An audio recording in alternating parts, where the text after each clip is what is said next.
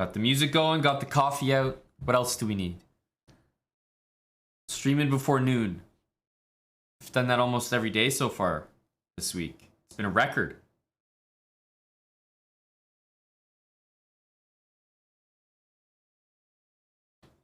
Hello to the chat.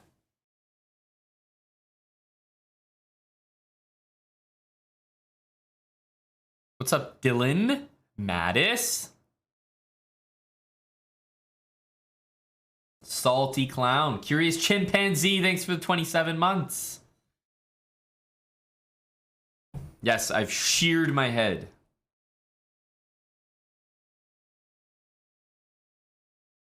New year, new me.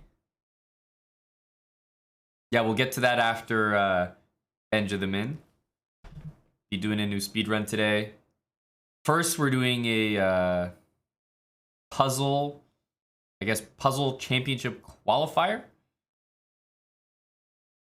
Is it only for title players? I don't think so. I think you can qualify normally. You have to like post some score of 50 or something.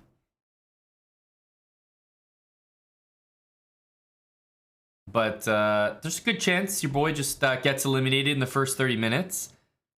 But nevertheless, we'll give it a go. I will...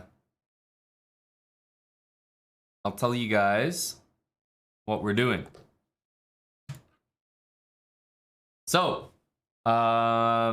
basically it's a 30-minute round. So, everybody has 30 minutes. You just do non-stop 3-minute puzzle rush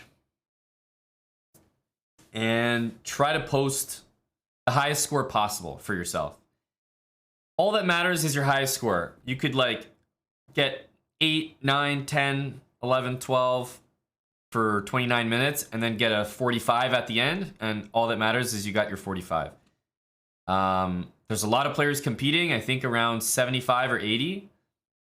In round 1, the top 20 people move on to round 2. Everyone else is eliminated.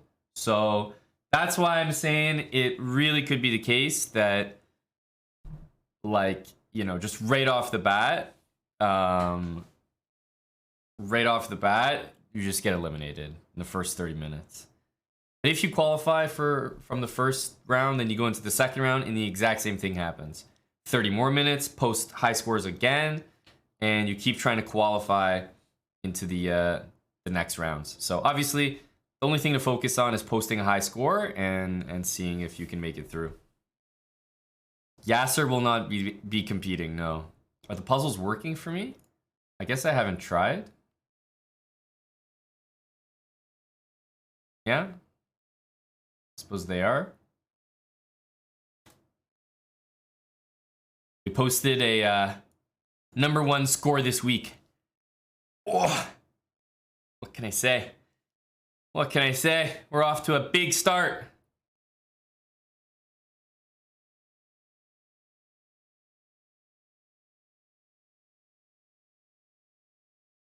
Good luck, buddy. So you got to start strong in this event in round 1. Yeah, round 1 is everyone below 20th place. Go to the next round. And then in round 2 to 5, if you come in the top 2, then you automatically qualify to the event tomorrow, the knockout. If you're in the bottom 3, you get eliminated. Everyone else goes to the next round, round 3. Top 2, bottom 3, everyone else goes to round 4. Top 2, bottom 3, round 5, and there's only 5 rounds. And then everyone will be either qualified or eliminated. And the puzzle battle KO, no point in talking about because we got to get through the Royale, as they say, first. So all that matters is posting a high score. I don't have a very high score, you know, like a super impressive high score compared to a lot of the people that are going to be competing in this event. My best 3 minutes, 47. And I've probably only hit that like once or twice. So I'm probably going to need to post very, very high scores. Like a 45, 46, 47 to even have a chance, I would say. I don't know what kind of scores you're going to need to be top 20. But obviously we got people that can hit 60s. We got a lot of people who can hit 50s. I'm going to have to be very competitive with the group of people that hits high 40s. So we'll see. As I said, expectations aren't super high because my best 3-minute doesn't really mean I'll have a fantastic chance. Here are some of the names that are playing. Anthony, for example. Go, Anthony. Only the top 20 get in. And how many people are there? 75 people. 75 people.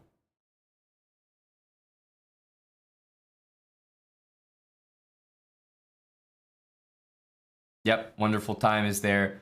Bortnick, all the Bortnicks. Jimis 98, Jeffrey. These guys are like pretty much guaranteed qualifies.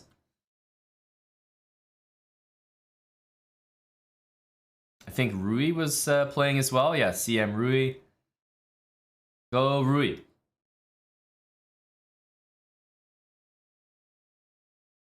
So yeah, that's what we're doing. And it starts right on the hour here. So in about 7 minutes. Vidit is playing. I did see that. Sandwich Enjoyer, thanks for the 15 months. Low to Bullet Mercenary and Salty. The verified partnered Chads. Vinzes, thanks for the 25 months. TJ Heezy, thanks for the 2 years. I'm hoping that my training with Yasser indeed has got me ready for this. Man Sanjam Singh, thanks for the 10 months with Prime. Hello, Betty. What's up, Dekazi? Chanel? Mansers?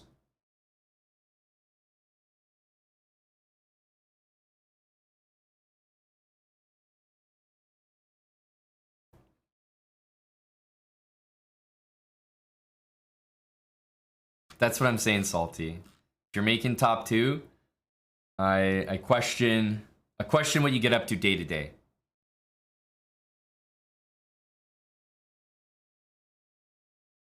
You need that mug? I think a lot of people have been asking about the mug.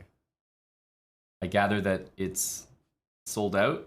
People have been asking about it. I don't know when it'll be back if that's the case. Sorry. Turn off the music to replicate the Yasser streams?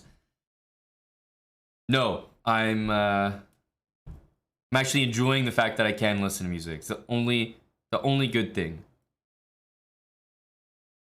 Oh, 1 mug here. Is that a piece of merchandise, or is Eric talking about me?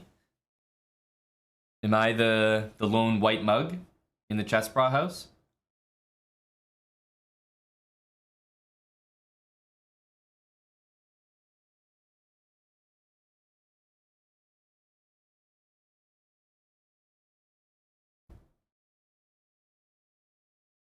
Yeah, Ray Robson's best is like, yeah, like literally, what the hell? 69?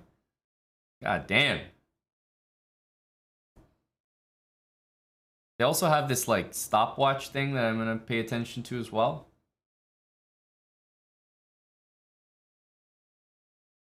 I think that's the like official timer, so you know exactly when to start and when to stop.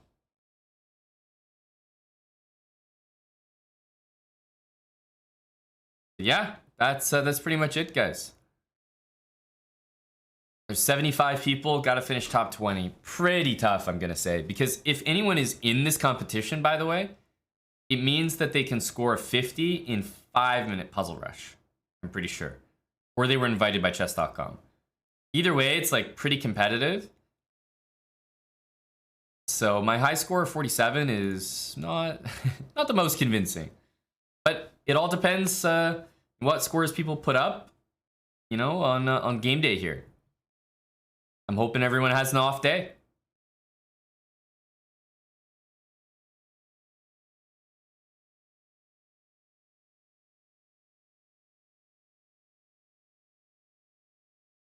Oh, light struck. If that's the case, that could be a good thing for me. I'm trying to put on a peak chess prop performance here. Give it Zach. Kibitsak. Thanks for the 3 months. When does it start? In about 3 minutes.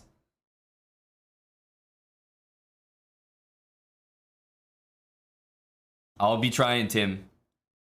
Like I said, it could be a quick 30-minute exit for me here, but we'll give it a go.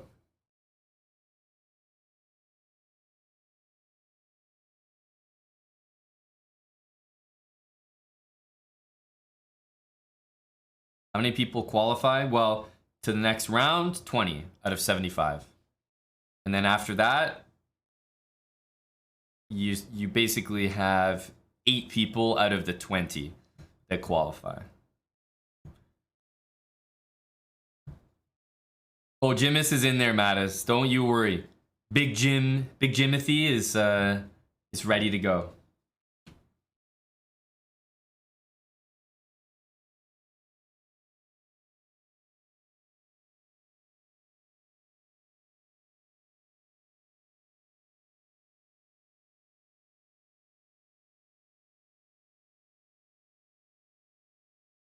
It's not the highest in 30 minutes go through.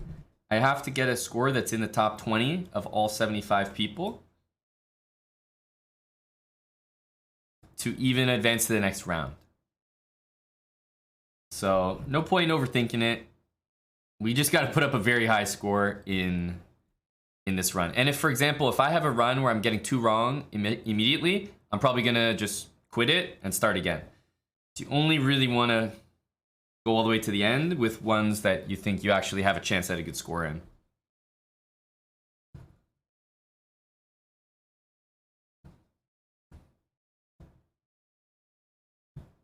I could be eliminated in 30 minutes. Exactly, Bunglet. Exactly. So I see the countdown being basically 2.5 minutes here, or 2 minutes 10 seconds rather. So that's when we'll start.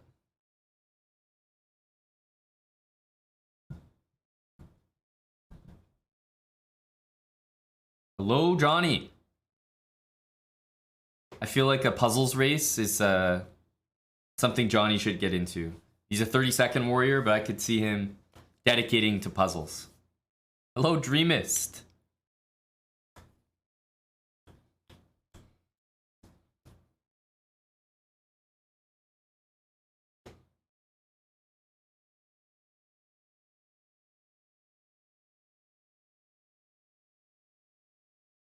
Draw only speedrun. I gave it some thought. Ultimately, Bunglet, I feel like my puzzle attempt today might be longer than that entire speedrun. So I put it on the shelf.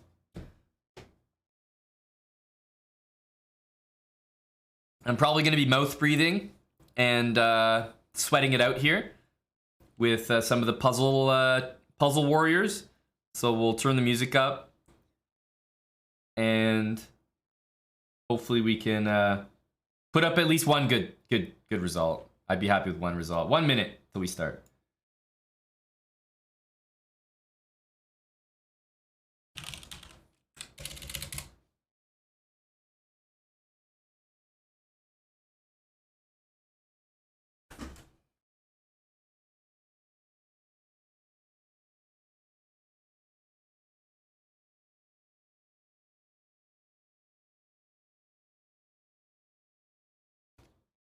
Yeah, Ray Robson just did a puzzle rush. He got 51, and it was his 6,000th best score of all time.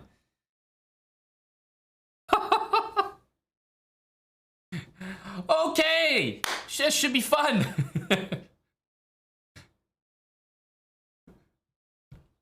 All right, 3 seconds. 2, 1. All right.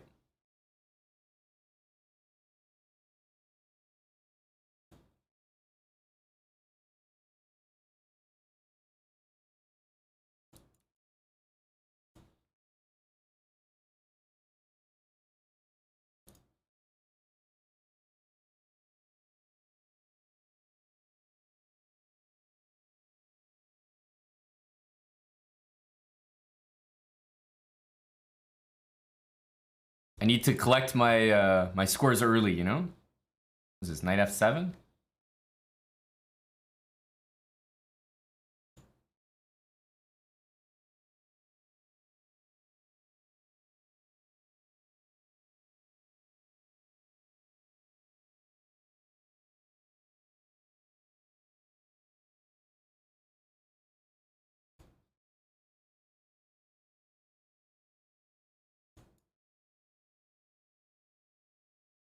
Okay. Oops. Queen d7.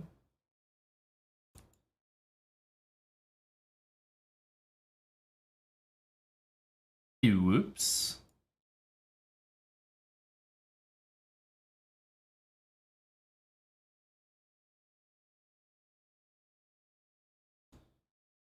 Was a weird one.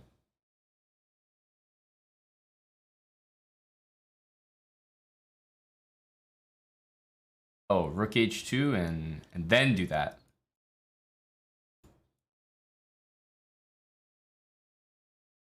Take the rook, I presume.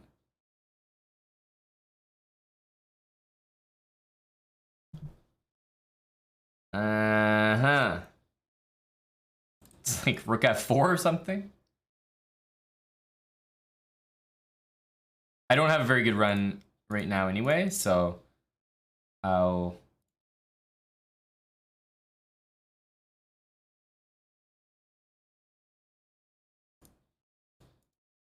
Should be just trying to go faster.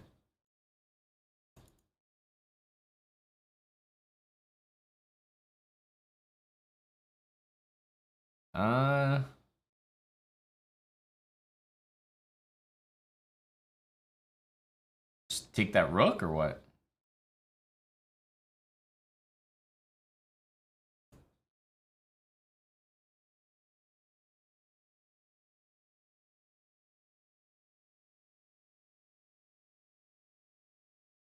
What the hell is this one? Oh, it's not going to be a very good run anyway. Okay, 39. A big 3-9.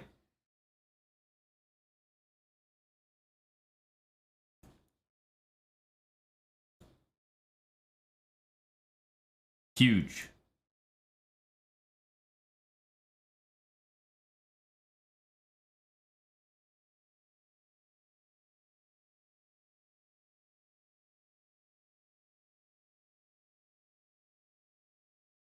This is a bit unnecessary there. It was a lot of work.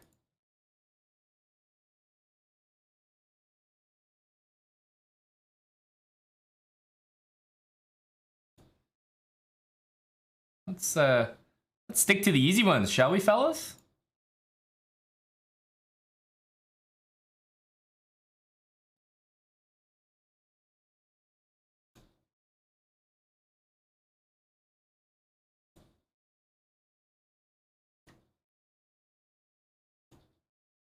Okay.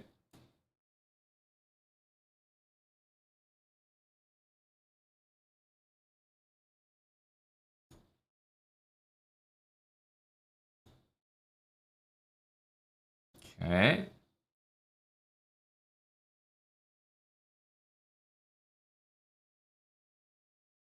Sure.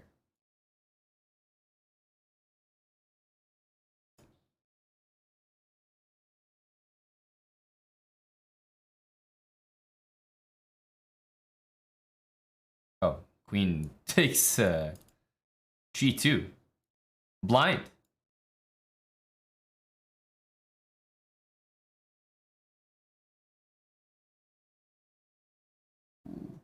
Okay.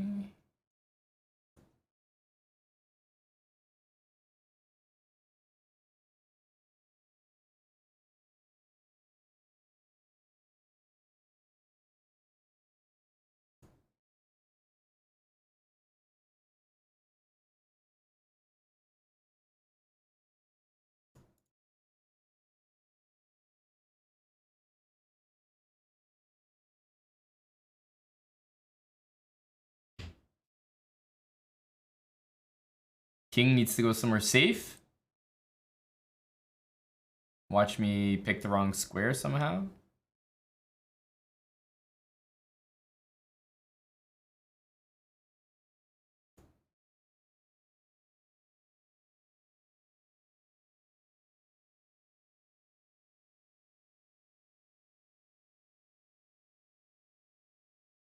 Ooh.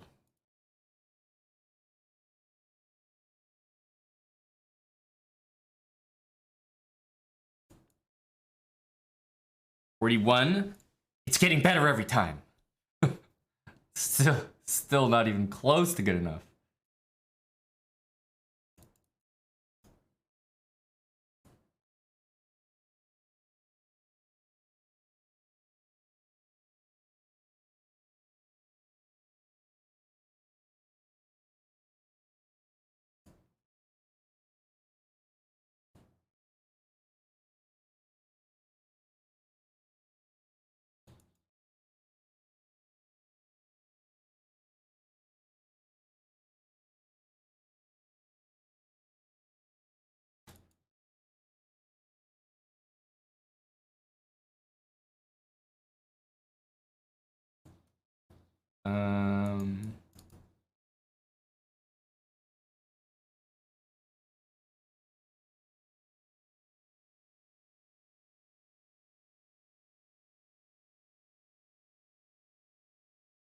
I don't think I really knew the answer to that. Is that just take the queen or something ridiculous?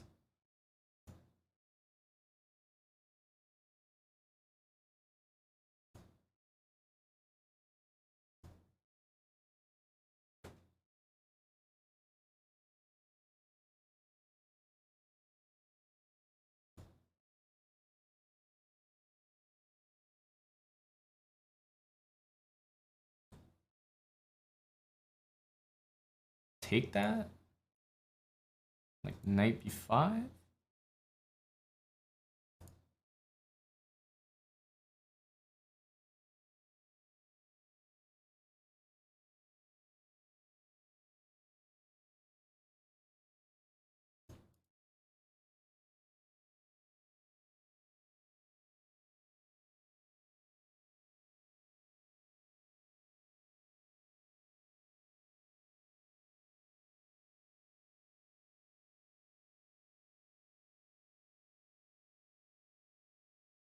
What?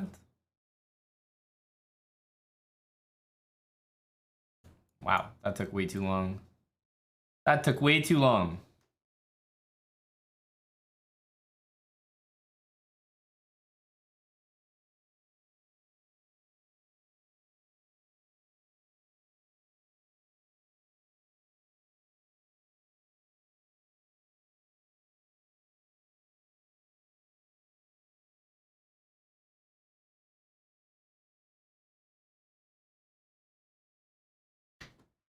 Okay.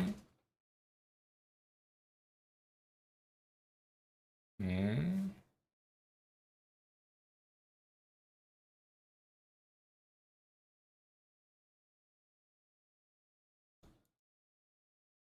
Oof. Got a 46 in there. Hey, buddy? I'll see you. See you later this weekend. Sounds good. And I'll be watching. Good luck. Thank you. 46 probably not enough, but my high is 47, so can't complain about at least getting a 46 on the board there.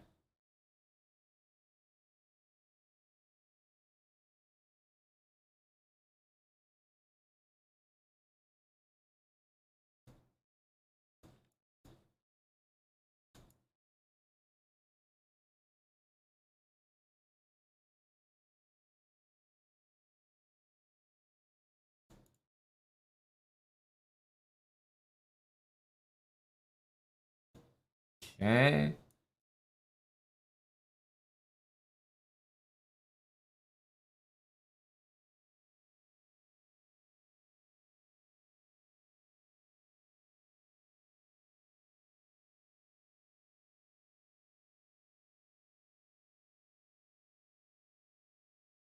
It's almost like rookie 4 or something.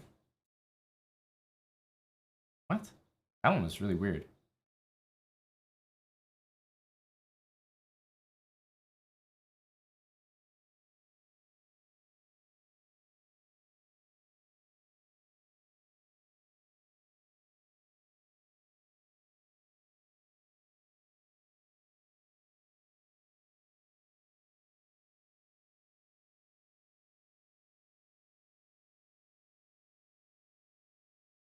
Okay.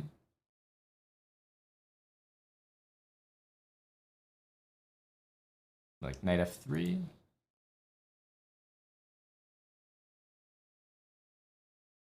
Oh, takes in knight e2. I'm falling into the things that they want me to fall into. That one was a bad run anyway. We got 18 minutes left.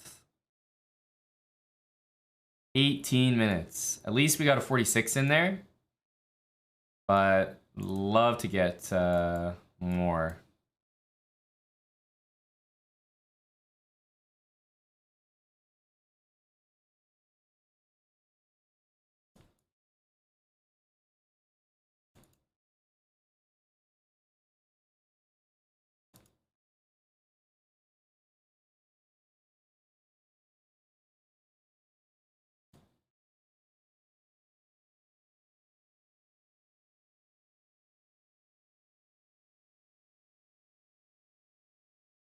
Just move the bishop.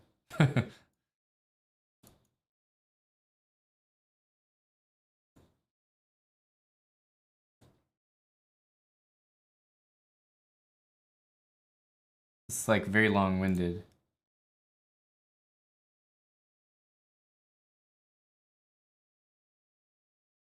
Jeez.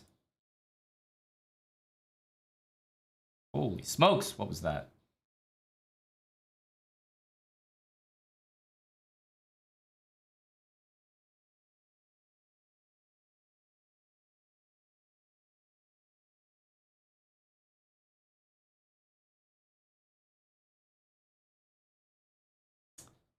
Rook g4 and rook h5 it was.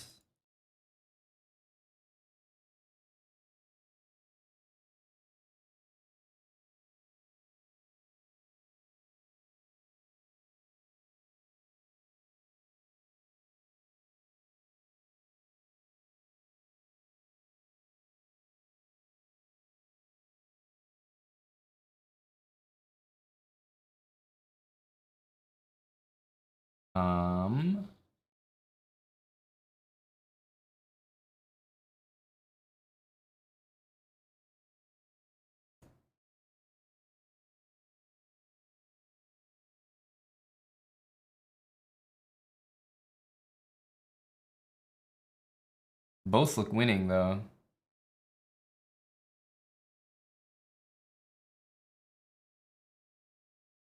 Thought he was gonna play rook d1.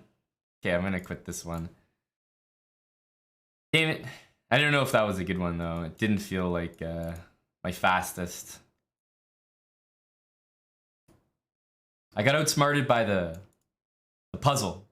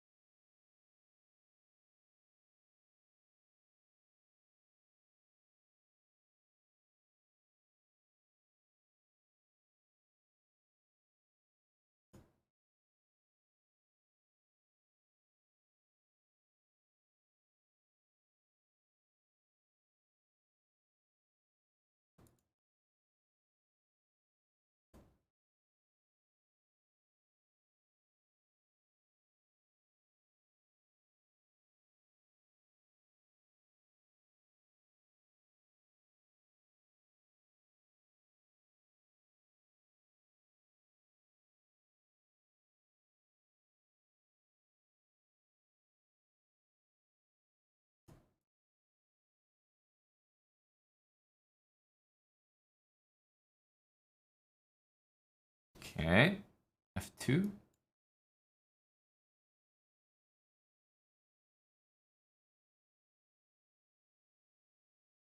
How does that not work?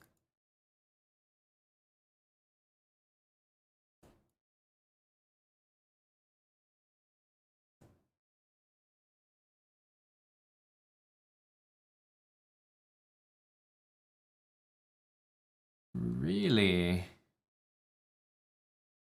It was long-winded.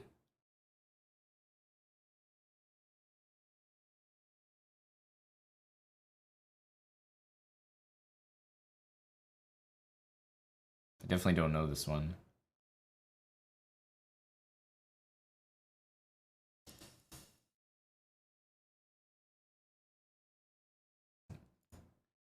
Let's start again. We got 13 minutes still. Gonna need at least 48. Is that the case, eh? We're gonna have to set a record. A personal best.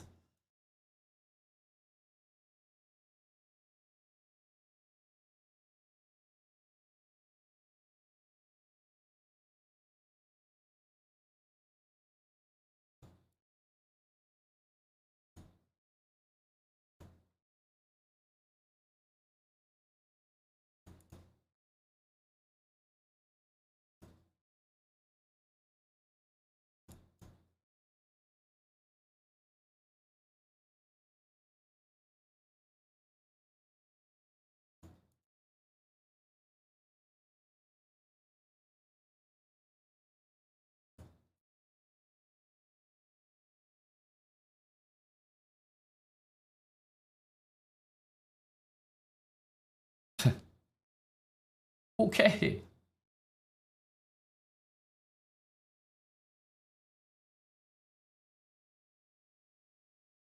Missing something silly here. There we go.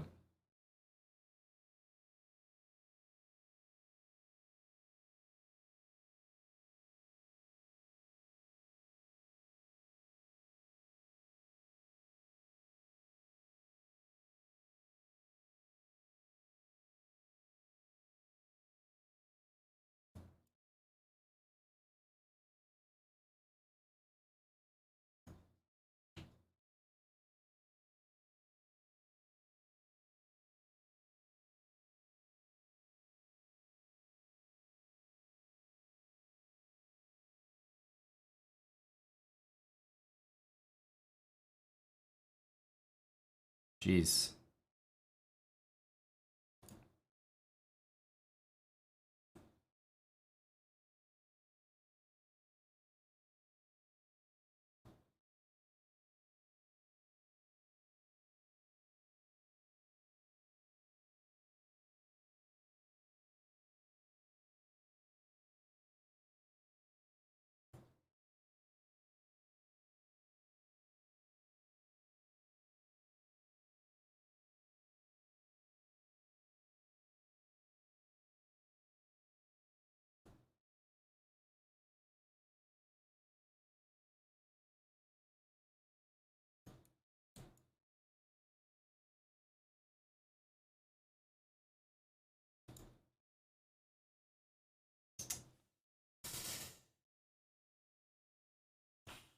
It was a great run. It's just a little too slow for the big numbers.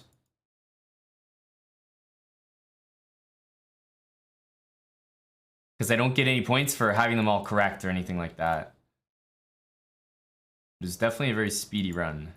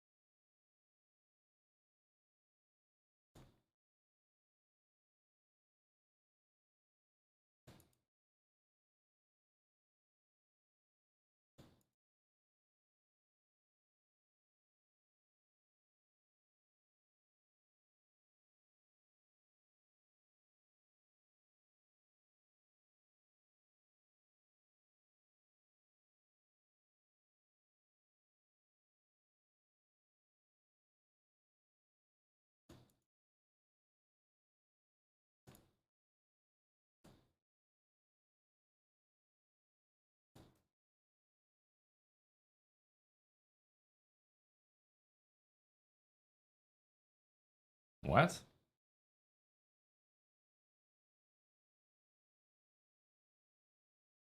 The fuck?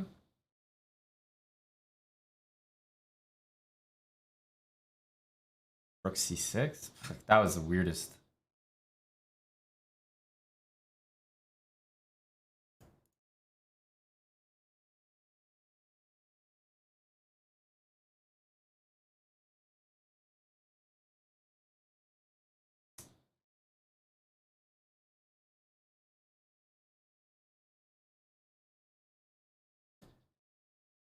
Don't know that one.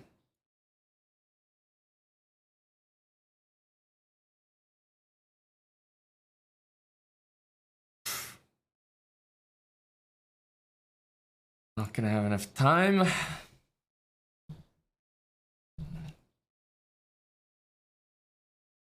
What? Hello? Oh. Okay.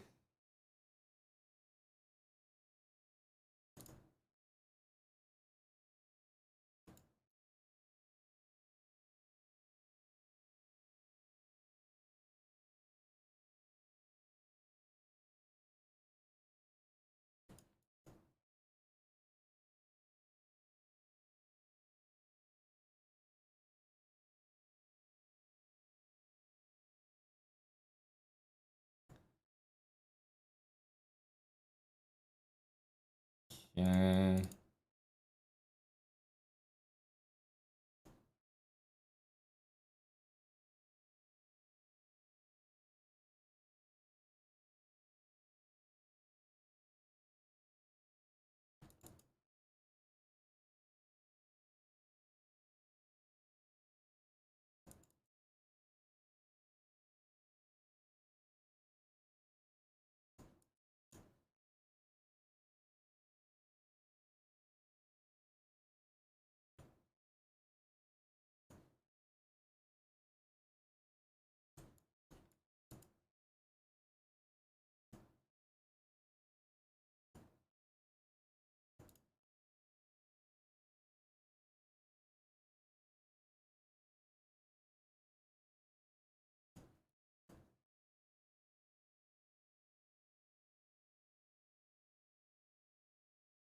Um,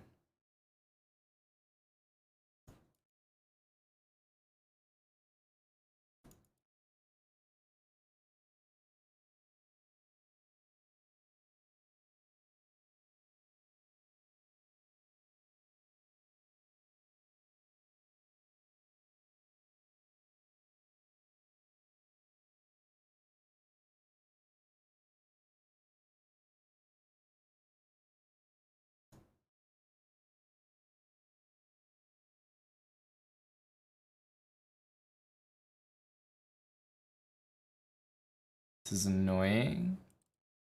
You can take.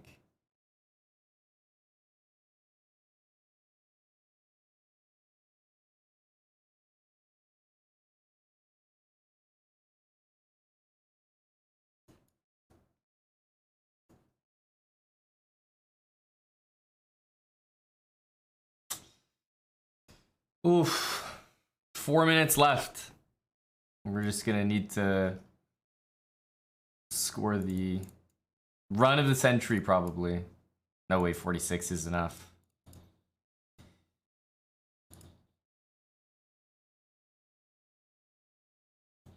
Oh, that one wasn't so obvious.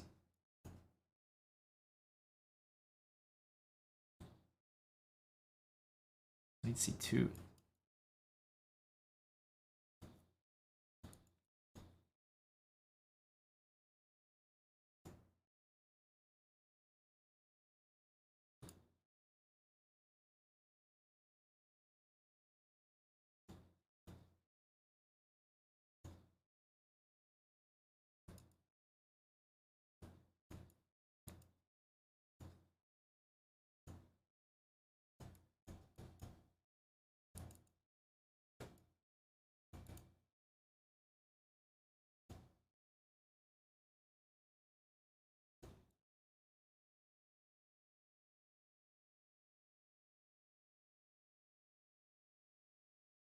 Oh my god, it's check.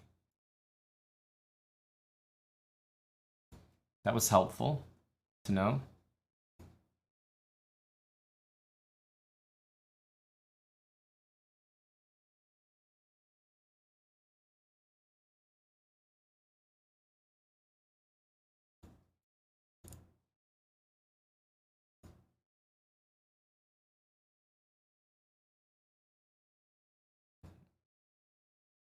What are these? What are these moves?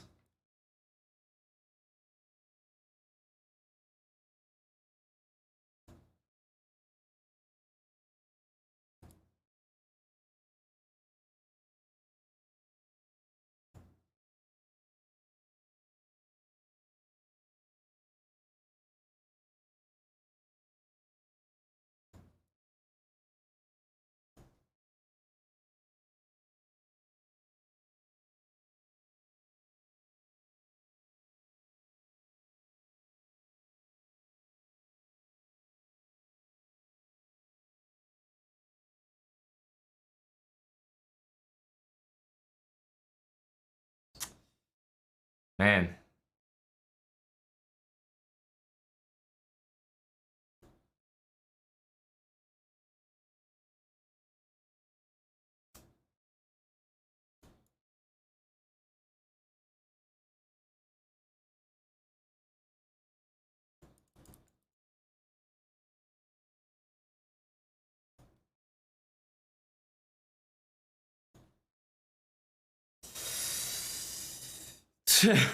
Bishop G1 was the move at the end there, I guess.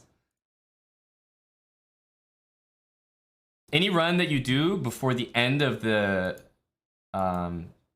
competition, by the way, counts. So if this doesn't look like it's going to be a very high score, I'm watching that timer. I should start another one.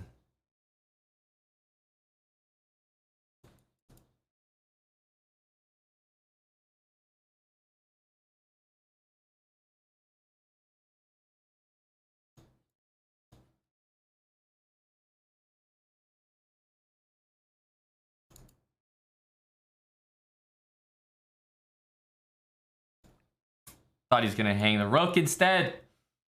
All right, it's 52 seconds.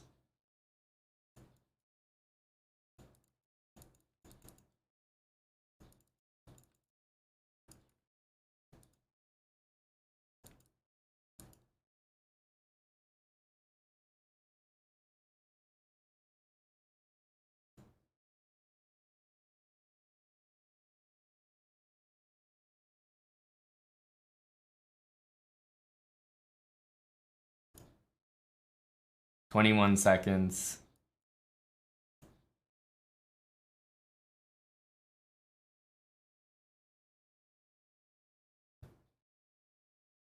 I think I'm gonna restart. It's not a bad run, but we have 5 seconds, so we'll restart. There we go. This is the last chance.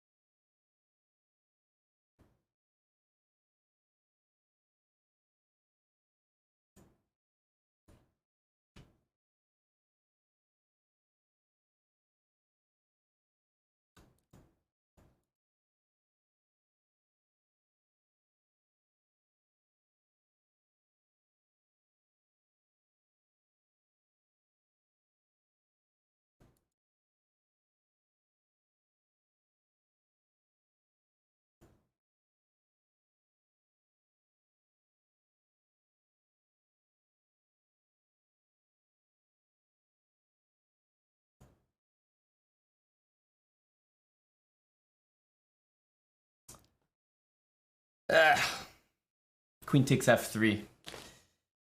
I didn't notice there was a rook on b1 there. Pretty hard to get anything from this, though. Only had a couple seconds at the end. Unfortunately, our best was only 46. Don't think it's close. Our best overall, like ever me doing Puzzle Rush, is 47. So I did a few 45s, 46.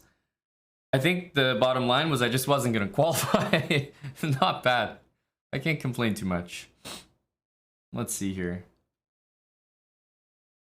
50's got to be the cutoff. Yeah.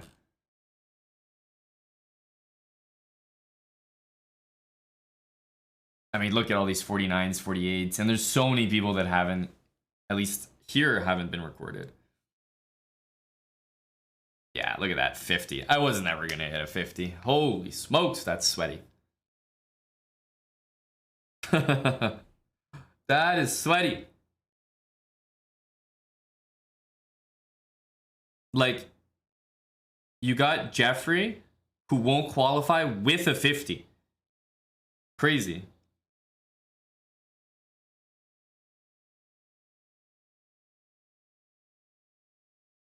Holy cow. Yeah, I mean, like, the worst score people are posting, right around where I'm at, not even close. Our buddy Rui got in, it looks like. 53.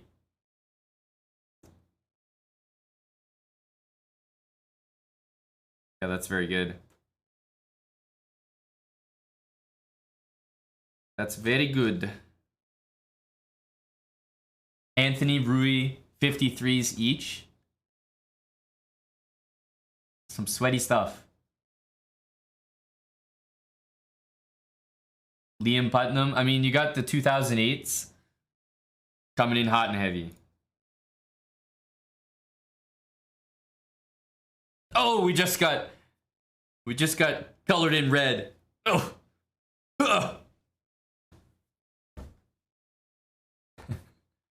A shot to the gut. Man, Jeffrey getting 50 and not qualifying is crazy.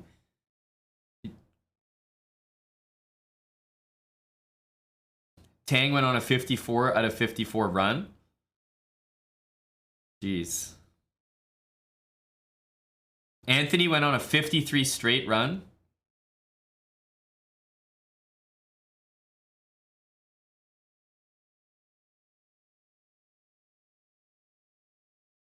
No, I mean, this is a different category.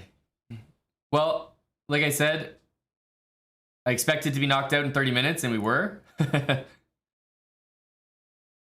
What did we have? Our best was 47, and we posted a 46. So it was never really going to go that much better for me. I would have had to post, like, crazy all-time high. Rui is in, and Anthony is in. So we have some house representatives. We do have some individuals repping the channel.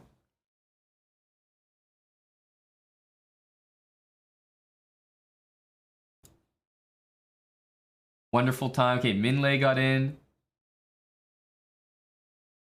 Bortnik. Rui. Jobava's in there. Man, Jobava's sweaty at this. Holy cow. Sravan, Chris Yu, Anthony. We got Sravan as well. I didn't even notice Sravan in there. Okay, Anthony, Sravan, and Rui. We got the young guns repping. 54 out of 54 is pretty dirty, yeah. Peruna Plake, thanks for the 7 months. Clauberino, 4 months. Turtsum, 7. 9 months with Prime. And Eric Zor, thanks for the 4 months. Listening to Joseph Capriati, buddy.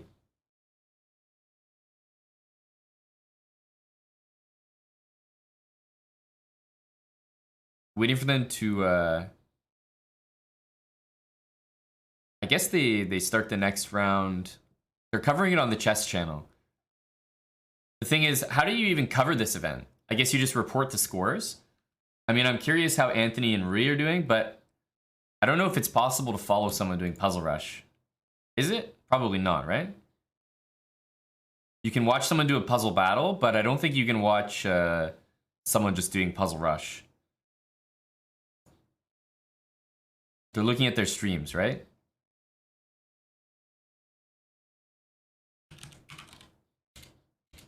Does that mean Anthony is streaming?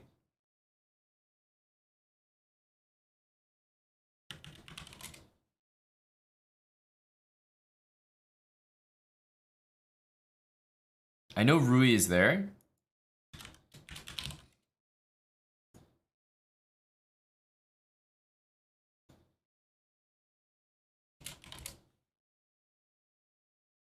Where's Anthony streaming from?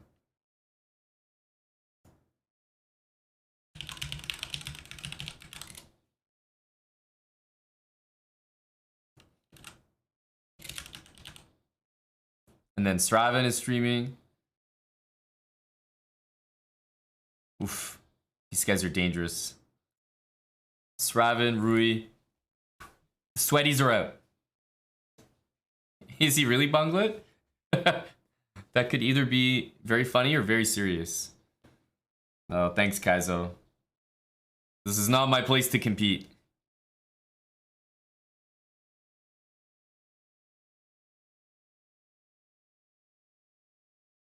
Go, Rui.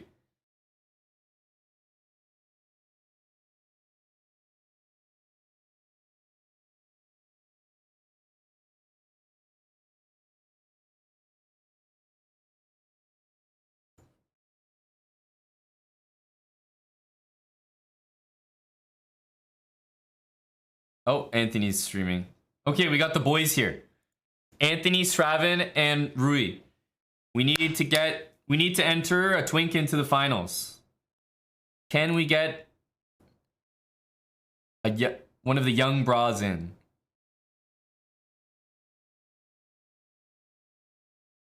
How does Eric do a 3-minute rush? I'm not sure. Better than me, but I actually don't know. I don't think he's done Puzzle Rush in a while.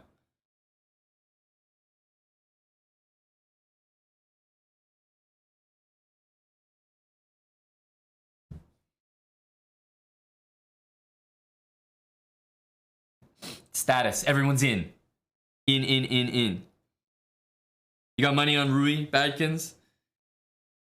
I feel like Anthony and Rui are two similar guys. Do we claim Jeffrey? Bunglet, not right now. He finished 21st and he's eliminated, so not right now. If he was top 20, then yes. Then 100%.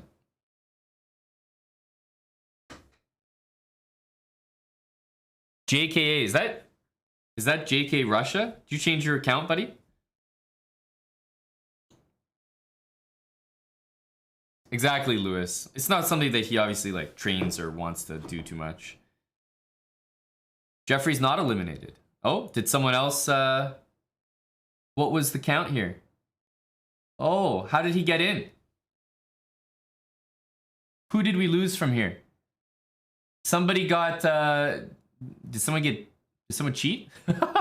What happened? I can't remember, but like, how did he sneak in? He replaced somebody.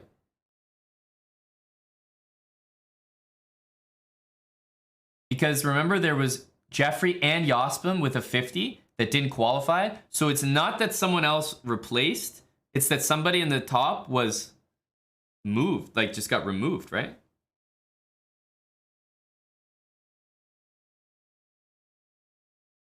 Someone scored a 50 before the clock started. Oh, that's exciting. Some drama.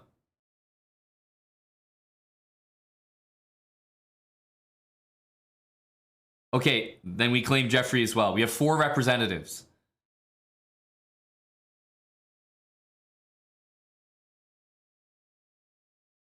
Go, Jeff. Jeffrey, Rui, Straven, and Anthony.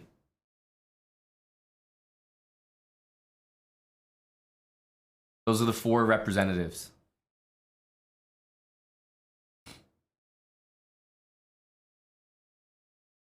Go boys.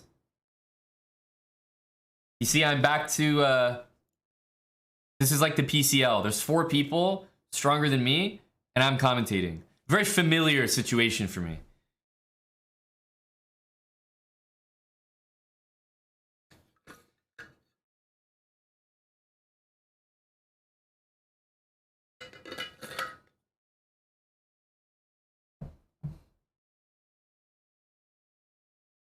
Our team's announced for PCL? Not officially as far as I know. But we're putting a very fun team together. You guys are going to be excited, I think.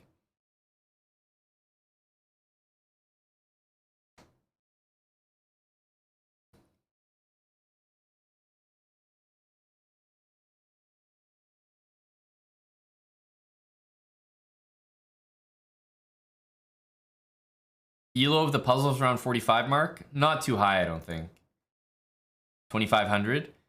It's not about the difficulty of the puzzle, because like 2,500 puzzle for me is let's say very easy.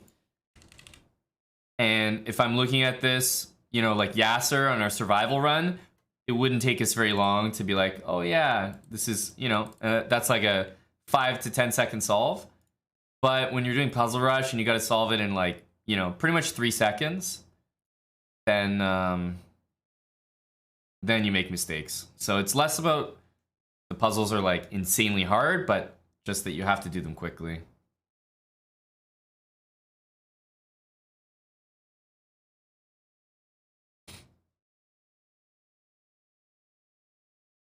All right, the boys are waiting.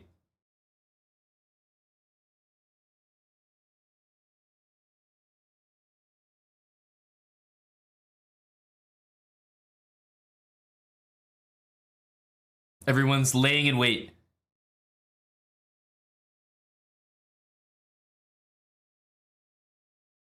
By the way, if I got a 50 on my first attempt, if I got a 50 there, I probably wouldn't have counted, because what I did was when the break timers went to 0, I started. I was like, fuck it.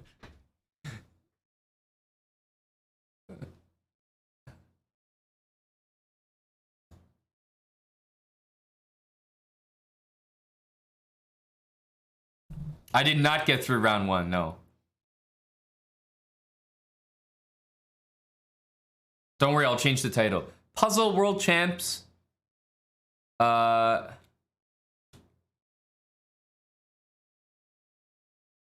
Let's call it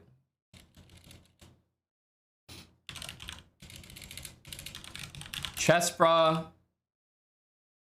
representatives qualify for Puzzle Champs. All of these guys are on the payroll. They're all signed to a 10-day contract. Rui, Sravan, Anthony, and Jeffrey. Did you make it? I think you did.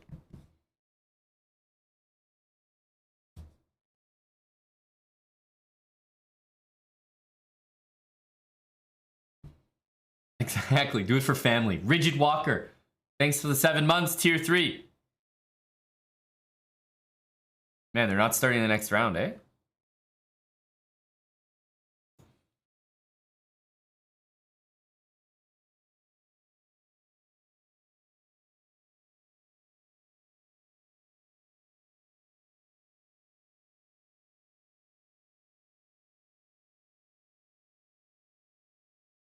Where's the next round?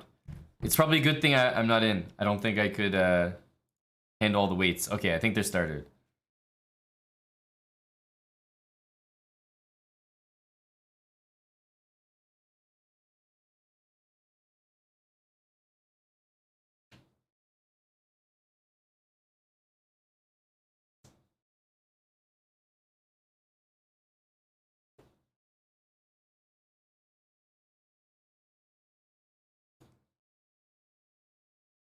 Yeah, if you have a suspicious run, you have to start again immediately.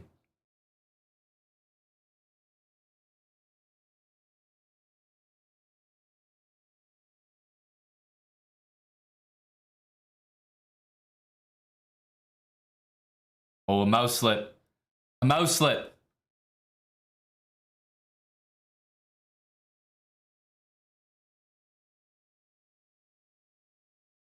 And how's young Anthony doing?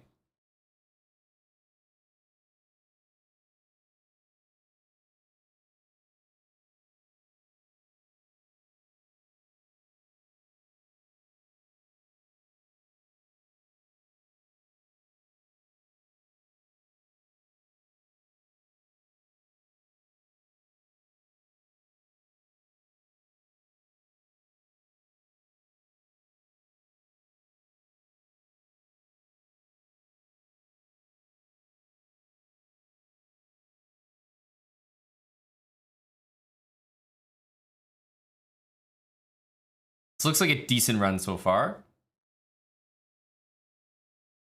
Very decent run.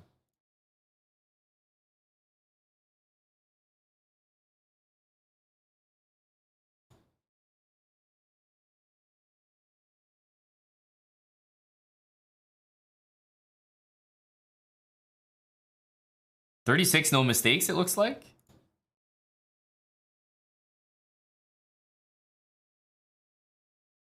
Sraven, by the way, is on 47, no mistakes. Look at these. Look at these chats. Oh, never mind. One mistake now. 2 mistakes now. 3 mistakes now. All right. It's fun being there. All right.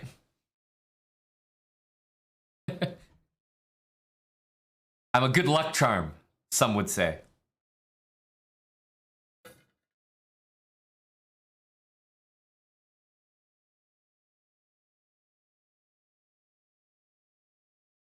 King H8 here. And then Queen G5. This is troll. It's going to be like Rook back to F7 or something. What the hell?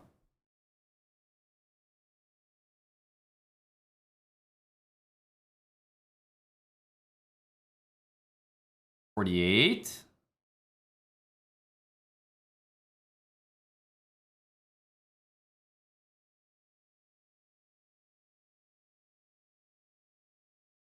Wow. Okay, we have a 48 there. Tang, meanwhile, is putting up some pretty ridiculous numbers. I mean, Tang's Puzzle Rush is... The guy has my high score in like 2 minutes. I know, commentators curse. I'm terrible.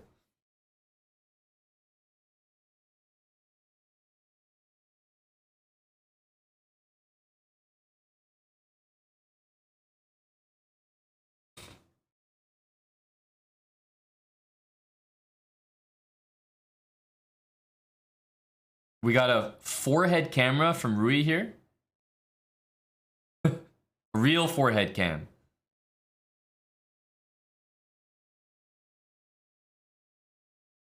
I'm just curious if the boys qualify out of this round. I don't think I'm going to be watching all the way to the end. Sraven at 45.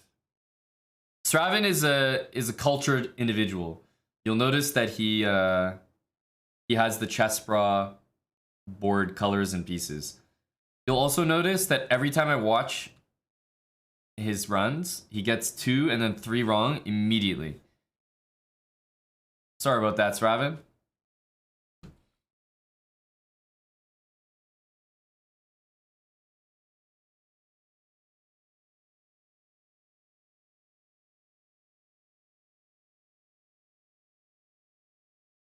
Tim, I'm just looking at this round. I don't think I'm going to be covering it all the way. Queen E4, B4.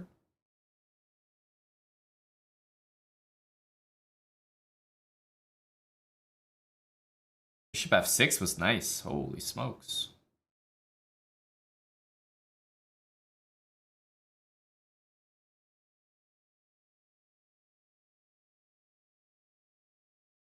Mm-hmm. 40 seconds left. Queen d5. Let's go.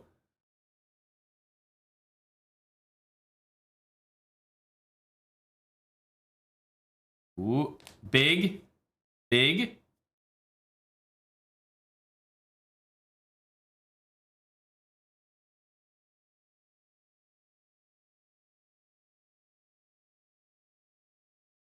Wow, bishop c8 he found immediately. What the hell? Damn. Could have got a 54 there. Filth. 53 is big, though. That's got to be... That's got to get him qualified.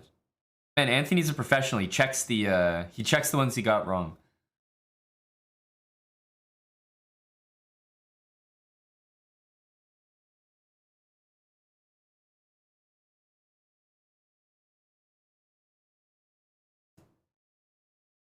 Rui got a 50.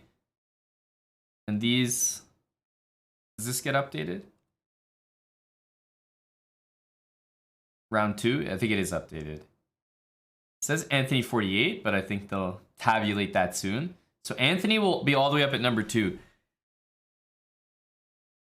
The thing is, if you end up top 2, you don't even have to do the next round. You just auto-qualify to tomorrow. So it's worth a lot, actually.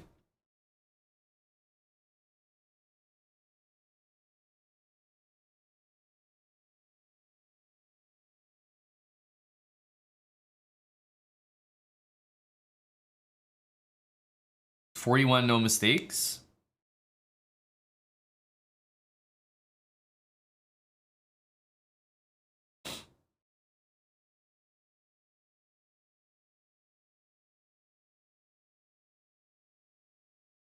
Yep, this is a big run here.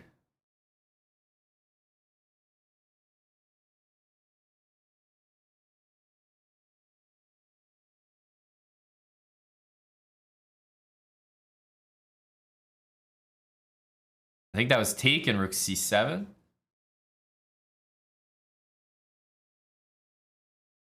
Knight b8. Oh, knight b8. Oh, man, that was a choke. He's on a really good run there. 47 for Big Strav. Oh. Here I come to make him get 2 wrong. Okay. I'm good at that. Without fail. Every single goddamn time. Man, it's incredible. Every time I click this man's stream, there's been an X. I've never seen a check mark appear. It's incredible.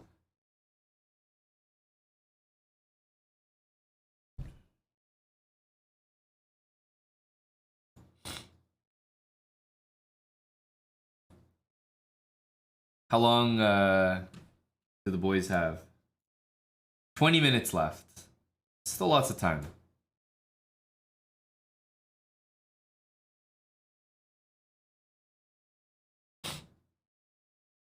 Is Ray streaming? Yeah, definitely. Pretty sure. Ray Robson, he's definitely playing.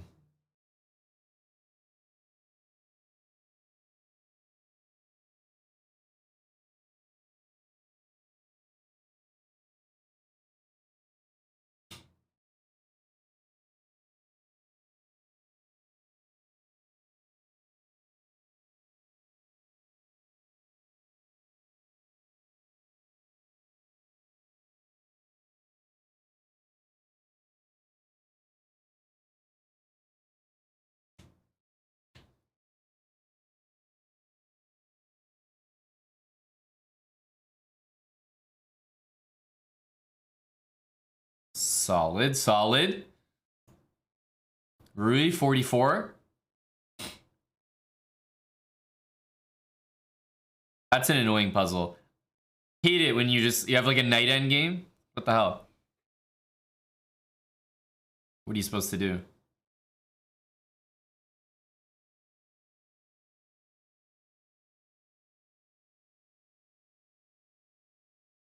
Queen c3.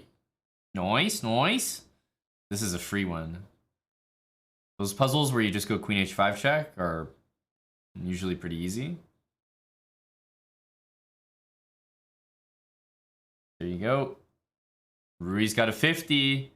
He's in a great position to get more, though. 51.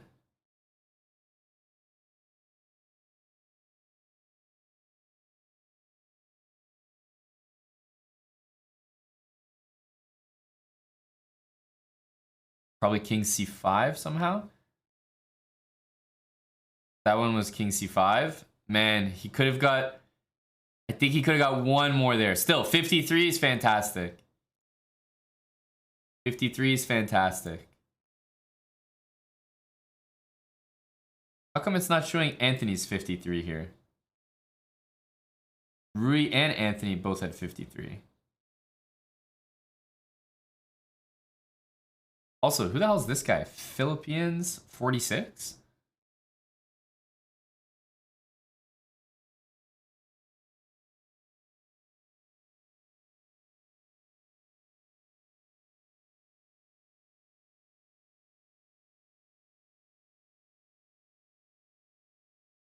There's no way Abu Dhabi is posting a high score of 31. There we go. There's just no way. Mods, get to updating. I saw Rui got a 55 in Puzzle Battle, which is different, obviously, but he's capable of it.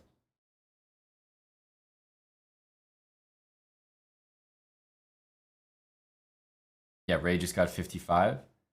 So yeah, these guys are getting 30 plus in the first minute. That's quite something. Make this bigger. There we go. Oh, that didn't actually help.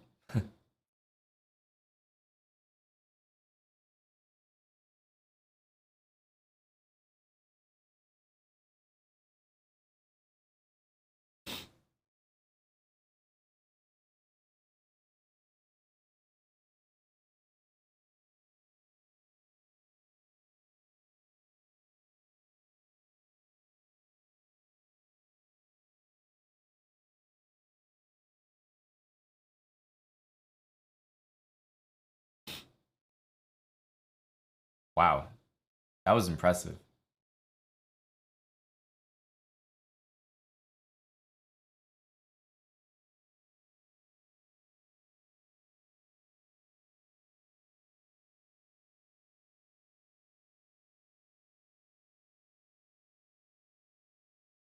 Didn't want to blunder rook d1 there.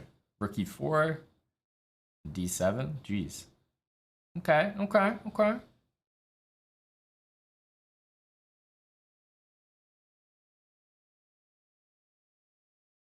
.44 with a minute left. This is a good spot.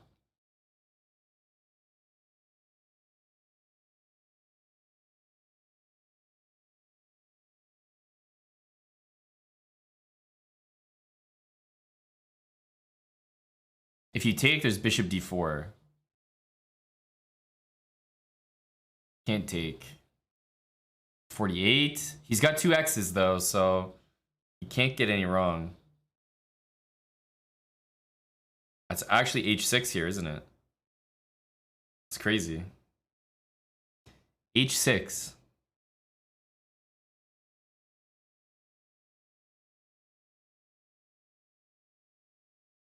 It's impressive.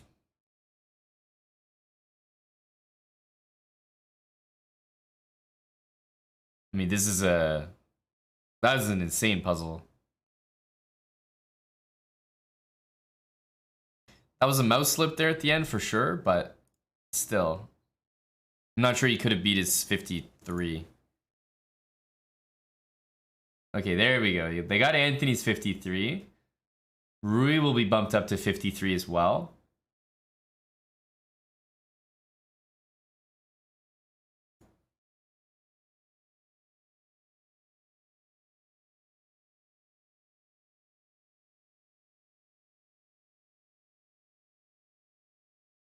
.58 by Ray is crazy. That's pretty ridiculous.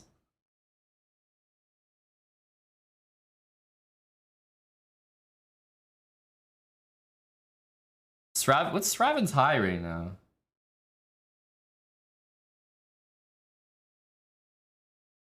It says 48. I feel like maybe he's gotten higher than that. The thing is, as long as you're not in the bottom 3, technically, it's okay. As long as you're not in the bottom 3, you're not eliminated. So obviously you're trying to get the top 2 scores, but realistically, if you're not getting top 2, all you want to do is not get bottom 3.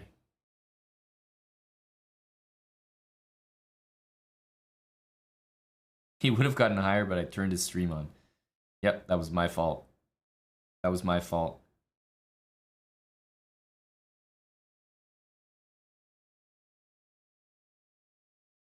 Queen e5.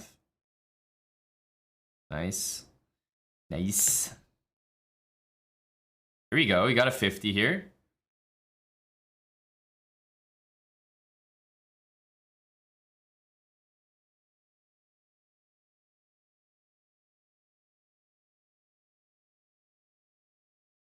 He's only got one more. Damn, you got a 51. 51. Yeah, top 2 automatically go to whatever event is happening tomorrow. 58 is ridiculous. A streak of 57. Like, what? Is that even real life?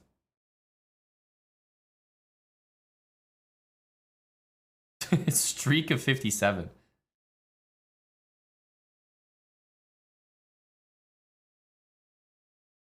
So Rui definitely got a 53. Sraven got a 51, so he'll be up here.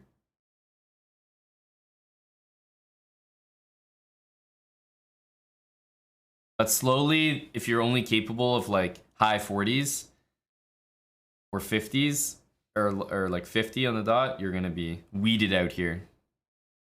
It's Dark Wood Guardian. Yeah, exactly, Gajillionaire. Just to qualify to tomorrow.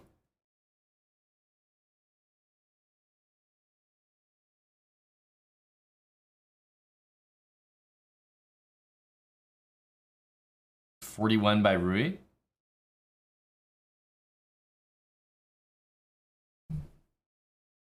Yeah, I don't know who that is, the Philippines guy. No idea. Dabcat, welcome back, buddy. 8 months. Thank you, Dabcat. Oh, I think it's Awakenings, Eric Zor.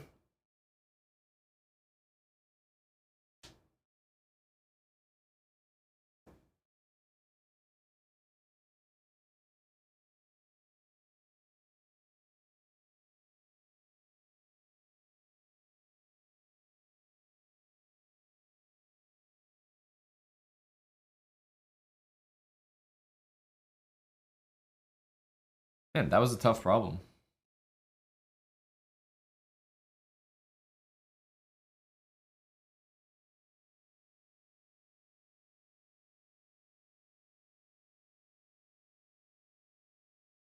All right, well, I can safely say, I mean, Rui, I'm pretty sure already got a 53. Sraven at 51 is kind of in danger. Anthony's safe. He's not going to get top 2, though. But yeah, Anthony is safe. I'm pretty sure Rui got a 53, like we watched it. If I remember correctly. So he should be qualifying.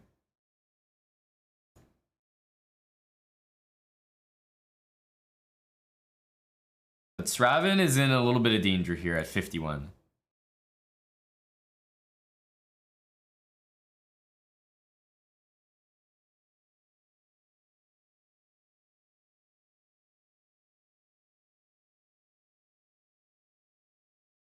What happened to Tang? I think he's there.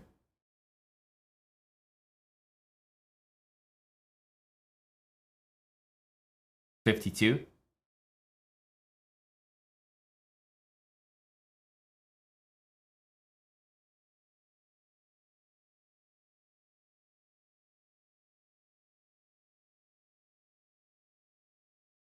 Oh, without question, Mattis 1337.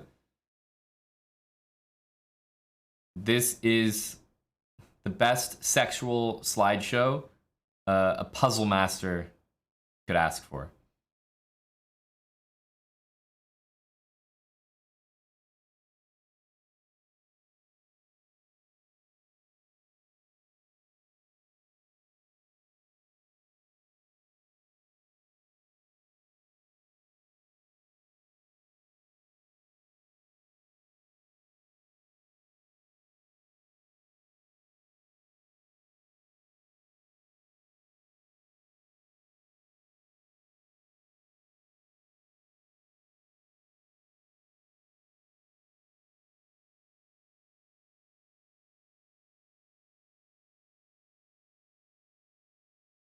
$42, Ferda.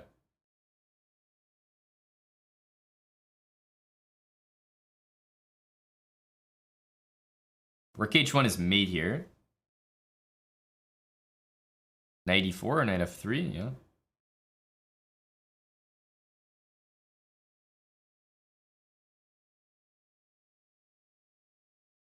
Jeez, what a tough one.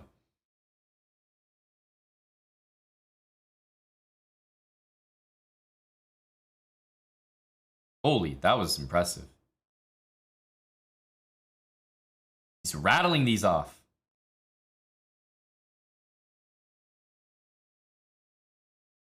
King move, right? Or no, then knight takes e5. Why didn't they play queen d1? I guess knight c3. Okay. He's got a 50. He needs a 53 would make him definitely safe. I think takes and queen g3 there. 52. Yeah, 52 is good though. I think that helps him big time. Puts him up here. He's not going to get eliminated. So there we go. Rui, Anthony, Sravan, Jeffrey's at 50. What's going on with Big Jeff? Does he not have more than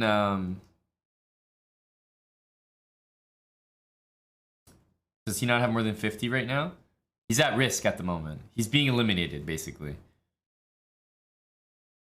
And I think there's only like 6 minutes left.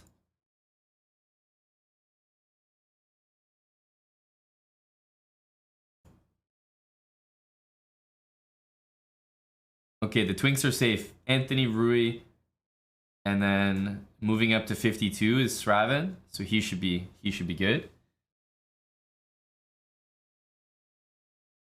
He did, Adam. Someone else had a score that didn't count.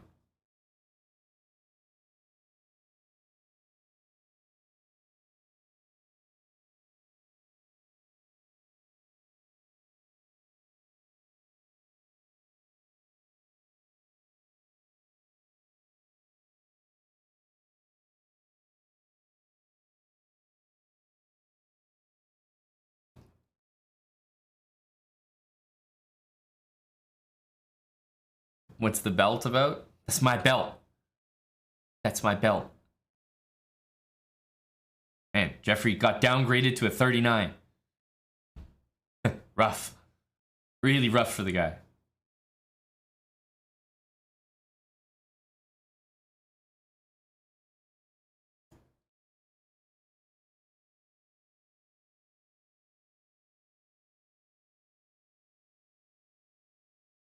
All right.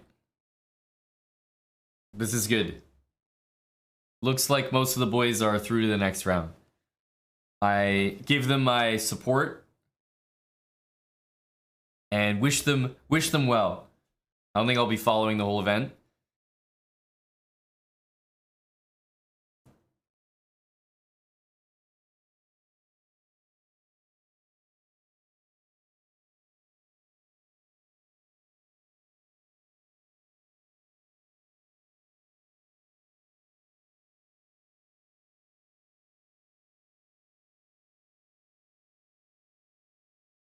Rui, good luck, buddy.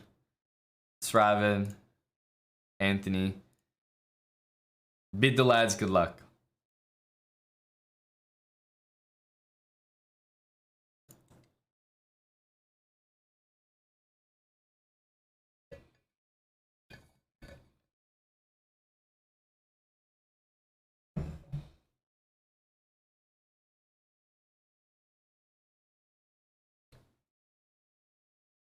Did you JKA? Like, you found his stream?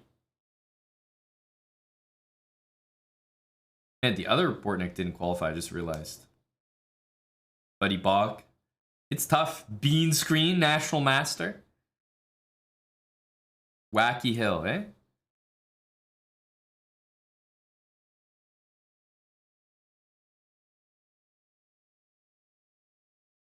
He's a sweaty, eh?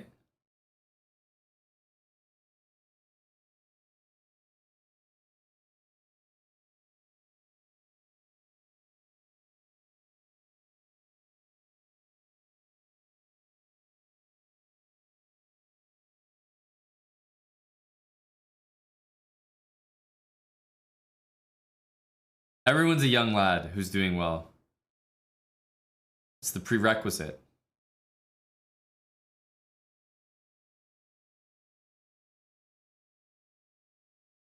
So he's finishing this run, even though he got 2 wrong. I think the guy's safe though. Anyway, I'll leave the sweaties to it. This is their event. We gave it a shot. Can't say we didn't try. But we really did not come close. Truly.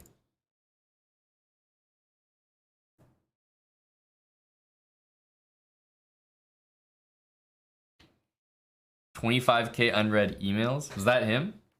That Wacky Hill guy? That's the thing. A lot of these guys stream and they like stream their whole screen. I think that's honestly like a character trait of a strong puzzle lad. Like Tang, tabs on tabs, tons of unread emails. I think that's part of it.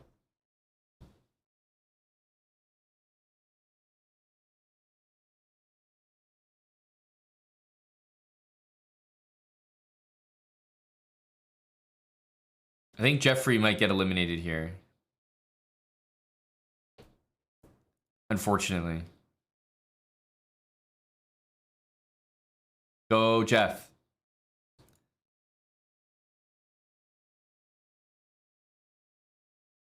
Number of tabs definitely helps.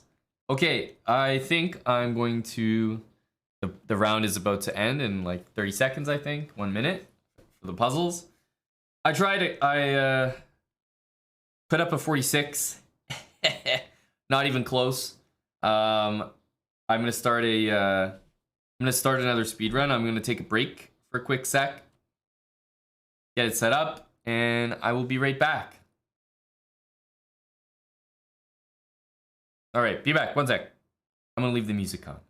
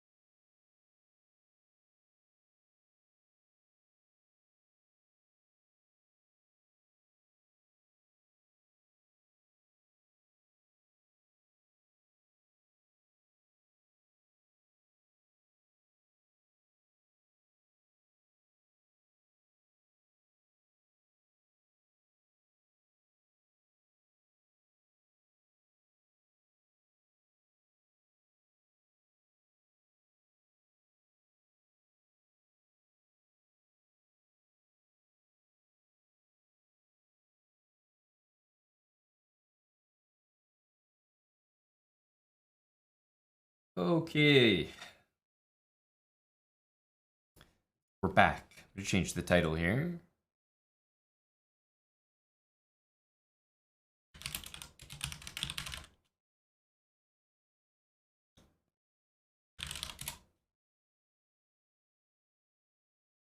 Puzzled out.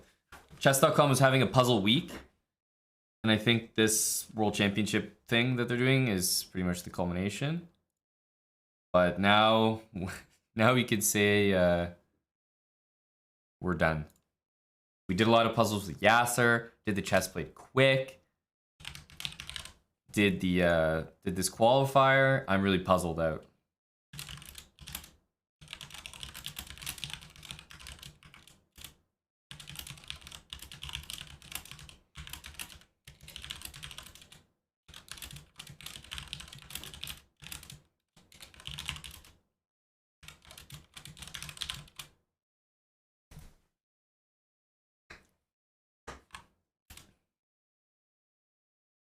Just gonna make a speedrun command so people know what the heck we're doing.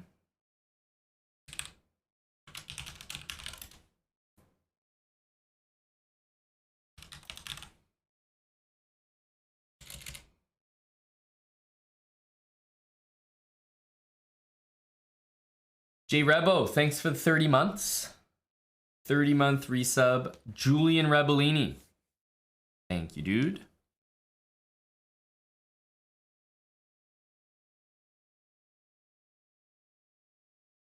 Freddie Patzer, you're in there early. Exclam speedrun. We're also starting nice and early, so we should have our North America and European friends here. Good time for all. It was inspired, Freddie. Just had a trip with Yasser. I said, you know what? There has definitely been some strong points made by Yasser. The London system addict that I am, I decided I would do a speed run where I can't touch the D pawn on move 1. There will be no Londons. Impressive. I guess it's sort of like, English and French, both sides. The idea is to play c4 with white and e6 with black. Obviously, c4 will mainly lead to English opening positions. It won't every single time. Like the, c4 e5 is pretty standard, or c4 c5. But it could transpose to some d4 positions. And as black, e6, d5, if white plays e4, it'll be a French. If white plays, d4, c4, this kind of stuff, then the positions will they'll look more like Queen's Gambit declined, this kind of stuff.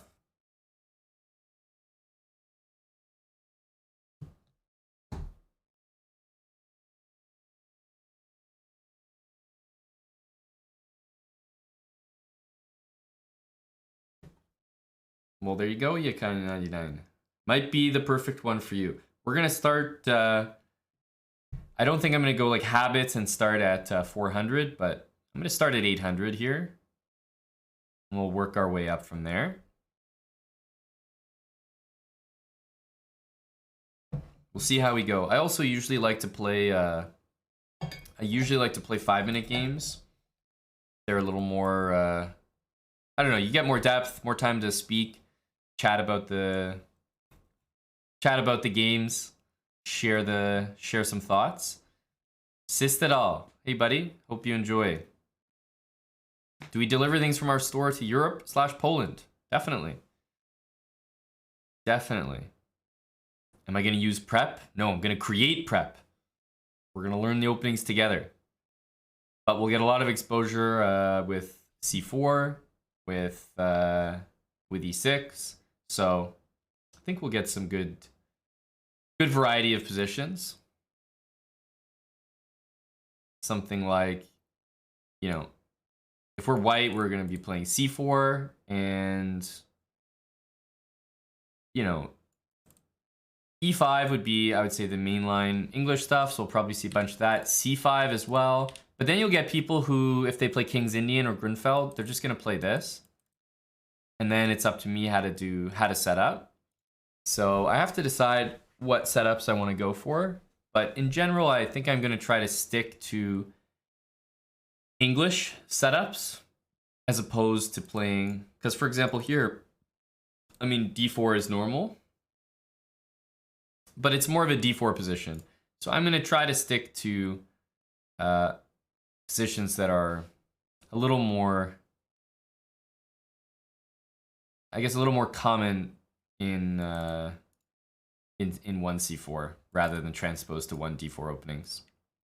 So yeah, probably a bunch of fianchettos, often starting with the knights, waiting to see how to place the rest of the pawns, and then as black, I mean, if white's playing e4, then e6, and we'll probably get some French positions. Sometimes white might go like, you know, d3, some King's Indian attack stuff, so we'll be playing against that. We'll be playing against the French, and then if white starts with like c4 or d4, it'll look more like the Queen's Gambit. So like Carlsbad structures, something like this. So we might get a lot of these positions as well. But yeah, that's what we're gonna be doing today and for the next little while. Created a new account. It's at 800 elo right now. I played a few games on it to level up the rating, and then I reset it. So it means that if we win our first game, we're not gonna just all of a sudden gain like 500 points, which is usually how I like to do the speedruns, because I want to spend time at, you know, 800 elo, 900, 1000 to actually get some games and experience some of the talent you guys have hidden down there. So that's what we're gonna get into. Yes, welcome, Jason. Welcome, welcome. Gonna play the Chess Bra Lounge playlist here. I'm also gonna play, as I said, 5-minute games.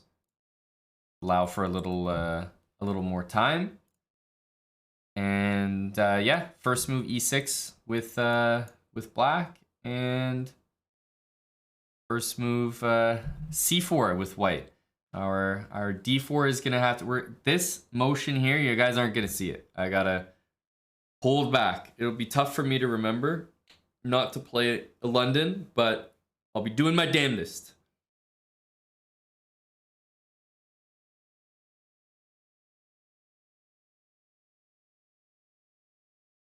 Well, Mr. M. Gaffney. Usually streamers who do speedrun accounts get their accounts approved with chess.com beforehand. So, for example, if you go to my profile, then you'll see something like this. So it means that chess.com is okay with it, and that all the rating will get refunded after. So yes, you can't make multiple accounts, but in these cases, when you get it approved, then yes, you can. Hello, double reverse. Well, in Ordexa, there's a command that pretty much explains it. Not too complicated. You'll get the idea as I go through it. So, all right, let's start with our first game. 5 minutes. We're at 800. And we're matched up against another 800. I almost touched the d-pawn. I really did. c4. Okay, e6. And again, to go, I would say to really go into English territory, I mean, we might get a lot of Catalan kind of positions. That's pretty normal. But I'm really going to try to get some pure Sicilian, or not Sicilian, but English positions here from the get-go. So he's indicating he wants to play d5. I think I'm going to go like this. I'll play b3. I think I'm going to go for a setup like d3, bishop b2, bishop g2. like this. Okay, g6. He's got the 12-card garage. You don't normally need both of these moves. Like if you want to put your bishop there, I think his pawn would be better on e7. That way his bishop could get out. And if you want to play e6, then you don't need that. Put the bishop on e7. So I think it's unnecessary. Play d3. Knight bd2 coming up. Maybe a3, b4 to expand on that side of the board. Knight c5, we can already play b4 with tempo. There's no knight a4 move. Our bishop's vulnerable to knight a4, but with the queen hitting the square, we should be fine. Now this is just extra good.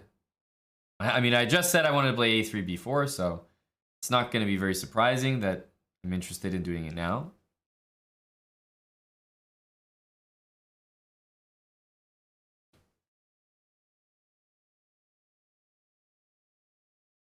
Knight c7. Again, I've got great control of the central squares here. d4 and e5. I would maybe go rook c1, but I'm kind of expecting he might play a5, and then my pieces would actually be useful.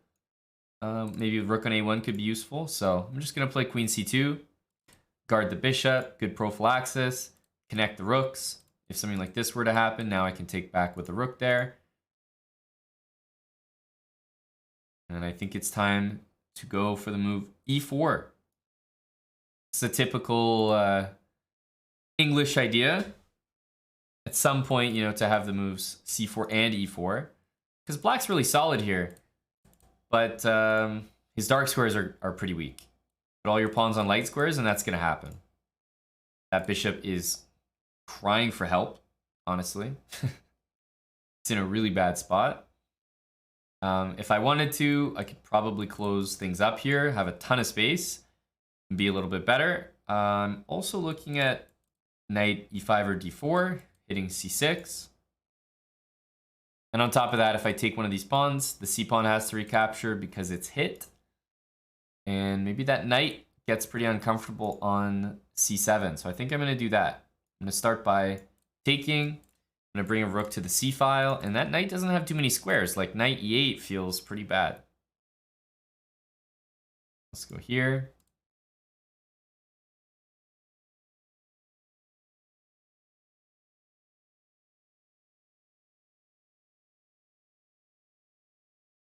Yeah, I mean, a knight can jump in to c6. Both my bishops seem like they're going to be pretty strong. This guy is very good, and this bishop will open up eventually. But the knight on c7 is the really strange piece in black's position. Okay, so bishop here, there is rook b7. When I see these two, I'm definitely trying to get my knight into c6. One of the first things I consider. So I think I'm going to do that. Question is, do we go to d4 or e5? I think we go to e5. It's more natural. Leaves the d4 square maybe for my bishop. Bishop b7 drops this piece. So my opponent can hang on here, but it's going to be difficult.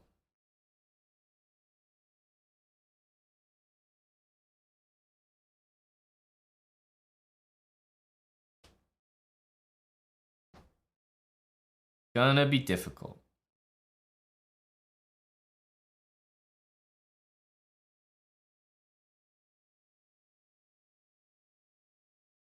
I think this move makes the most sense. Hard to think of another very good move. Okay, pawn takes. I mean, pawn takes back. Controls that square, which is very good. But obviously, since I made a threat last turn, and my opponent made a move that doesn't really deal with it, the first thing I'm considering is knight c6, and it should win material here. Even though my d-pawn is hanging, there's a rook hanging there as well. Tempting as it may be to take this queen, I think it's better to take this rook first. And if you want to take me, I'll happily recapture. I should be winning another piece here. And after bishop d5, I think takes, and we pick up the pawn on e4. I think that should be the easiest.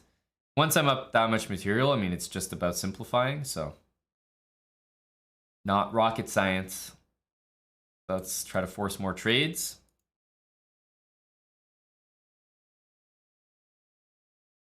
Bishop d4, not actually threatening that, so again, I'll take. Hit the bishop, bishop b6, we can go rook d7, for example, or actually maybe just rook b7. Hit the bishop, try to force an exchange.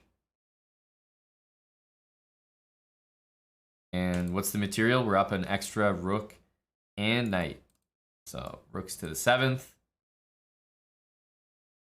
And I have 3 pieces here. My opponent only has 1, so I can just do a very simple idea of attacking a target. Pick a target, let's say f7. If I attack it with all 3 of my pieces, the maximum he can do is defend it with 1. So I'll always be able to win material here. Check. And this move, there's rook e1. It looks like we'll probably get a checkmate there. Looks like a mating net. Let's see.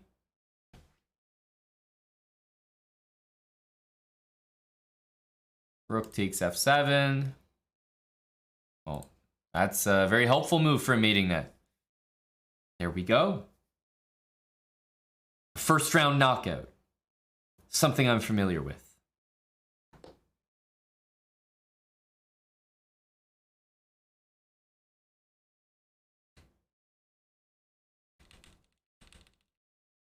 So I think this honestly, this whole game came down to Black's decision to play e6 and g6.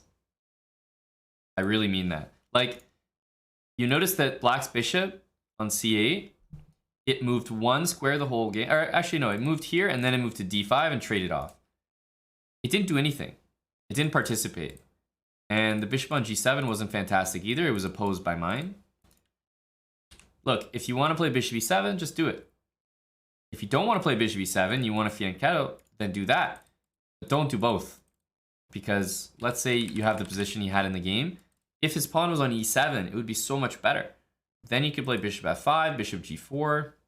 Maybe the pawn wants to push to e5 in one go. So knight d7, rook e8, e5. Once you played e6, you're not playing e5, you're blocking your bishop. It's really a wasteful move. And then he set up the rest of the game by playing knight a6, c7. But what he's done is he's put his pawns like this. And then put a knight on c7. Nobody's happy here. Right? Knight on c7 just had nowhere to go. So, cramped position. I avoided trades for the most part and put pressure on Black's pieces. And we got a nice setup as well. Double fianchetto. I think the setup that we went for is something you guys can definitely get used to. This setup with the pawn structure like that. It's almost like, you know, like a dragon or Dragdorf setup. So yeah, we'll probably see some more of that throughout the speed run. Let's see if we get a game with the black pieces or a double white. Nope. All right. Well, we can even go ahead and pre-move this. And it will be a French. The French is a totally different opening from the English. It's a totally different language. You know, the English is kind of, you know, slower pace, positional. And to some extent, the French has a lot of positional elements to it. But one thing the French does is it immediately hands over a lot of space to your opponent. So I wouldn't say the French is the easiest opening. Or not that it's not the easiest, but it's not the one I would recommend most beginners to just learn as their first opening. Because why would you immediately want to just start with less space than your opponent? But I'm hoping that over the course of this speed run that you get more comfortable playing with less space, you learn some positional ideas, and as well as some common setups that you can utilize. For example, my opponents played the exchange French. Everybody hates the exchange French. I'm going to repel this bishop, and I'm going to go for a setup here that I like to use, which is knight e7, knight c6, bishop out to f5 or g4, and, you know, queen, basically queen d7, and maybe long castle. Usually works really well. Let's go support our knight here. Happy to hit the bishop next, because if I were to get the bishop pair for nothing, that'd be great. Knight c3 is like a little bit of a tricky move in the sense that now if he takes here, if I take with the knight, knight takes d5 is going to win him a pawn. So he's kind of saying, look, I want to do that. So I am going to take the time here to defend this pawn with the bishop so I can still recapture with the knight. Not necessary 100%. I still like my position by taking with the pawn. But for the moment, I'm going to try to keep my pawn structure intact. Notice how great this pawn is. Covering all the squares the knight wants to go to. Same with this pawn, taking control of the central square. We got the bishop pair now. White's got a pawn fixed on a dark square. And this is what I'm saying. Already some positional themes are coming out. I have the bishop pair. The light squares are probably going to be very important in this game. So let's wait and see. I'm still going to stick with my queen d7 idea. One thing to point out is if you guys are ever playing against the bishops, probably you actually want to do something like what my opponent's doing here. I don't know if he's intending it, but bishop f4 trades away his bishop for my bishop of the same color. And that would be about as good as he can do in his position, right? He wants to make that trade. So I'm going to still go queen d7. If he goes bishop here, I'm not interested in that trade. So you'll see me probably either play bishop back or maybe bishop b4. But I don't want to just trade bishops there. Okay, he's long castled. I don't mind either move in this position, actually. I think they're both okay. I'm going to choose to long castle as well. Still, I want to deal with bishop f4. And I was actually considering maybe going g5. But when I'm not castled, I think you don't want to get frisky. Not at all. Okay, knight here. He's after my bishop. Not the worst trade for me because we still have opposite bishops there, and I can still launch some decent attacks. But I do feel that I should at least consider keeping the bishop first. But really, the trade I don't want is that. Surprisingly, I actually don't mind trading knight for bishop, but it's bishop for bishop that I'm left with this guy, which could be in some cases weak. So I'm actually probably going to let this happen. Maybe bring the rook over. Even just starting with g5, kind of like that. Let's go g5. Take control of some squares. Whenever you have opposite bishops, it's usually a really good idea in the middle game to put your pawns on the opposite color as best you can. So, for example, if this happens, I'm going to want to play moves like b6, king b7, maybe h6, hold this together. Should be doing well there. Okay. h4 is not a bad move. I'll probably support it with h6. You see how this pawn structure kind of gives me maybe a nice f5 square for my bishop. Can't be harassed by the knight. Stops bishop f4. So I think there's a few good things about my setup here. Bishop here and takes on f3 is very tempting. I'm not gonna lie. For the moment though, I'm a little bit attached to the b6 move I was talking about. Again, dark square pawns with light square bishop. Like when you have opposite bishops, usually a good idea. King b7. Okay, he does go h4. I think it's a good move. If I go g4, the knight moves, g3, and bishop f4. And I don't love that, so I'm just going to play h6 and solidify here. If he takes and I take this way, the knight gets the e5 square. So again, I'm not interested in that. g3, I would say it's a mistake. You'll notice what's happening here. He's putting pawns on the same color of his bishop. I'm putting them on the opposite color. It means that things like this are going to be pretty weak for me to attack. I'm not winning material just yet, I don't believe, but I'm close. Close to winning something, I would say.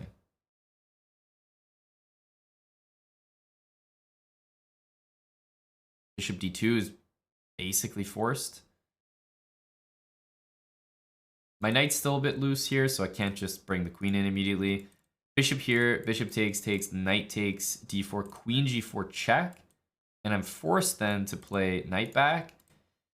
And, well, that's the line I was calculating. He instead plays this move, which means he basically loses on the spot. Not only does he lose the knight, the queens get exchanged, and he loses the exchange after. So he's going to be down a full rook here. Now, if I take back, he gets to play that, so I'm going to try to avoid that. Let's just take this. Open up my rook. Again, we're up a full rook. A useful square to remember in the French is the c4 square. It may very well come in handy, and here it is a screamer. So if you're ever in a position like this, dark square bishop, all these dark square pawns, you should be trying to plant your knight on a light square. e4 would be great, c4 would be great, f5 would be great. There's a lot of very good options. Even a4 is decent, but there's way better than a4 available here. And my opponent was playing well until that queen move. Absolutely. Okay, I'll start with this. Put some pressure on the pawn. See how he defends it, whether it's with the bishop or the rook. Or if he defends it, rather.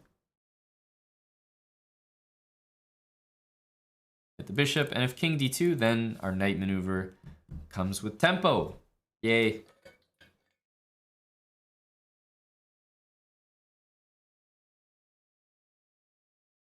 I was going to play this. Maybe rook e2. I think I'm going to go rook h2 instead. The bishop is kind of running out of squares, and bishop e1, rook c2, or knight takes d4 should be kind of decisive. a3, not that helpful for him, and the rook is going to get to the second rank. And we actually have a very similar position to last time with the amount of material we have extra. Rook and a knight extra. No one can resist a check. No one. It had to be a check. Yeah, and we want to mate the guy, so we're just going to take here, and essentially, there's no way he can stop both checkmates. So we go here, for example, he can go there, and then we go there, and, you know, try to stop both of them. It's not possible. You always got to respect the spite check, though. Of course, the spite check is coming in there. GG. So we got to see a just glimpse of a setup that I think you guys should take note of. We might see again in the speed run. Here, he actually kind of helped me out a little bit. I'm not saying that this is a great move by me, but for the setup that I'm going for, it's in line. So he plays here, and I play f6 because of that. If he had done a different move, I would probably started with knight e7, knight c6, but the setup basically looks like this. This bishop, I would often get out to one of those squares. The way that he played, though, to give up his bishop, I decided to put it on e6. But yeah, knight e7, knight c6, bishop d6, queen d7, and then this bishop, you know, just one of those three squares. And usually long castle. And then if our opponent short castles, we have a very easy attack to launch, and our f-pawn supports it. Bishops are all pointed there anyway. If he castles long, we can choose to castle short, but I usually castle long anyway and just play the game from there. Thanks, JC Digital Girl. For the 1,000 bits, Michael Jube, 32 months, a new speedrun buddy. We're playing the English as white and the French as black, or those moves. So c4 and e6 against everything. Against everything. All right, let's get another game.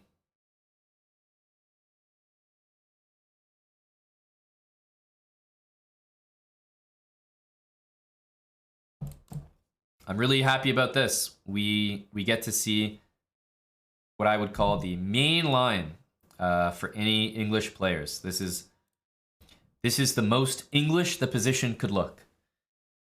E5 is the equivalent of skinny legs, a belly, and a pint of beer. It's as English as it gets. We'll play bishop g2. I like to fianchetto pretty quickly. usually. Knight c3. And again, what you want to look out for when, and this is the most common setup that people can go for, it's usually the move e4. You just want to make sure you can handle that that move. So I'm going to start with knight c3, see what happens. So now if knight f3, and a lot of people are scared of doing this, so I'm just going to explain it. Knight f3, e4, I mean, it looks bad. The point is that we go knight g5 and we hit this pawn 1, 2, and 3 times. It's only defended once, so we're going to win the pawn next move. So knight f3 is actually a safe move to play. It looks like e4 is very strong, or like forces us to go back because we can't go to these two squares. But in this particular case, knight g5 works. If our pawn was on c2, knight g5 wouldn't work because black would play d5, guard our pawn, and then kick us out. Our pawn on c4 does a good job here. So our opponent's threatening f2. The reason I'm not that scared of it, multiple reasons. Castle, my rook defends it. That's just fine. E3 as well, which is probably the move I'm going to do. Just looks good. It kills this, and I want to play e3 and d4 in a lot of these lines anyway. So yeah, I would say knight g4 just kind of helps me out. And I will definitely say that e4 helps me out. Again, that's why I brought the knight out. This is just a free pawn.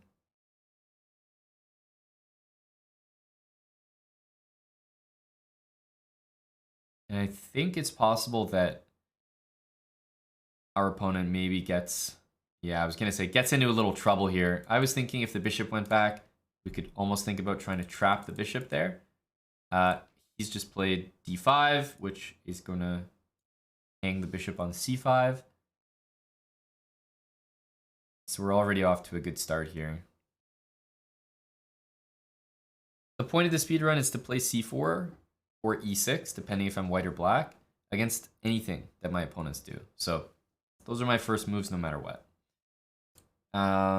Takes on c4. Thinking queen a4 is decent. d4 is kind of attractive. If I castle, I just want to make sure, you know, that queen d5 isn't making my knight too uncomfortable, but I think we're okay to castle. So yeah, especially if you guys play the English or play the French, I think this will probably be very helpful for you. And if you don't, I think the same, that you could learn a thing or two and maybe give the openings a try. While I don't think the French is a great opening to start off with, the reason I don't think it's a great opening to start off with is because I think there are some things you need to know before you jump into just playing like a position with much less space than your opponent. Let's play queen a4 here. Seems like a good way to pressure. Of course, we got knight d4 coming as well, but I'm not going to be too fancy. But yeah, with this bishop and queen, he was always going to be in trouble. But yeah, I think the French, if you guys pay attention to some of the things that get discussed in this speedrun, it's an easy opening to start with as long as you have some guidance. But it's playing the French with basically no guidance. That's what I think is a bad idea. Just kind of walking into it blind. Okay. Queen h6 is probably the only trick I need to worry about. Just, you know, hey, don't get mated in one move. But knight d4 takes advantage of the pin. It's very rare in chess that you have a fianchettoed knight in general. It's even rarer that you have a fianchettoed knight on your opponent's side of the position. We have that here.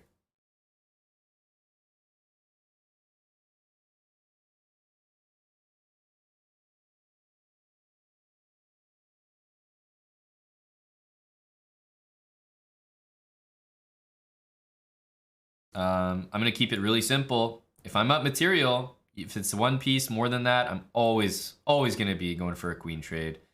Sometimes you're launching a huge attack and, you know, I get it. You want to keep the attack going, but truly for the most part, trading queens is just the smart thing to do. So I'm offering a pawn here instead of trying to win it back because I want to activate my rook, my bishop, get my other rook in. Important thing to remember is that when you have extra material, so let's say you're up a knight, but let's say your pieces aren't developed. Yeah, you're up a knight, but you're not using your bishop. You're not using your other knight. You're not using your rook. So it doesn't feel like you are. I think a lot of people forget that when you're ahead material, the best thing that you can do for your position is develop the rest of your material, because then it will actually feel like you have something extra. But if you're just sitting there, like you win a knight and then you're just moving your, let's say you win a knight with a queen and then you just keep moving your queen around. It's like, great, you won a knight, but all you're doing is moving your queen. You're not actually realizing your advantage. So simply by developing the rest of your pieces, you'll feel like you've won even more than just a piece. He's blundering a lot of pieces here. Speaking of piece blunders, yeah, he's hanging everything. This rook can actually go there because of his genius move, king to h8.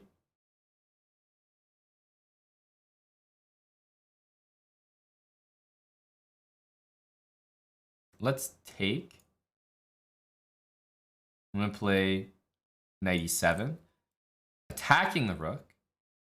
And, you know, there's a lot of opportunities for some, you know, juicy type of checkmates. I'm not sure they're going to be by force here.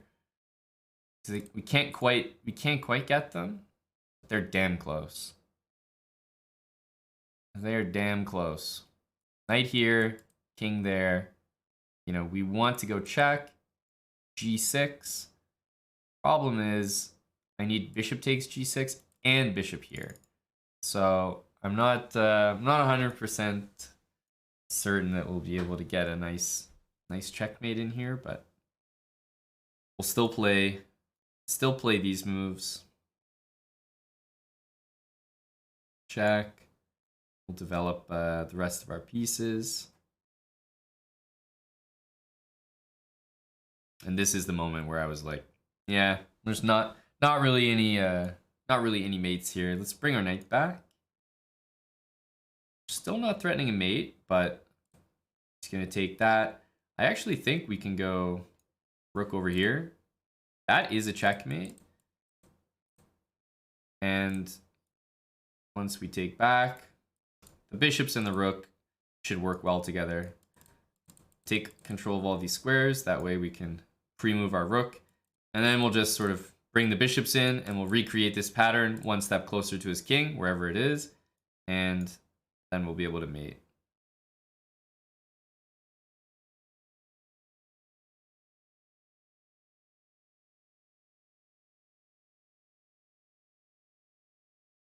GG. Good game. A lot of hanging pieces, a lot of hanging things for my opponent. Still pretty instructive opening. Nonetheless, we get to see the setup that we're probably going to be going for. So I like to go quick G3 right off the bat. I want to get my bishop here basically as quickly as possible. If we're playing a move other than this, I'll be explaining why. But for the most part, yeah, we want to do this. Knight C3. Just control D5 and especially control E4. Because what I was saying is like, yeah, he goes here, I go here. If he goes E4, I get to go knight G5. I'm attacking it 3 times. White is covering the D5 square, so there's no way for black to defend this. So you just lose the pawn, basically. So we're not worried about that. And he ended up playing this. E4 is covered. I just play E3. I've got D4 coming. This knight will be just kicked back next turn. So I like to go for the quick fianchetto. And yeah, this is like a very standard position that you guys are hopefully going to see a lot in this speed run because, yeah, C4, fianchetto, knight C3. And if black played maybe a little bit better, he might have played D6. And then my plan is something like E3, D4, short castle, go from there. That's my short-term plan. And this bishop, either after takes, will develop this way, or just B3 and bishop B2. Thanks, Cleavon007 for the gifted sub and getting sub yourself. 8 months, time traveled home. Brand new Prime sub. Welcome, welcome. Captain Blue Balls. Appreciate the year from you, Captain. And Chesagita gifting a sub as well. Thank you, little mentor. Yeah, we got the Chess Brawl Lounge playlist playing right now. Exclamation mark Spotify. It is a public playlist. You guys can check it out.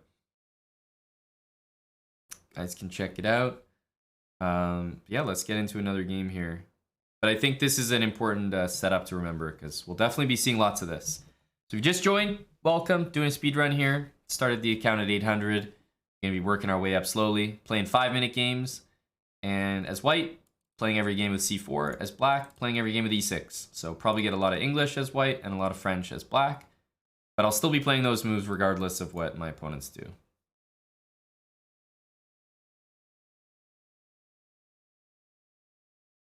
All right. C3. Inconspicuous. We'll stick with our E65 here. For the most part, as black, when you play E65 against a D4 opening, you can pretty much guarantee that knight F6, bishop E7, and castle will get you out of the opening, scot-free. It'll get you out of there. All right, so we're castled. Essentially, I see C3, and I see my opponent not even castled yet. To me, white's playing a very slow, passive opening. I'm playing C5. I want to develop knight C6. I see this move. I'm thinking the exact same way as the last time we saw this. Remember, I said, you don't need to play G3 and E3. It's a really bad combination. Usually if you play G3, you want E4 or just leave the pawn on E2. So I'm going to play B6. I want to play bishop A6. Stop the castling and also just take control of these light squares. These are all mine now. Whoa! Holy cow! Welcome, everybody. Did my opponent hear me?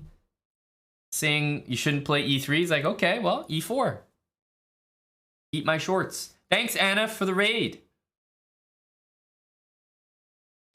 Welcome, everybody. Was Anna playing in the puzzle event as well? Because I did, and I was knocked out. I was knocked out so quickly, which was interesting. And I really wanted to. Join the puzzle event, get knocked out quickly, because for so long I was wondering how Lawrence Trent felt. The whole chess boxing event. It was definitely an interesting experience. Let's play bishop A6 here. You got a 40? Awesome. Go, Anna. Go, Anna. All right, I'm going to allow the move E4 to happen. Stop castling here. I'm just being an annoying opponent. Just an annoying opponent. All right. My knight's probably going to develop to C6, pressure on D4, and most importantly, preventing castling. Okay. Knight C6. Again, no castling here is totally frustrating. Might look like a normal position.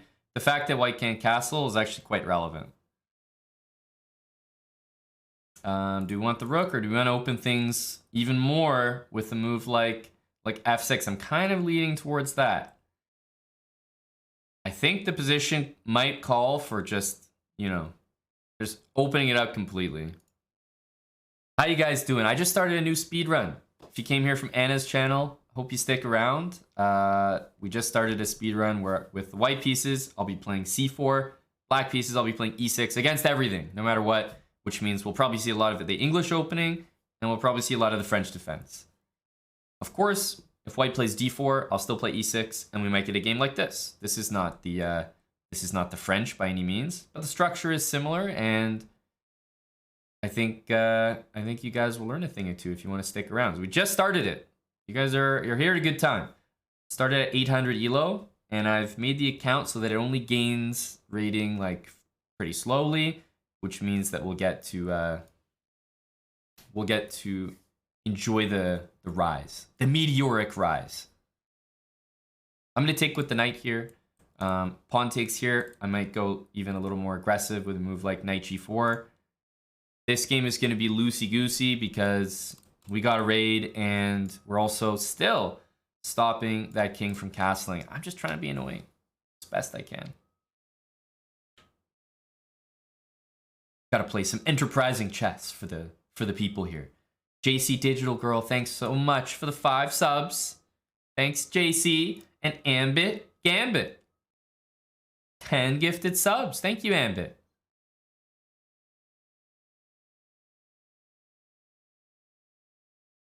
Queen d2. Good move. Good move.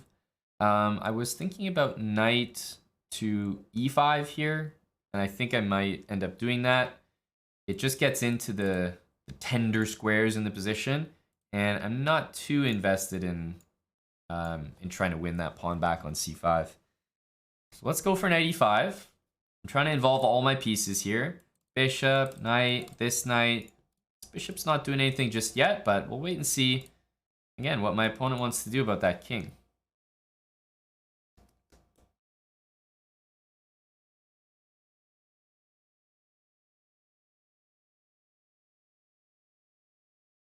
And yes, we are down a pawn there, but this whole pawn capture stuff, that whole business, I'm not too worried about.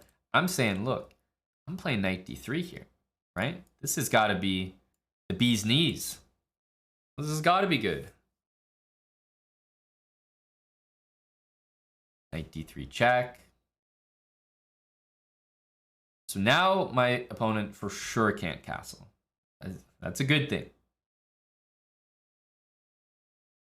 How do we want to play next? We know we've got the edge here. So the king can't castle, but okay, we can't take on f2 for the moment. I could take back on b6, but I'm trying to think what the best continuation is. I'm actually really interested in maybe playing e5 and e4. Is that crazy? Is that just insane? Because maybe my opponent wants to play bishop f1 next. The other thing is e5 might also potentially get d4 in. So I'm going to play e5 here. Yeah, bishop g5. Bishop takes g5, hits my queen. Not sure I love that. Okay, we do see bishop to f1, which I think makes a lot of sense. I'll play e4 to solidify that knight there.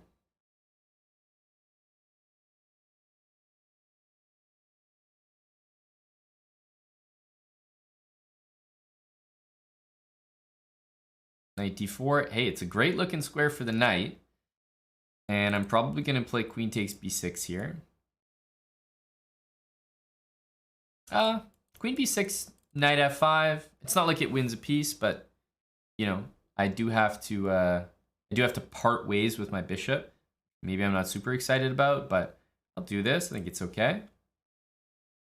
White's king is a big issue here.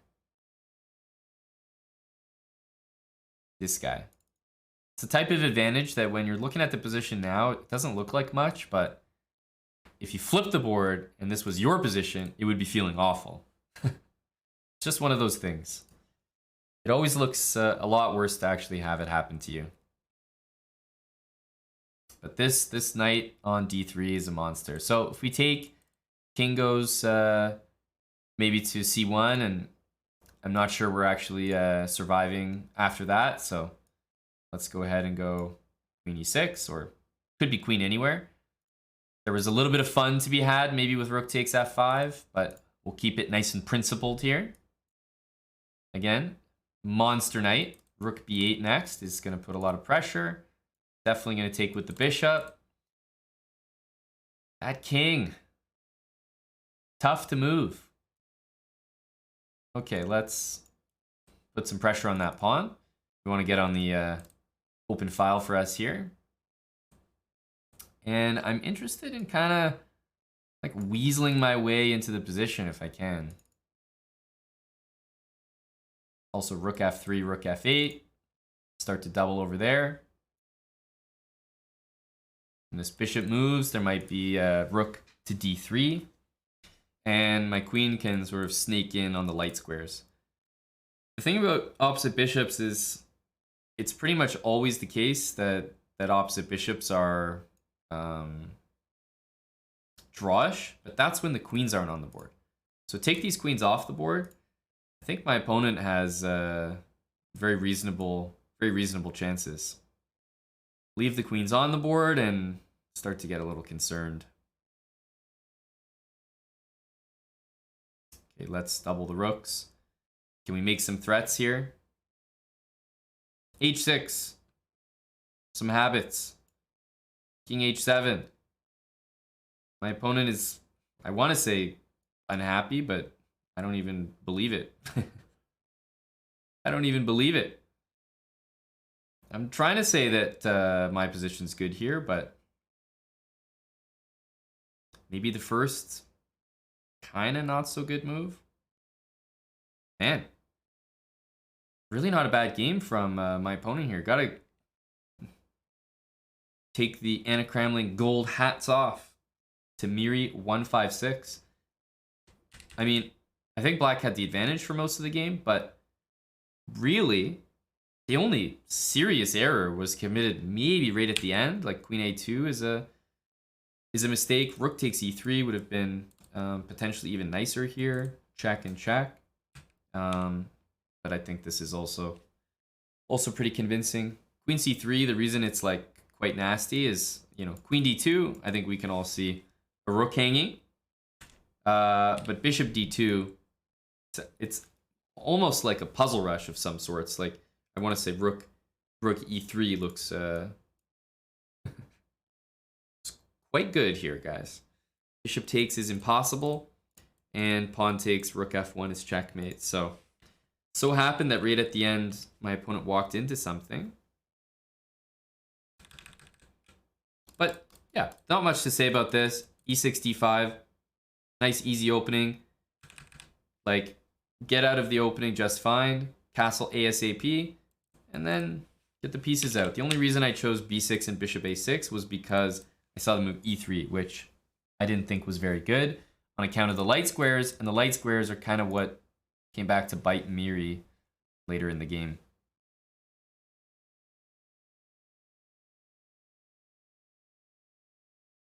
It's true, Curious Chimpanzee. I damn near got flagged there.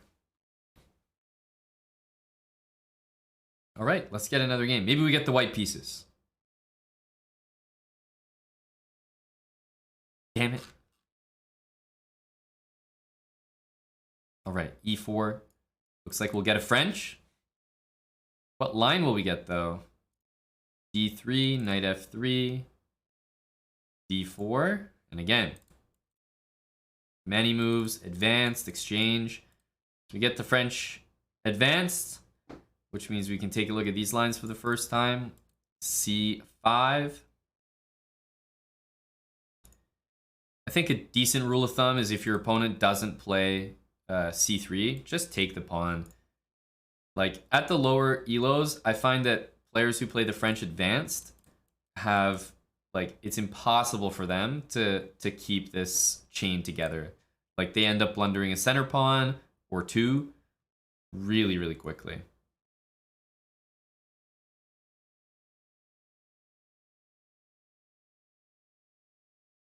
So I'll play queen b6. I think a line that I like to do and that I think is really easy to show is to just trade light square bishops. But at the lower levels, I'm definitely going to just put some pressure on the d pawn and see how they handle it. Remember, if you take right now, you will embarrass yourself and lose your queen to bishop b5. But now, there's no bishop b5. So I'm very much able to take this pawn. Curious how my opponent's going to handle this.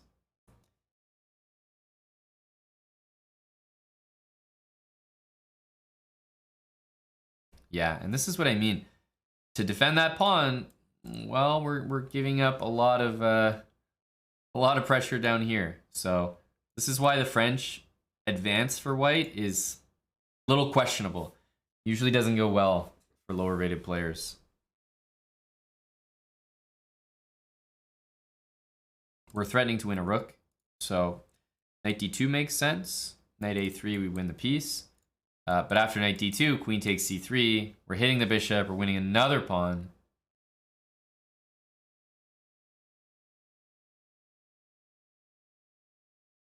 Let's see here. c4 looks good. Takes and takes. I mean, it's... Oh, a pre-move castle. Wow, that is ill-advised. I'll put it mildly. Pre-move castle. Very high energy.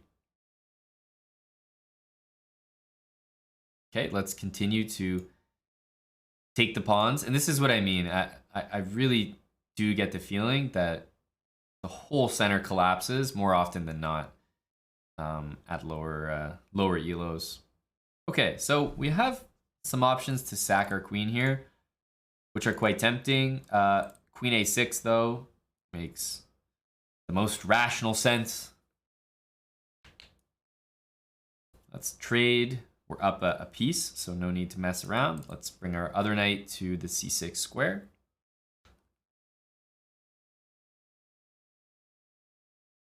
And yeah, our opponent's actually going to resign here. I think at this level, resignation is definitely premature, but he might have known that the strength of the moves. He wasn't going to be making a comeback this game.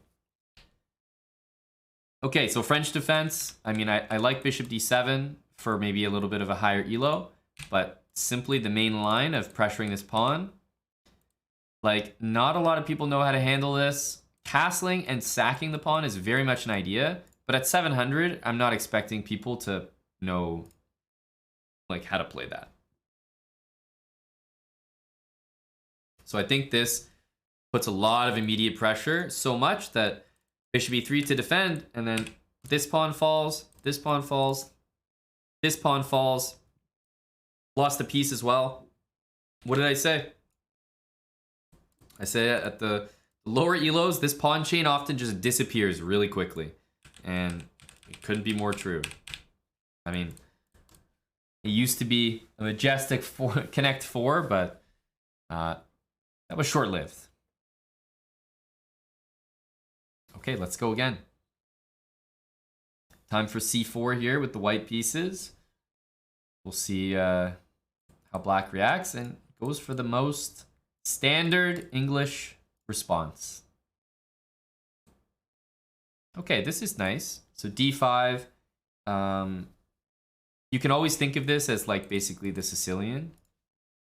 So d5, we'll take it. And basically I'm playing a Sicilian kind of with an extra move, right? So I should be happy about that. My rook is hanging. I'll play knight f3. Knight c3, I'm ready to play, right? Knight c3 only makes sense. That's my next move. Even if my opponent would go here, knight c3 would be my intention.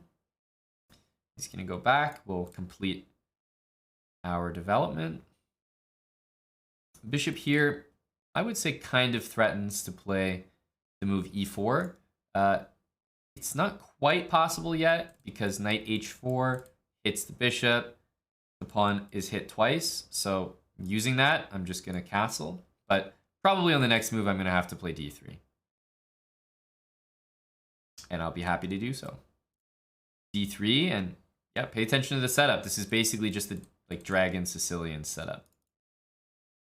Queen here, I think it's time for a d3. The only reason that I, pause to maybe think of different moves here is if I want to be slightly more aggressive, knowing that my opponent has moved the queen 1, 2, 3 times in the opening thus far. So I am thinking about that. I think there are some options here to be slightly more aggressive. I'll play queen a4. Get on this diagonal. Maybe there's a way to immediately play d4, kind of ultra aggressive.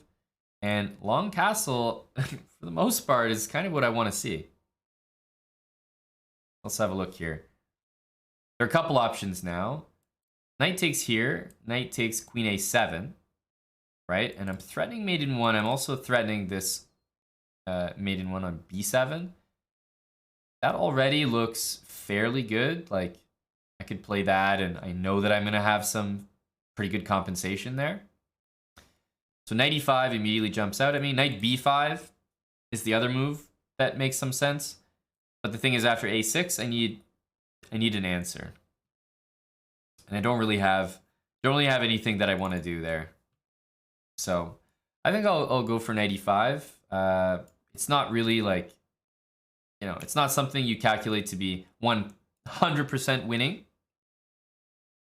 But you know that you're going to get at least good compensation, great pressure, and a very common way for the game to end might be knight c6, queen a8, knight b8, and bishop b7 mate.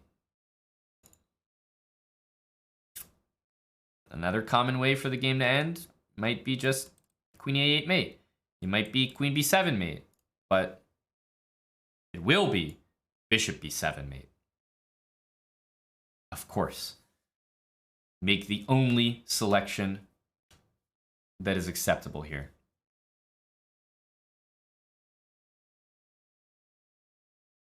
It has to be with the bishop. Okay, so this one, queen takes d5, knight f3. Again, our opponent can play this move e4. We're going to play knight c3. And the thing about this opening is if you think back to like the Sicilian, right?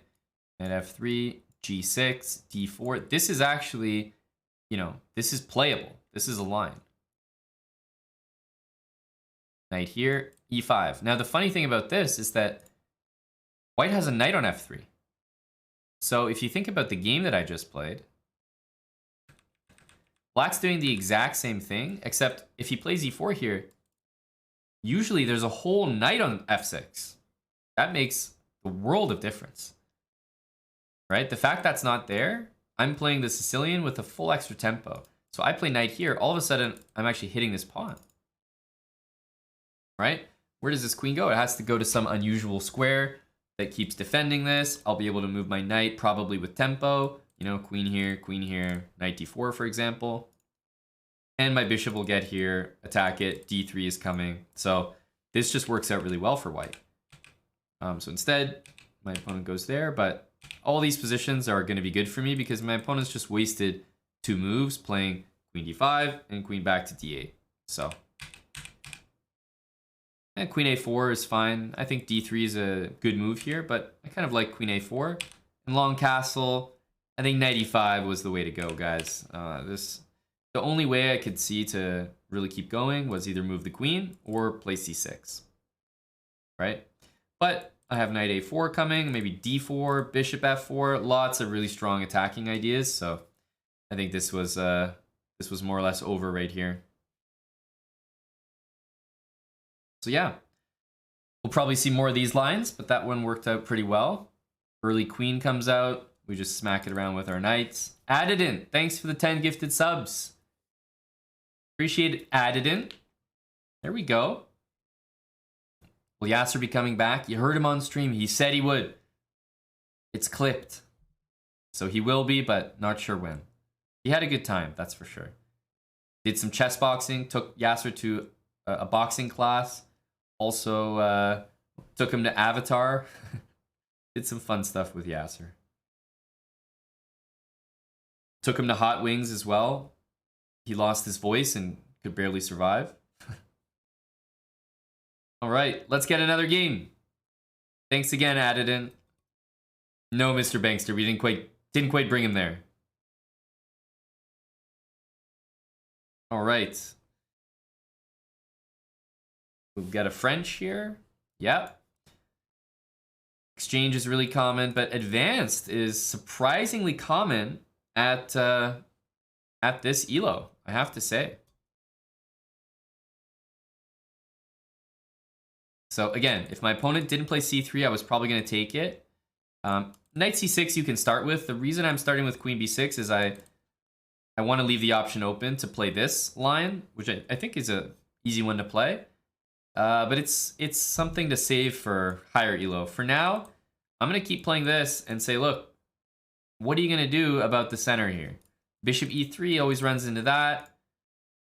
I mean, look, guys, what am I saying? You know, the French is like, people play the advanced. At 700-800 elo, they are asking for a free loss because ain't no way I'm trusting 700-800s to hang on to this pawn chain. So far, no one's been able to hang on to it for like more than 2 or 3 moves. So he's got to go here. Takes. I think at this point, like c4 is also kind of a nice move to take this guy later. Because look, if I take, there is, let's say, rook c1, but it's really just I'm spoiled for choice here. I can either take this pawn, allow rook c1, let him do his thing there, or I can play c4 and look to try to take c3 myself later. So which one am I going to do here? Let's have a think. Which one? I think we're going to go c4. This looks really reliable.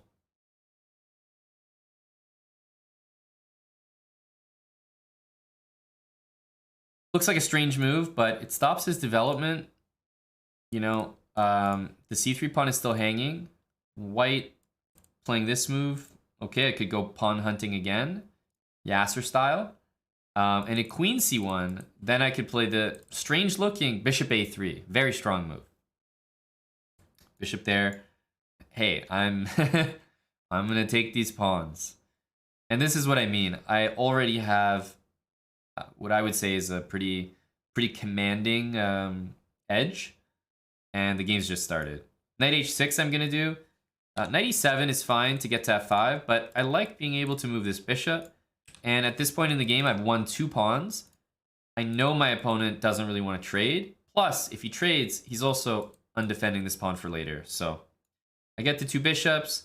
This pawn is super weak now, and I'm up 2 pawns, so trades are good. So that's why I played knight h6 there.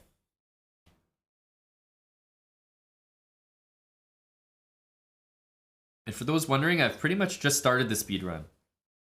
Started at 800 elo, so we haven't got we haven't got very deep into the speed run yet.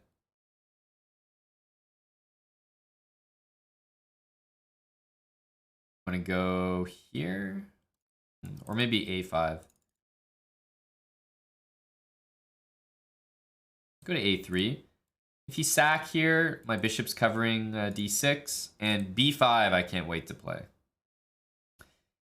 b5 is gonna just solidify everything, clear extra pawns. Here we go.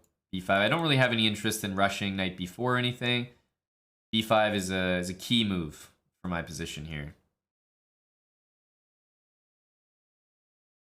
Knight here, for example, b4.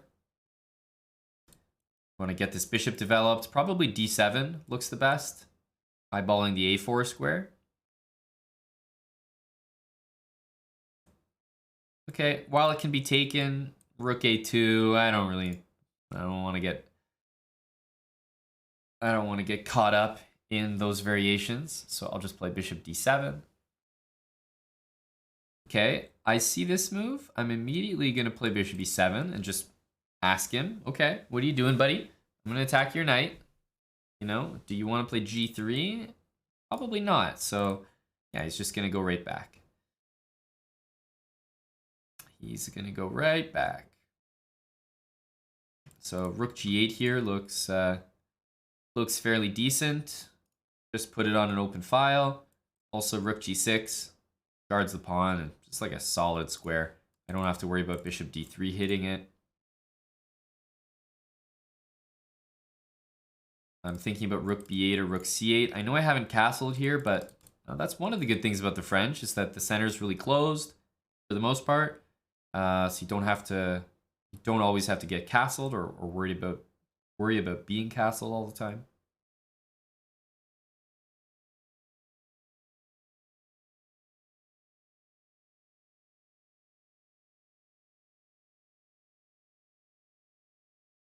Okay, rook b2. Eyeballing this guy. I'm going to start with a6. because I might want to leave the option open for castling. So I'm not going to commit my rook just yet. I know a6 is a useful move. And there we go. Hitting the h6 pawn, which honestly is not the end of the world, but I think it's a decent move that he's come up with there. Queen c1, so we'll defend it. Knight h4 is covered. I think he might be considering knight h4, but we're okay for the moment. What I'm looking at is bishop takes a3, because now knight takes, queen takes. I think we're okay there. Right? And if rook a2, then we can take this queen. So I think now we can get away with bishop a3.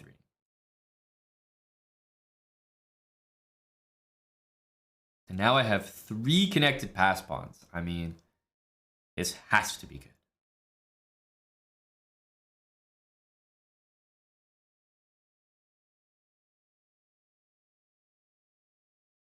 Queen c2. Rook a2 is not really a big threat or anything here. King f8 gets out of dodge. I don't really want to castle because there's a bunch of open lines towards me. Pushing the pawns is absolutely a great idea here. I think we're probably going to do something like that. I'm expecting knight h4, but if that happens, I don't care about my rook. I'll be taking that pawn on d4 in the center of the board. So we really just have to be prepared for some of his next moves here. So I am going to go b4, try to play b3. Again, knight h4, knight takes d4 looks really strong. Rook a2, b3 basically trades the queens there. Rook a2, b3, queen g6 does need to be taken into account though. Probably not something we want to allow.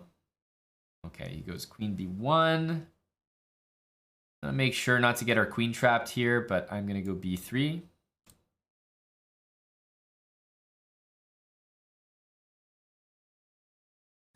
Again, if knight there, I would take on e4. So if he goes h5, I think we'll take a step back. Let's support this pawn. So now c3 is a real idea. Okay, slide the rook back. And queen c1 can be played to hit this pawn, but at this point, his queen is tied down to that rook, so I don't think it's anything to worry about. The difference here is just all these pawns. It's like those pawns that I was taking early on in the game. That's the difference. Yeah, if c3, maybe rook takes b3 works. Knight takes d4. I'm thinking maybe like some sort of sacrifice. Bishop c5. Doesn't really work, but I have a feeling that's what he's going to do. So let's take here. It's a center pawn. This is quite a long, beautiful pawn chain. But if I was white here, I would definitely look to sacrifice. And the bishop looks better than the knight first, because you want to end up with your knight on d6. Even after it happens, I think we're okay. Just shuffle the king, but I think he's made a good decision there. Nicely done. d6. We'll move our king.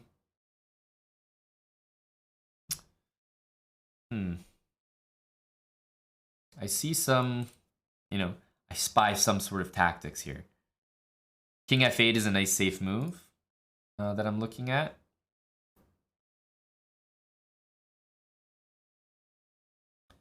Let's do that just to get out of trouble. And knight here, queen takes. My opponent just doesn't have any threats. All the pieces are tied down here. Pretty much covering one pawn. Hey, he's not going down without a fight. Got to give him some credit. Absolutely, he played a full game there. That was not easy. I had to be accurate at multiple stages. But the one thing we can say is that all these French games have started out with me clear advantage. Like I'm winning pawns and many pawns as early as move 5, 6, 7. I mean, this is already a significant advantage for black.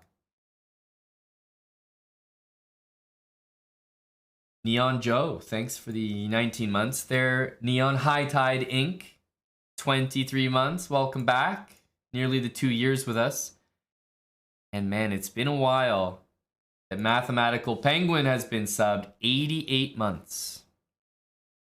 88 months. Thank you to Mathematical Penguin. Anyone got a link to Amon's intro song he used for the chess boxing event?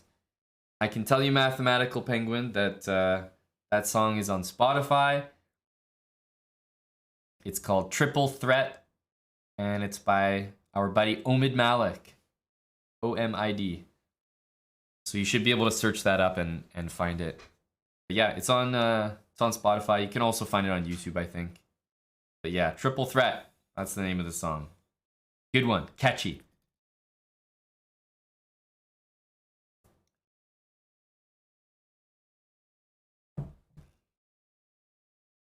Shout out to anyone who's still here from the raid from Anna, by the way. Shout out Anna's stream again. If you guys are still hanging out, happy to host you here. I decided to start a new series at the beginning of the year. Look, there's a bunch of people who could benefit from going over some openings. And I mean, it's one thing to just sit there and like learn an opening, but I feel like when you watch a speed run, you get to see, you know, if you're 1300, you might be looking forward to when I play against all the 1300s in the speed run, and you're like, okay, this is my level. Let me see how he handles the position against some things that would happen against me. But you also see it in practice. You see it repeated, you know, hundreds of games, and eventually pattern recognition kicks in. So English and French, hopefully we get a bit better at those together. And to answer one question from the chat, Ambit Gambit, no, when I'm doing speed runs, I don't like to take specific challenges from the chat, because I don't know, I just like the natural feeling of just getting a new opponent in the pool and then walking through the game. And I feel like when people from the chat ask for games, it can get a little unpredictable, because they kind of know the openings I'm going to play, and I don't know, it just gives a different feeling than, hey, I'm going to show you guys an opening and I'm going to play people from the pool randomly. I like the random feel, so it simulates what it would be like for you guys if you were actually playing on chess.com yourselves. Question, will this be on YouTube? 100%. 100%. We got a lot of YouTube content out right now and coming out, so yes, this will be there. Yes, this will be there, but we also got a lot of vlogs coming out. There's been a lot of puzzles, a lot of Yasser content. Very busy YouTubes. So check out our main YouTube channel, !YouTube, and check out our extra channel, !extra.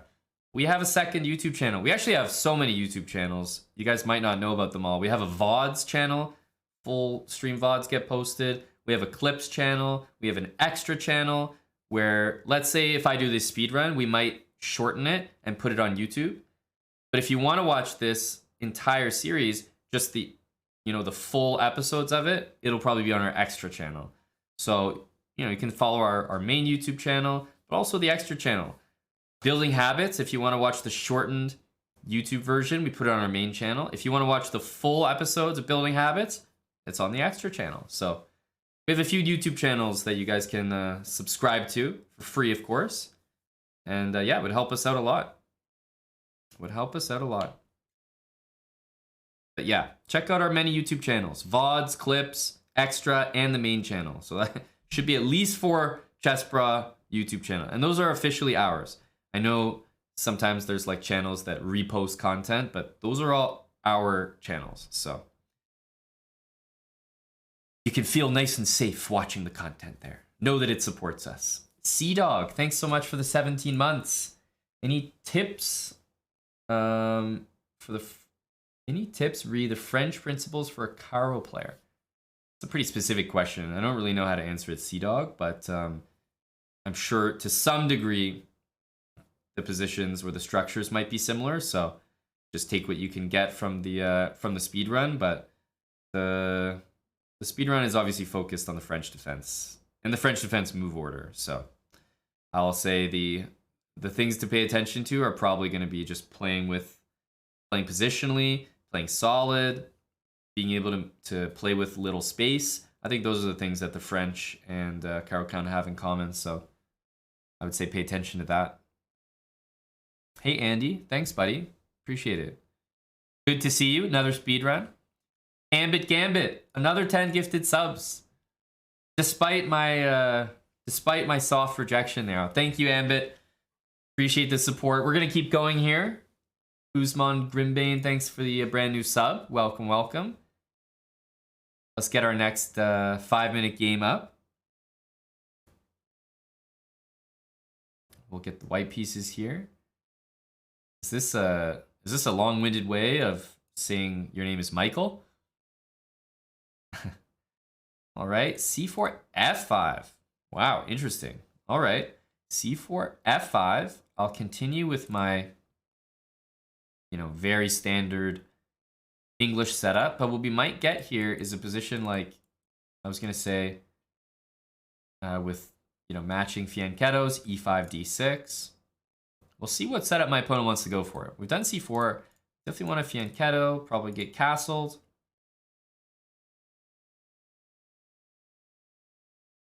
Knight c3. I think bishop c5 is a very strange move, guys, and I'm about to show you why.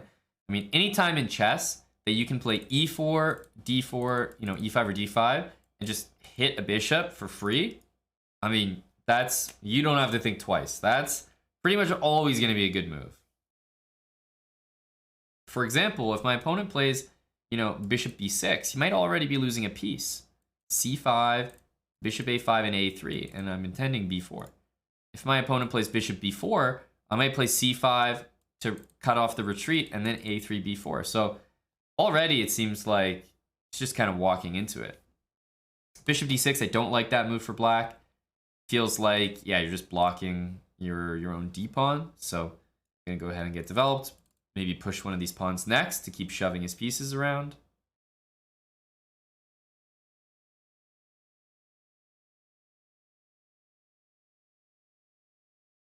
Okay.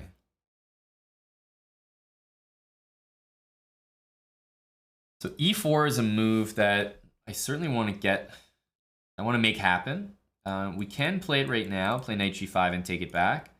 But somehow I'm feeling that we can do a bit better. I think we can already push the envelope here. So let's play c5. Bishop's only got one square, so we know what to expect. And my next move is going to be d5. The reason I didn't want to play d5 first is I was thinking knight e5 happens. So I want to do this. Now the knight doesn't have easy squares to move to. If the knight moves, I'll play d6. I'm winning a piece.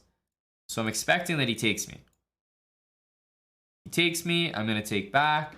I'm already threatening to grab his bishop, for example, take the bishop pair. And what looks really natural is takes, knight takes, bishop takes c5, winning a pawn. And then we'll unleash knight takes f6 check, queen d5, and queen takes c5, winning a piece out of that. But he's already in a tough spot because if he doesn't take, I have d6. So he decides to take everything. That might actually be his best option. But I feel like the end result is great for me. We've got a queen way out there. Placed really nicely, I think. Probably want to bring a rook to the open file here. I'm also looking at rook b1 and b4. That may very well be the next idea. So let's start by continuing our development. But if bishop f6, I am definitely looking at rook b1. Guarding my pawn, but also preparing b4. And in the meantime, yeah, rooks to c1 and d1. I got a lot of space here. Very unhappy bishop on c8. Why b4? I like b4. It supports my pawn and also intends b5. That knight doesn't have very many doesn't have too many options, to be honest with you. So I could play b4 right now because the rook's hanging. b4, bishop b7, I expect. And then, yeah, maybe like rook d1, put pressure on d7.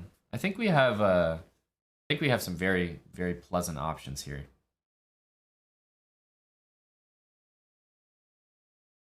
If we takes back, that doesn't look too bad.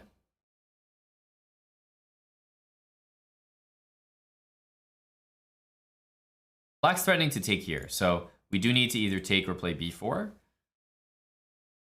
It's also the case that, you know, more tactical ideas, like I guess knight e5 could be played. Somehow that's not my first instinct. Like knight e5, bishop takes, knight takes here. I guess that's quite good. Hits the rook. Yeah, we should probably be doing this. I was pretty attracted to b4, but I think knight e5 is desirable here. Bishop c5 takes, and we should win the exchange there, actually.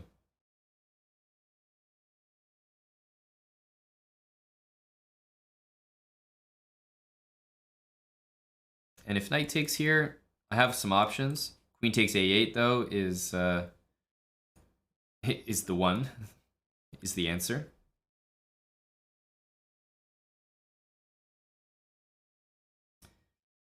Sort of threatening a smothered mate. Yeah, 928, you're absolutely right. After knight f7, my opponent would surely take my knight, but if not, you're right. Knight h6, queen g8 was potentially just a checkmate there. Okay, so we can take this and just immediately save our queen. What's a little bit more interesting to me is first I'm going to start by taking, and then I'm going to bring some rooks over. This first rook is going to actually threaten to win the knight. And the next rook's going to put even more pressure. But I'm not worried about my queen being trapped in there. Okay. Threatening this. I'm expecting that move. Should be the best.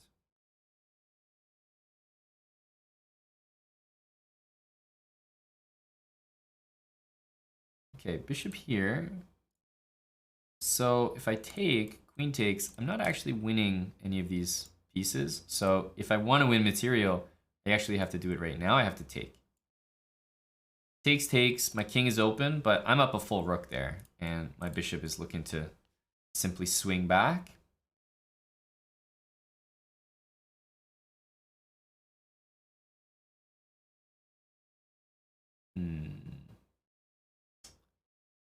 Takes. Was thinking about some other fancier moves, but a little unnecessary, I believe. Queen h4. Bishop takes d7. It's actually pinned. Queen g4 check, and queen g2 offers a trade of queens, which is essentially like a win here. Like if I trade the queens, the game is basically over.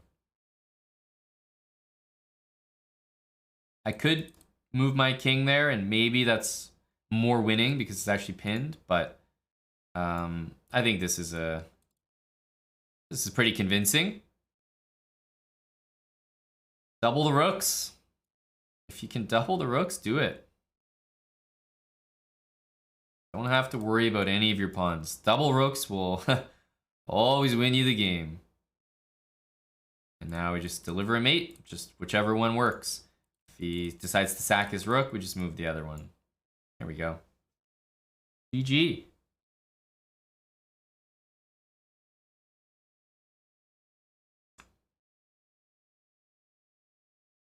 Cthulhu Dancing, thanks for the 5 gifted subs. Thank you very much. We're getting very close to our first sub goal of the day, 69.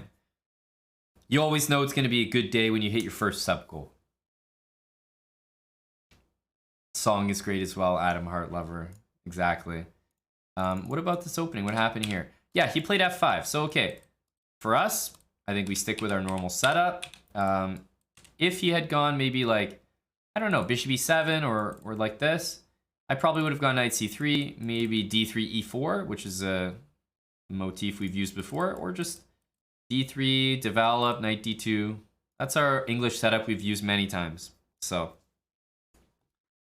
that's what I was intending here. But he played bishop c5, and it's like, okay, you know, you're forcing me to play d4. It's a great move. White already has a tremendous advantage. So I think the opening just started out really well and kept going from there. So we'll take the win. And look at this, we'll take the win as well. I think people were maybe aiming to somehow hit exactly 69, but we had Andre Colson and my wife is a lawyer. Both coming in with 5 gifted subs. Refreshing AJG. Thanks for the prime for 8 months. So we had Refreshing coming in with the prime, and then Andre and my wife's a lawyer, each with 5 gifted subs. So I think that confirms it, right? Today's going to be a good day. That's always the way it works. You hit the 69 sub goal, boom. Today's going to be a good day. Thank you very much. Ladies and gentlemen, let's proceed to the next game. We got the good people here. Hopefully everyone's got their notepads out, ready to learn.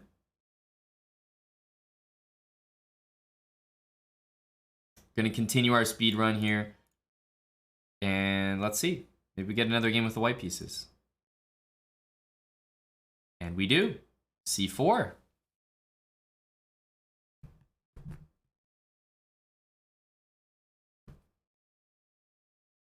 E5. All right, I like it. We're getting the absolute main line here. Something to get used to in the English opening.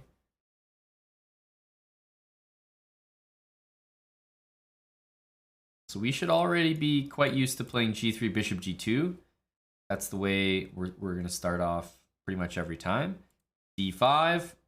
Anytime you see D5, I want to say, like, without the move C6, you want to take it. Sometimes even C65, okay, we'll take. But if they play D5, there's no pawn on C6 to recapture, it's an immediate take. Just like the Sicilian. If you play E4, C5, the Sicilian, and white ever plays D4, I mean, you guys know, black has to take on D4, right? So it's the same thing here. It's the exact same thing. All right, couple options. Knight takes, we can go knight C3 or knight F3. I think which one we want to do. Because there's the, you know, knight F3, D3, castle way of playing. I'm going to go with knight C3 to start, though. And no, we don't want to take here and allow that, so definitely going to be B takes. And there's a few lines that we could go for here, but I'm going to choose like a really, really safe one. Just D3. This means that my knight can come to F3 safely. Don't have to worry about E4. And in a position like this, a move that should be jumping out to most of us is actually this move, Rook B1. Even if our opponent is able to, you know, react nicely, guard that pawn, whatever, it's a really nice move to play. Always makes a good impression. Because it's just pressure, right? If our opponent plays B6, that's exactly what we want, right? We want to open this diagonal, for example. So Rook B1, we just want to see how he's going to handle this move.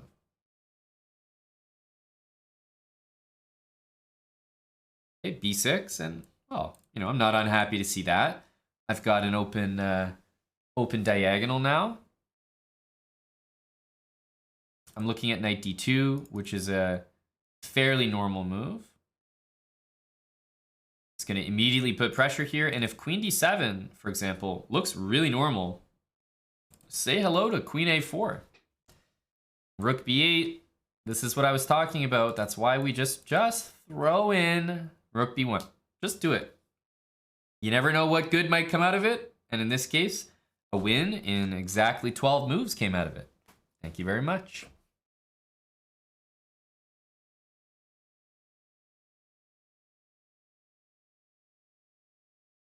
That sniper from G2, quite effective there.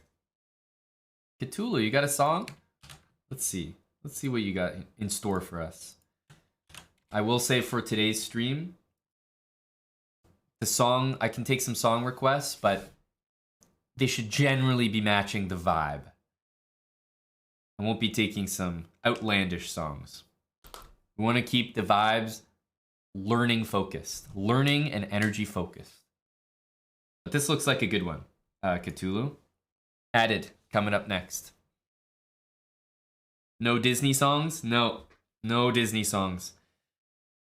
If you want that, I'm sorry to say that you're gonna have to keep scrolling down to Hickey's channel. You can find that kind of music. ABBA, I think ABBA's okay. ABBA's good energy.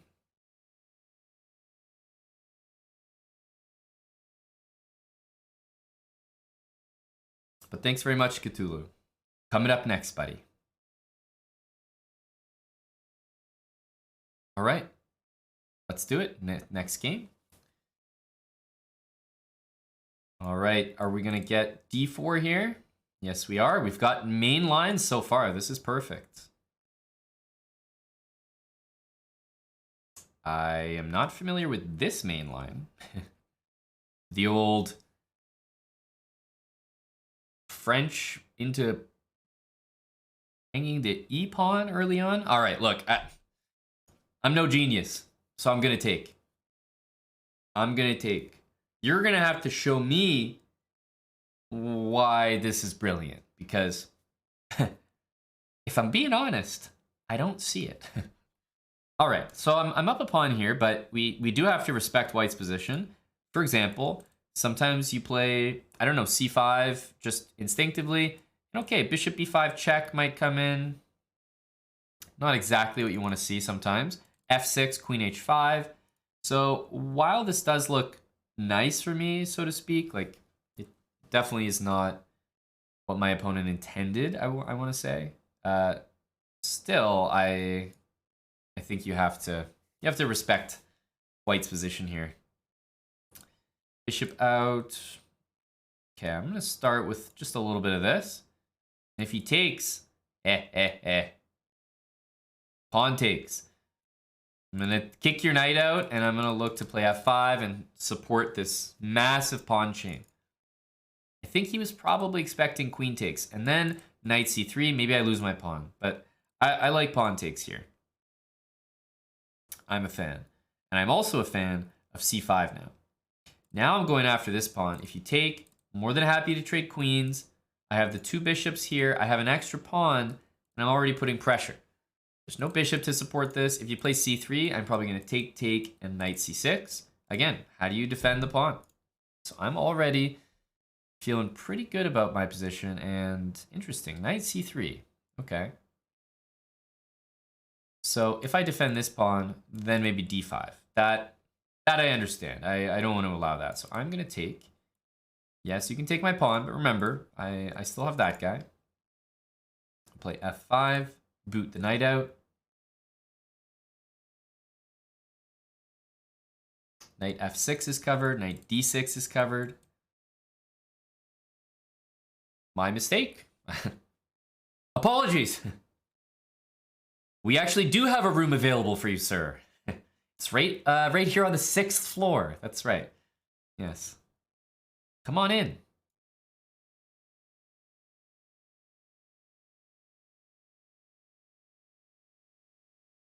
Didn't quite do the full addition there.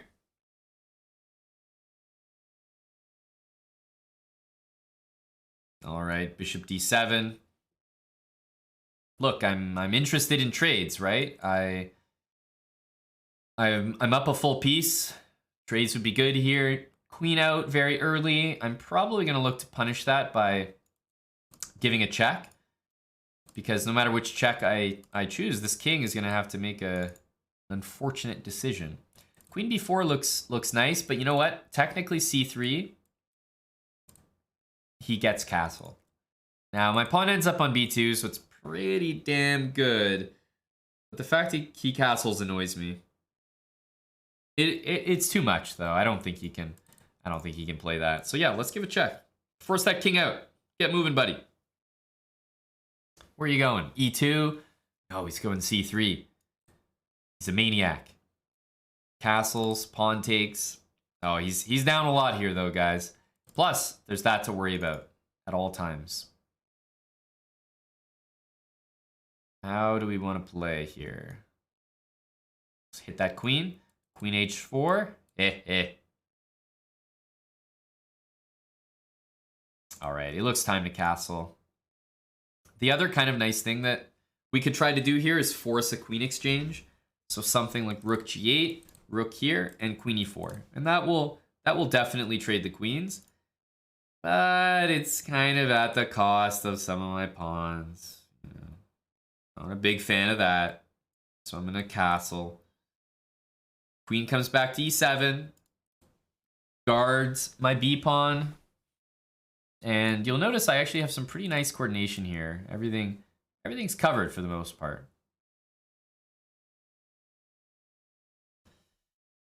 Queen g3, I'm more than happy to step aside and make way for my other rook. Rook here, I think we'll just play king h7. It looks like he'd be making a threat against the pawn, but not really. Okay, let's get the rooks doubled. Knight e4 and knight g4 are amazing outposts now. Knight g4 is not really an outpost, but it might take some squares away from the king. Can see some back rank issues happening.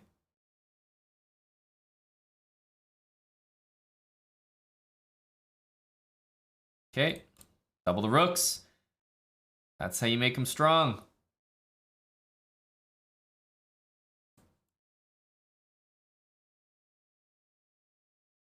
Yeah, knight e4 most likely. And if I can get my queen on this diagonal, I'll be very interested in that. Queen h4 or queen c5. Plus getting this rook down somewhere.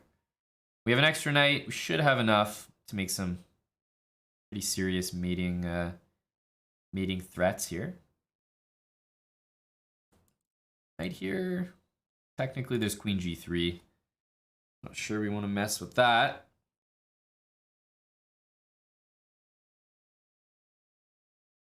Rook d3.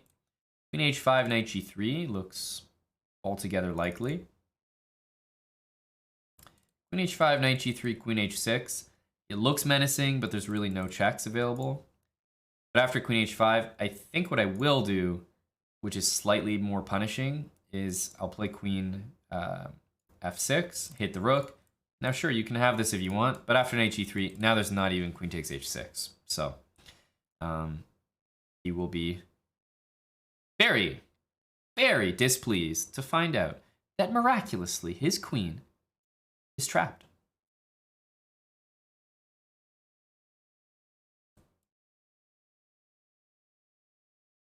Sorry, buddy.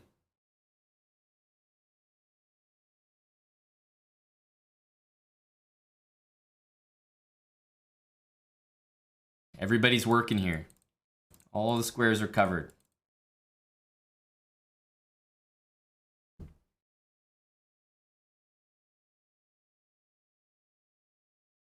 Yeah, we might see the f7 pawn being captured here. It depends how he takes it. Queen f7, sure, forced. But guess what? Rook takes f7. Although queen takes f7 looks normal, there's actually queen d4 check. And we can win his whole queen. So he better take it with the queen if he wants to force me to recapture.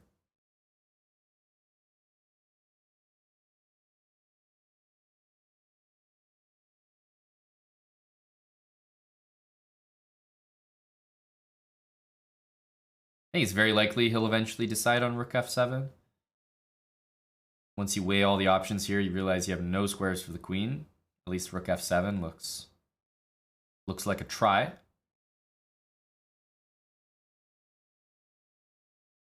Yeah. And after knight takes h5, we'll just hang on a sec. Hang on just a second. We don't even have to take his queen. If he goes here, we can take his rook first. And then we can pillage his queen.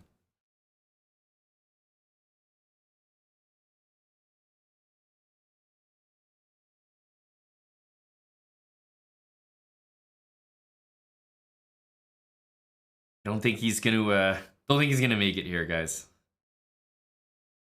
Don't think he's gonna make it.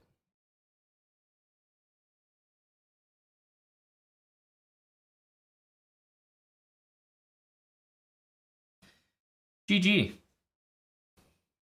Good game. What happened here? Let's remind ourselves. Oh yeah, knight f3. I mean, hey, he just handed me a pawn. Now this isn't like completely winning or anything like that for me, but to just already start off with just a clean extra pawn like that feels great,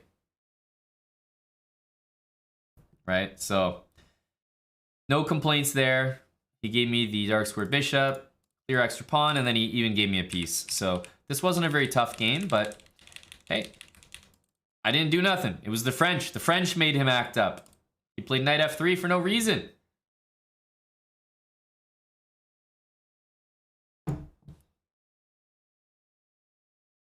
All right, Airbus Driver. Thank you for the $16. I do not see a linked song with the donation, but it looks like a song dono attempt. Handpicked especially on account of my vibe request. But I don't see any song here, Airbus. I don't see anything attached to this message. Unless you're telling me that you want me to pick the song? Like a dealer's choice or something? Zole, thanks for the 16 months with Prime. Lil Sa, thanks for the 18 months. Well, Airbus Driver did not link a song. He just $16 to the dealer. Just a tip for the good cards. Thank you to Airbus Driver. Huge donation.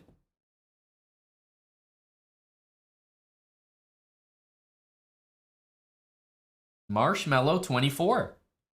Thank you, Marshmallow. 3-month resub with Twitch Prime.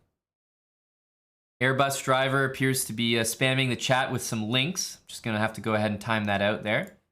Airbus Driver, if you want to donate a song, then you can use the link. !donate. Just don't want to spam the chat with links. Thanks very much. All right, let's get the next game up here.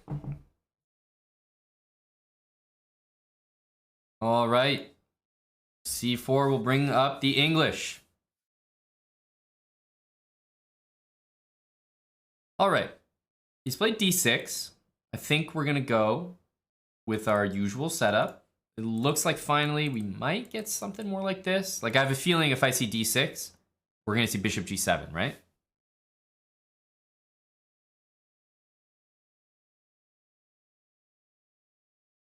That's right, Airbus Driver. You didn't buy a basic fare aboard Chess Bra, Fly Bra. You bought the Flex fare, so you can change your ticket for a fee. So there will be some change fees involved, but certainly we can get you a better price than, of course, what you paid for initially, the original price of the ticket. But yeah, I want you to head over to our customer service department, Airbus, and we'll be happy to take care of you.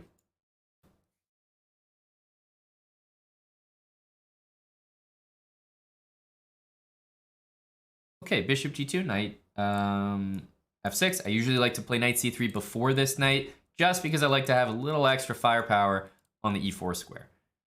So that if there's ever a situation where I'm playing knight F3 and this is happening, that knight G5 wins it. So here's an example where if I play knight F3, guys, E4 happens, knight G5, and then D5. That categorically is something you want to avoid. Don't let that happen. After D5, the pawn on E4 is protected, and your knight on G5 is now stranded.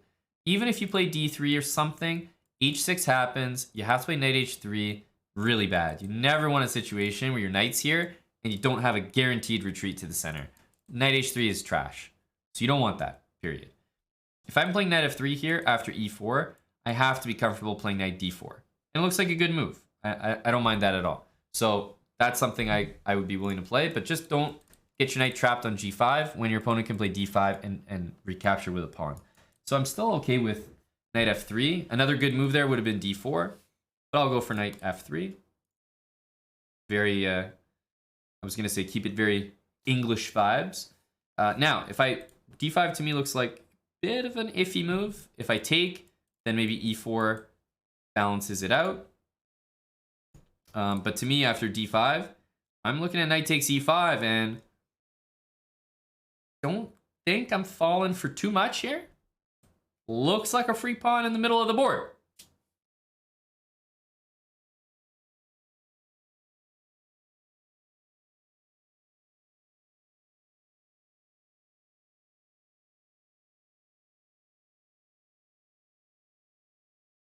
Okay, go ahead and take that. And relative success. If d4 happened, I probably would have just brought my knight back. I pickpocketed a center pawn there. I mean, that's about as good as it gets.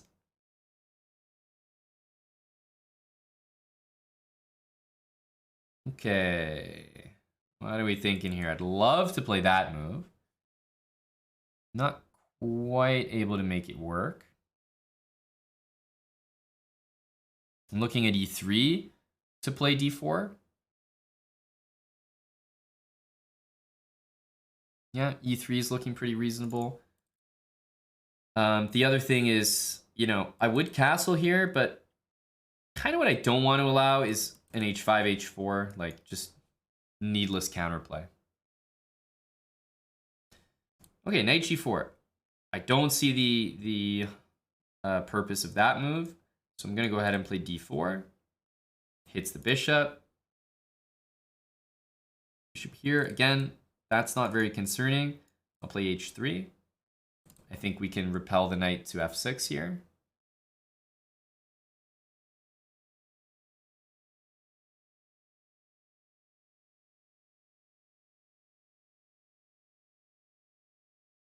We want a pawn there in the center. So although my knights are still trying to like get their coordination back, I think it's worth it. Center pawn is quite valuable.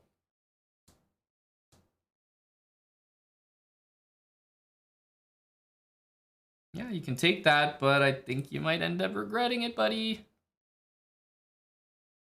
Anytime you can prevent your opponent from castling, oh baby. Knight d6 is coming in as well. Oh no. Good luck to this guy. Good luck to buddy here. Oof. Does anyone want to help me out here? Ugh. Check.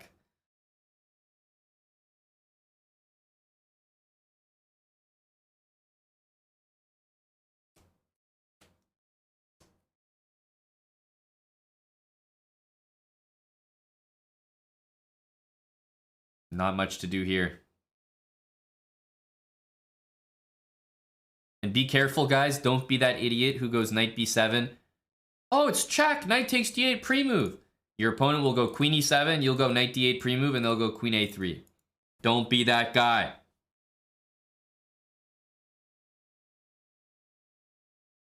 There we go. That was a good one. Probably the only thing to keep in mind was just what I mentioned about getting your knight sort of stranded on g5. This is a good move when, let's say, their knight is on c6. Because then, how do they defend the pawn? They go d5, we take. And we're just taking this next. But when there's a pawn supporting the move d5, this is not good. You don't want this. So try to avoid this at all costs. Another good move here, maybe the most natural, is d4. Which is nice because there's no knight c6. So my queen can exist here pretty easily. Get castled, maybe bishop b2. I like the position. So we have options, but generally when our opponent's ready to play d5, do you guys remember when you play against Sicilian and your opponent plays c3 Sicilian, what do you have to do? Right? Same principles. Someone plays c3 Sicilian, they want to play d4. You can't let them play d4 like that. So you need to play knight f6 or d5. You need to attack the e-pawn to prevent white from playing d4. Same thing here. Right? I see my opponent ready to play d5. Same principle. I either need to play d4 or I need to play knight f3. I need to attack the e-pawn. Something that I'm doing here has to hit this pawn to prevent him from doing that. I chose this one. He did it anyway. And well, he just lost the pawn. Thank you very much. Strictly Fire, thanks for the full year with Twitch Prime. Strictly Fire. JHC, 18-month resub. Am I taking you out to dinner for an 18-month resub? No, man, it's a pyramid scheme. What it will be, JHC, is I take out the 7.5, 8-year subs. I take them out to dinner. The 7.5-year subs take the 6.5-year subs out to dinner. So I can hook you up with a 2-year sub. They can take you out, treat you to a night on the town. We'll connect you guys. Airbus Driver has come in with a song request, and miraculously there's a link attached to it. This is amazing. Airbus Driver, for the first time this evening, donating with a song. He's donated $10 with a song. And you know what, Airbus Driver? I'll even give you the discount. It's usually $15 for songs, but you know what? It's on me. You're more than welcome. We'll add that to the queue. Thank you to Airbus Driver.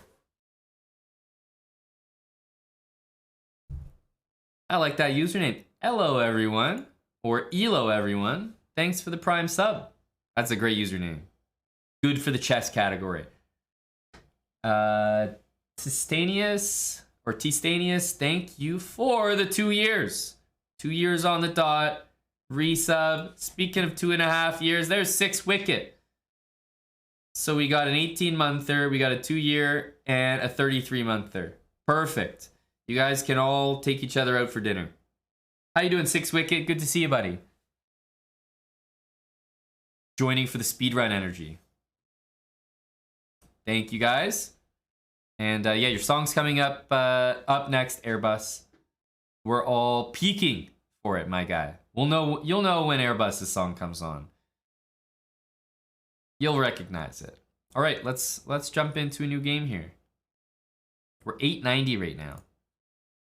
Pushing for that 900. All right. We're gonna play e6 anyway. Now, of course, they can transpose with e4, but if they played c4, I would still go d5.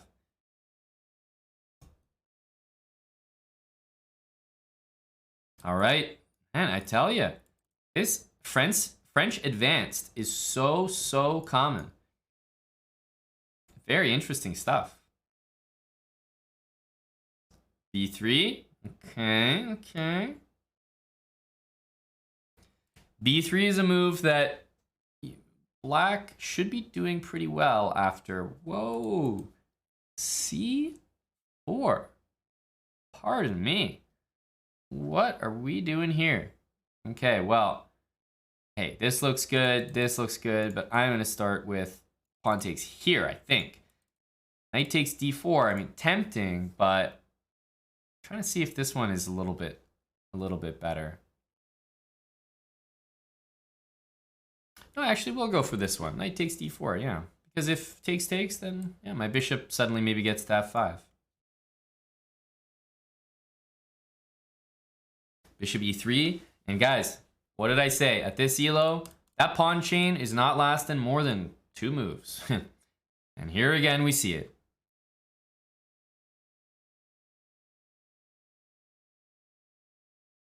Let's attack that bishop. Very nasty if we get to take that. Double those pawns. At this point, we're pretty much not caring about this because getting the dark square bishop, doubling the pawns is worth, I mean, it's pretty much worth a pawn, probably more.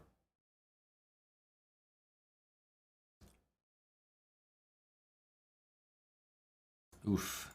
This game is not going swimmingly for my opponent.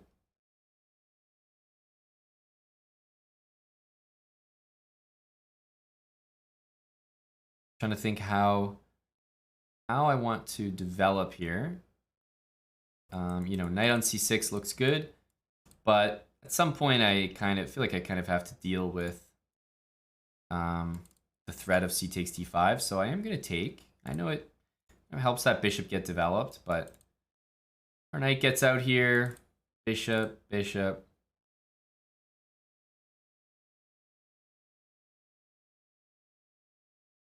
hitting that pawn. I certainly expect knight f3. Did not expect that. Knight d6 is temporarily available, but after knight takes e5, it's not. And we can play a6 next. So I think knight f3 was really necessary there by my opponent. Okay, now it's played, but I think it's a little too late. There's a few options. Trades are good. I have 2 pawns, have the bishop pair as well. a6 is my next move to kick that knight out. I know knight g4 wins another pawn and even threatens a pawn after that, but it's moments like these where I just don't want to be too greedy. So I want to make sure that if I'm playing knight g4, it's definitely a safe move. And it looks safe, I gotta say. Let's go for it. I just don't want to be too much. You know, if I've got 2 extra pawns, that's already a very, very good advantage. I don't really need 3 pawns. Or if I have 3 pawns, I don't need 4 pawns, right? I can be content with what I have. Oh, but I'm not happy with what I have. Let's take another one. It's not good enough.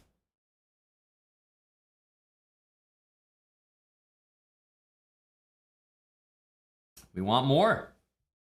More boar wants more. Okay. What are we gonna do here?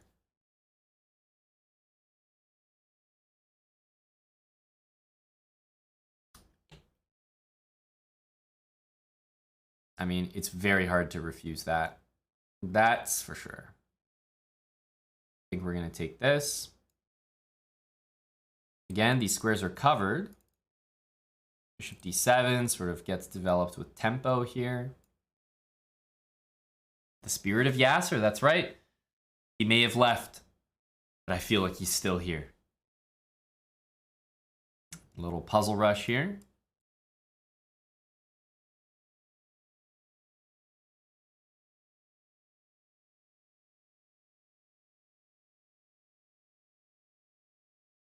Queen takes a3. We win a knight there, and 1, 2, 3, 4 extra pawns. Plus, let's not forget the bishop pair as well. Extra piece, bishop pair, 4 pawns. I am living life right now.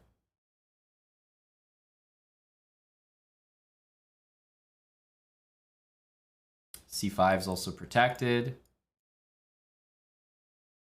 Bishop's on a great diagonal. I mean, look how exposed that king is. It's crazy. White castled, and the king is more unsafe after castling. Very rare.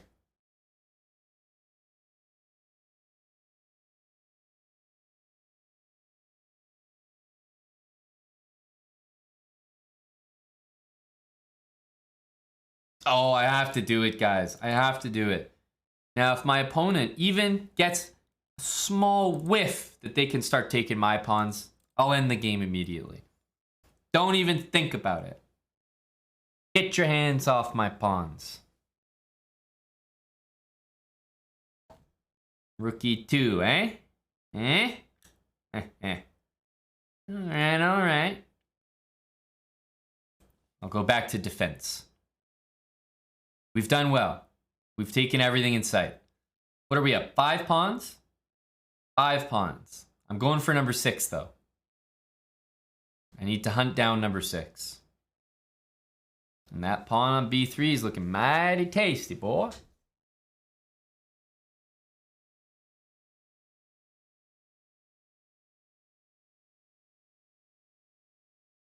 All right. I like the look of this. Number 6.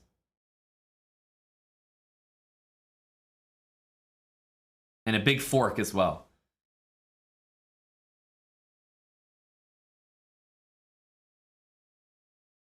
I'm still not happy, guys.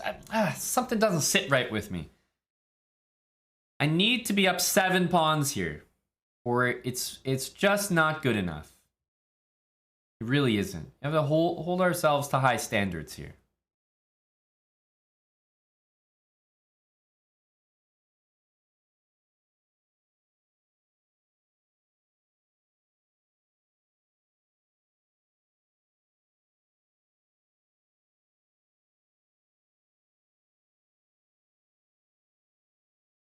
Okay.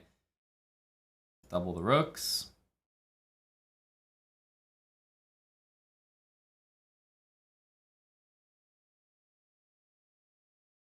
Take that.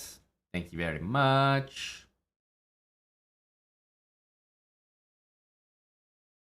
Potentially winning the final pawn.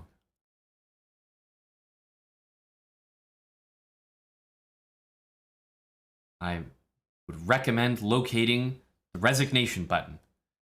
I really would. Oh no. You're gonna want to resign. Oh no.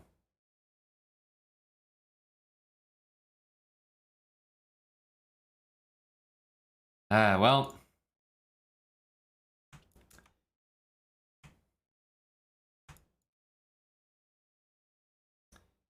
I tried to tell you.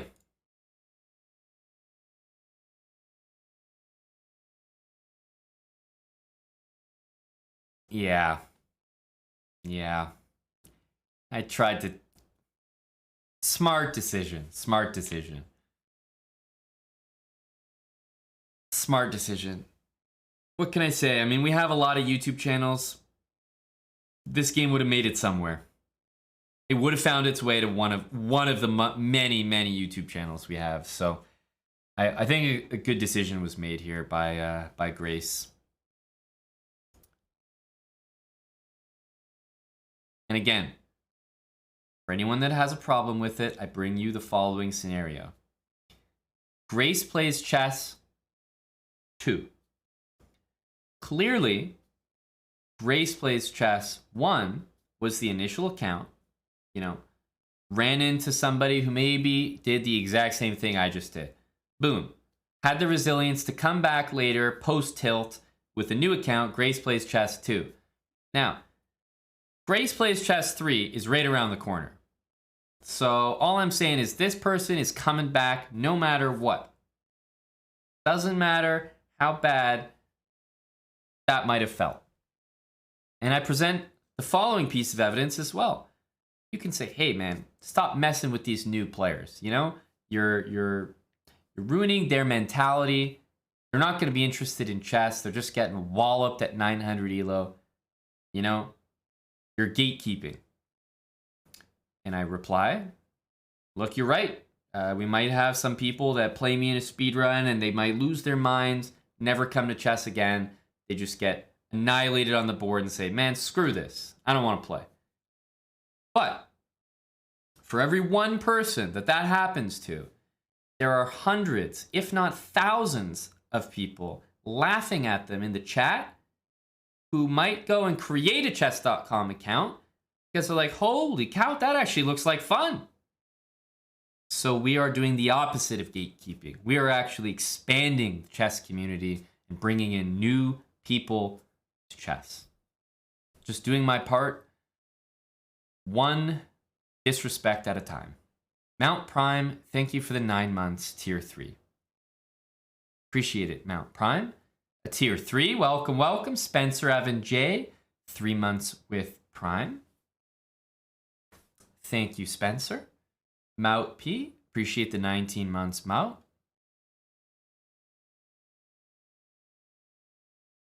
Exactly, you know? Sometimes you have to sacrifice a pawn to launch the attack. That's all I'm saying.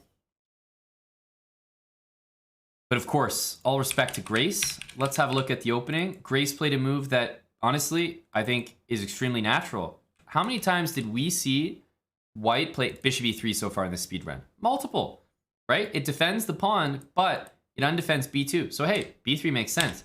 Now imagine if White continued Knight F3 here. I might play Bishop D7, and then if White plays Bishop D3, I'm taking this free pawn, right?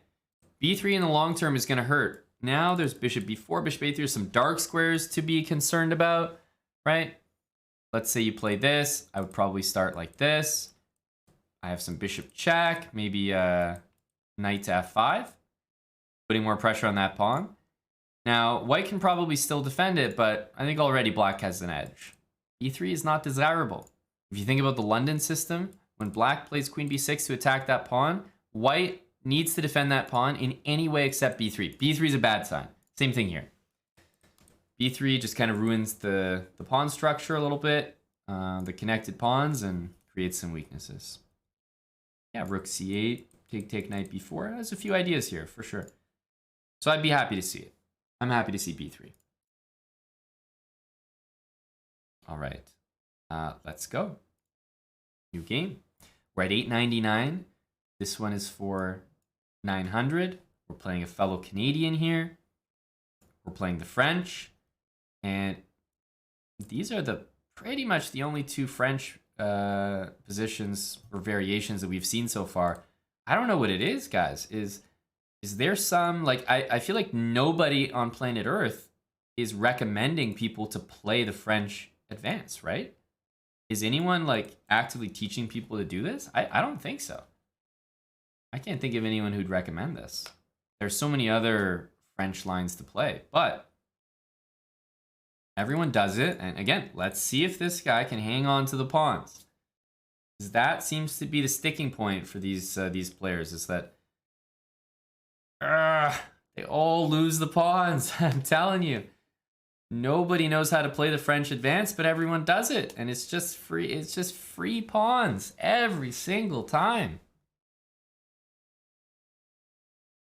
So I don't know who's recommending people to play the French advance, but ain't no way. I mean, you got to stop. You got to stop. French advanced should be a no-fly zone for 8-900s. Remember, I was going to play queen c3 or c4. Previous game I played c4. I'm going to go for it again. Okay, rook here. Let's go ahead and take that.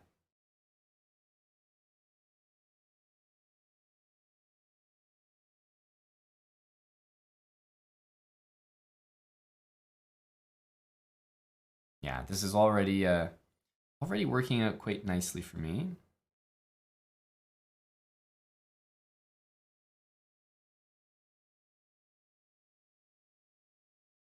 f5 square. Hits the bishop, hits the d4 pawn, knight takes e3, and queen takes is a fairly serious threat right now. So he saved himself briefly from that, but I'm not sure that this is a permanent rescue mission. I'm going to play h6. Hit the bishop, see where he wants to go. d4 pawn is mine for the taking, so not concerned.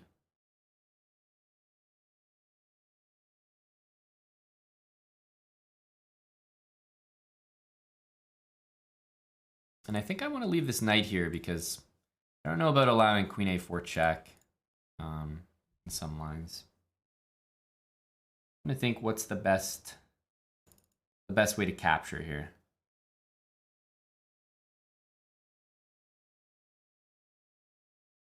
Now, the other thing is if I take this way, I give him the e3 square. So something like, you know, it is nice to have the knight here. So if I play g5, I can always take the bishop.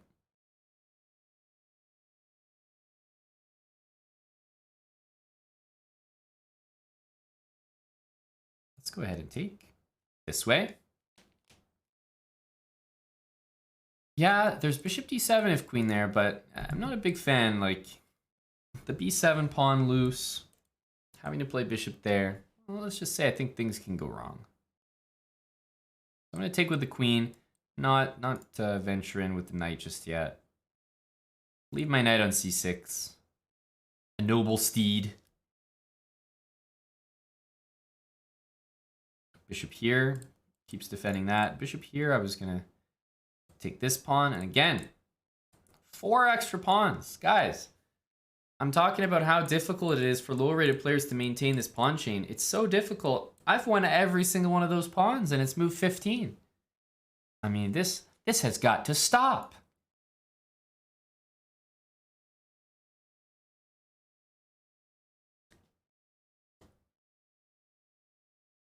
It's a lot of pawns.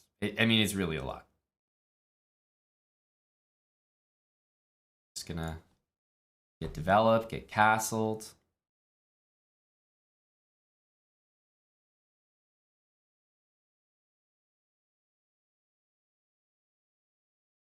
Okay, bishop c1. I actually think that's a fairly interesting move.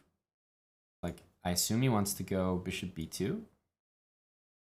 Yeah, he's trying to reroute to a good diagonal. I respect that. Okay, knight d4. I think we'll take that.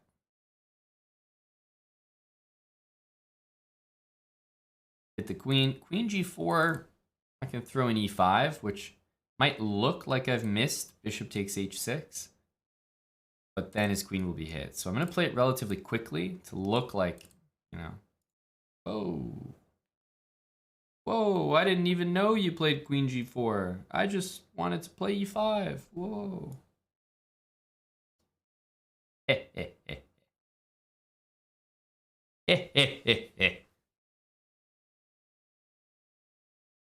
GG. We've crested the 900 mark. And I tell you, this French defense, my goodness, the pawns just vaporize. Every single game we play the French advance, the pawns just disappear.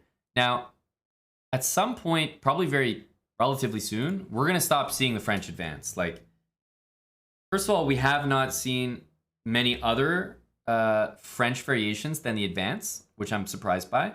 As you get up, you'll see more win hour, more tirage. But we also haven't seen the advance go well, ever. Like, nobody's really been able to play more than 1 or 2 moves before blundering, 2 or 3 pawns.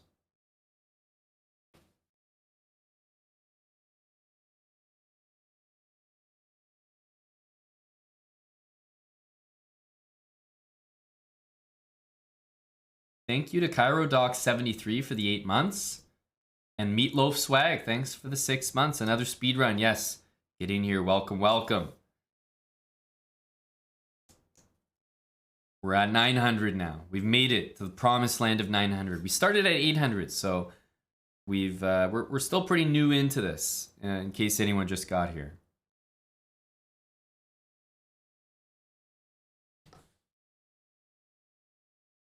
But we've been playing the English, so 1 c4 as white, and the French, 1 e6 as black, against everything. So those will be my first moves no matter what.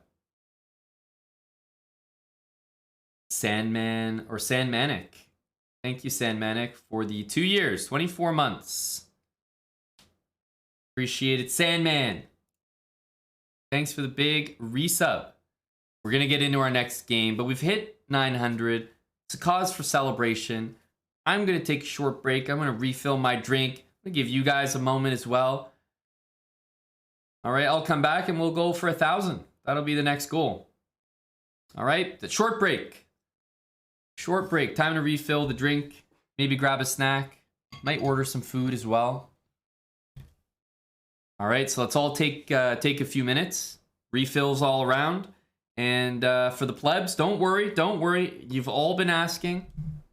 I will play some ads. I promise. All right, be back in a sec.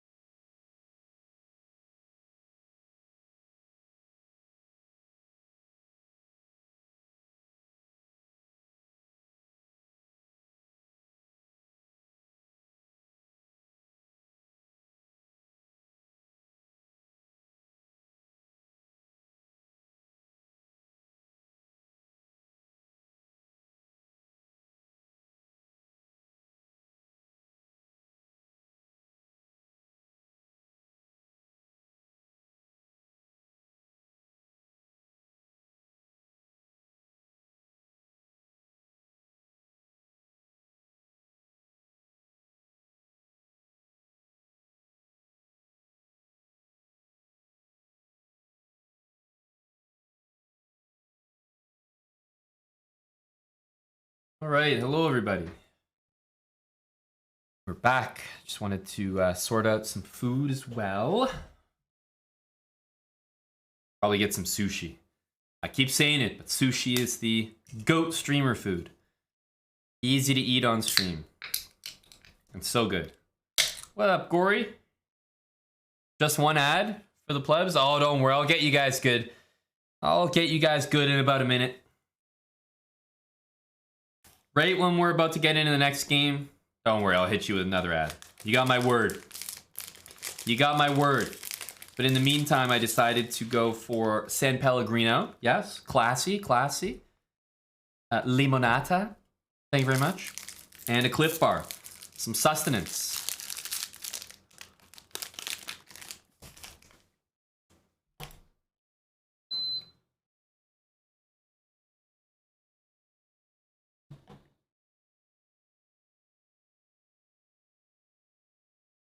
Chelsea losing, so it's a good day. I feel like you might not be the only person saying that, Corey.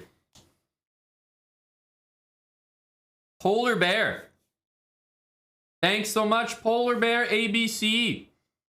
10 gifted subs. Man, we are inching closer to 6K.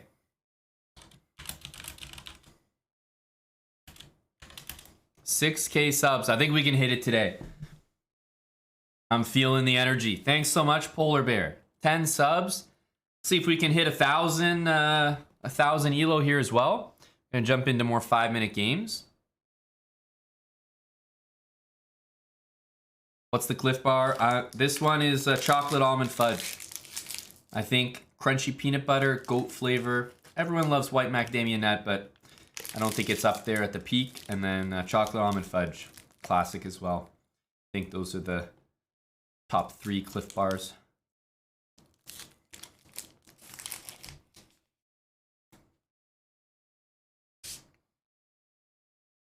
All right. Should you be eating Cliff Bars? I think so, man. I love a Cliff Bar. I've been having Cliff Bars for so long, especially as a streamer. Any kind of like energy bar, gotta have one on hand.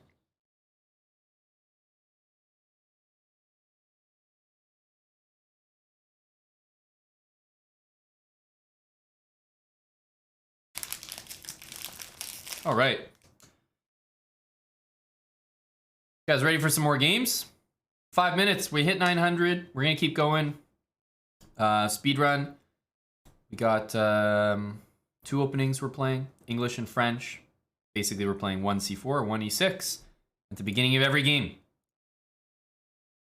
Going to jump into another one here and see if we can't enter the 4 digits, which would be sweet.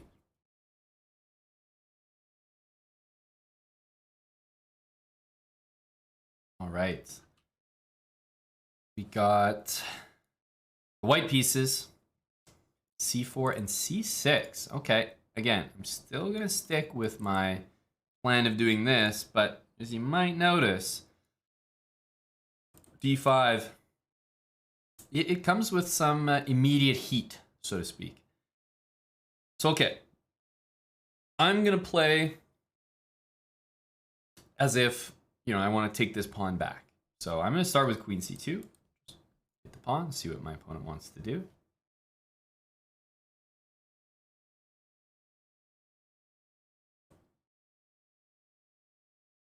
Interesting. Bishop g4. Go knight e5. Hit the bishop. Hit the pawn. That was a very early bishop sortie.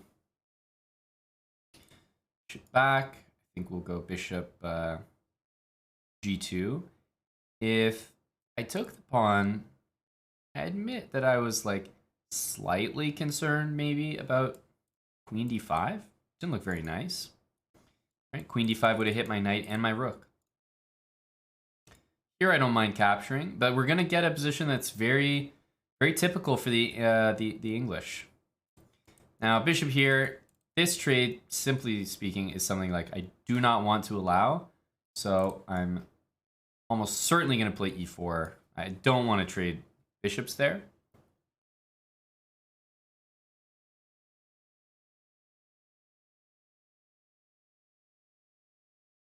my opponent missed queen d5. Not quite. Queen d5, I was going to play queen takes c4. We can look at it after, but I don't believe that's the case. All right, take. We've got the two bishops. And e6 has been played. I'm looking at d4. I like castling, all this stuff. I think I'm going to get d4 in right away just so we have it.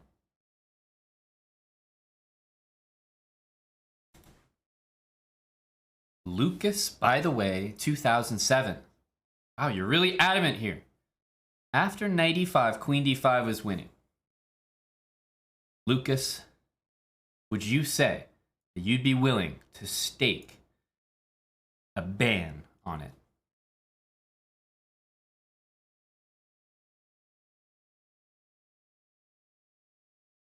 Meanwhile, my opponent, very generous there, playing bishop d6 for no reason at all, allowing me to win a knight. That was a quick resignation. That was a quick resignation.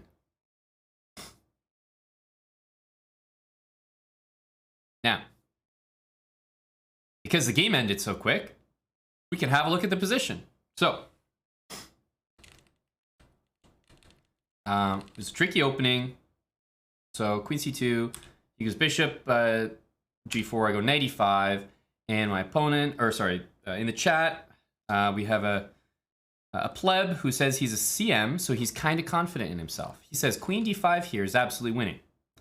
All right, let's see the variations. Queen d5, he claims is absolutely winning. It's hitting my knights, hitting my rook. Now, I will play the move queen takes c4. Your turn.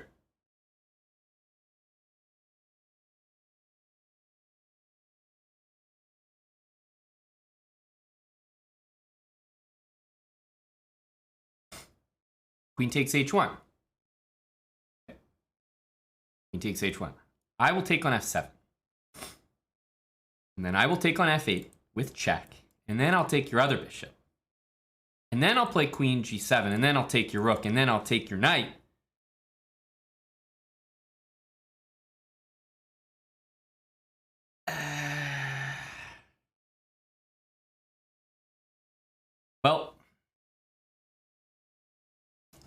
Well, this is an awkward spot here, Lucas. This is an awkward spot for you, buddy. The Candidate Master title has never looked so good. Lucas, where do we go from here, buddy? You thought you had bishop h3 at the end. Yeah, forgot the knight was hitting the bishop. Yep, I get it. I get it. What do we do here, Lucas? We're at a crossroads. It looks like you're getting banned, buddy. This line doesn't work.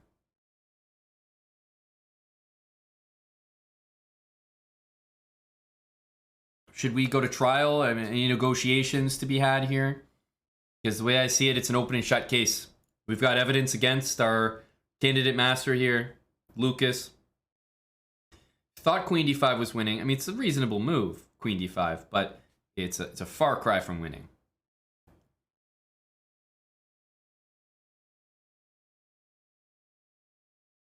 Please only be temporary. It absolutely will. It absolutely will. You don't have to worry about that, Lucas. You know, we're in 2023 here. New year. New everything. Let's go ahead and ban Lucas, by the way, 2007. 2007, so maybe 15 years old. A young candidate master.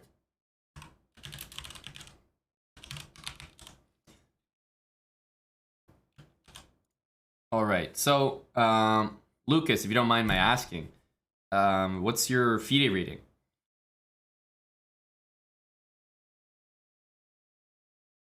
You don't have to link me your account or anything. You know, just rating, FIDE rating, ballpark. 2131, peaked at 2197. Okay, that's fair. So I'm gonna ban you until you're 2200. So we'll see how long that is. Let me know when you're 2200. get you back in here, and everyone will have improved. You'll be 2200. You'll be happy to be back. You'll have improved yourself in the meantime. And then when you're 2200, then you can suggest another variation. Come at me again, and well, there's a better chance you'll be right. You'll be going through the learning process. And I think this is a way that we can both improve ourselves in the meantime. All right? Lucas, it's been a pleasure. We'll see you when you're 2200, buddy. I think a young guy like you, improving in chess, you probably have a good K factor. You should be 2200 in no time. I mean that sincerely. So, Lucas, keep us updated, buddy. We'll be following. You haven't improved in years. Lucas, if you're 15 and you haven't improved in years, then you're not going to improve. So, well, it's our final goodbye then, Lucas. Enjoy soccer or arts and crafts. Rip Lucas. He was a good guy. See you, bud. Jeez, hate to see them go so young, you know? That's really unfortunate.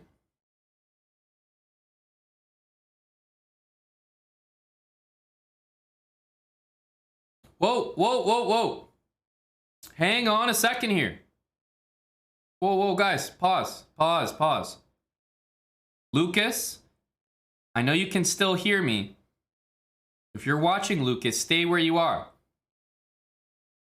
I know you can still hear me. Even if you're banned, you can't chat, you can still watch. I know you can hear me.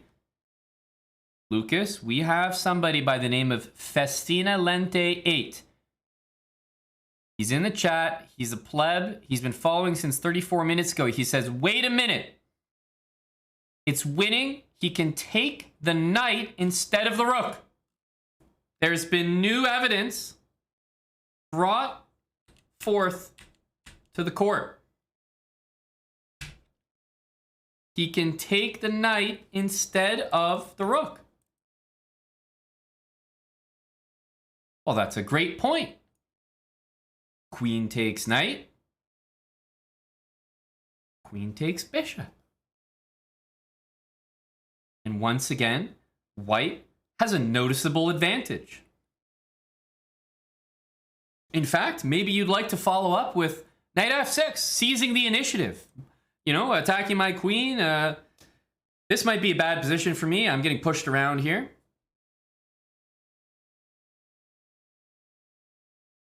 I could see a game ending like that.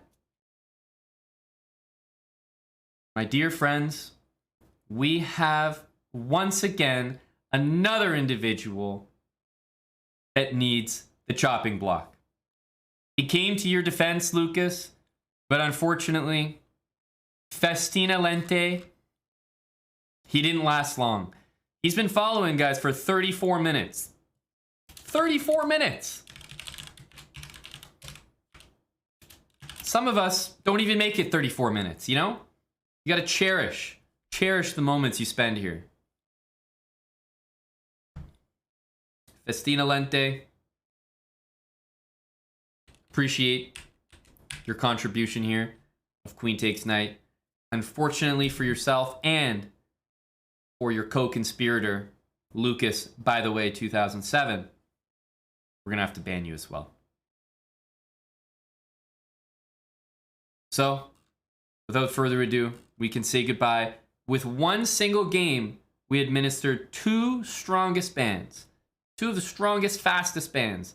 Festina Lente. Goodbye, bud. I'm gonna also ban you until you're 2200.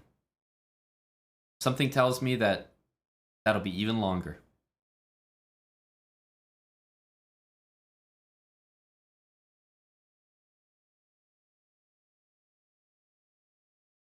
Poor guy. Everyone's acting up. Here I am on a 900 account. Everyone wants a piece of me all of a sudden. Good Lord, I'm just trying to educate the people here. Just kind of Do a speed run. We're on a 900 account and everyone's acting wild.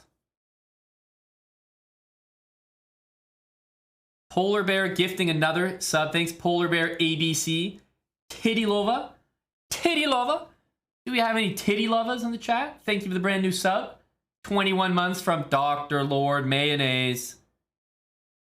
Is this the Habits 2.0 speedrun?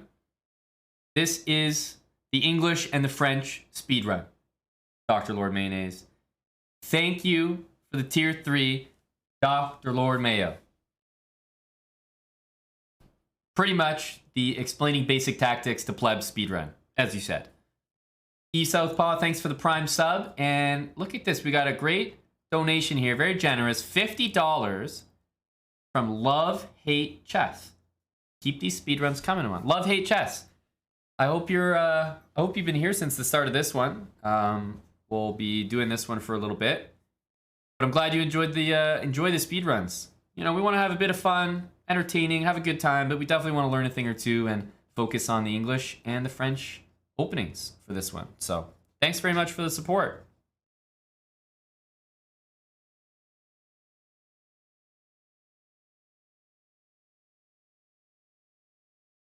Love to see it. There we go. Not even a subscriber here. Love Hate Chess. Thank you very much. Here comes a name we're gonna say extremely slowly. Nick R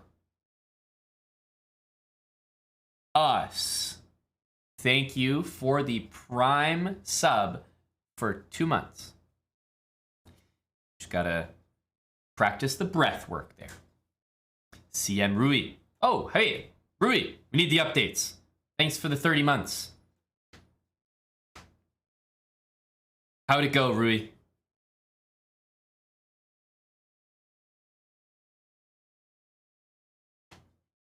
Gotta be careful of those ones, Pistons. What updates? What do you mean, what updates? You're competing in the puzzle championship, we gotta know, bud. Out after round 3, out as in eliminated. Damn. Retrodictions, thanks for gifting us up. Oh, look at that. You got Love Hate Chess. There we go. Thank you. There you go. Love Hate Chess is now a sub. Nebo, thanks for the 8 months with Prime.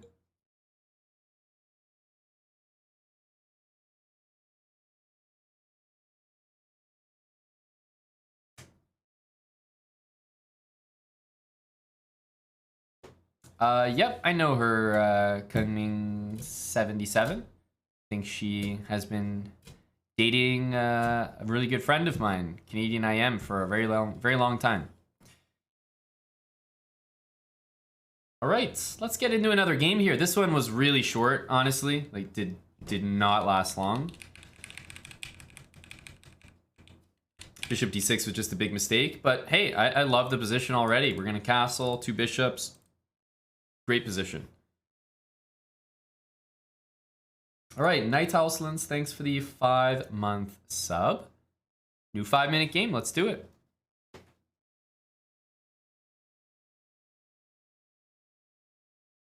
Right, e6. Go for the French. We'll see if we get d4. There's so many other moves that I'm used to seeing, and this is the first time we've seen it. But at the lower elos, I'm really used to knight f3. Like, seems like a really natural move. Queen e2. Can't say that's the best move we've seen. I'm just gonna get castled. If I see this move aimed at my king, almost immediately I'm gonna want to castle, bring a rook to e8, and see what happens from there. But that's gonna be the most dangerous way to play. So we're just trying to get my rook here ASAP. The bishop can't develop, takes time to go like this, and I think his pieces are going to be caught kind of stepping on each other's toes here.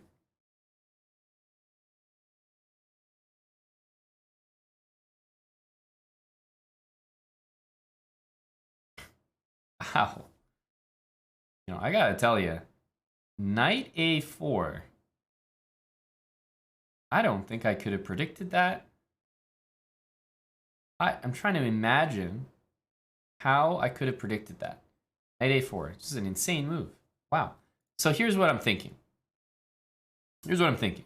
You know, if we play rook e8, he's gonna slot a bishop on e3. Maybe right away, maybe later. If we play bishop check and he blocks like this, you know, we still don't have this rook e8 because of the bishop there. Now I'm hoping that if I give him a check first, that he might play bishop d2, and then we could play rook e8. Right? Rook e8, at least it forces knight e5, and I think I could try to take advantage of that. Now, if I play this check and he plays c3 instead, that's fine. I'll take a step back to d6, and then the knight might be trapped on a4 because the pawn's on c3 now. And I'm banking on him not playing knight back to c3 because why would he? He just put the knight there. We've done this. Bishop there. Okay. And let's bring the rook. Rook e8.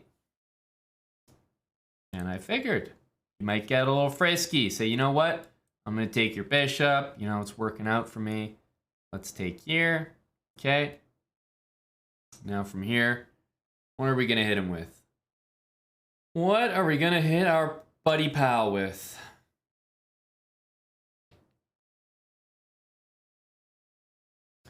I think there's something to be said for queen e8, but after the knight comes back to c3, you know, it's not too special.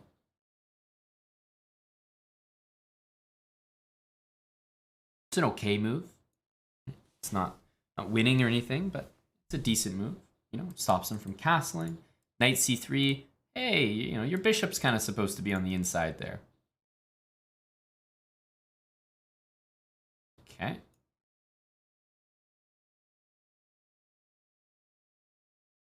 a5. Let's at least get that bishop. And although we're living on the edge here, knight e4, if castles, takes, rook e1. Oops. Blundering back rank mate. Surprisingly, we have queen to b5. The perfect geometry.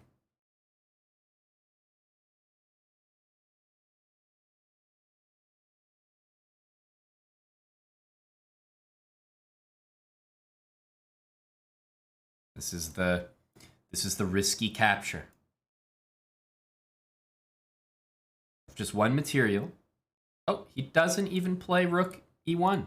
I mean, it looked pretty scary. It looks like I was going to lose the game, but queen b5 covers e8 instead. We didn't even get tested.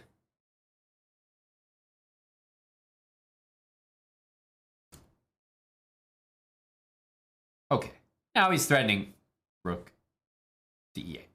We're going to have to go here. Knight c6, the rook will cover. We don't really care about knight g5.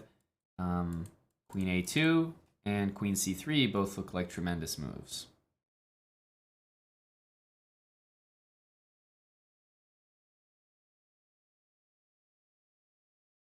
Still, I don't think there's any threat just yet. If we take here, there's bishop b2. I'll take on a2. Bishop b2 looks more or less forced. And then a4, a3 should really get the job done.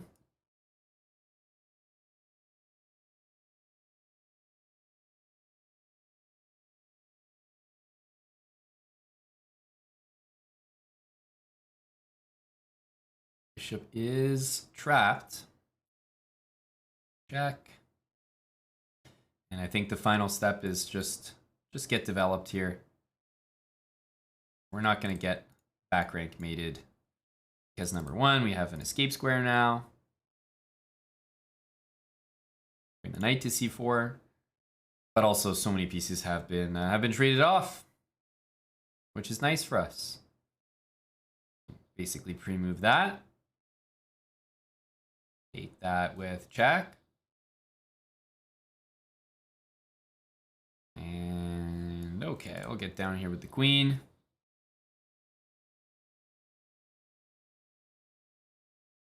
Check. Stop him from running there. Check. Looks like it.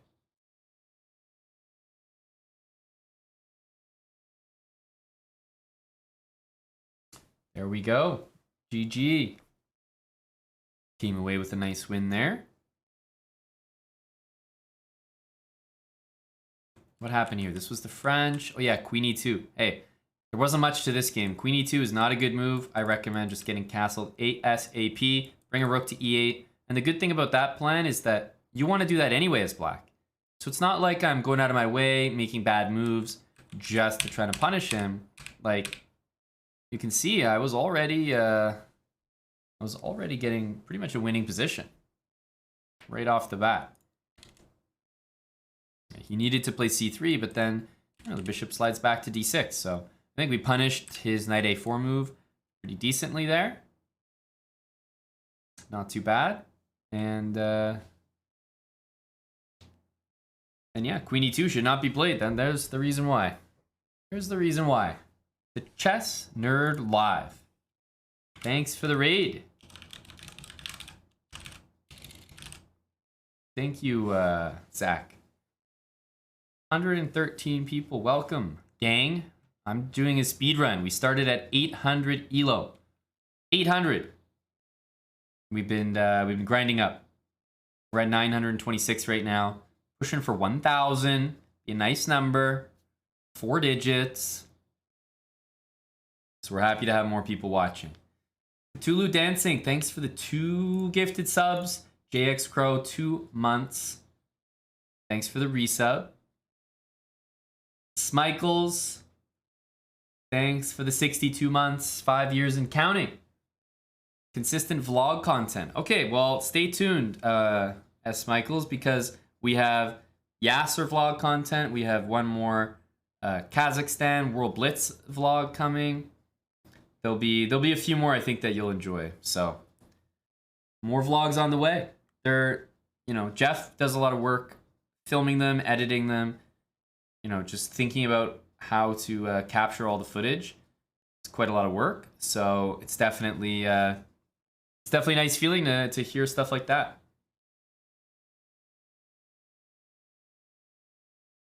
Any cider bras? Aiden, we can watch it. What do you think a sub goal is, Aiden, where we might be able to watch that on stream?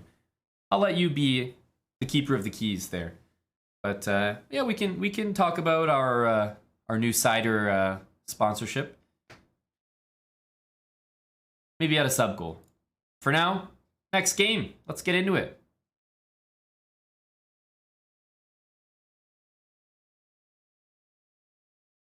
All right, we're still gonna play e6. Still gonna play e6. We're gonna play d5.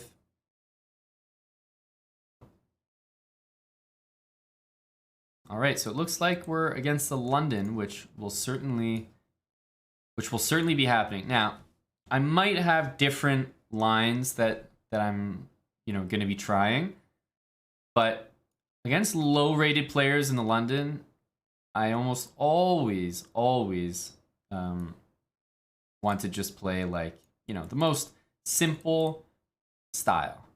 Knights out, bishop, and let's just try him in the main line. Let's see. Because I've committed e6 and d5, I don't really have the the luxury of some of the bishop f5 or bishop g4 variations, so I'm going to be choosing other ones here.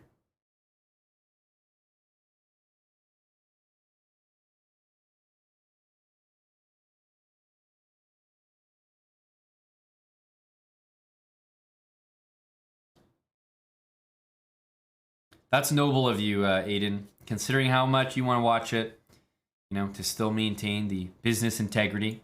Respect.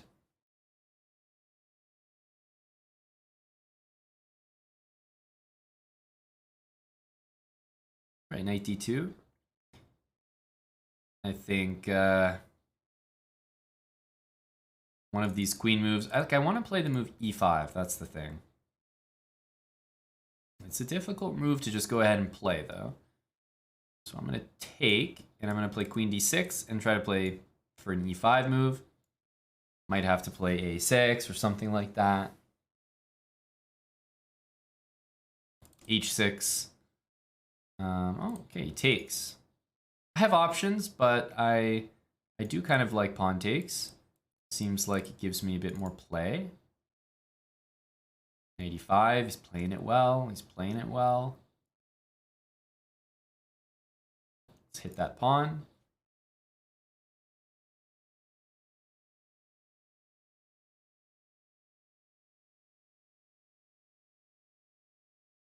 Takes in c5 definitely stands out here.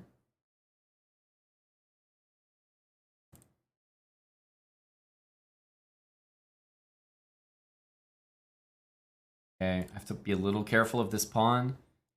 I was thinking about preventing him from castling, but there's a lot of lines here where white just plays f4, king f2, doesn't bother castling, and well, I've got the best of both worlds now because I'm gonna give him an isolated pawn on d4.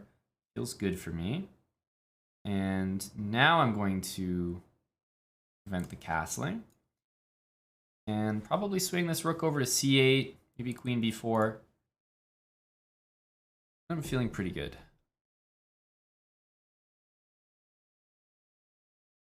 Okay, queen f3.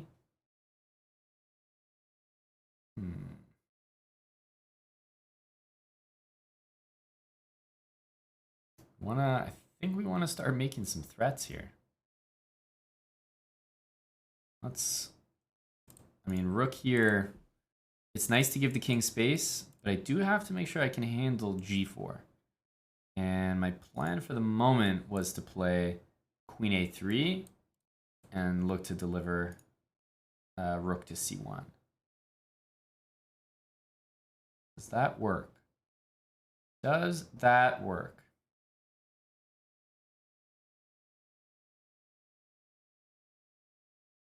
I think we'll go ahead and do this to start.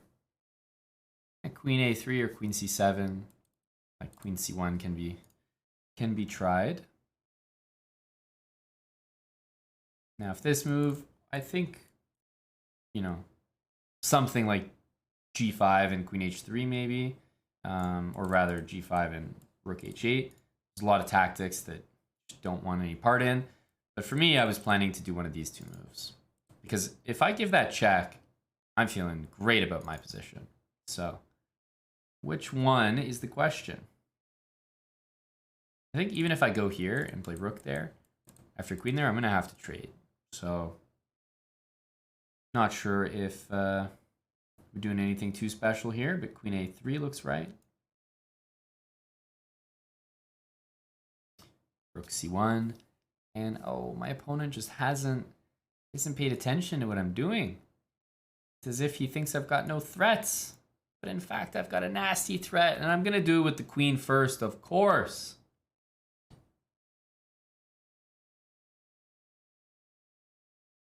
Yeah, that's unfortunate. His queen there was actually the one protecting d1, you know, covering that square. So at least he wasn't getting mated. It was just going to be a trade, right? Maybe we would do all this, right? And he would go queen d1. So I think he should have played g5 there. And I still think he's doing decent here. You know, checks, trades. Like white has a good endgame there. Pawn on g5 is really strong. So he played well. Liked his opening. I think our position starts to look up here, but maybe we should have done something different instead of rook c8. Rook c8 here. I don't know. Something felt good. Maybe rook c2, queen b4 kind of stuff. I liked what I was doing, but at the same time, g5 by him. Hey, credit to this guy. He just launched his own attack. I like it. Yeah, I mean, that's an important point if anyone's wondering, hey, you're just smurfing, taking all these guys' ratings. I mean, this is my profile, and it says on it right here, authorized speedrun account. So I've talked to chess.com. They're okay with me having another account. And all the rating points that people lose, they're going to get back. So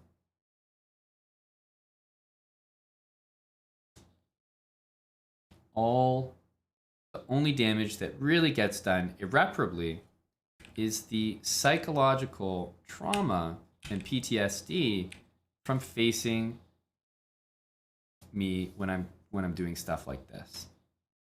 And those will not be refunded.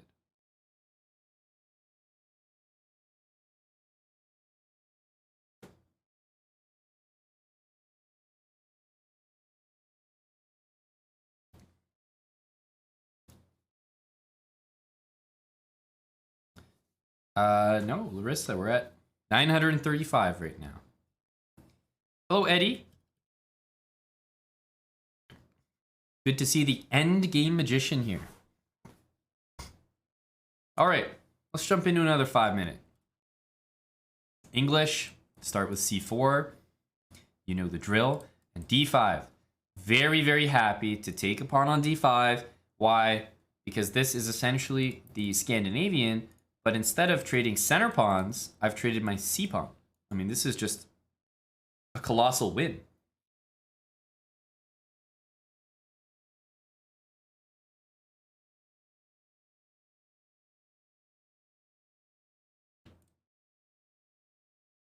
All right. We're going to go with the D pawn here, D4, D5. Interesting. He goes E5. I'm going to tickle the knight here. It's going to have to find a new square. Knight B4, A3. Could be interesting. I'm already winning this E pawn here, so I think my position is already very good. If I go A3, I wonder if I'm threatening anything, right? Because, you know, takes on A1 is black's intention. Yeah, I think it's smarter. Just go ahead and rip that pawn off.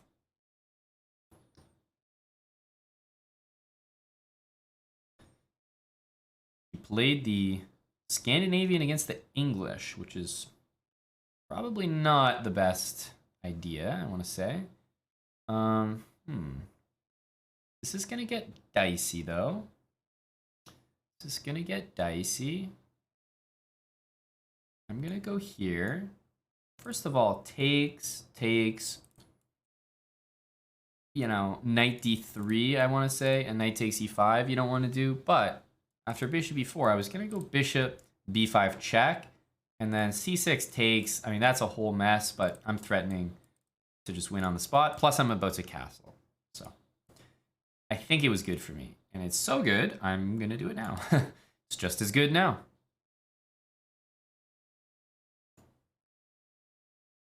Psst. Don't forget about queen d7, mate. I don't think I whispered loud enough. That went downhill fast, but it doesn't surprise me. You just can't play the Scandinavian against the English. Doesn't work. Every line that you play in the normal Scandi should be 10 times better, because now I got 2 center pawns. Right? For example, imagine this position in the Scandi. This pawn would be here. After bishop f5, okay, there's some ideas there, but like, no, the pawn on 2 pawns in the center, you're getting killed there.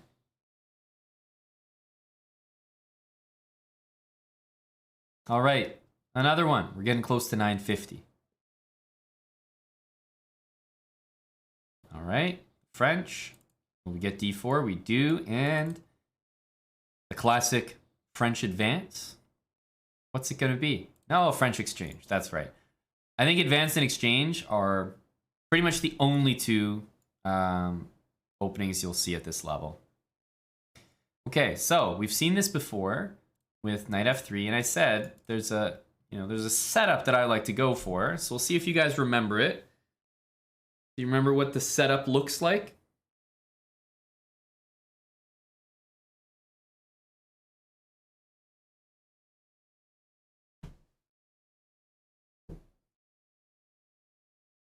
Okay, bishop g5. Kind of happy to see that, because I don't mind playing f6, actually.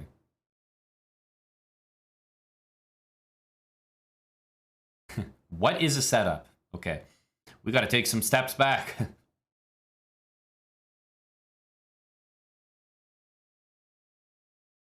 Knight c6.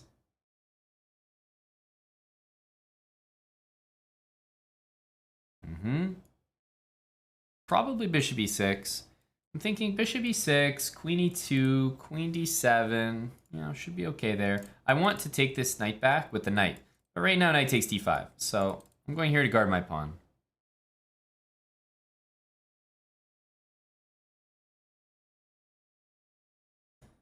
Yeah, let's go here. And again, even if the bishop gets attacked with a rook, we can drop it back to f7. No problem. Pawn is doing a great job here containing the knight. We do need to castle now. I think castling queenside it's more risky. I will say I would probably castle kingside here, but for the boys, we're gonna castle long. We want to start shoving these pawns up the board now.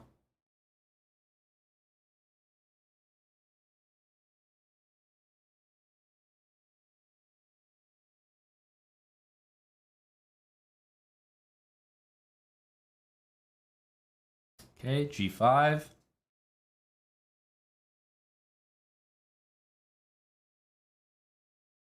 There we go.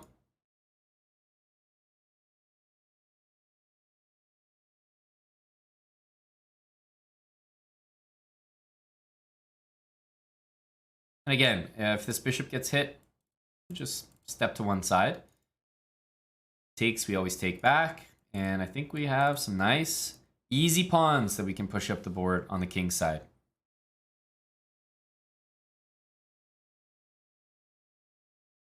All right, bishop's being hit. What's the best square for it? I don't love d7. f5, I'm only wondering if my knight might want that square, but otherwise, f5 does look pretty good. Yeah, I think I'm gonna go with f5. Again, knight takes, we should be fine there.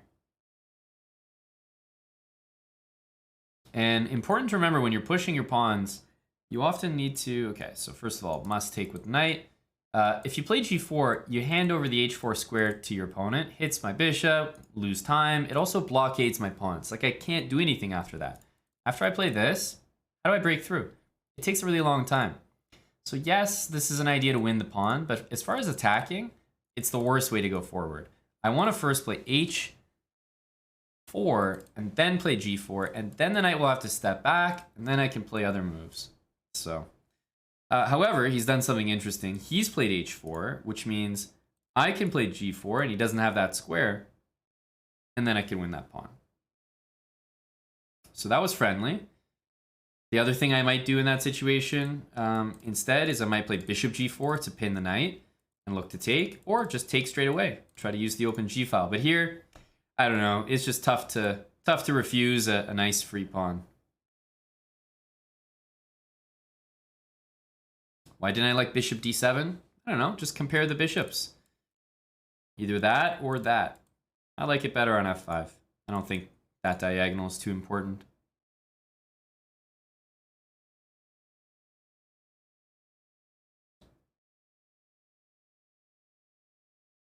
So knight takes c2, queen takes a7, knight takes, rook takes. I'm definitely up material, but I do have to deal with a queen on a7. That's the only thing. I'm not sure if I love that.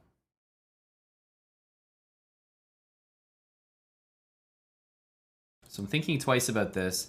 The other reason I'm thinking twice is because he can't defend it. So I'm going to play c5, and I might not win a rook anymore, but I'll definitely win at least a pawn and still have a great position. Yeah, so let's take.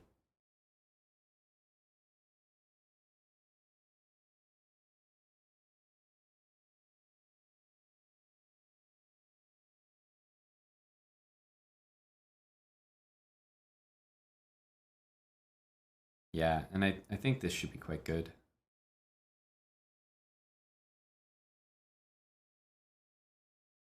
Up at least the exchange here.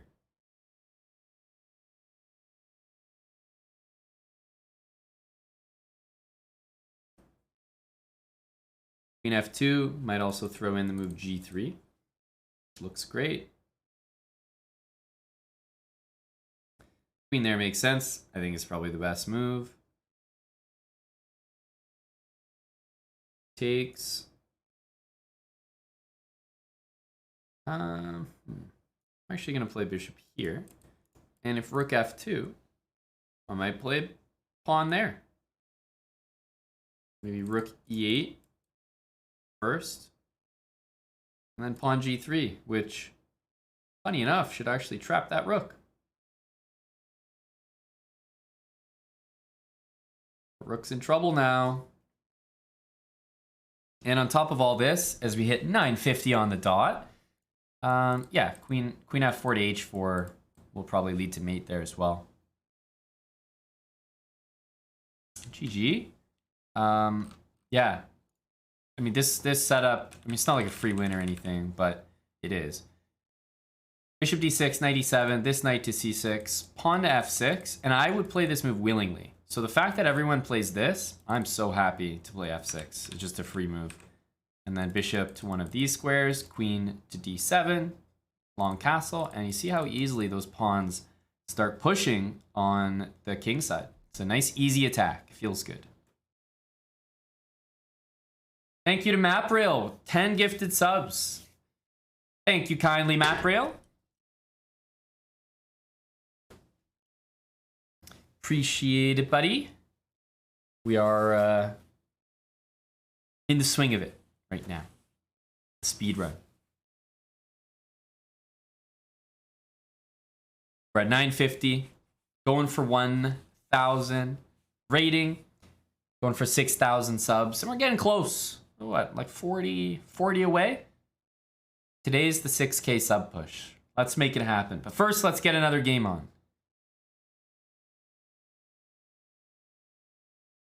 Ooh, he's 999. Guys, I hate to be that guy. I hate to be that guy, but I'm gonna have to bring you back down, buddy. I'm sorry. Look at this. We're seeing d5 as an answer to c4. It is not good. I'm gonna keep taking that.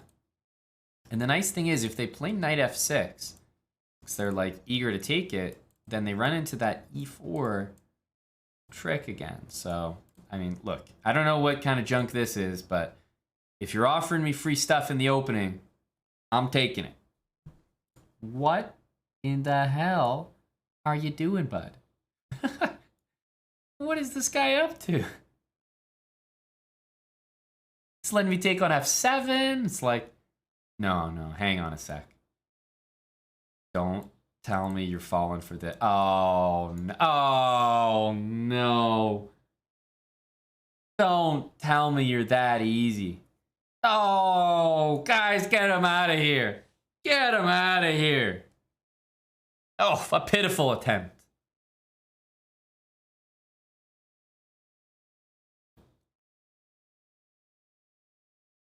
Good Lord.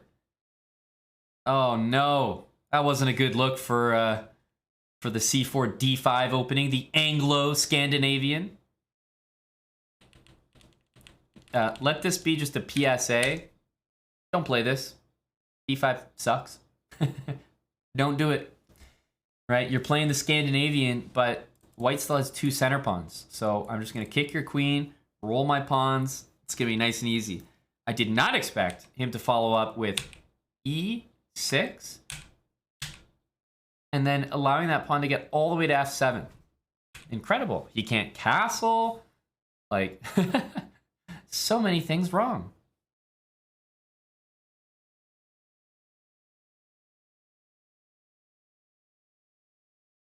What should you play? You know, the funny thing is that in this position, I actually believe that any legal move might be better than d5. The only one that could be worse is this. But even still, I would rather play like a Benko here and not have to trade my center pawn. So it's quite possible that you randomly select a move here that's legal and it's better than d5. That will be true like 95% of the time. Yeah, c4, f6, guys. f6 is a great move here, all right? A fantastic move. Go for it. Be the master of your own destination. Anything to avoid d5. All right, man, we're getting some quick wins here with the white pieces. c4 is too strong. c4 is too strong. Let's see if we get some classic moves. Okay, we've seen f5 before. I'm going to stick to the plan of fianchettoing. I'm really expecting my opponents to do the same, and I'm glad that we see that here. Because that's how f5 should be played. Fianchetto. I'm probably going to play something like d3 and e4. But wow, okay, he's gone for d5. I'm going to take.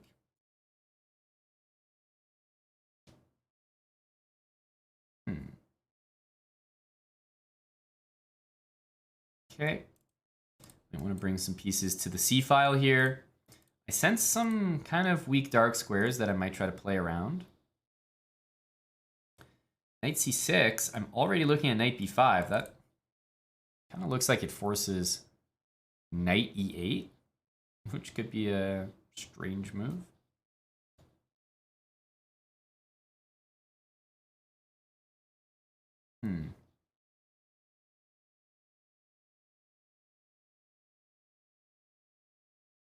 All right, let's have some fun. I'll go rook c1 here. And yeah, and I wanted to bait this move. So now I'll go knight b5. Threatening this. Absolutely inviting the move knight d5 from black because it defends and it hits my bishop. It's like a superhero move.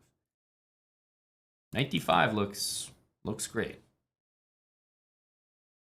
But after knight d5, I was hoping to play queen b3 and continue to, you know, pin, hit the knight, make some more threats here. I've got my bishop X-ray attack on d5. And on bishop e6, I think I can continue the pressure and look for something like this, knight g5. This is starting to look very dicey. Look, I've got all my pieces working here. Everybody's doing something. I'm castled. Makes sense that I can start playing a bit more aggressive here.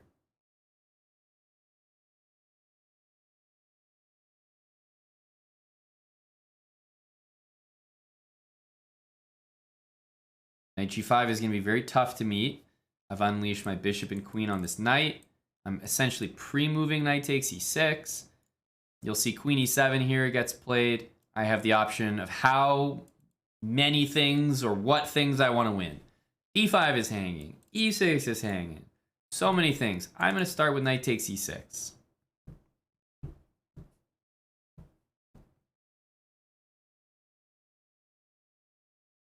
If knight takes f4, maybe knight takes f8 check or knight takes f4. We're at minimum going to be up a piece.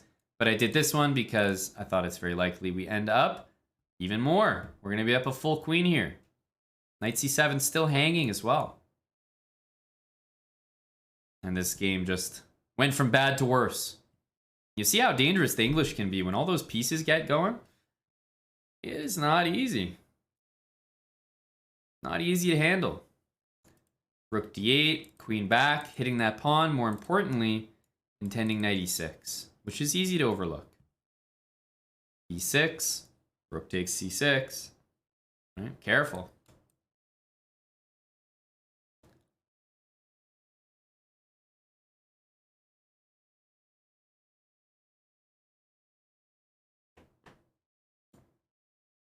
So this tells me I'll probably be able to get knight e6 to work.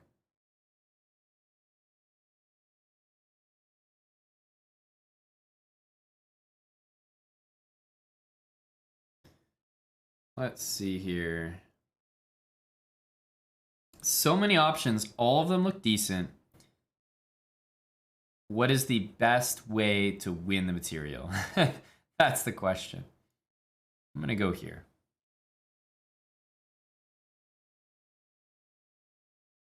Whether it's b6, whether it's knight c6, doesn't matter. Knight e6 is happening.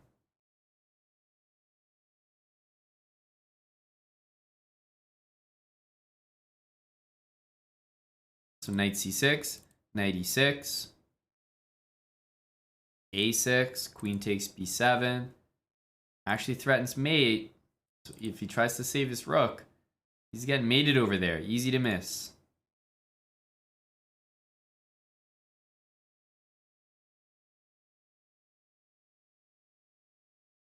Okay.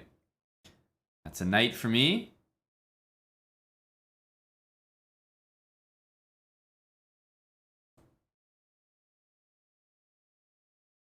So I could take the rook here, but instead, my spidey sense is tingling. I'm going to play knight e6 and fork. I can play the move anyway. Taking the rook is boring. Takes, takes, takes, and any check will mate. Any check will mate. Knight takes g7 is also very close to winning, but I think this knight can really be used as part of many checkmate ideas here.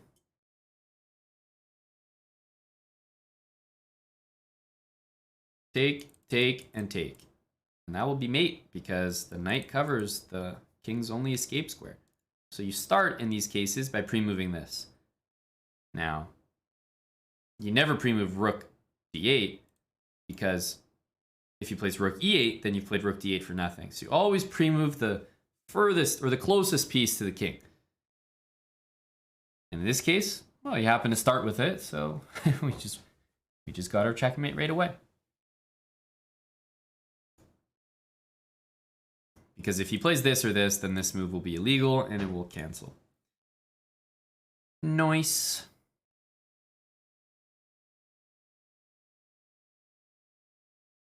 GG, we're really ascending the 900s here. Very comfortable, guys. Bit psyched. Thanks for the 22 months with Prime. Maximum Soap 9, appreciate the Prime from you. Ya928, absolutely not. Okay, my middle name is not to be discussed. Okay, and it is certainly not the Merciless. I have mercy, okay? Sometimes people don't resign against me, and I just end the game normally.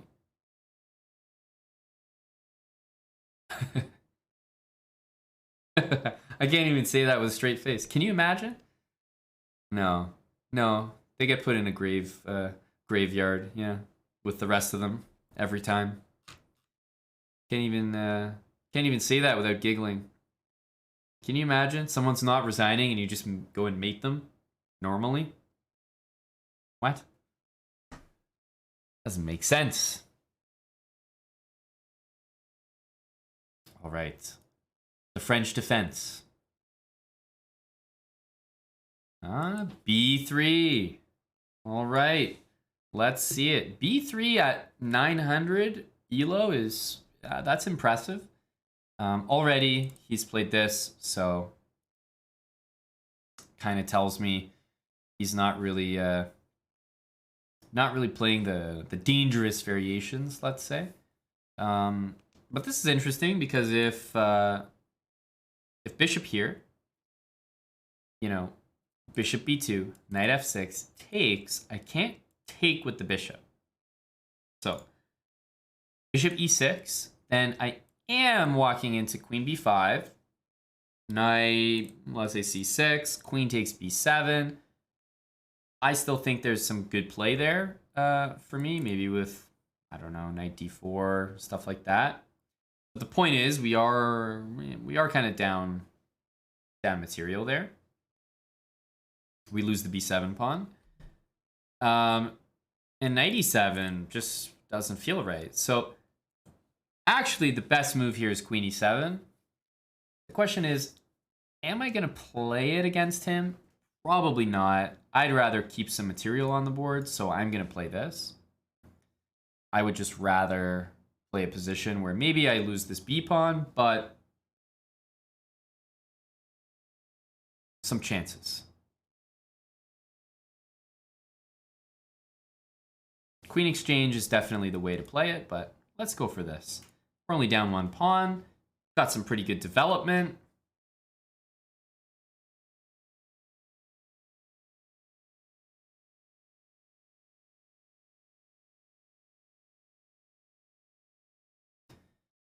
Bishop b5. Yeah, just bishop d6 most likely. Castle. How does a 900 know it? Hey, he's concocted the he's got the stuff, man. We're gonna take with the bishop. Now I think we're just winning here, so and just need him to not take that. Like, it'd be helpful. It'd be useful.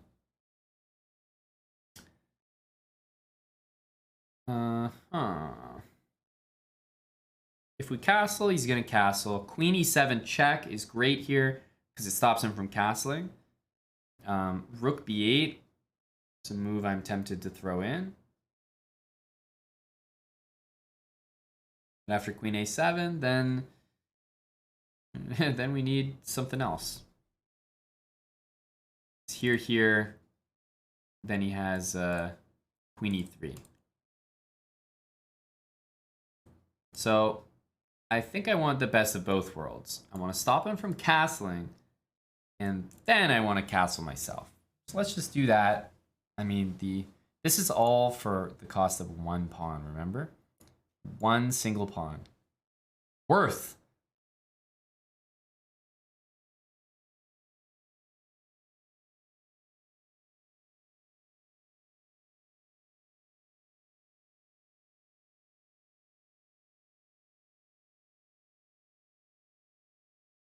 Just want to tickle. He might feel like, oh, we need to play g3 to help our king escape. Don't worry. I'm ready for that. All right, I think it's close to being time to shimmy some pieces in.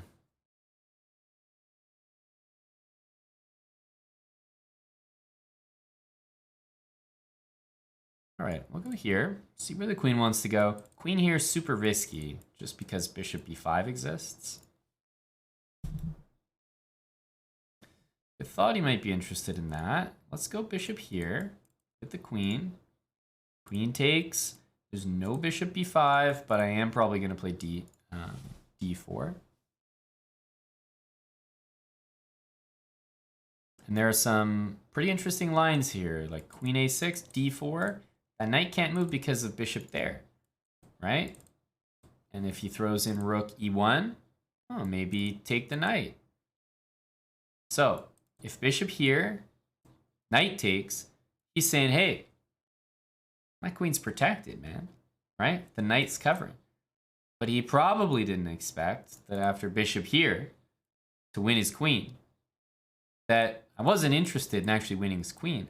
I was interested in deflecting the knight so that my queen could make an entrance of her own and deliver mate, of course, with the bishop.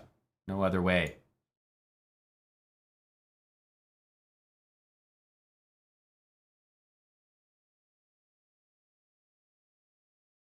There's no other way. The French takes another name.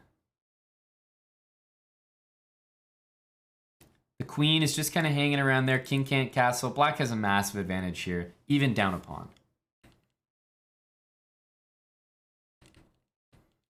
Now, again, what he played is good, man. It's good.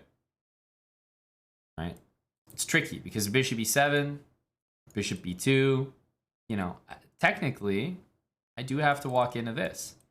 Knight f6 takes. And it's not like this is amazing for white, but hey, double pawns, isolated pawns like that, you're not really super happy to have those. And bishop e6 is kind of a I mean, it's good as well, but I do give up a pawn there. I think I made the right decision in the end, you know?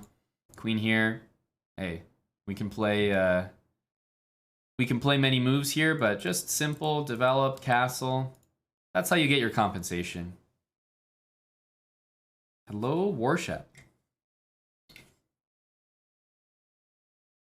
Chessdad512, thanks for the 22 months, Chessdad. House Cat 1G, 28 months with Prime. Both of those are with Prime. Thank you, gentlemen. Happy New Year, Worship. Haven't seen you roaming about regularly in a while. Hope things are good on your end. All right, we're at 974. Let's jump into the next game. White pieces.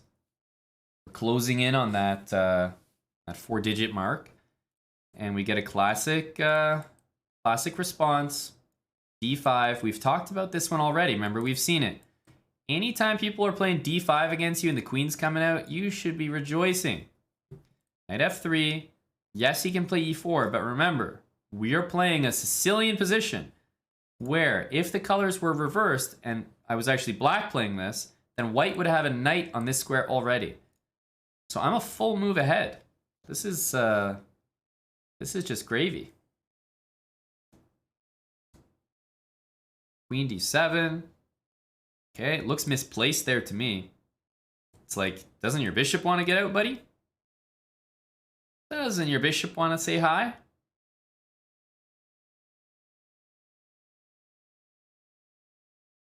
Let's play D3. Cover that square. Just get out of any E4 business. If B6, there's ideas like knight takes E5.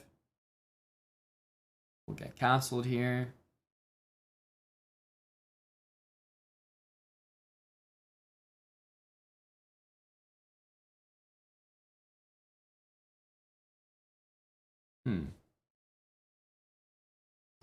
Okay, well, I'll go bishop G5 because usually the queen's on D8 and this feels kind of awkward to me. If knight D5, then knight takes E5 looks like it works.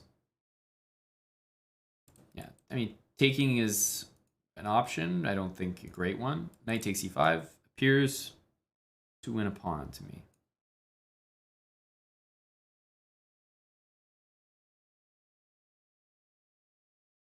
Unleashing that bishop. Again, it's often tactics around the D5 square with that piece. Let's take, and I'm not done yet. Be careful of D4.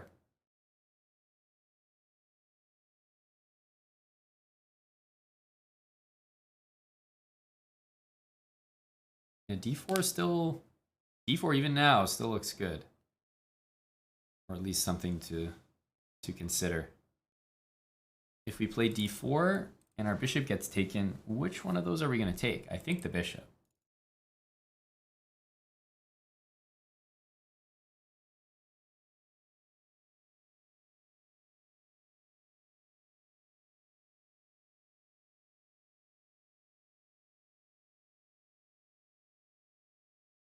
Just a counterattack here. We'll take the bishop. Knight was tempting, but I think the bishop was more dangerous there.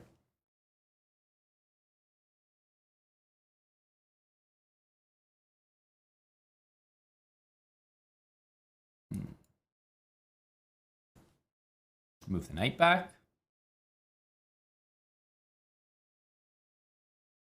Or up a pawn. Center pawn as well, so quite valuable.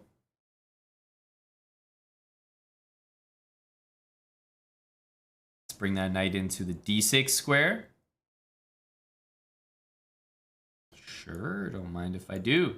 Hitting the bishop and also preparing a sneaky Queen B3 check idea.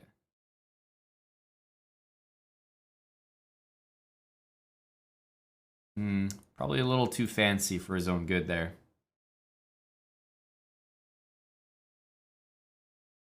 Little too fancy for his own good. Rook takes, knight takes, and then we take it back. It's check.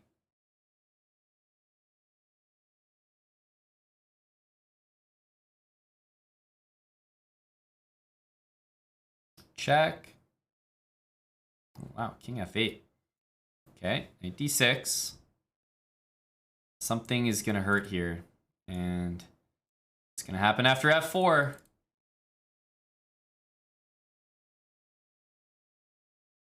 Ouch.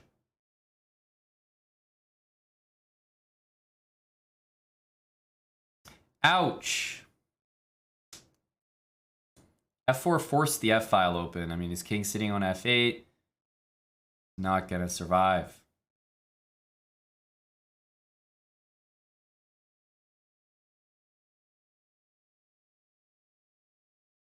Tempting to deliver checkmate with the queen. But always, always look for better.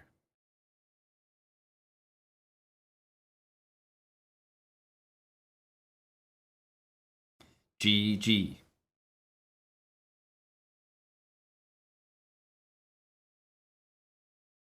Queen f7 would be a mistake there. No doubt. A mistake.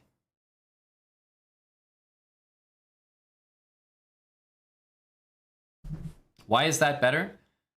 My friend, if you have to ask that, you may already be too far gone. There may be no saving you. When you see mate in one, you look for better.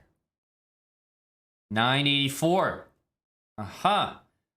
A couple more games to go here.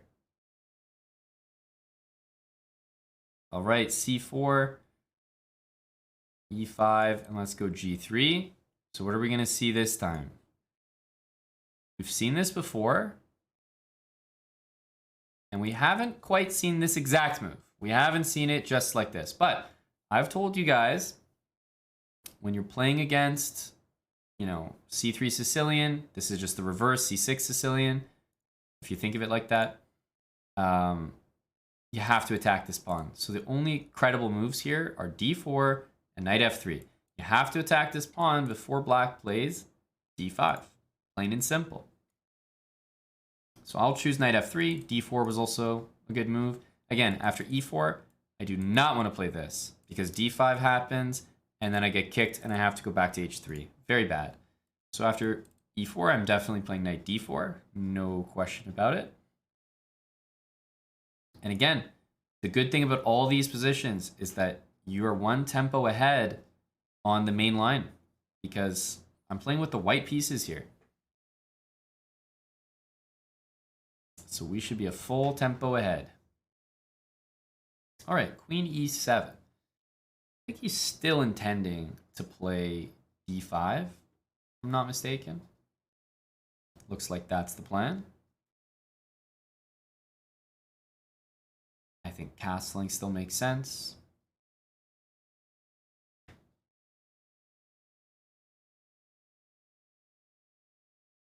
Queen e7 is going to look really weird later because he's blocking his bishop.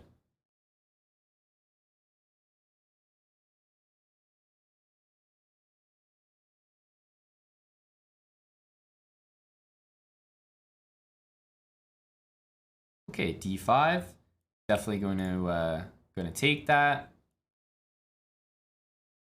Probably play d3 after. And I think what you're going to notice is he can't develop his pieces normally. And certainly not properly. Like knight here, bishop here. He's got this queen in the way. Like I know he's achieved his pawns in the middle, but at what cost? This bishop can't develop. He's going to have to spend time going like that. Well, he's played bishop e6 and blundered his center pawn. It was never going to be easy for him to develop here.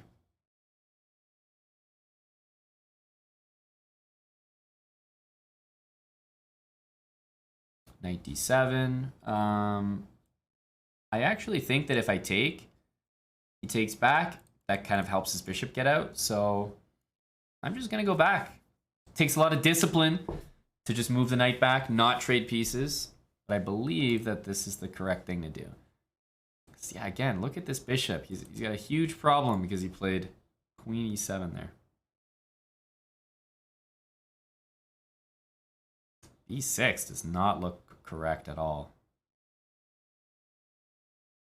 That move does not look right. All right, knight c3. Okay. But I don't see where the knight is going.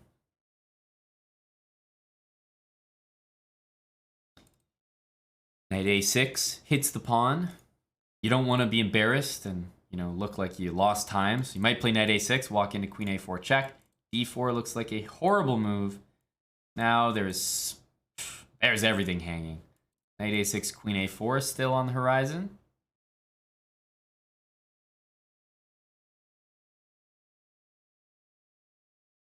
But everything's falling apart here. And again, it's all from the opening. We made sure that we attacked that e-pawn, and he had to play this strange-looking queen e7 move. And this queen move single-handedly has been hurting him. It's the reason that he's losing the game right now. Now, I know there's a free rook there, right? But check this out. Knight to c6, hitting the queen instead. A more valuable plunder. Queen d6 forced. There's only one square, right? Then knight b5, hitting the queen again. You tell me, where's that queen going? That's covered, that's covered, that's covered, that's protected, that's protected, that's covered, that's covered, that's covered, and that's covered. And that's covered. Sorry, bud. That's going to be a queen for me as well. And if he dares play queen d5, oh baby, knight c7 checkmate is going to be the sweetest thing.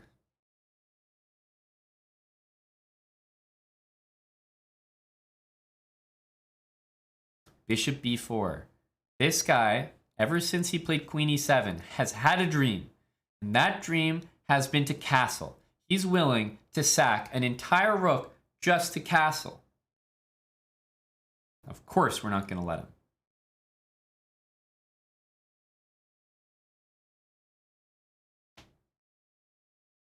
Not a chance, my friend.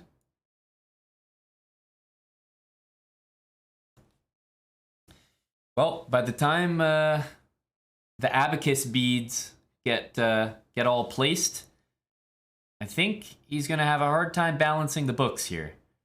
He's got a knight for a queen and a rook. Knight for a queen and a rook.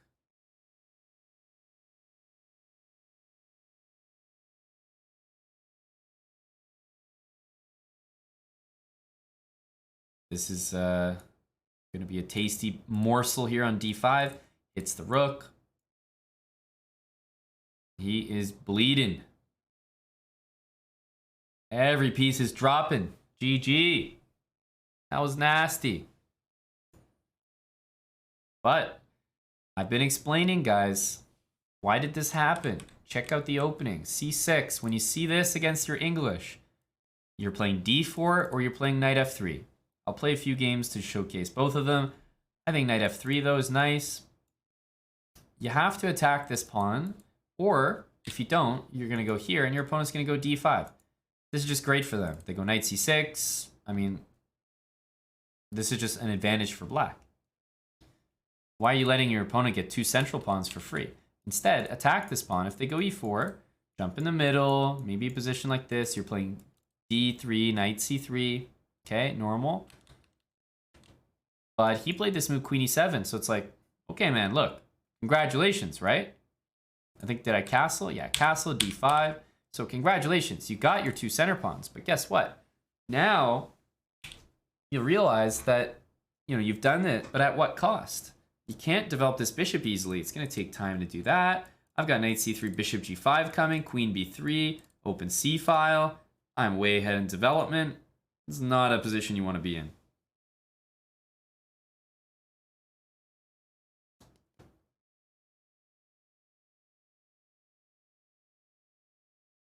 Thanks to Kothis02 for gifting us up to Realize. Thank you, Kothis.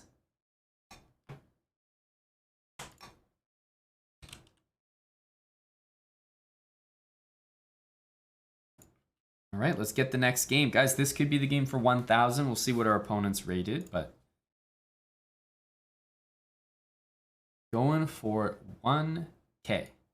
Oh, hey, he's copying my opening.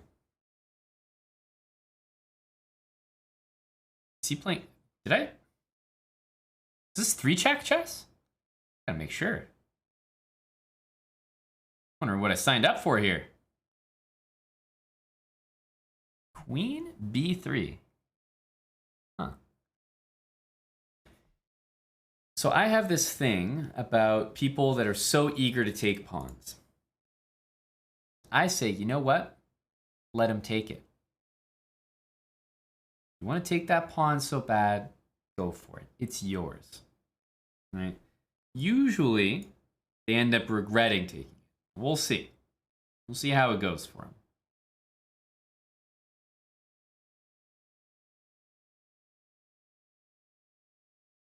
All right.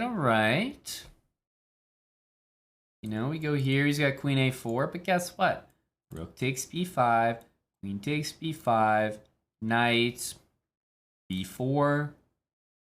I've got knight c2 coming. That's something. I think I'm already ready to take this. But you know what? We'll go here first, just so he doesn't know it's coming. Sorry, I mouse slipped, my friend. My bad. Mouse slipped. My fault.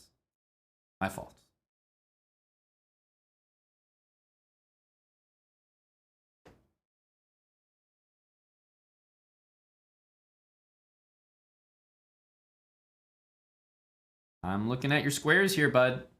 You can't be playing this kind of stuff and then losing your light square bishop. That's just not allowed to happen. It's not allowed to happen.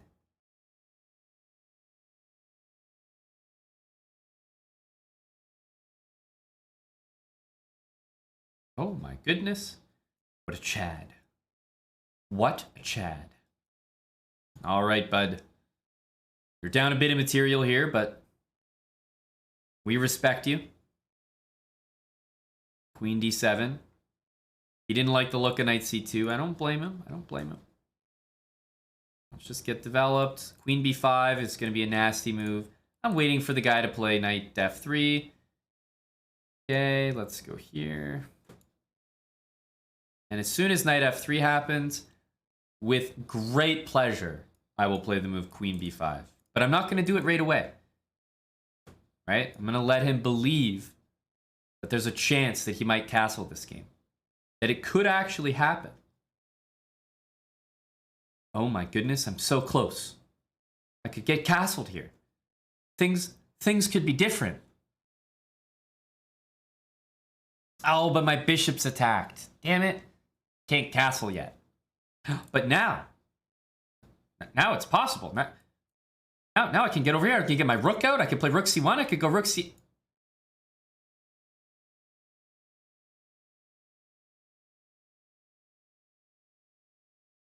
Yeah. How about next game, bud?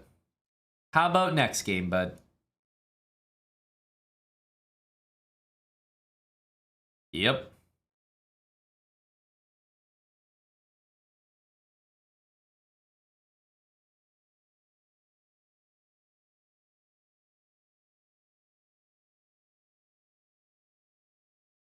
There might be a situation coming soon to a theater near you where you just can't move. And I would love to see that movie. Bishop c1. Okay. Knight e4. Now be careful. Knight takes. Watch your e2 square, bud. Ooh, queen e2 is mate. But obviously, when you see a mate in one, you look for better.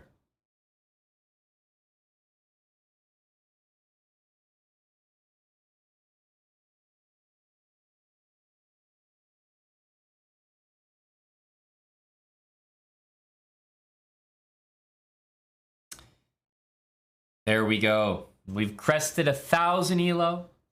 4 digits is ours. How does it feel? Remember, as a viewer, you all have a fractional share in this elo. Just from being here watching and supporting the stream right now. So if you are normally 800 rated, think of it this way. We're at 1,000 elo right now. There's about 2,000 people watching, right? You own 0.5 of a point. So go ahead and add that to your current elo and pat yourself on the back. You earned it.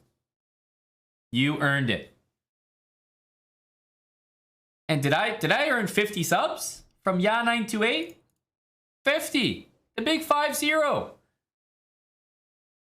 Thank you, Ya928. And that is 6K. Yay. Let's go. We hit 169. We hit 6K subs. We hit 1K rating. That's a KO if I've ever seen one.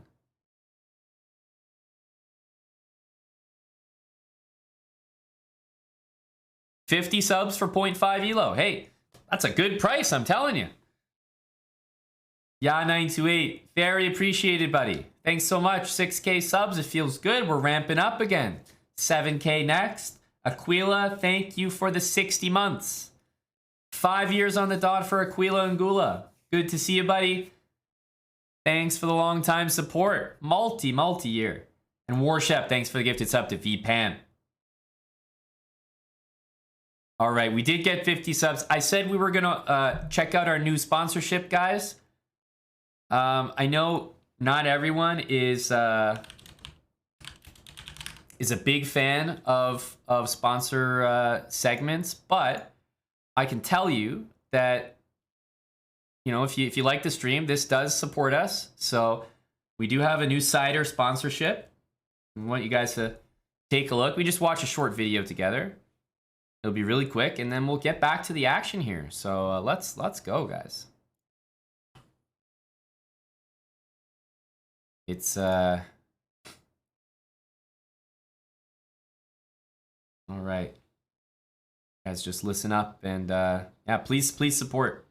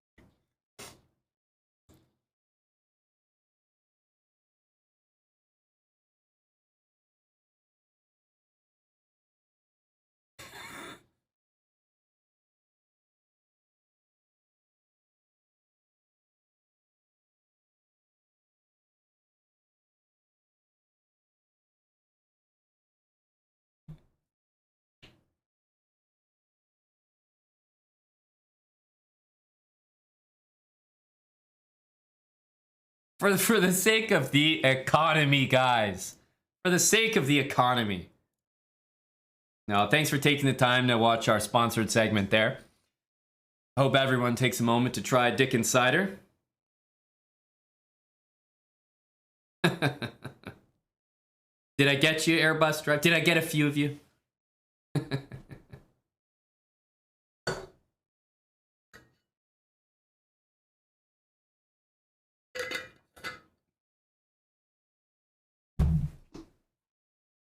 Nothing like a good old Dick and Cider.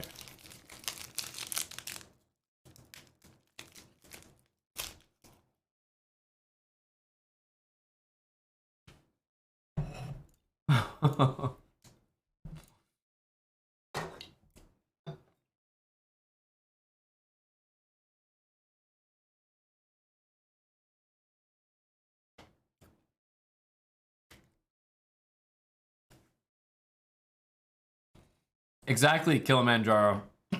You gotta check out your local store. See if they have some of the classic Dick and Cider. But it's something I felt compelled to share with everyone here. Right, an all-time classic. One of the best ciders on the market. Hello to Big Chief. Hello to the New York City Chief. Eric is in NYC. Short trip. We're holding it down back home with the Dickens cider.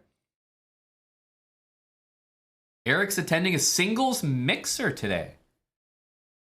Ah. Well, I recommend a Dickens cider.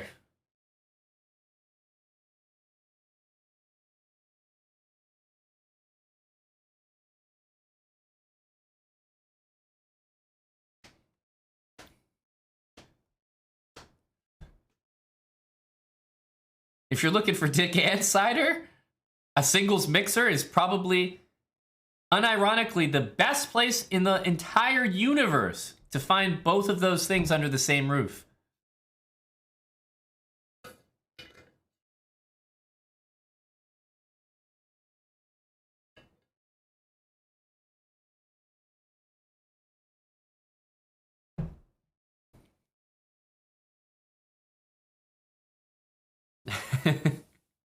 Who yes or who yes? We can't explain everything to you. Can't spoon feed everything, can we? Oh, Tim, the great thing about Dickens cider is it's good any time of year. You know, doesn't matter. But personally, I would recommend a cold Dickens cider.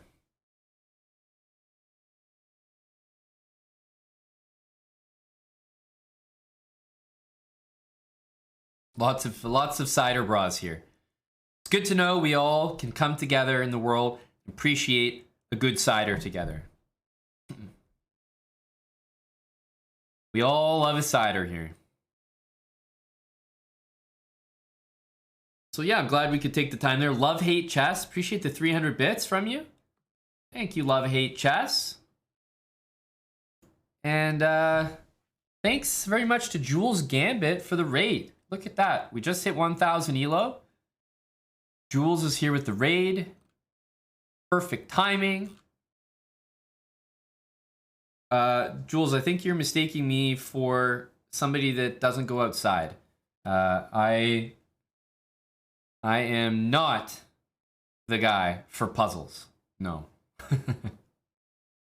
That is not me. I stand no chance in that competition.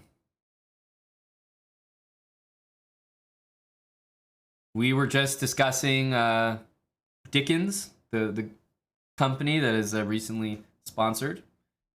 So if anyone's looking for Dickens cider, keep us posted. Oh, Valentinian is here. That's right, Airbus driver. In fact, you bring up a good point. I didn't see Valentinian in here learning from the speedrun, but I see that Valentinian's here with the raid. Perhaps Val just, Jules casts a wide net, Valentinian was just in with the fish. Welcome, Val. Welcome, Jules. Big shout out to Jules Gambit. If you haven't checked out her channel, it's a must follow. I'm telling you. Jules Gambit, thanks for the raid. We're going to continue our speedrun here. We're at 1,000. If you've just joined, I can tell you that with the white pieces, I'm starting every game with C4. Right? We're playing the English. Starting every game with C4. And with the black pieces, I'm playing E6. Basically the French. Starting every game with E6. All right? And we're learning about these two openings, the structures, getting some sample games. But we're also having a good time, making sure to talk about our ciders.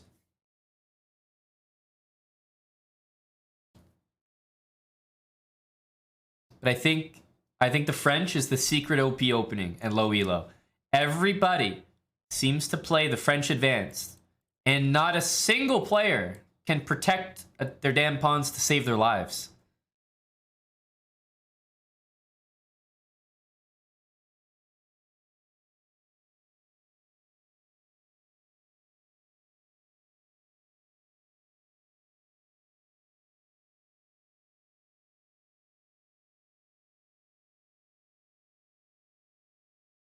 Oh.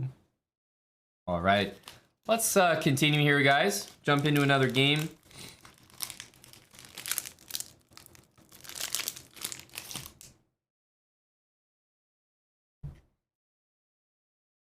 I wonder where you guys think we'll actually see the Tirage or the Win Hour.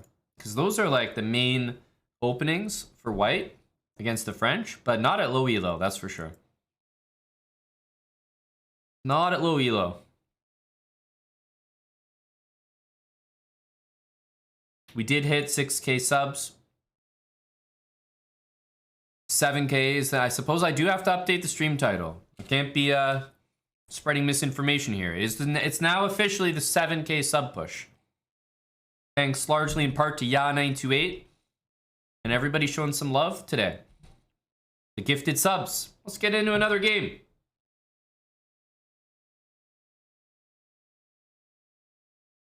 All right. E6. You know the drill. Let's see what opening we get. As I said, it's always the advance. Now, I'm ready to hand out a badge of honor. If this guy can go one goddamn move without blundering pawns, how do these guys always do it? Not a single player can protect their damn pawns. It's unbelievable. Just keep the pawns for one move. Nope, immediately blunder. I mean, it's every single time, guys. It really is. I'm going c4. I don't want to run into this and rook c1. Okay, interesting. There's nothing stopping me from taking this, so I'm probably going to go right ahead. I'm thinking about bishop a3, but maybe after knight e2, I don't actually get to win the pawn. So, yoink.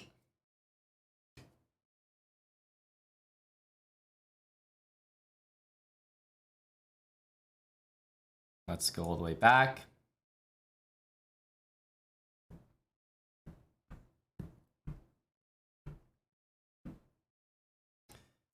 I'm thinking that bishop a3 makes a lot of sense.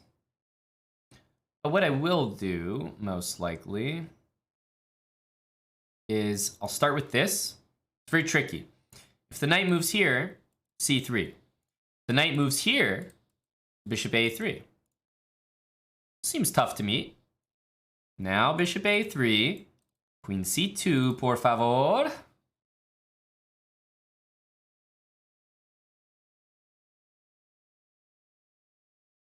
Queen b5. I'm happy to take that, actually. c3, a try, but queen takes queen. So yeah, I think it's time to take this, guys.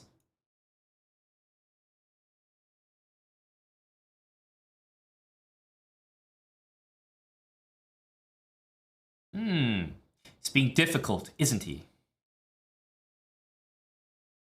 I'm gonna remove this rook the slow way.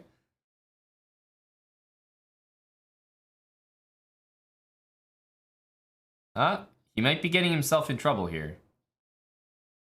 Let's see. The dad bod be shuffling. Bishop b4. Man, he's got a funny little construction here, doesn't he?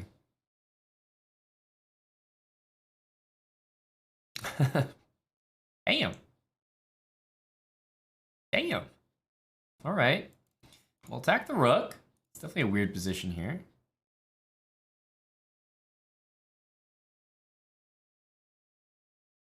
Now, if we ever want to boot the rook out, we can with bishop a5. I'm probably going to do that fairly shortly. Knight f5 looks strong in the meantime. Okay, I'm not getting that move. Let's go here. d4 is hanging now. Bishop a5. I'm a pawn goblin. I want the pawns. He castled, which was slightly unexpected. Didn't really expect him to hang this knight, but bishop a5, no matter where he moves, technically we'll still be able to do that. Okay, instead of winning a piece, I want a rook. Don't hate the player, hate the game.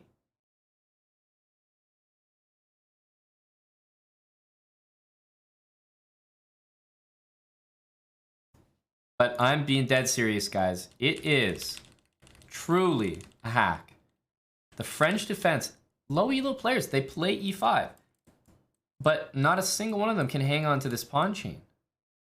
Everybody is tempted by bishop e3. Nobody takes care of this pawn. And when they do take care of that pawn, then they blunder d4. So I'm just going to go out there and say it. French is goated at low elo.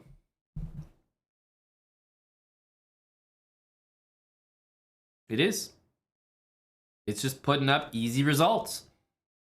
Can I show what they should do instead? No. Absolutely not. Are you kidding me, bud? You think I'm gonna hand out secrets like that? Yeah, be out your damn mind. I ain't giving it away that easy. We've just started the speed run. You know what I mean? We've just started the speed run, and you want the holy grail already? This is like the first date. I'm not giving it up that easy. You gotta wine and dine me. You gotta spend some money on me. Take me out. Be interesting.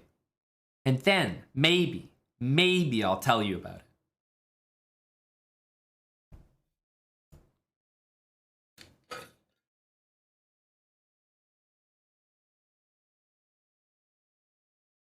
Okay, nice. We got... Okay, well, I'm just going to say there's probably a very high likelihood he plays this, so I'm going to start with my knight to c3 first, just for safety. He's really upset right now. He does it anyway.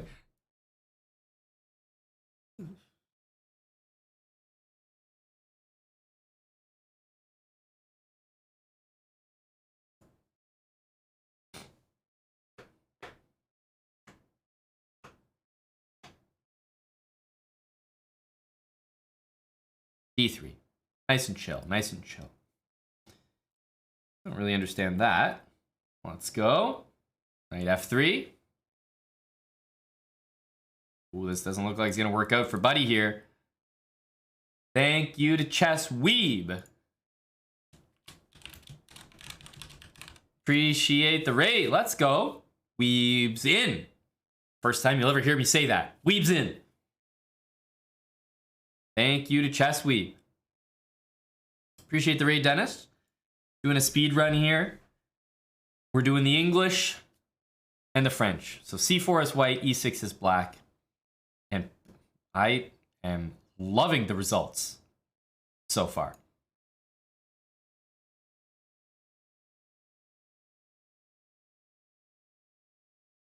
Okay, this looks like a moment to play d4 because you know what? I have d5 now. Yeah, so this is what I liked about it.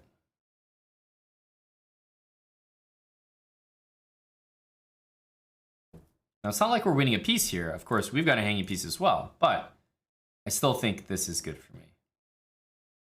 Might win a pawn at the very least.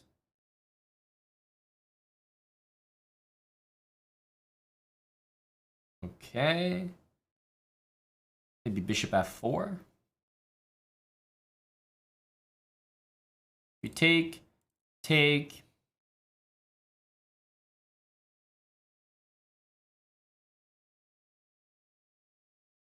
Yeah, that looks pretty good.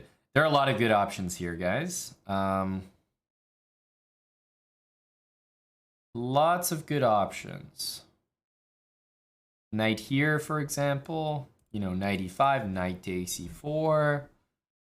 I'm going to choose the option that keeps the queens on the board because I think my opponent could get in a lot of trouble here. So I'm going to play knight d2 and knight takes e4. He's got a hanging knight, so he has to move it, and then I'm going to take this pawn. The other option was to take, which also looked incredibly good. It couldn't possibly make a mistake there. All right. Queen e5.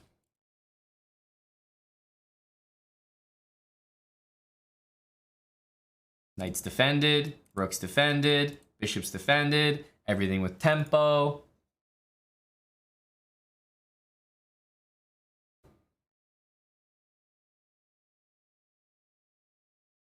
Go ahead and take this. And while this move gets out of knight d6 check, it doesn't get out of bishop d6.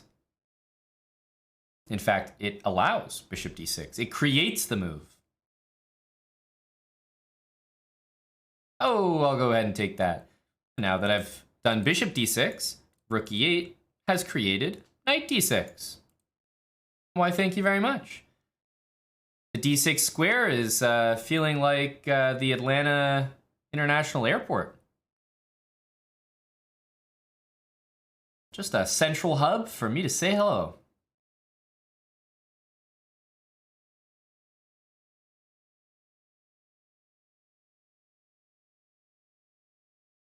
I'll take. Don't mind if I do. You might get excited, but this is really just me trading material.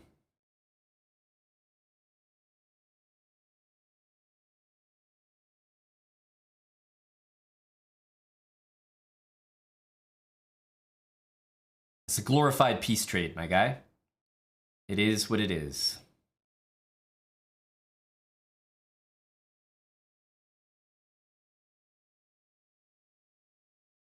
Check. Rook d1.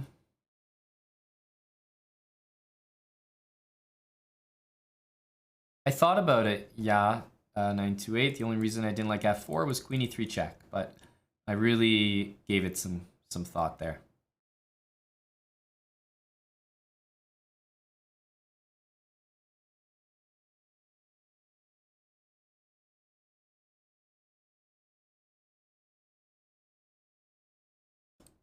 I've never seen a friendlier move.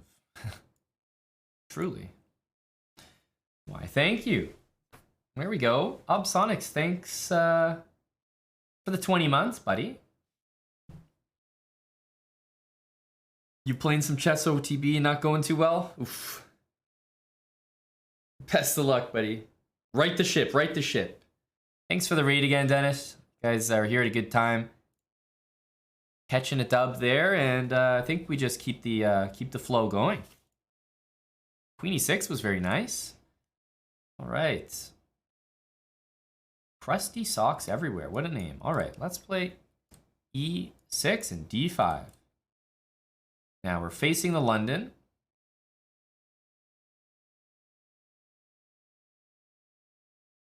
Okay, c5. A dirty system player. A dirty system player.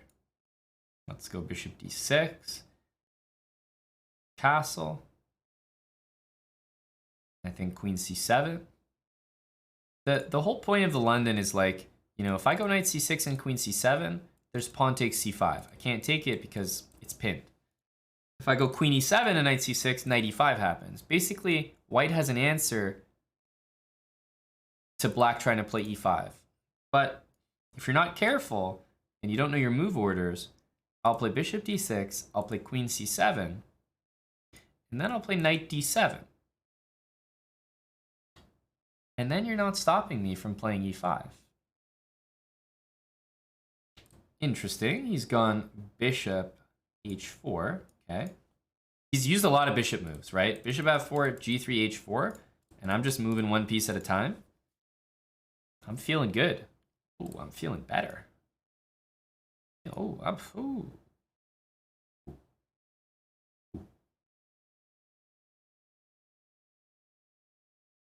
Thank goodness he played that one.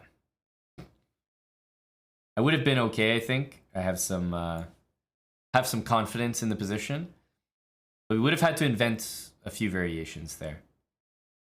What he did is just very friendly to me because he is going to make a checkmate in one threat, but it's going to be relatively short-lived.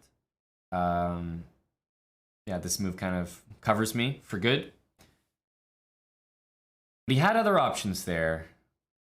He had other options. Yeah, unfortunately for him, it's not really going to work out. I think I'm going to go for trapping his queen here. I suspect he'll do something like this.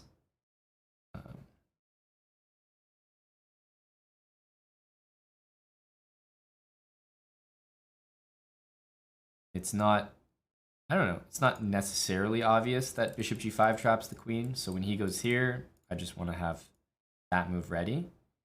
So let's just kind of make a regular move here. I don't know. Thank you. I'm basically just waiting, just waiting for h5. It's like your opponent has a plan, and it's like all I want to do is sit there and say, please do your plan. Please do it. Hands off the steering wheel. Go for it.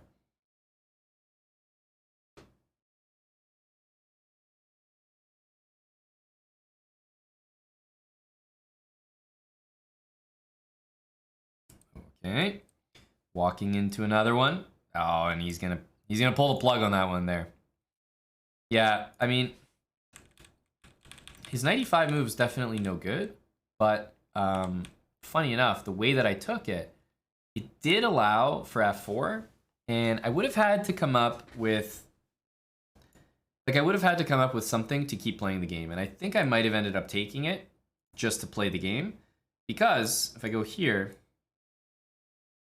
and it's not necessarily queen h5, because then I could maybe try to run away, but it's more like bishop takes h7, check, and there'll be a draw here, basically. Back and forth, back and forth.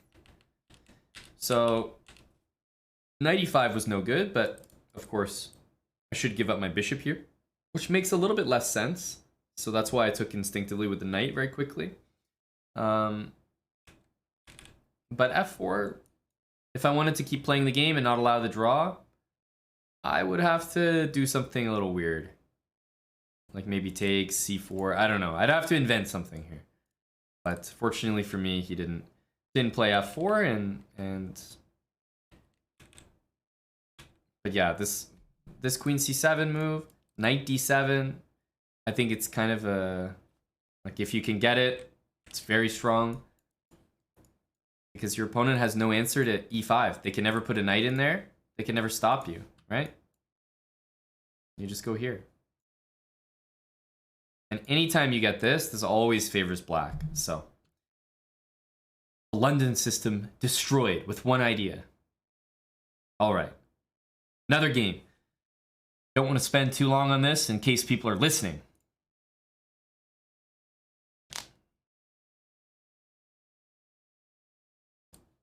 All right, e6. Oh, we got another London. We're approaching, it must be around the 1000s where the London comes out in full force. Okay, c5. Okay. Normally this move is not, I wouldn't say so dangerous in the London. Well, this is basically a great London because I've traded light square bishops. That feels awesome. I don't know what the heck that move is. Man, people are really after my pawns today, hey? Like, leave me alone.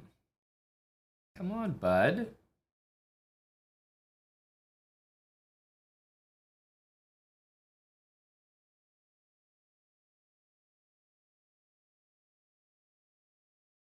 Let me see here. I really want to try to punish him. Try to find a way to take his queen. Like, let him take my pawn and trap the queen. But I'm striking out on how to do that. I'll start with knight h5. At the very least, I can just go for rook b8, rook takes b2, which should be nice for me. I have to get rid of that bishop. I'm not gonna have any ideas to trap the queen with the bishop still on the board. That much we know.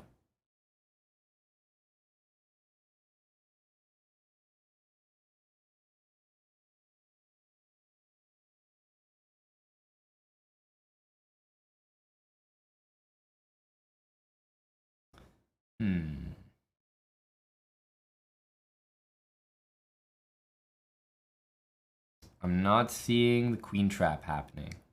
Still looks like a fine position, good position for me, but I'm not seeing the actual trap. Still, taking this bishop is good. Everything's been great so far. But I just don't think that queen is finding herself trapped.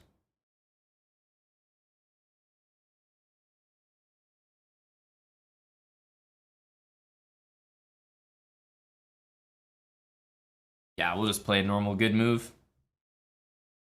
Normal good move. Oh. I'm required to make a strong defensive move here. The one I'm going to choose might be f5.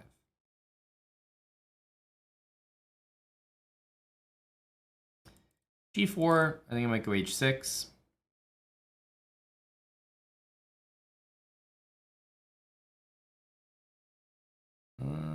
Thinking h6. Takes, then the other pawn goes to g4. If I go knight f6, kind of hanging that pawn, so yeah, I'll go here.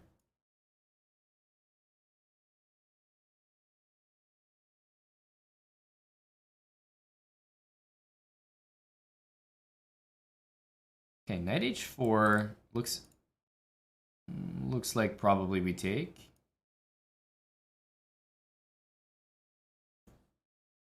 Attack this. E5.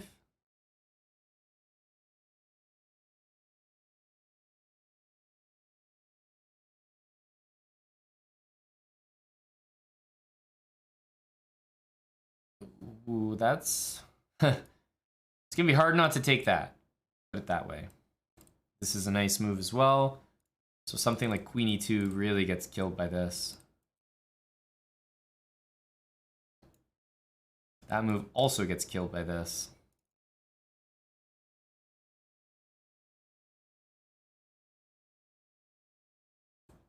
Check was available, but queen e2 holds it together.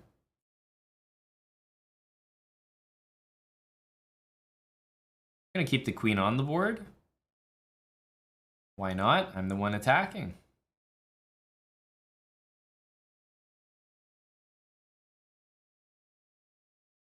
So if we go here and the queen moves down anywhere, I mean, queen there will sort of win everything.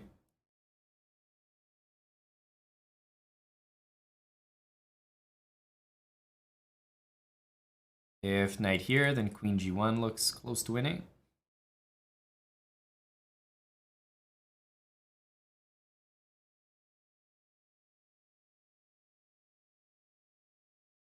He really hasn't played too poorly here, but unfortunately, he just, I would say he didn't prosecute the attack properly. Because he had some ideas there, but knight h4 and rook f4 were particularly sloppy moves. And now, if he goes back, then queen g1, king c2, rook c8 check looks game over. And king here drops another pawn.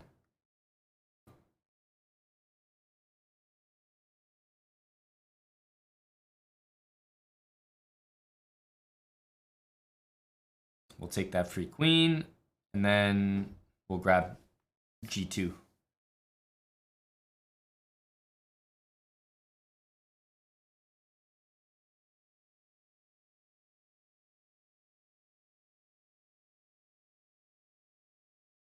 And agreed, yeah, he's definitely got some good resilience here, absolutely.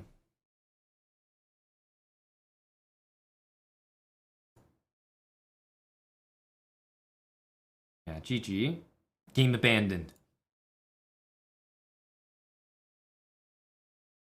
I didn't really like his bishop b5 move. If we get trading here, it's kind of nice for me. Queen a4, probably the wrong idea. Queen b5, I went to take his bishop. Queen d3. I went for f5 here when, g6 or other moves were perfectly fine. Thought g4 was a great reply by him. And then here, when it's, kind of equal, maybe white has chances. you know, just knight here. He went knight h4, which I didn't like. Takes. I put pressure on f2. I'm going to play e5 or pawn takes d4 next. And then he blunders a pawn here, blunders another pawn, another pawn, you know. It's only pawns that he's blundered, but it's like 1, 2, 3, 4, and that's too much. That's far too much.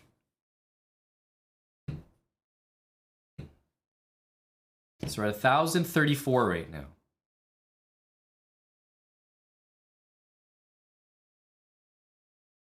Let's continue.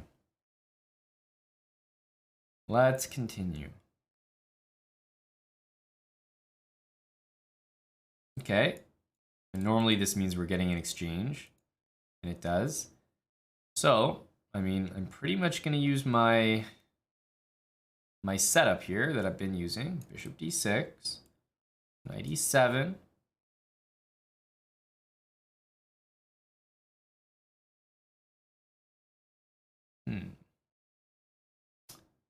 Let's go bishop f5.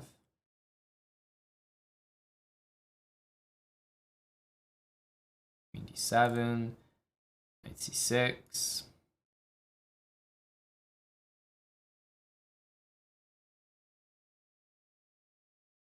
Again, if he takes, I won't take with a knight because if knight takes d5, so that's why I have my queen there. This is a good bishop trade for me. This one, not so much. If he wants to trade knight for bishop, I'm actually going to be okay with that. Surprisingly.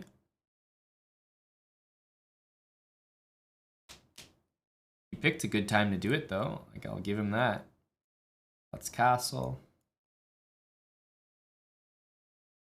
But still, even though I've lost my bishop, the reason that I'm still okay with this is, let's go f6.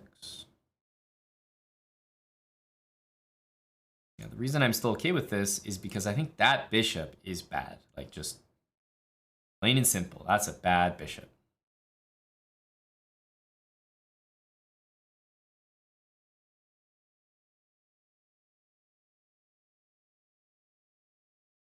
Okay, probably knight g6. Bishop trades are good or bad based on the pawn structure. So normally if you have a pawn fixed on a dark square, your dark square bishop won't be that great.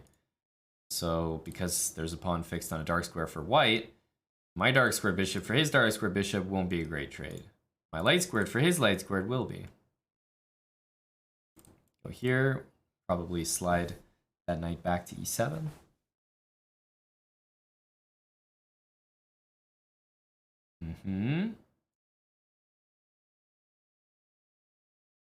We're both doing the exact same thing. We're both doing the same thing. There's no knight h4, so knight has to take a step back there. He's pawn storming me, I'm pawn storming him. It's a good old-fashioned race.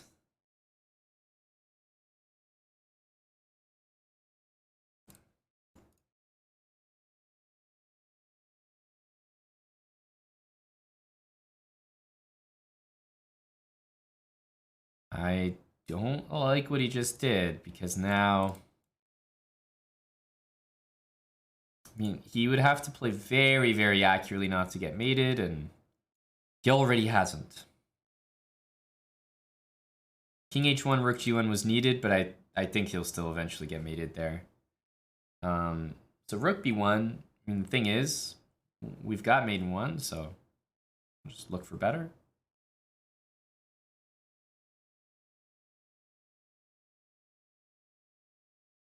I'm going to force him to defend the mate. Force him to defend it. There we go.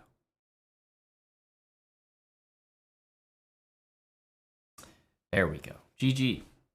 Now, again, we see this setup, which I've been saying since the start of the speedrun. Please remember this, because bishop here, knight here, and then bishop out to one of these three squares, depending on the position. Queen d7, you know, f6, long castle. That's the idea. And we don't really mind knight for bishop. It's not great, but we don't mind it. And we do want to trade light squared bishops. We just don't want to trade bishop for bishop. So this was okay. And then, yeah, the pawn on f6 supports our expansion on the king side and usually get a nice attack. RPM. Thanks, Ryan. Good to see you, RPM, for damn near 4 years with us. A tier 3 RPM 549. Thanks for the 47 months. Speaking of almost milestones, Sunbro TV, appreciate the 11 months from you. Twitch Prime as well. And Mr. Sir 71, 5 gifted subs. Thank you to Mr. Sir. Now you just need to remember everything. Yeah, come on, it's easy. Just remember it. Is h5 too slow? Probably, yeah. I mean, this is the idea, I guess, but wouldn't be a bad move. Just, my opponent's also doing this, and I liked g4 and immediately getting into the light squares with f3, but I wouldn't say this is too slow. I think h5, h4, h3 is an idea, but I like the haste. So I like g4 because the knight can't go to h4, and the main reason we play h5, h4, and then g4 is to stop knight h4. But here I've already got it prevented, so that's why I like g4 better. All right. Continuing. c4, got the English. Again, I'm going to stick to the fianchetto ideas. Okay, I was going to say if queen takes, we just play the knight there. I'm happy to fianchetto here, play knight c3. Everything looks pretty standard. And my opponent has taken on d5 and then brought the same piece back to f6. So already I don't think the opening is any kind of success for black. If e4 and h5, we'll just win that pawn.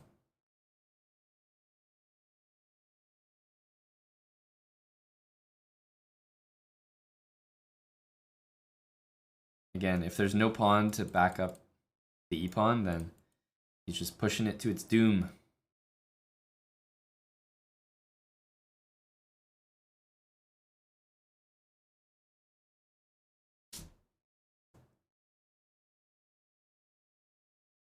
Yeah, and while you can add another defender, you can't add as many defenders as you need. So we're going to win a pawn, a center pawn at that, very important.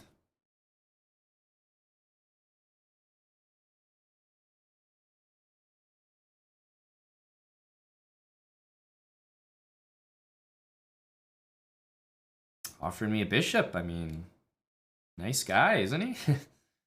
Why so nice? I'll play d4, castles, then I'll take... The reason I want to play d4 first is if I take, then I don't have the option because the square's covered. So I want to play d4 first, then maybe take, play e4.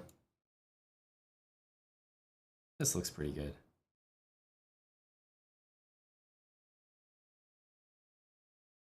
I got 2 bishops and 2 mobile center pawns.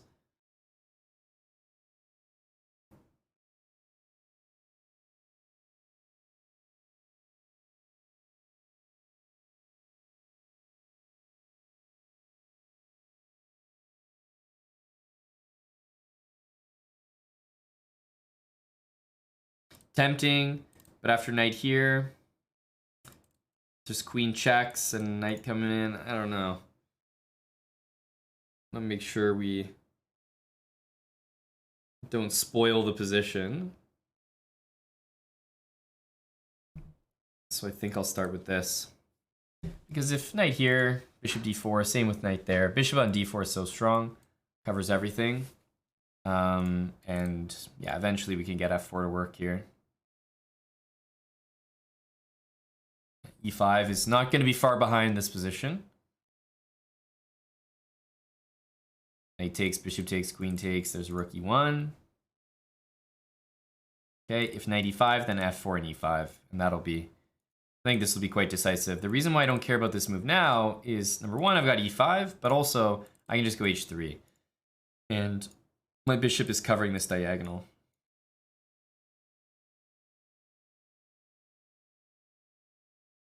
Why wasn't knight takes d4 free? Well, when I played d4 earlier, knight takes d4, I would just play queen takes. And the reason why my opponent can't do what he just did is because of rook e1. You get punished for having your king in the middle on move 22 of the chess game. That is way too long. Perrin Ibarra 77, you called it, buddy. Black's king still in the middle. Spells disaster. Bad habits indeed. All right, let's go here to just open the position up. For example, takes, we're gonna hit him with queen a5 check. He goes here, he's opening up that rook. Then we'll hit him with queen g5 check. He goes here. We'll start with just check on c1. And checkmate on c7 is looking mighty decisive. So we're gonna go with the rook.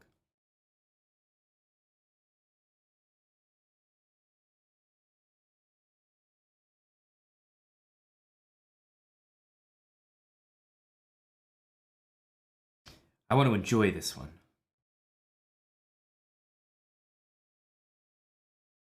This looks like it could lead to winning a lot of material. Of course, there's bishop takes as well. Somehow this looks more painful, you know?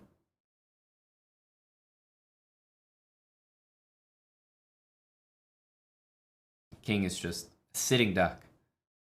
Sitting duck. I truly believe there's a, you know, it's a skill to make someone resign, as opposed to simply, let's take this, as opposed to simply mating someone to force them to resign. That's a good feeling.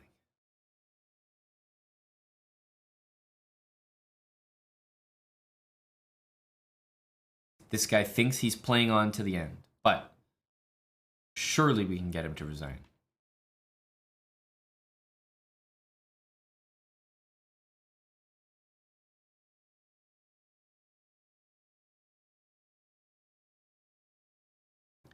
He has to know something's afoot.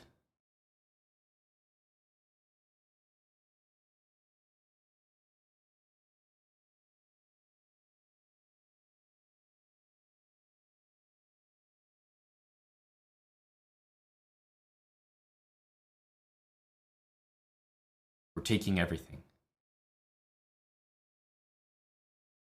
Like I said, everyone can be forced to resign.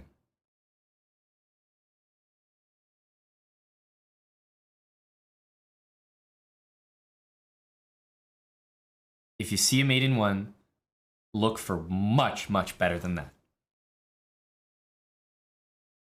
Pure domination, exactly. We need to put on full display the alpha-beta relationship. It was cruel. It was uncalled for. It didn't need to be done. But some would say that it did. Some would say that it did. We're at 1,050, 11 Oak. Thanks for the 30 months with Prime. Gambit. I don't know if there's a specific goal for this speed run.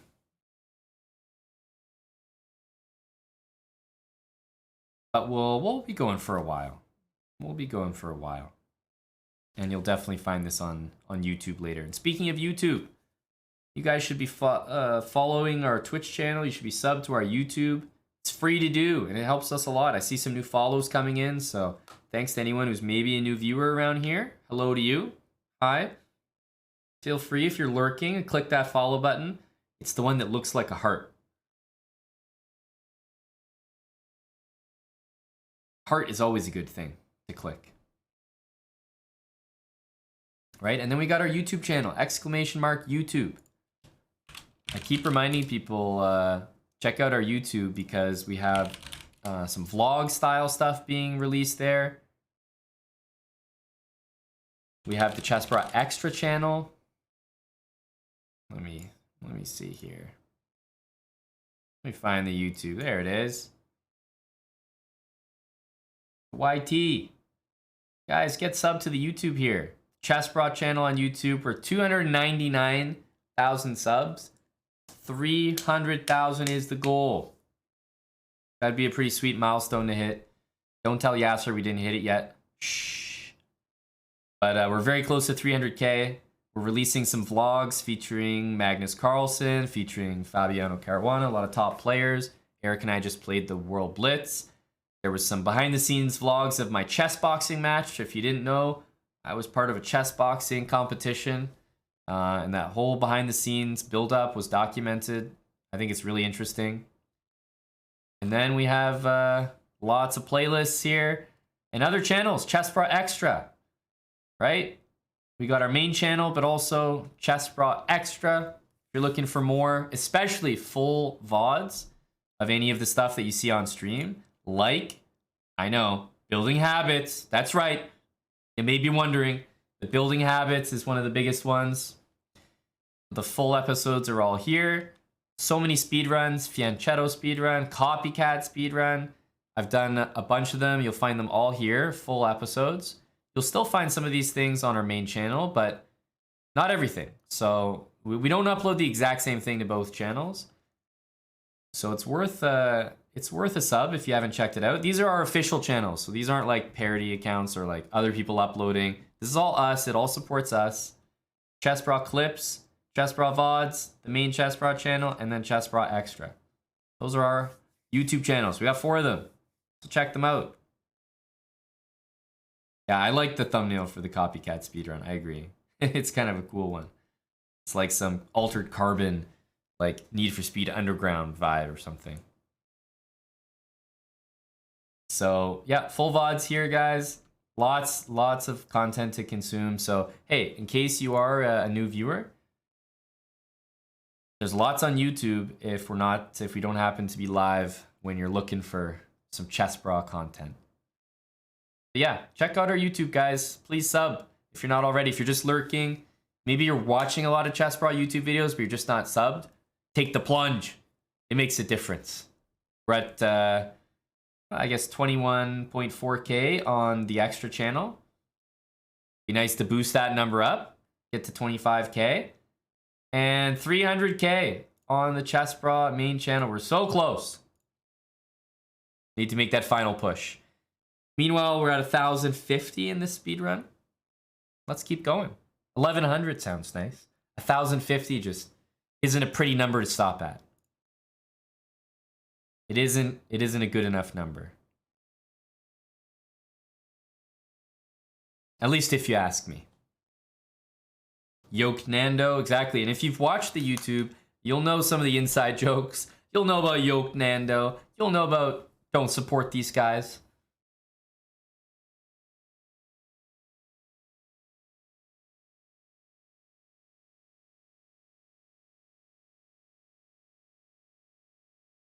Our Blue, that's sweet to hear. And you're still into chess, are you? Yasser Hot Tub stream at 1 million subs. I think there's a pretty good chance of that. Yeah, I think we could probably arrange it. Yasser would probably be down, sipping expensive champagne in a hot tub to celebrate 1 million YouTube subs, unless of course you meant 1 million Twitch subs. I'm down for that too. But for now, we'll keep it to the 7K sub push. Keep it realistic. Wacky name. Thanks for the 7 months. He says, shut up and take my prime. You've got it. Thanks for the 7, buddy. And Baron DX. Appreciate the new sub from you. Welcome to the channel. Very officially.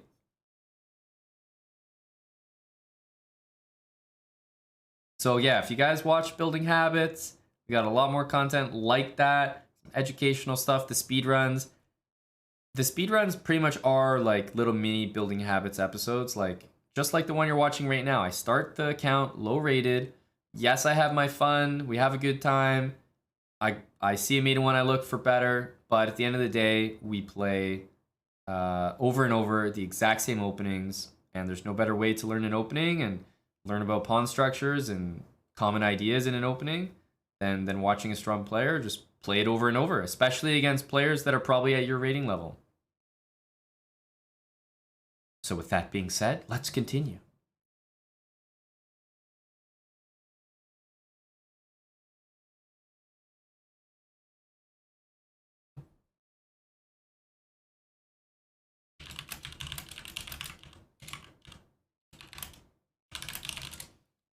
All right, start with c4.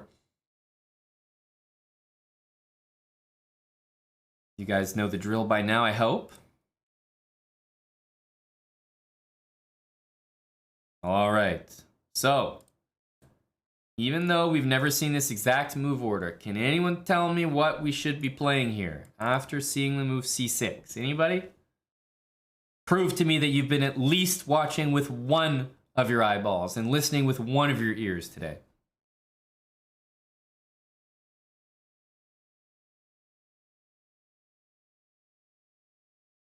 Yeah, 928. Thank you. The most complete answer of anyone. Knight f3 or d4. Both are acceptable. Need to attack this pawn.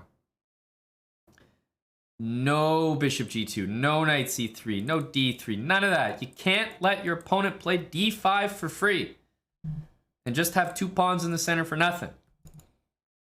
I'll play knight f3.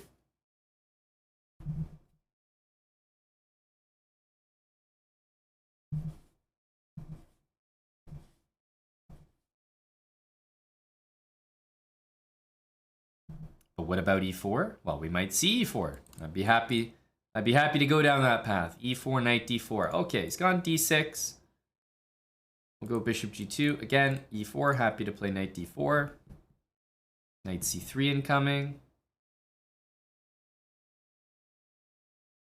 Bishop e6. Wow.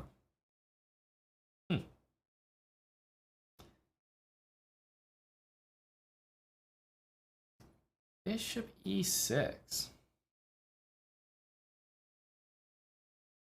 Something doesn't feel right about that move.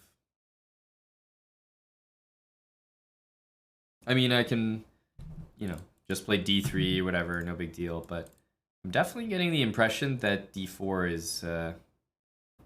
is to be played here. So let's go d4.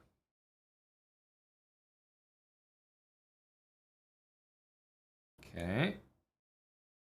Take.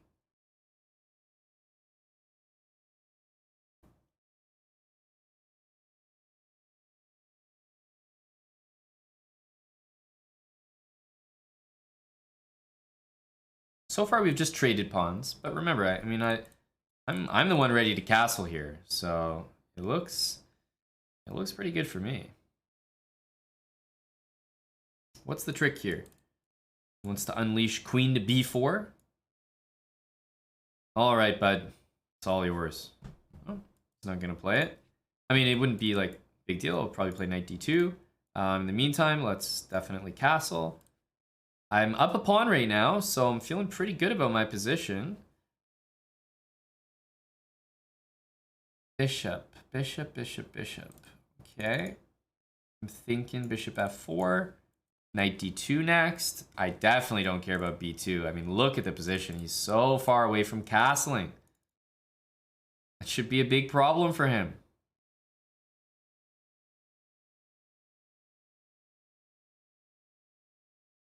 Should be.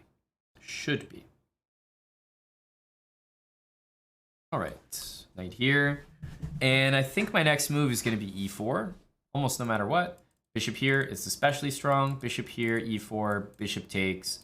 We win a piece with e5. And yeah, that move's very helpful for me because look, buddy, your king's in the middle of the board. You cannot be opening that e file. Absolutely not.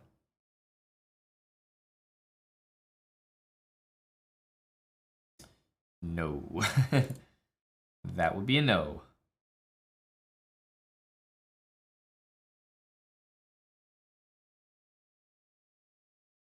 Okay, knight g5.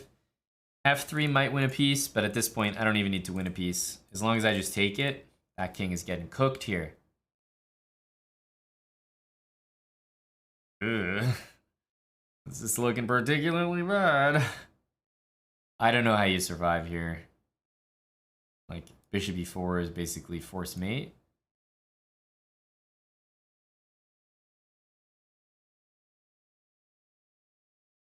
Force mate or heavy material losses.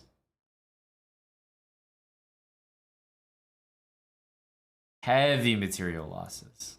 Yeah, and it does look like force mate as well. Nasty. Nasty. Yeah.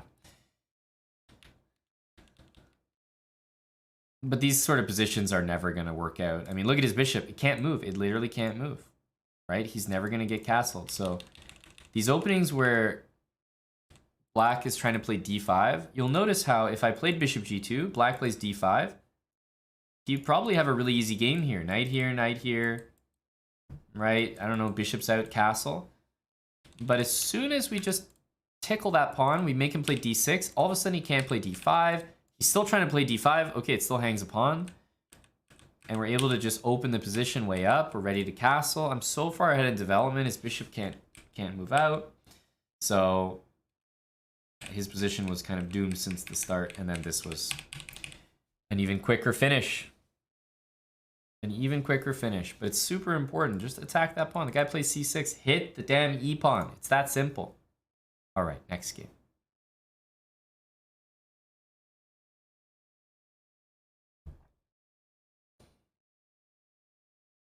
Okay, c4, e5. Again, looking to bring that out. Hey, when people play this move, I love to play knight c3 because I know these guys are fiending for bishop there. They're fiending.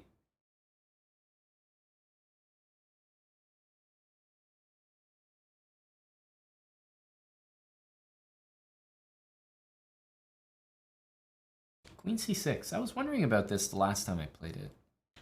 I mean, there is f5, but I really can't believe this. Bishop g2, f5. Like, really? I mean, I can play f3, so I know I'm not lost. I was wondering about this last time. Is this really a good move? Queen c6. Wow. Queen c6, bishop g2, f5. It's like, what the hell?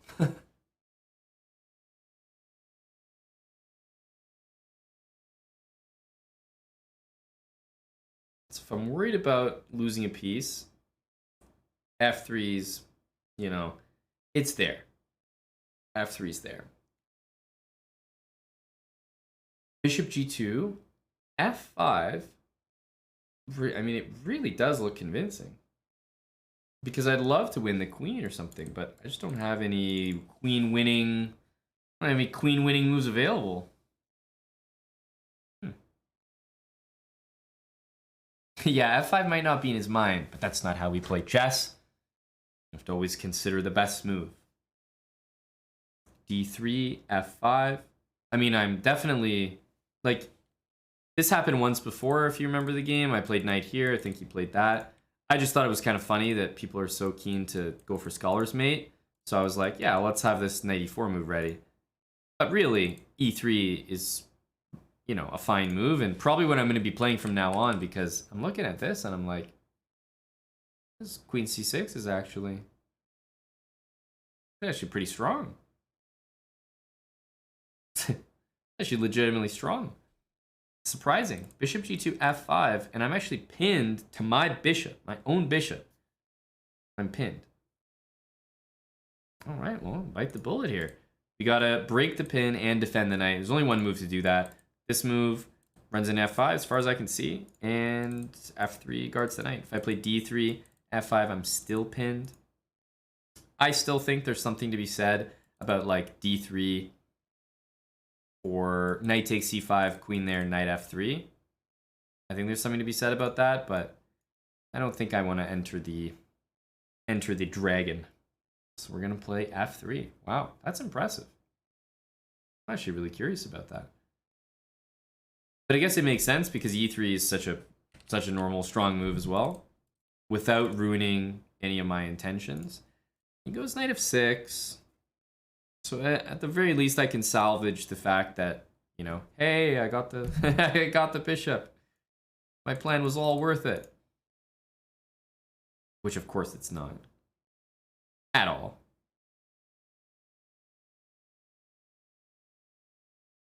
Okay. Let's go e4.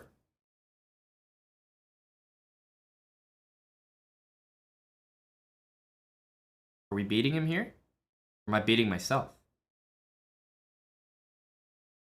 I think this is an idea.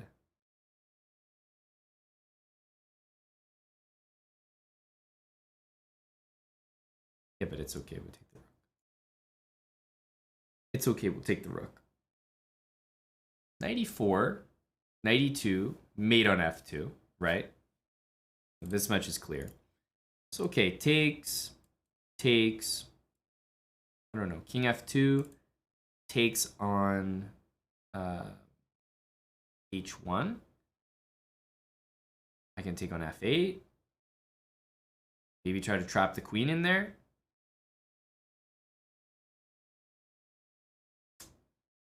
I think queen e2 is the move that I would normally want to do, but my rook is hanging.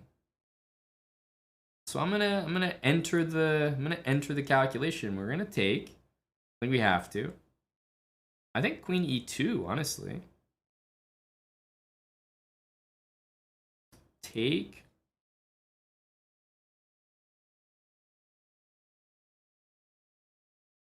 What, king f2? Queen f2? What lines are we gonna go for? Let's take this.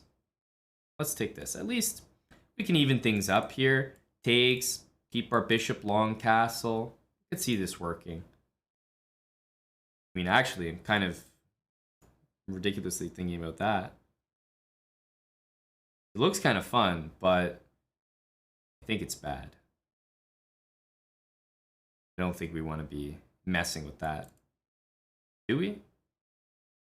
Oh, it's going to be a bad habit. Okay, I'm going to do it. This isn't going to be smart. But we have to do it. Bishop g7. I mean, it's just too tempting. Just too tempting. Bishop g7, queen e5. You know, try to like, yeah, let's long castle. I got this check lurking. I got a rook coming to e1, I'm hoping.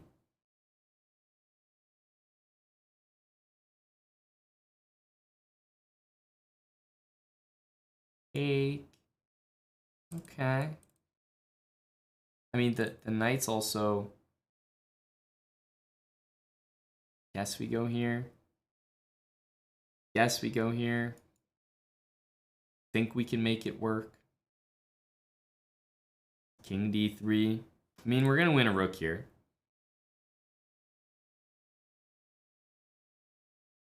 Solid, solid. Knight d7. Definitely should be the move. I'm probably going to take that instead.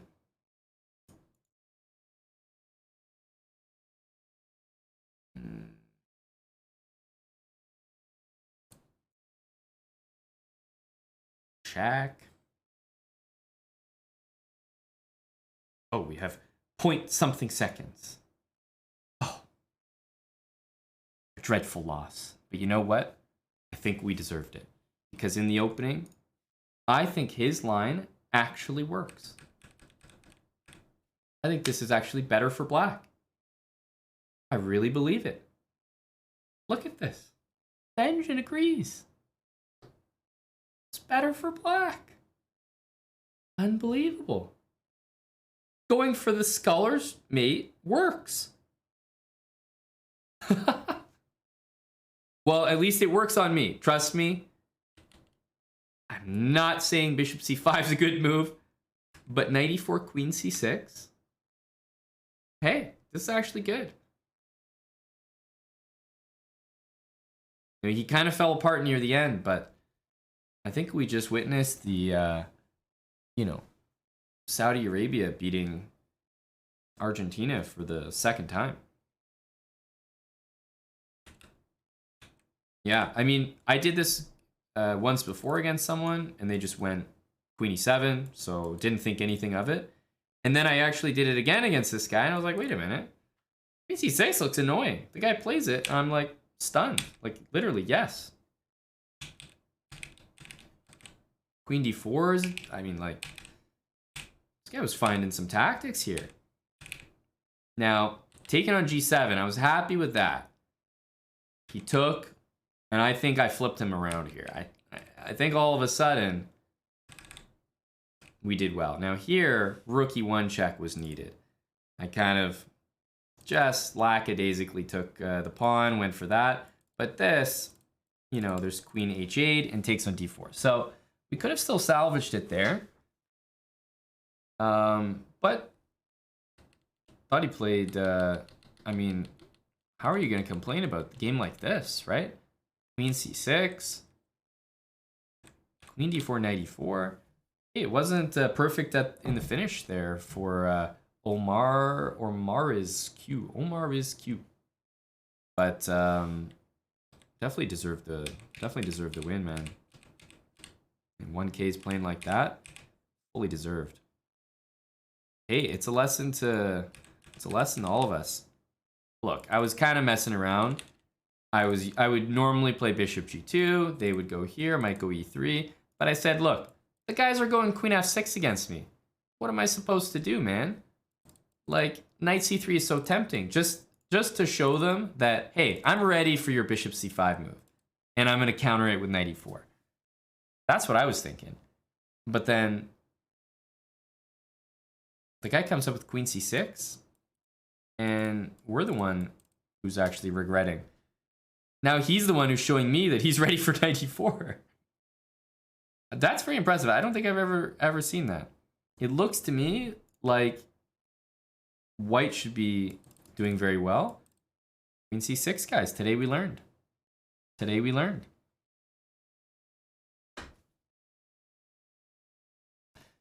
We'll have to stick to the tried and trusted bishop g2, e3. Solid. But that's impressive. Yeah, bishop c5, knight e4 is actually just a serious mistake. Queen c6. Damn. As Yasser would say, damn. I love it. And okay, we ended up getting one of the worst positions we've ever had with the English. So hey, stick to the basics. Put the damn bishop on g2, or I mean, knight c3 is a fine move, but just play e3 and I imagine this won't be the last time we've seen it, so important to have that lesson early, eh? Fair play to the guy indeed. That was awesome. All right, well, do it again. I'm ready this time. Come at me, brah. Okay. Isn't that always the case? As soon as you study something in chess, or you just looked at something and you log on chess.com, you're like, damn, okay, I learned about this trap in the Ruy Lopez. You log on chess.com, e4. All your opponents for that day, e6. It's like, well, fuck me, I guess.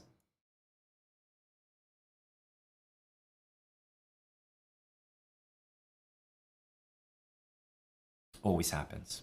All right, knight c3. There's no e4, so again, we'll play knight f3. Knight g5 always works here. We'll castle. And I'm happy we're finally getting a fianchetto here. I think that against this, I might normally play d4, but I'm going to choose d3, which is, I guess, this is the more English style of gameplay. Rook b1, b4.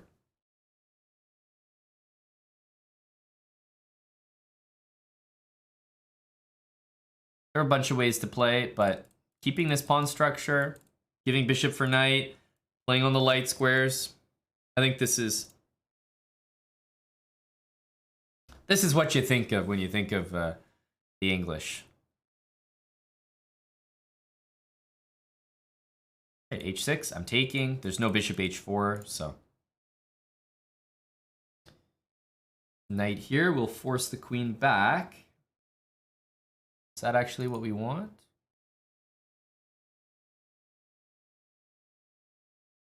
Let's do it. Probably b4 next.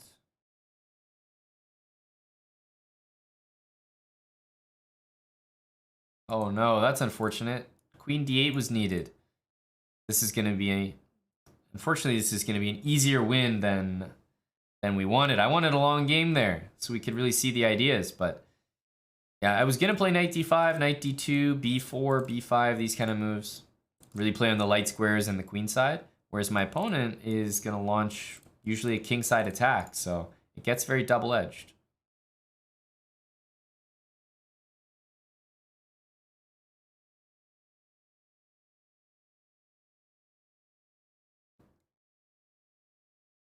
But yeah, now we're just up a rook, and should not be too difficult.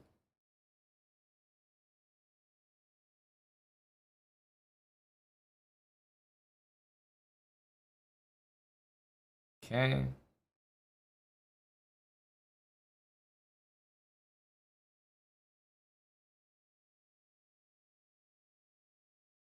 I'm awaiting g4.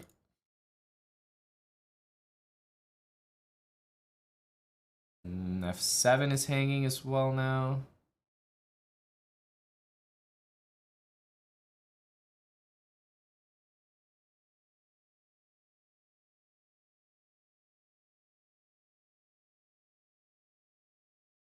If my queen gets over to the h file, that's probably going to lead to a mate. Something like e3, queen d1, and swing the queen over that way. This is kind of a nice move. Little fork there. And if you don't like that fork, then you won't like this one either.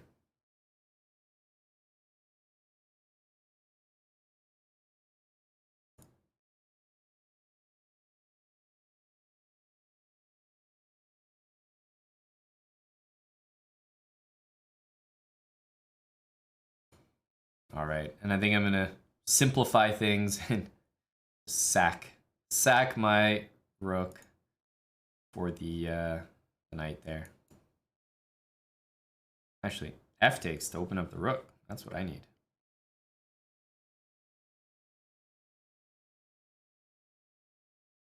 There we go, nice and easy.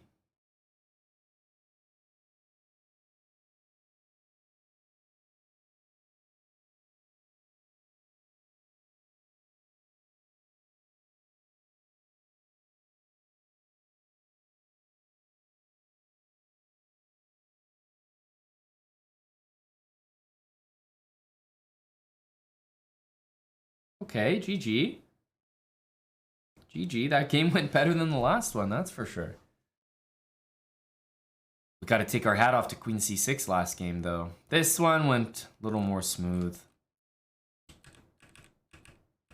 But it was unfortunate that the blunder happened. I was interested in playing this game out. Knight d5, normally black goes queen d8. You know, we get this b4 in, and this is just a basic setup for white, knight d2. But yeah, black goes queen d8, knight e7, f5. And you get play on both sides of the board. All right. Yeah, I feel like we haven't had the black pieces in a while. Let's go. Is it going to be London? I feel like when e6 happens, a lot of people do take the opportunity to transpose to e4. Whoa. So if c6 pawn takes, I mean, that looks pretty good, but I will say I'm not opposed to offering a trade of bishops, that's for sure.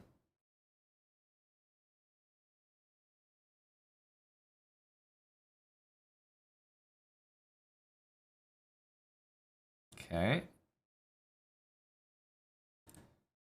I'm gonna get castled ASAP here.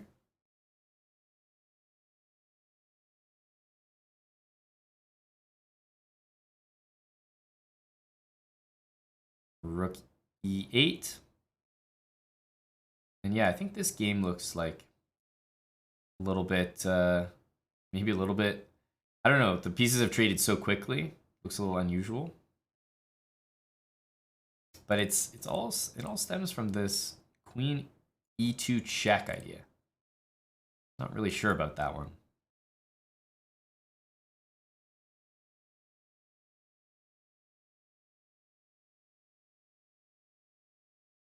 Knight takes, queen takes, looks okay.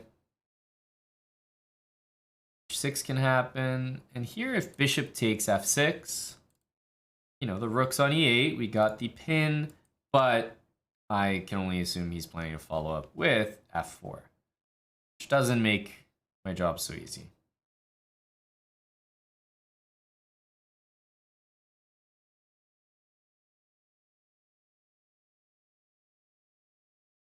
Does not make my job so easy. Let's take this way.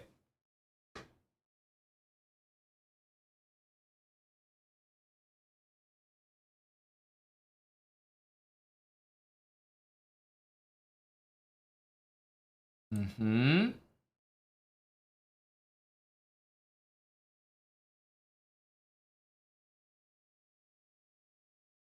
Okay. Knight g4 is not possible. I assume that he's going to double the rooks there. That looks like a decent idea.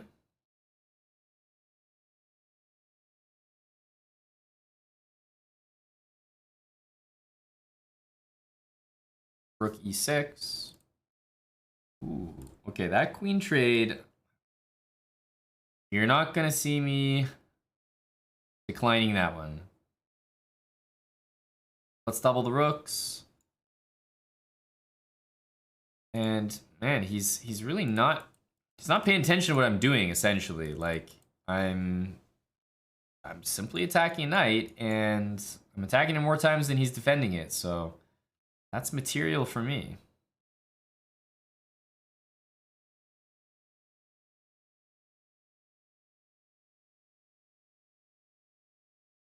Okay, let's go g6.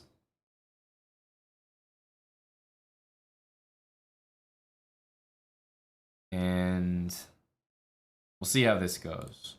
Takes.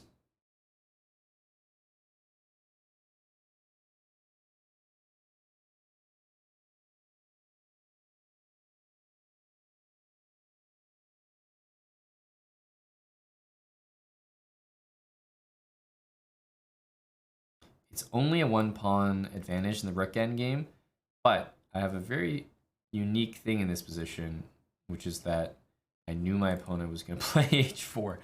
No, I was going to say that I want to play this move next, and he can't stop it. Because if he goes rook g2, I play rook e1 check, and he can't trade because pawn endgame up a pawn is winning.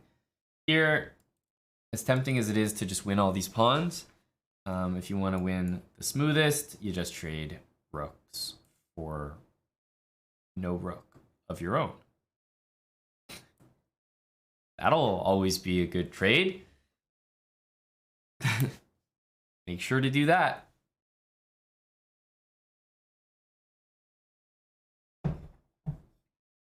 All right. Well, we'll take it. That was a weird finish to that game. Just all of a sudden, just, you know, probably around, not even, but slightly worse to just dead lost.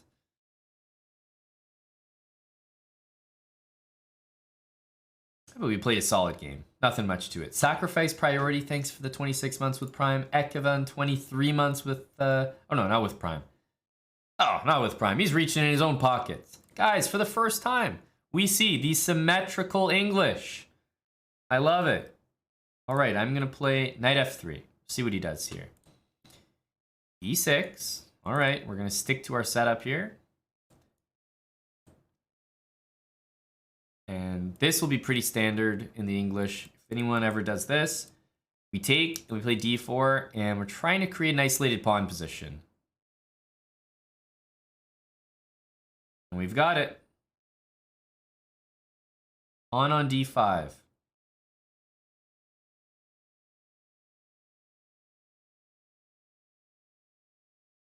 There's a few ways to play this.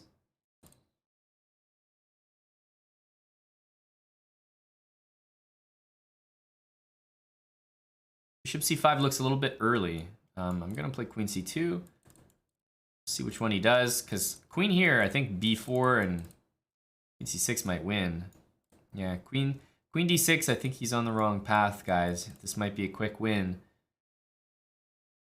Because b4 threatens to remove that bishop. And then queen c6.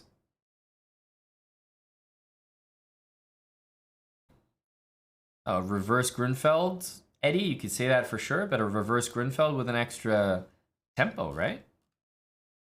I'll take that any day.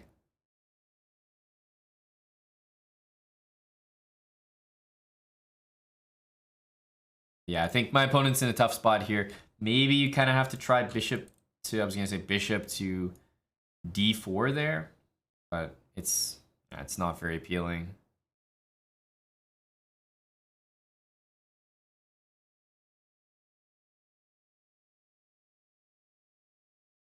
All right, let's get developed.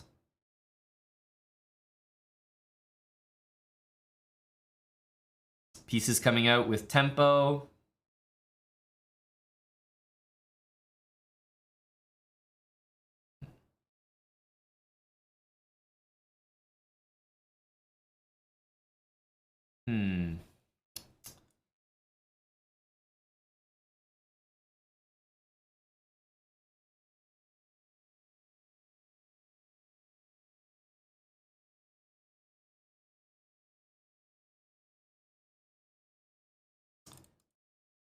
Thinking of taking, trying to put a knight in there. Knight d7 might happen next.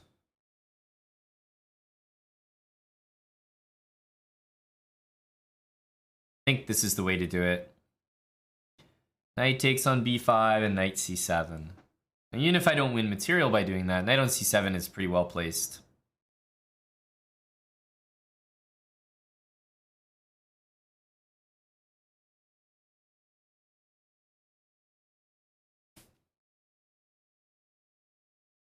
It looks really weird to pin myself here, but next move I'm going to move my queen. And then I'll be hitting the bishop on e6, which is going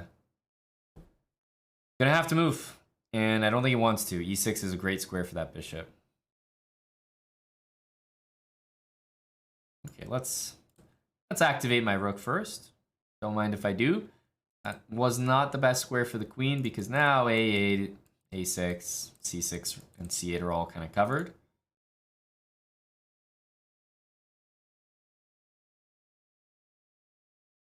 Queen sack or no balls, says Sleazy McCheesy. All right, Sleazy. You've got me cornered. You've got me cornered, buddy. Ugh.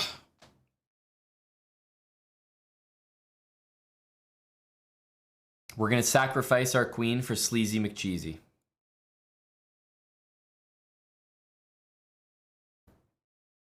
Next turn.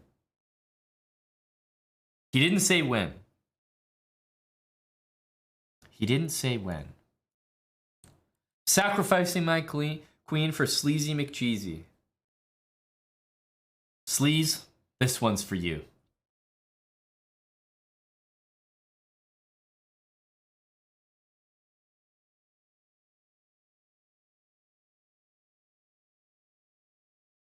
There you go, big brah.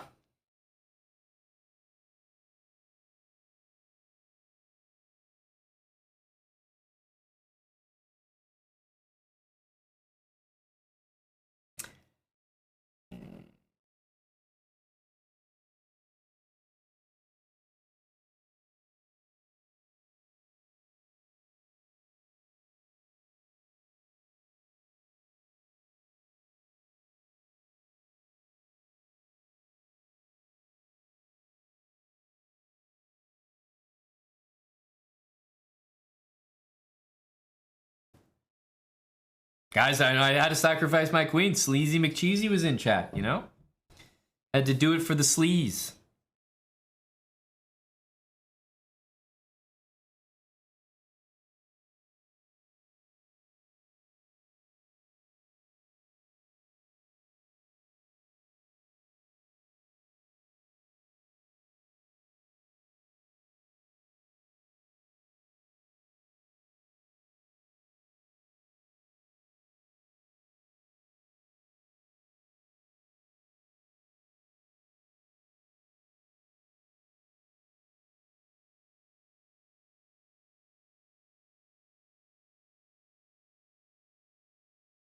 All right.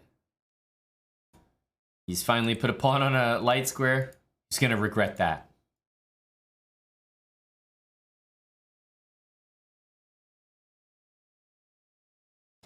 There we go. You see? All it took was a queen sack and the game ended imminently.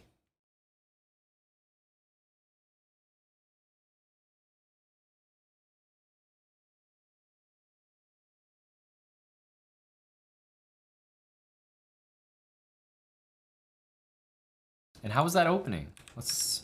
Oh yeah, that was...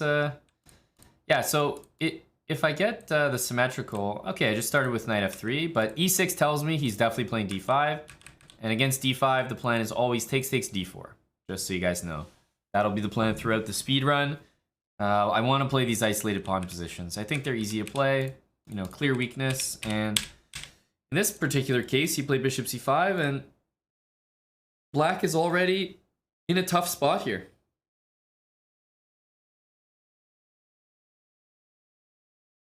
Because b4 is happening. Queen d6, yeah, now b4 is pretty gross. I guess rook c1 does the same job, but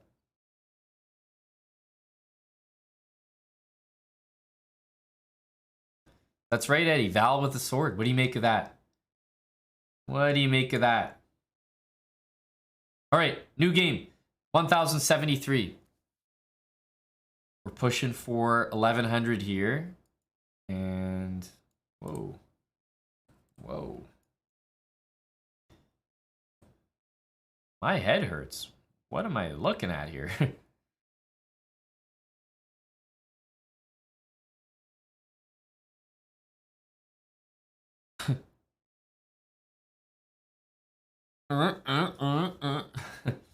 What?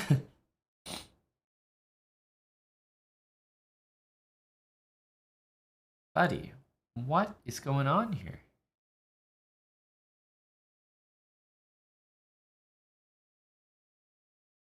Let me take that. Let me take that.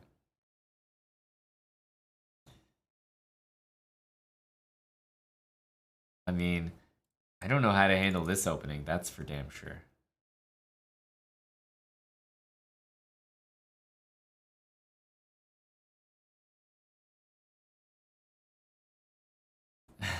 Okay, buddy. Little h6 here and there.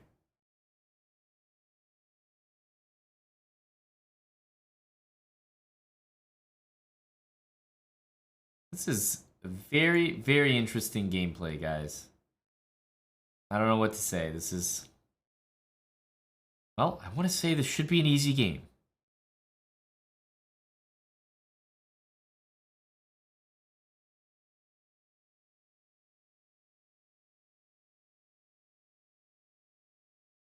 Right? G5 happening.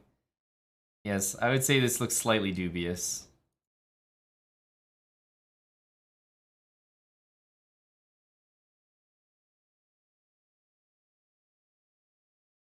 Mm-hmm.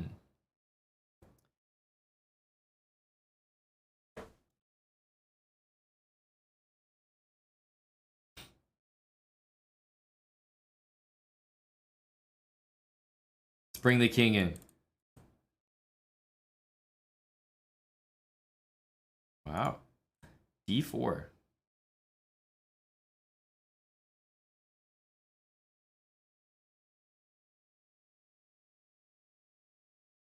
All right, guys.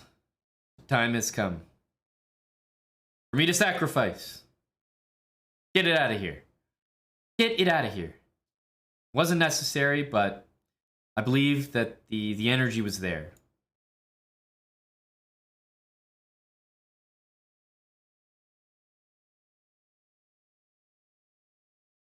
Maybe bishop here.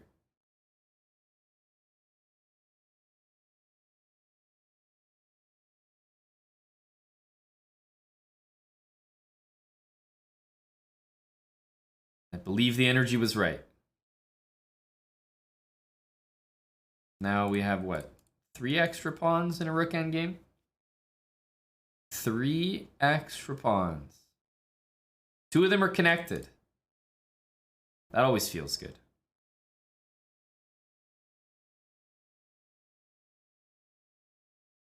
Rook here covers the 7th rank where the pawns are.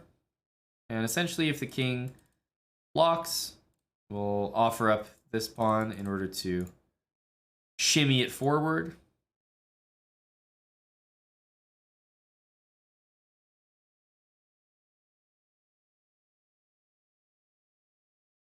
And I think this is the easiest way to win the rook endgame. That rook is stuck. It cannot move the rest of the game. If it moves, it's going to have to go right back to that square.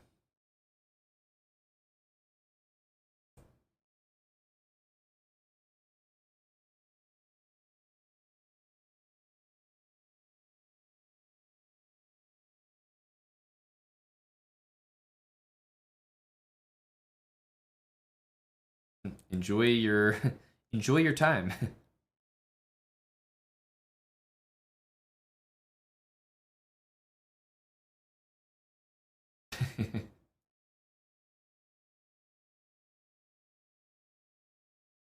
I think it's going to have to be one of those games, guys.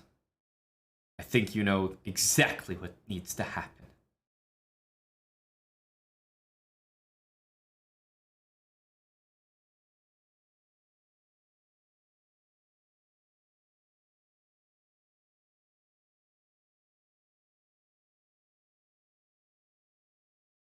Has to be a bishop and a knight.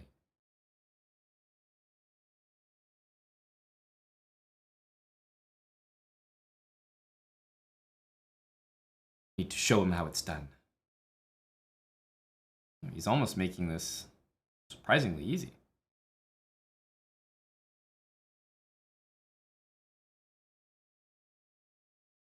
He is making this surprisingly easy. I feel like we've almost got a... This is gonna be the fastest one ever.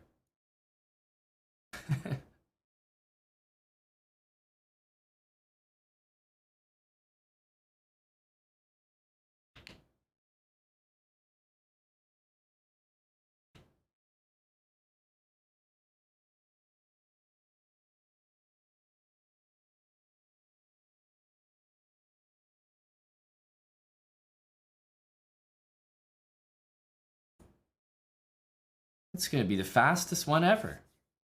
There we go. GG.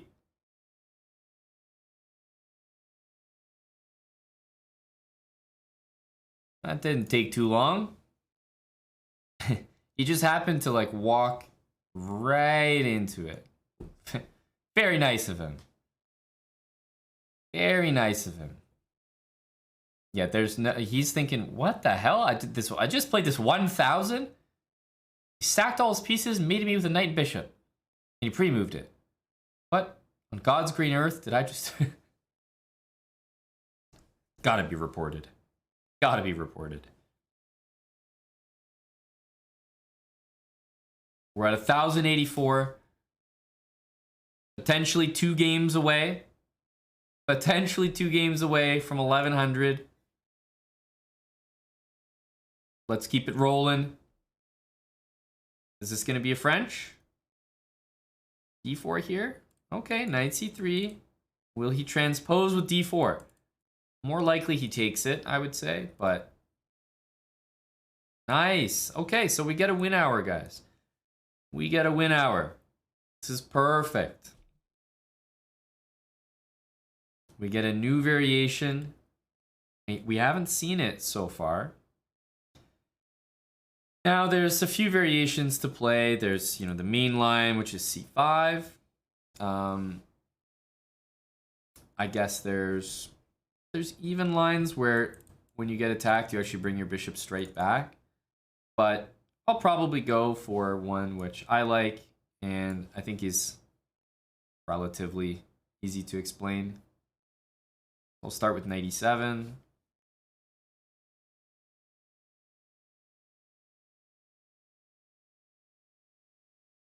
Okay. Knight f3. Knight f3 is kind of nice for me because knight f3, it means I don't deal with queen g4 at all. Queen g4 is like the bane of bishop before his existence. As soon as the bishop comes out, the queen heads to g4, almost like a magnet. Like one happens, then the other happens. So the fact that I don't have to deal with that here, I think I'm pretty happy with. I'm going to continue with my plan, b6. c5 is a great move. I'm just choosing a different plan. And this plan involves playing bishop a6. Basically, I want to see if I can't show you guys a thing or two about trying to approach the position positionally. I'm going to be weak on the dark squares, but very strong on the light squares. My knight here is rerouting. It wants to go to c4. A lot of times people move their knight and then try to play f4, f5. That's really normal. And when they do that, surprisingly, instead of like playing g6 or something to stop that, usually what you want to do is play h5. Doesn't make a lot of sense, but that's normally what the plan is. Let's play queen d7, and got some light squares here. f4 looks supernatural for him to play. c4, I think we're going to take that. And basically what we're going to end up with is knight against bishop, which, based on the pawns being fixed, mine on light squares, his on dark squares, generally speaking, I'm comfortable with. I'm okay with that. Let's take. Let's castle. Play h5. Why? Because if I play h5 after f4, then my knight gets f5, and there's no g4 to boot it out. And plus, f5 needs g4 to support it, so it also stops it that way. Okay, rook d8.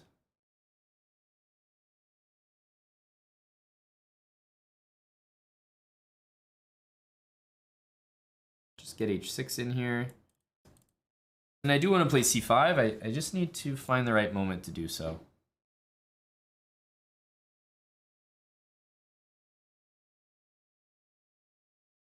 Yeah, rook c8, c5. Something like that feels normal here. Because this knight will go to d5, hit the bishop. And if it moves, then the move c5 is very attainable.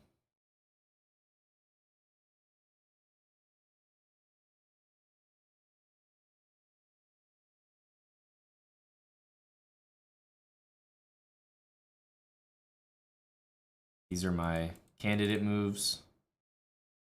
a4, a5 by him looks great.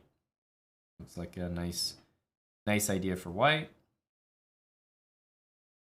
He goes queen back. Now I will absolutely play c5 because now he's just walked into a pin, which means I get to do this for free. And if I get to trade these c pawns, then hopefully you guys can see d5 square, f5 square just becomes so juicy. And this is like a dream for me. I have an outside pass pawn. If you get in the hang of playing these like positional games in the French, you can win so many games like this. The more white trades down, the more it helps you.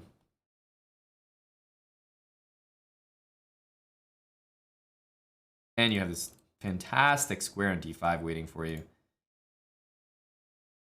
So let's keep it simple. Let's just trade.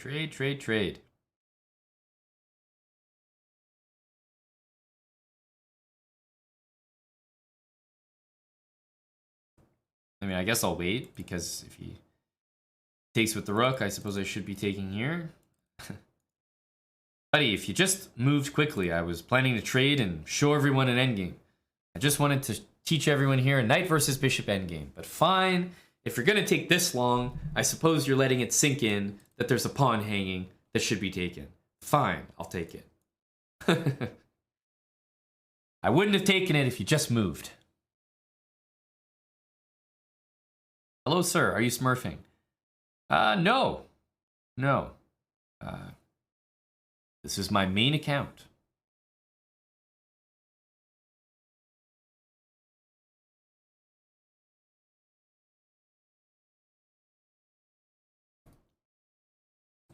All All right, this looks like a knight to d5 moment. Hey, we have that nice escape square. Pay attention, I didn't play g6 for an escape square. If I did, then rook c8, king g7, bishop f8, and bishop h6 would be mate. If I had this pawn here and that pawn there. So when you're making an escape square, you do not want an escape square the same color of your opponent's bishop. Your opponent has one bishop on the board. Whatever color it is, your escape square should be the opposite color. Basically, like, full stop.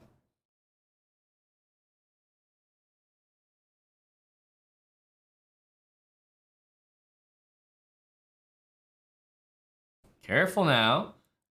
Your bishop's got to watch over that square, buddy. How are you going to do that?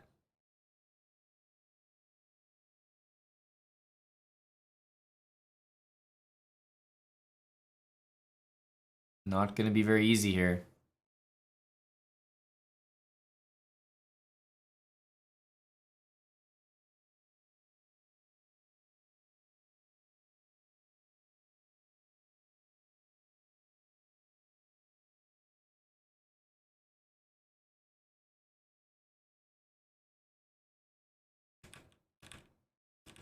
Okay, it's the first time we saw the win hour. I went for this line 97. The main line is c5. 97 is just kind of a cute sideline that I like to do. It has similar ideas to c5, but without, like, by saving this move, essentially, I'm a little bit quicker to play bishop a6. So if you go a3, I want to play bishop a6. If we watch what happened in the game, very similar. The whole plan is to trade that light square bishop, reroute the knight to c4, and then one knight goes on c4, the other knight goes on f5, basically. That's the plan in a nutshell.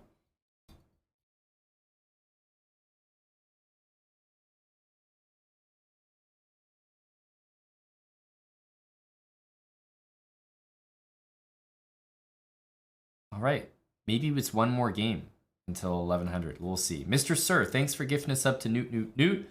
Cultist, gifts up to Ahmed Imad. Thanks, Cultist. And Power Worm, thanks for the 10 months with Prime. And Postruid. Well, I definitely disagree that it means nothing. I agree with your sentiment there. So I think I will switch around the first and second part of the titles. It's a good point. Thanks. All right. Let's get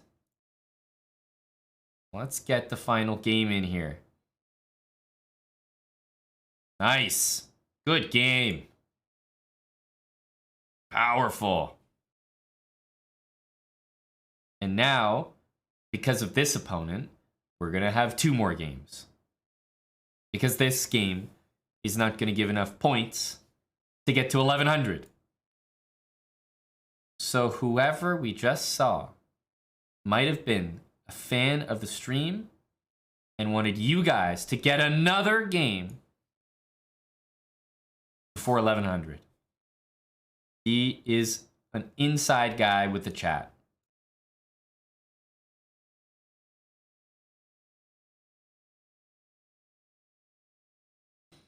What is with everyone and this move, Queen E2? I tell you, people are obsessed with it.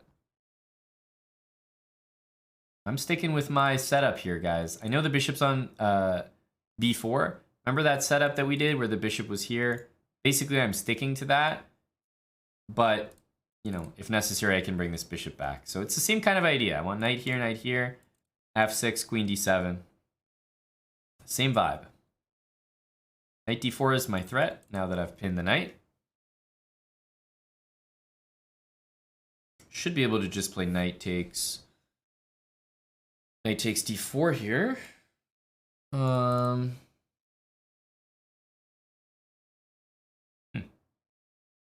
Somehow it does look a little shaky. I'll do it anyway.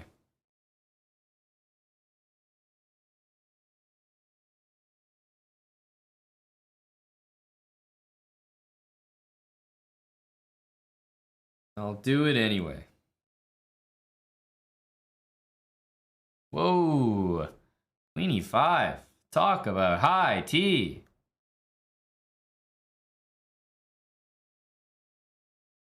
Talk about high T. There is a lot of stuff hanging here, y'all.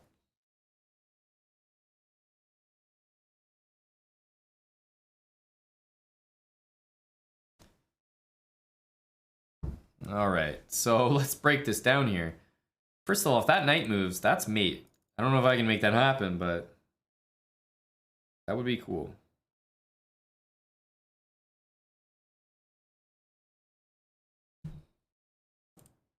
Knight takes c2, king d1.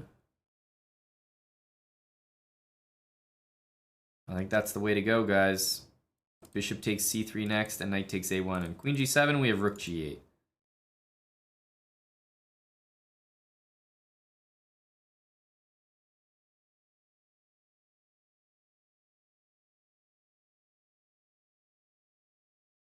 Probably bishop takes. Let's go ahead and take this. Queen takes, and rook g8. And we should be up a rook here. If my math is mathing. This check doesn't, well, actually, certainly doesn't help at all.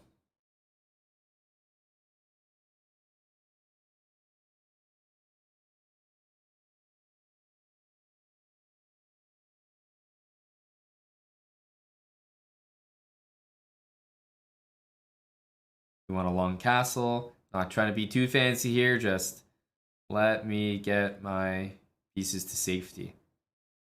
Check. Please move there. Thank you.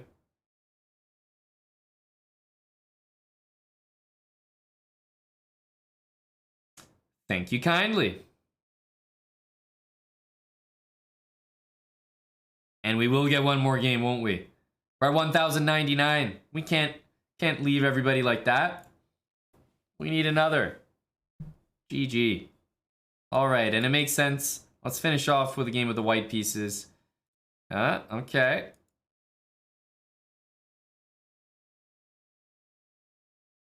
E6, A6. What an opening, eh, boys? What the heck's going on here? Whoa. All right, guys. He's not taking the center at all, so guess what? I'm going to have to do it. I'm going to have to be the guy that takes the center here.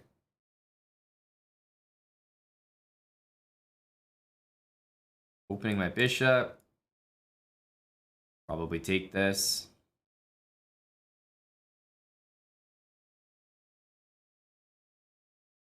Rook e1.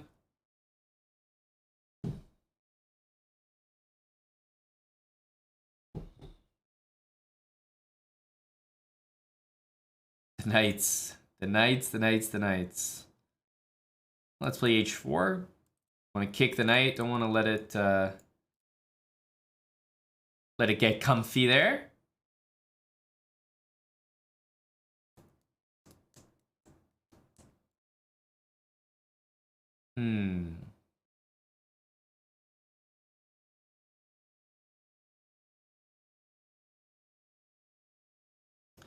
What to do? Yeah, he's moving like he has a plan. I agree with that. He's moving like he has a plan. Always frightening, eh? I think I want my pawn on h6 because if he plays g6, that knight, where's it going, right? It's like blocked everywhere. So I think this is an achievement for me. I think this is an achievement.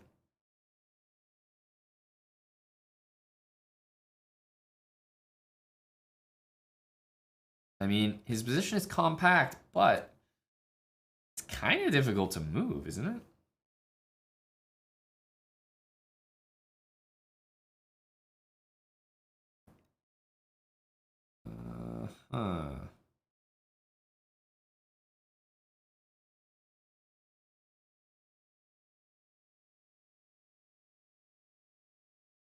Something's got to give here.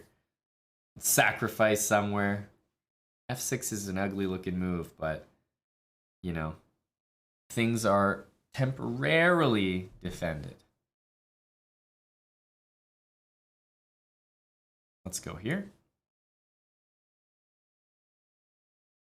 What are those pawns?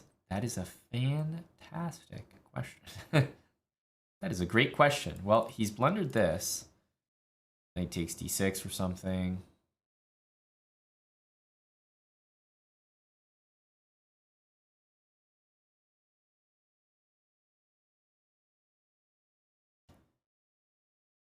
There are a lot of options here. There are truly a lot of options. I think you kind of just got to go with the simplest thing. Hey, bishop takes on d6 afterwards, and I don't know how he survives. And yeah, any type of queen h5 wouldn't be mate because of knight g6, so I wasn't going to get caught up calculating those. Rook takes e6 is playable now.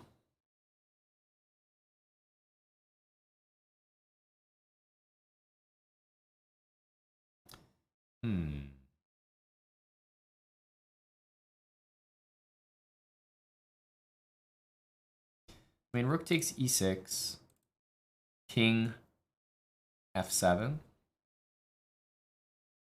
I mean, it's very good, but I think we want to start with this. Take this, then we're really threatening that. And if he takes back, then take the bishop rather than take the pawn.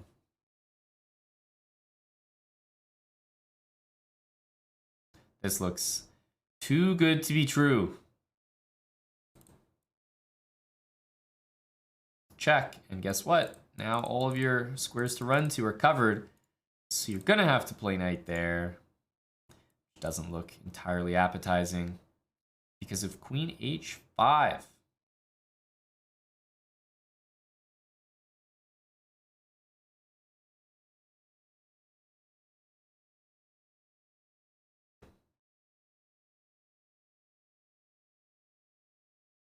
Queen f7 is mate, but we have to look for better.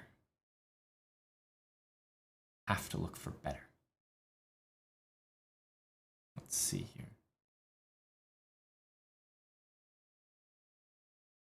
What do we have available?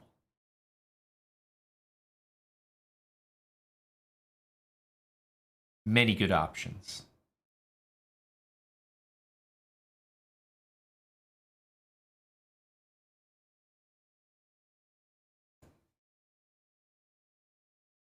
Rook takes f6 available as well. Let's not forget. But now it's more satisfying to play a move like queen f7, right? Now all of a sudden it just feels good.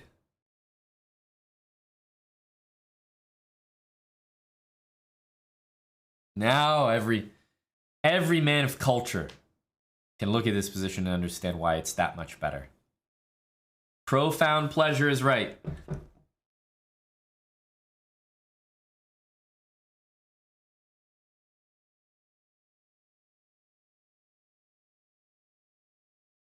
There we go. We'll take that. Gromov plays. Thanks for the 14 months. You did get another game. We crossed 1100, 1107 right now. Nicely done. And what happened in this opening? Oh yeah, not much to say here, guys. He just not taking the center.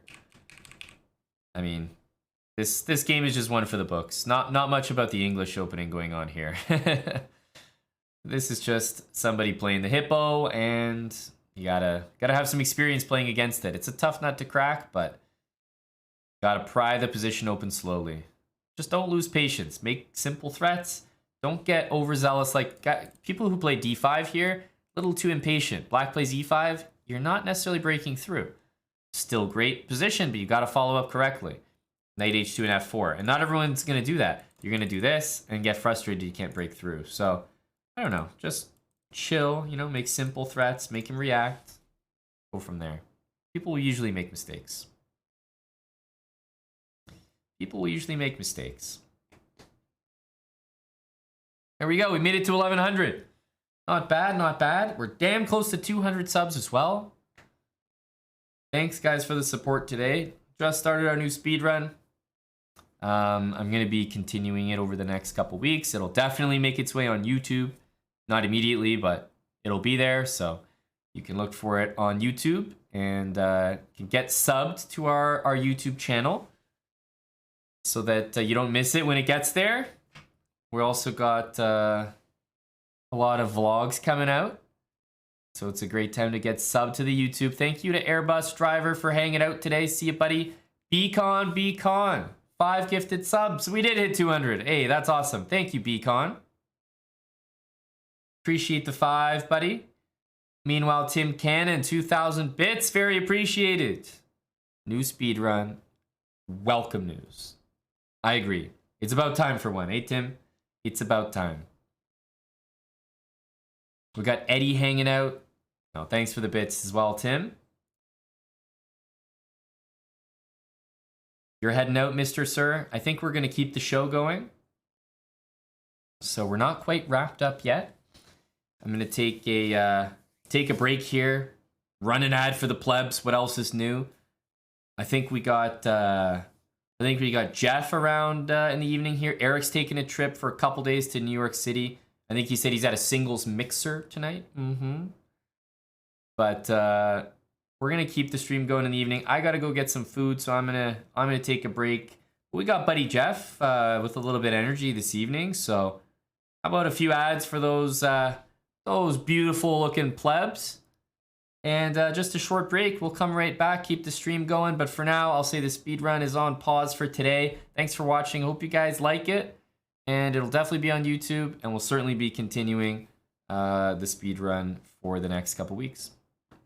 All right. So take care, everybody. From me, we'll get Jeff in here as a replacement. And we'll keep the stream going because it hasn't been long enough today. So stick around, guys. Stream's not ending.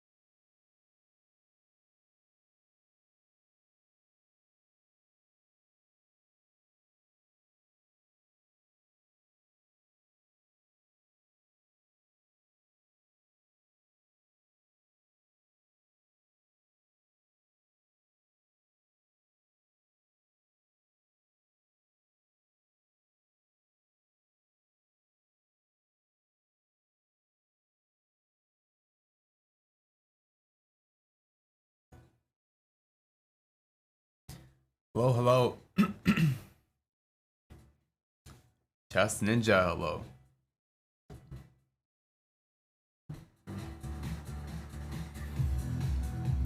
Taking the music off headphones.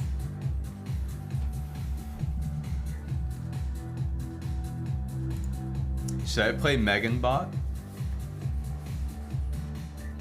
I'm tired of losing on stream, so maybe I can lose to a bot.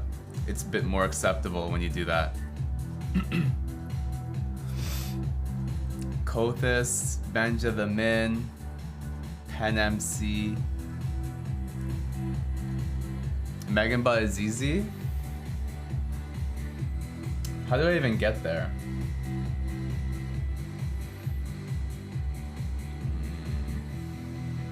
I'm such a noob when it comes to this stuff.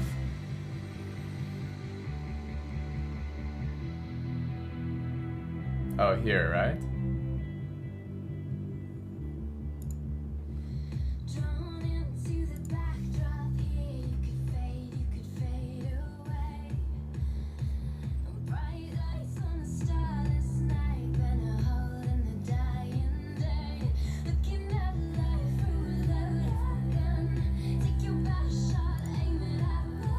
Okay, where's Megan?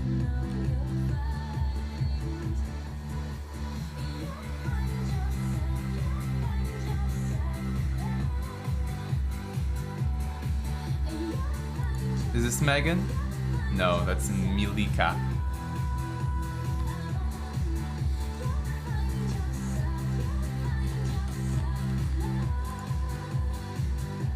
Wait, am I? Oh, there it is. Okay. Well, shoot, it's M3 gone. Wait, what does this say? Megan took care of Katsparov. She's coming for mittens next. Wow.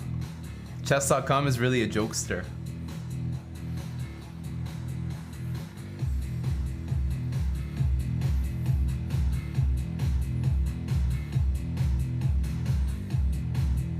No, I'm not doing this Andrea Dina thing again. It's too boring. Too easy.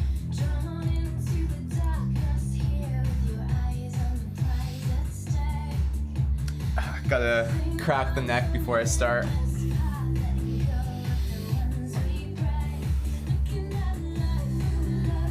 Okay.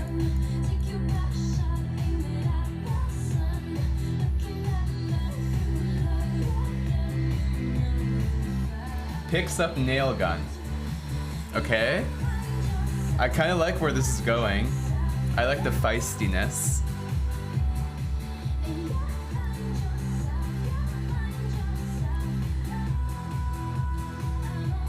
Wait, is this supposed to be good?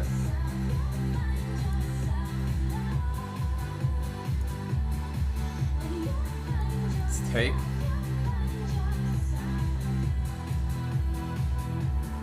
Start with knight c3. I have ladies on stream? Oh, you mean Megan? I thought there was something that I didn't know. But the ladies, they all want to kill me. She wants to kill me. She's talking about nail guns and me running. And I'm already losing, by the way.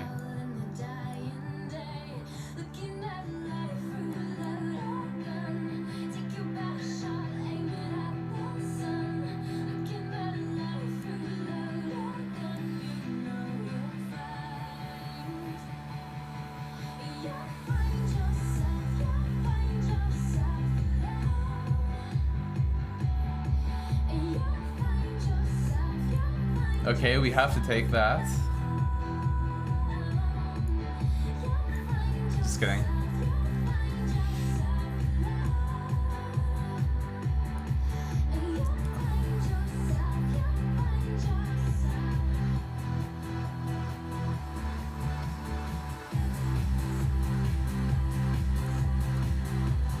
Let's kick the knight. Oh god. Slowly walks toward you. It's not creepy at all.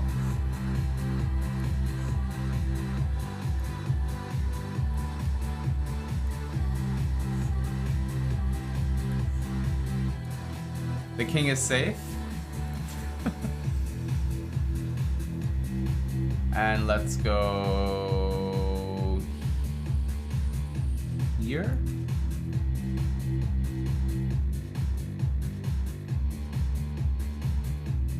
And now she's friend zoning me. This is huge alpha. Huge alpha. I thought we were friends.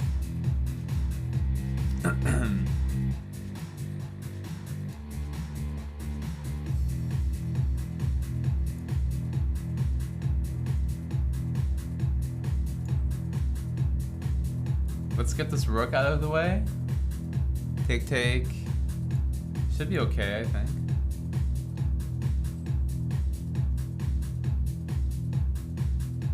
Okay, now we'll take here.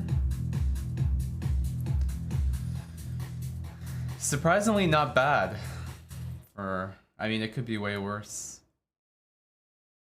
The isolated pawn is obviously not ideal, but... Rook c1. Rook c1 probably here.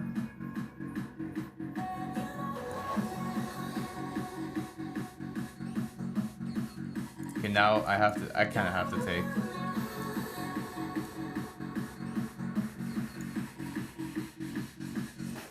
Ideally, I would play this, but it doesn't work. Wait. Here, takes, takes, takes. Do I have anything? No.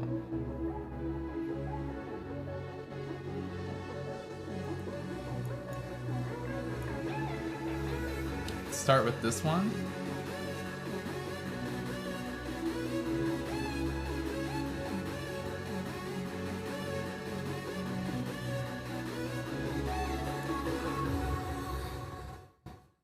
G4? Is that a bit too much? I just remembered I have unlimited time technically.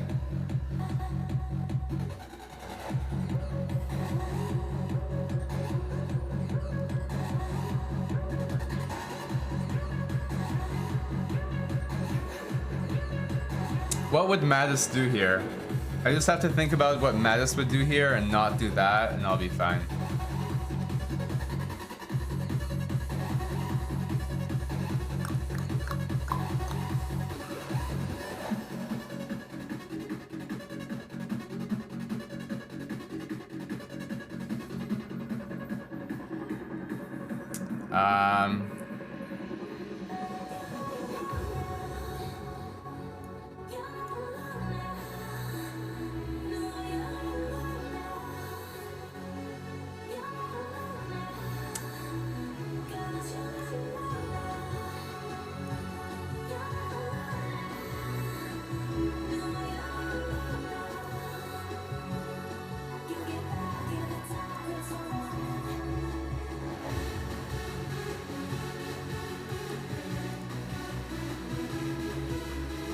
Whoa, okay, now it's a bit scary.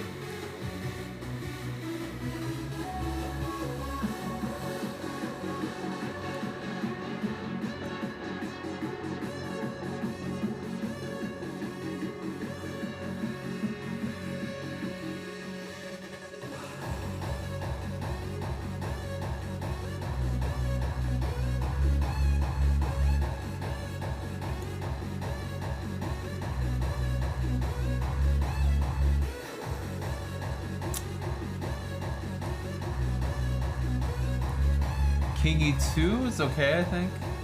Okay. Hopefully that wasn't a blunder.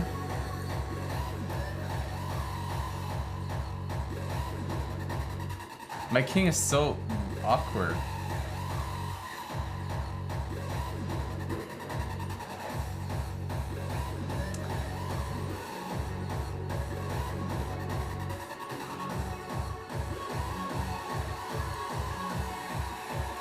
Trying to get b5. Might do it anyway.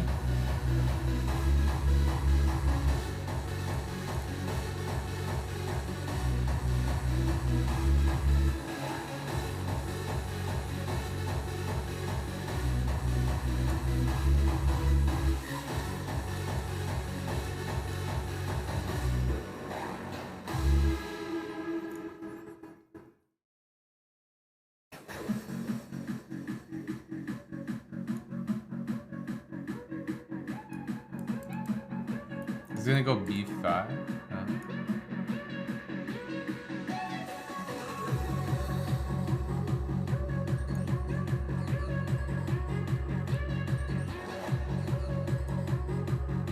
The king is the fighter. This is also good, probably. Or the, nah, not that. Let's go here.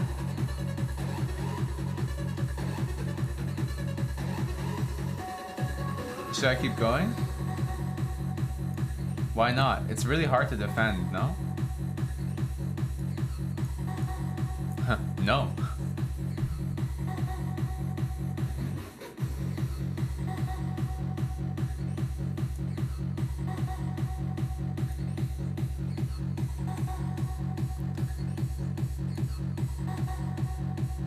Holy shit.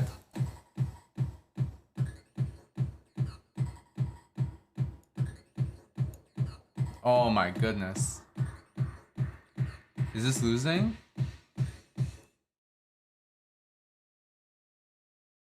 This is such a good move. It's crazy. Rook d6. It's very nice. Oof. Tough. I don't think I can stop it.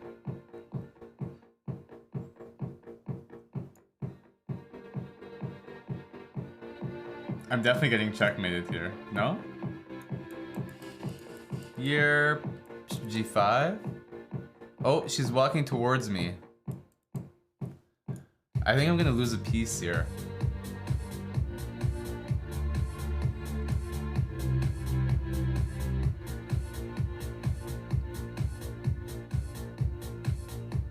Wait. Oh, yeah, that's me. Man, that was hard. I should have obviously drawn that, but when you have the isolated d-pawn, it's going to be like, you have to defend for like 80 moves. But I don't know, I thought I should have lost that way earlier. Like this didn't feel good.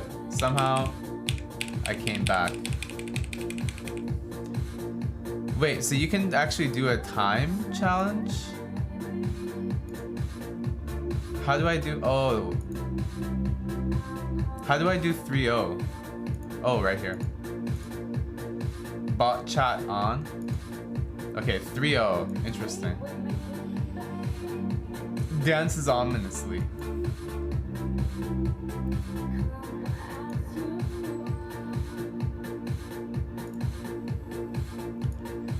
Just play something stupid.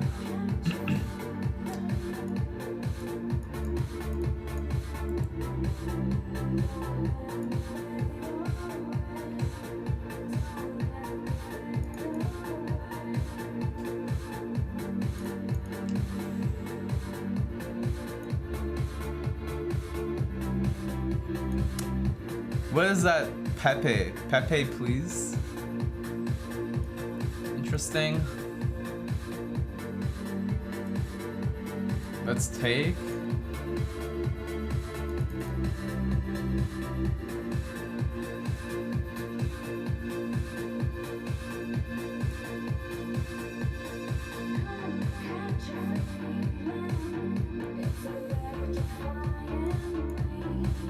You think she's getting in, Chess Ninja? I think she's bluffing. This doesn't look very good.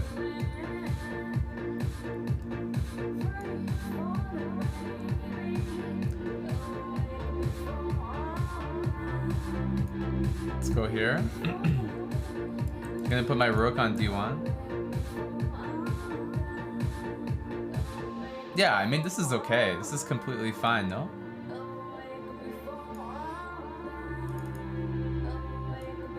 Maybe I can tickle a little bit. Maybe.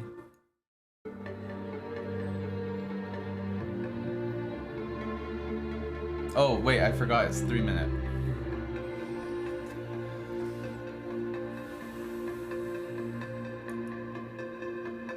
Oh, I don't even have this.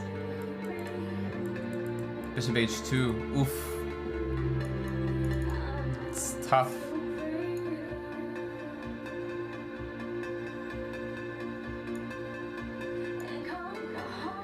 I actually don't know what to do here.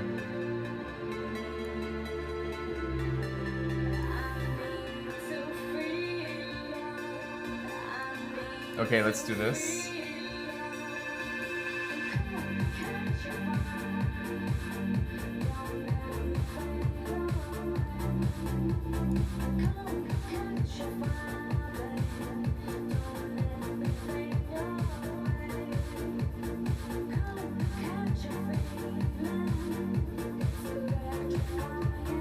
There's no tricks here.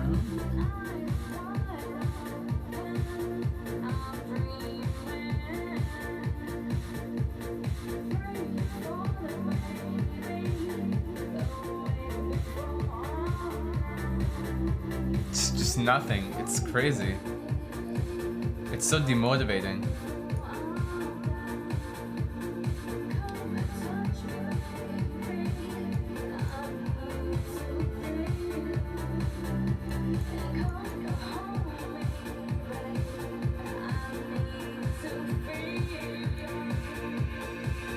I can't even take that. No, this is too hard. It's too hard. Too good. Notorious Player, thank you for the resubscription. We'll go back and play humans.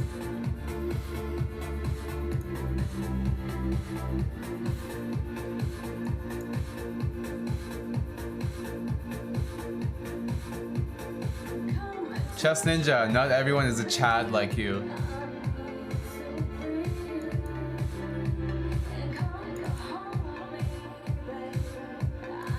Wow, Grunfeld. I respect it.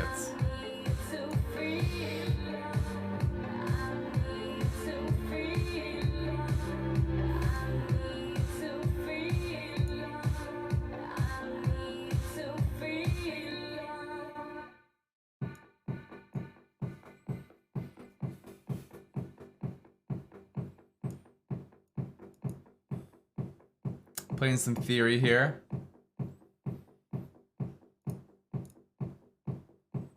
I like the positions I get in these lines. Can't complain too much. Queen d3, queen c2. Knight d2, knight c4. Bishop d3 or e2? Probably e2.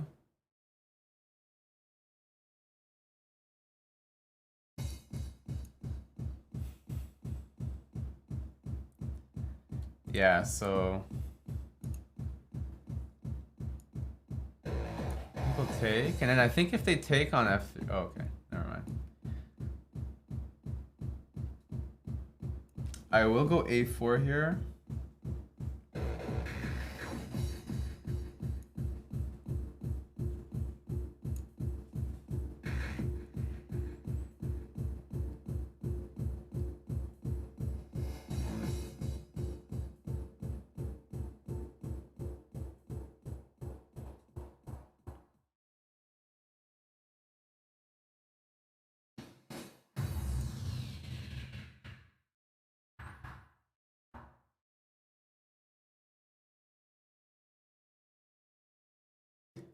Gotta pile up on the pawn here somehow. Queen b2.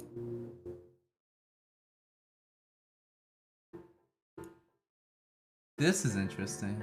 Let's do it. I like my knight on c6. It's just a beast. Knight e5. I'll go f4 maybe.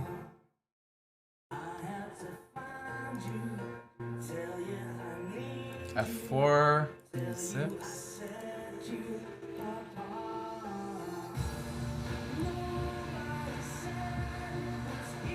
I think I can prepare it.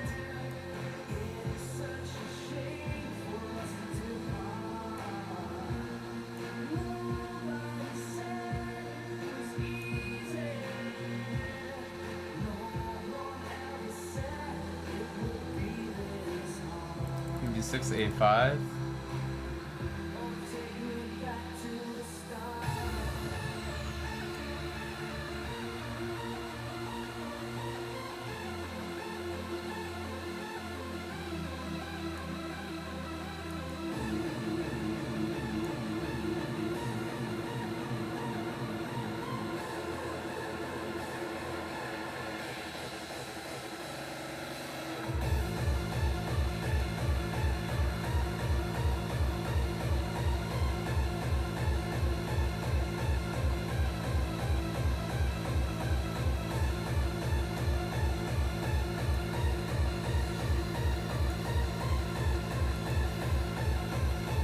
That's a scary move I made, but it's not good because they go a5. They have the pass pawn.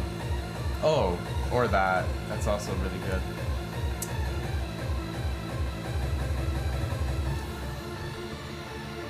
Thinking very slowly today, fortunately. It's really gross. I had like no time either.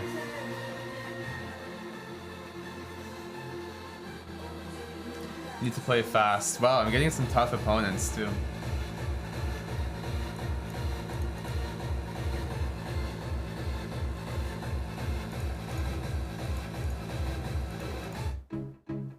It's a bit too much, that song.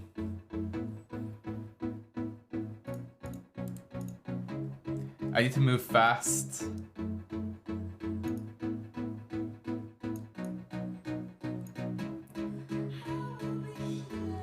Ugh.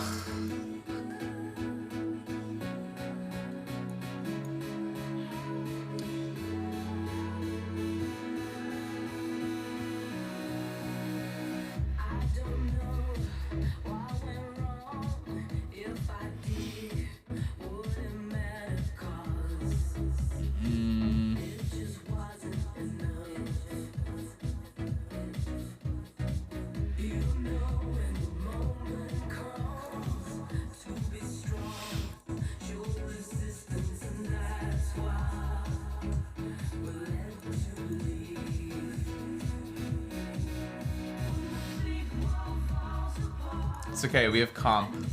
Comp, bruh.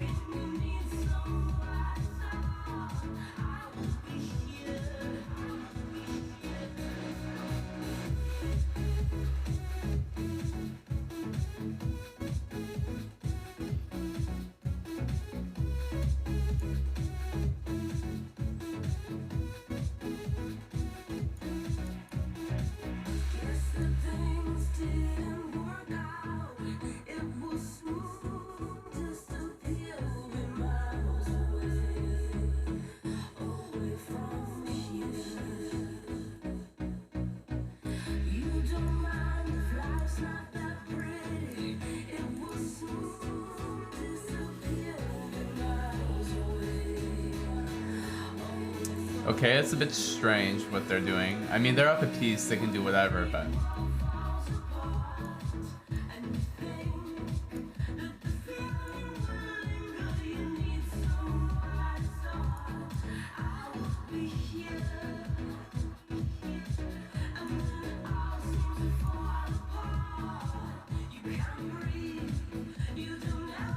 Wait, I have an idea. Guys, I have an idea.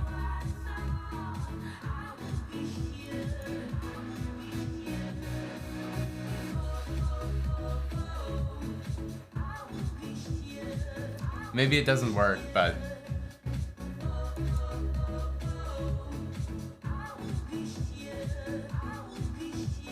I'm trying to go for a draw.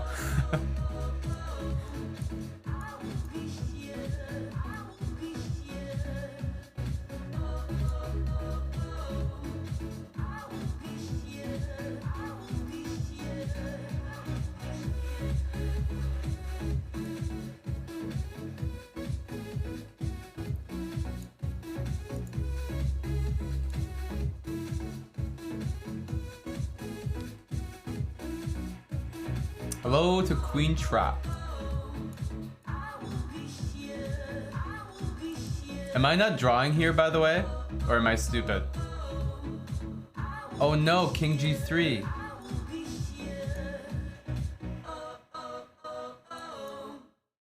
Oh no, King G3 doesn't work.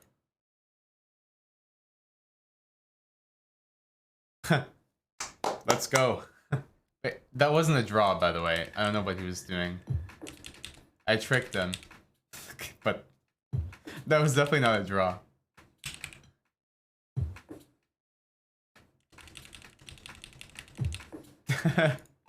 Getting the hell out of that game. He had like 80 different moves. John Curtis Chess, thank you for the raid.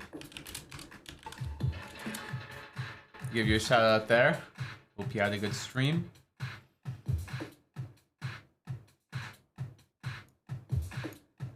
Okay, we're officially on Chess TV, so everyone behave. And God bless Chess TV. I'm talking to you, Kothis.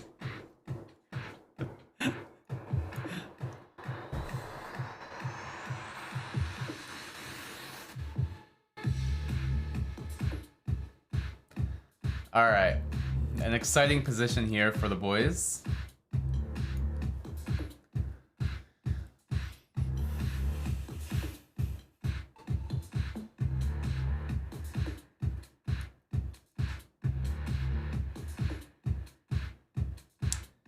Go c5, or we could take and then go c5. I think we'll take and then go c5. It's a bit more interesting. Thank you again, FM John Curtis Chess. Take. Oh wow, rook takes. Queen c8 or queen c7? Which one's better? Queen c7, knight b5. Do I care? Probably.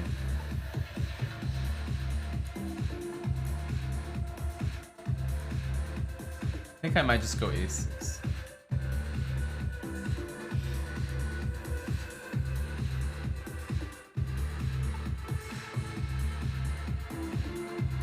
Pretty solid position. As soon as the knight moves, obviously I'll take the bishop, or not. They go e4.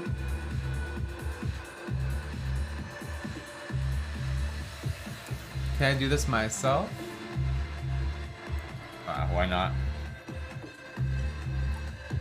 There might be an idea of sacking, but I'm gonna take it immediately.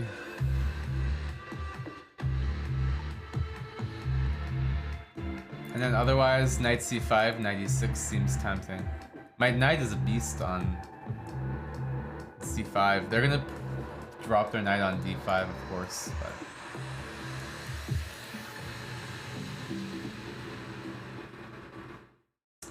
Fair enough. Let's take it like this.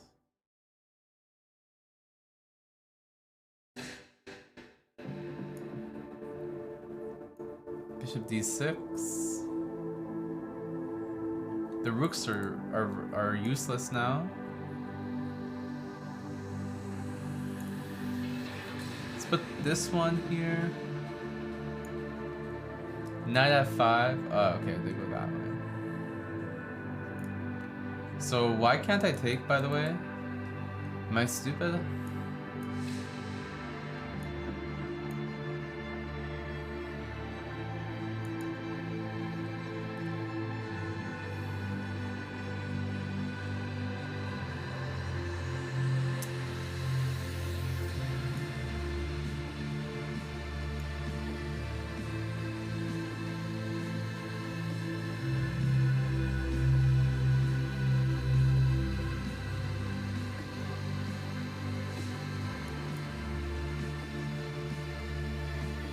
I'm not really worried. I feel like my king is pretty safe on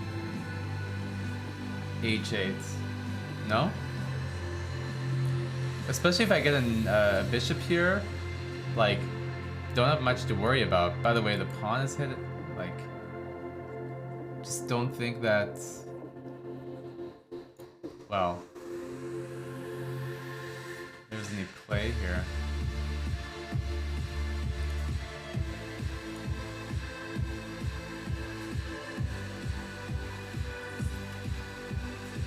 Wow, I'm down a lot on time. I'm very slow today. That's the only thing.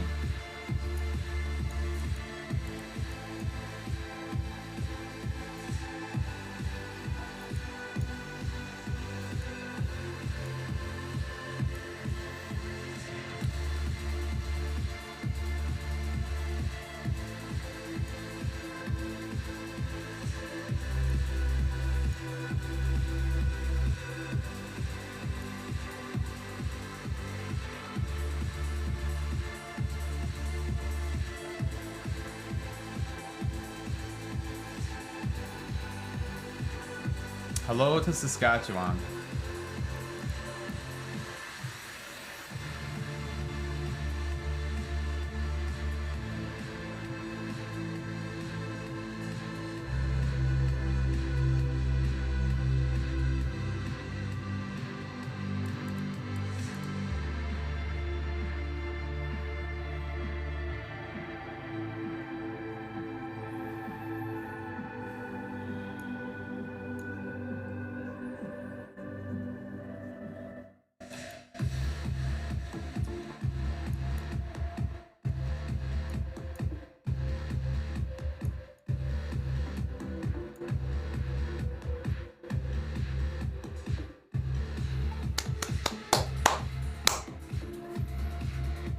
Hang's mate.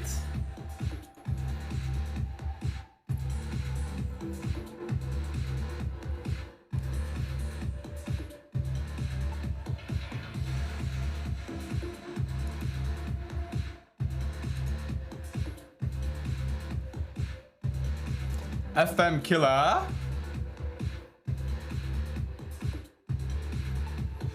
Oh, exclamation mark, smoke in the chat. They don't want smoke. My eyes are so dry. Ugh.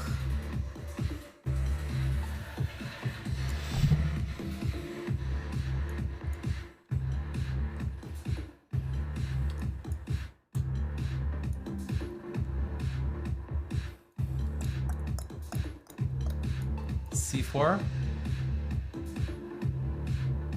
I have no idea what to do here. Am I supposed to go E3? D5? D5? Is D5 the move here?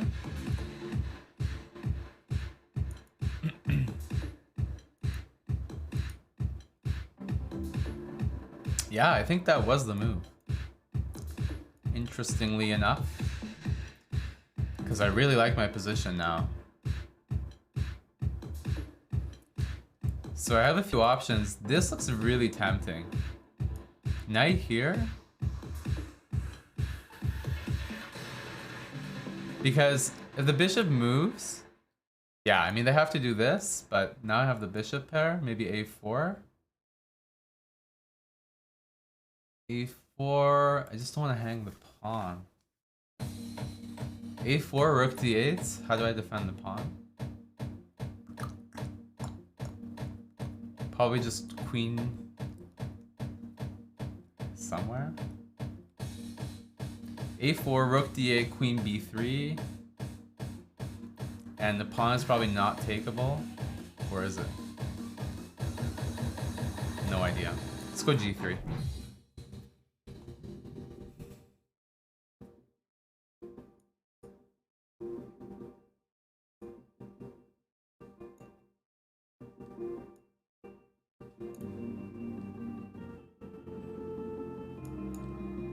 C4.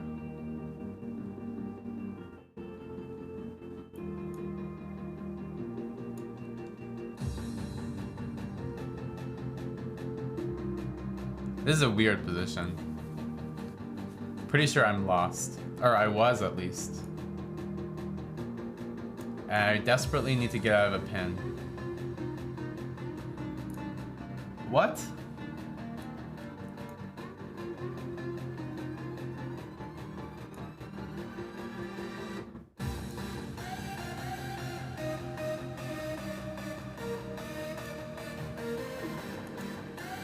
Okay. What is happening here?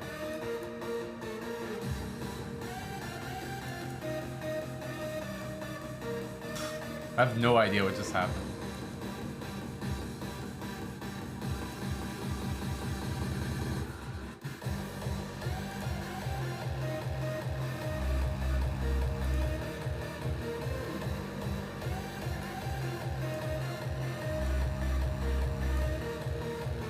Man, this guy's playing really well.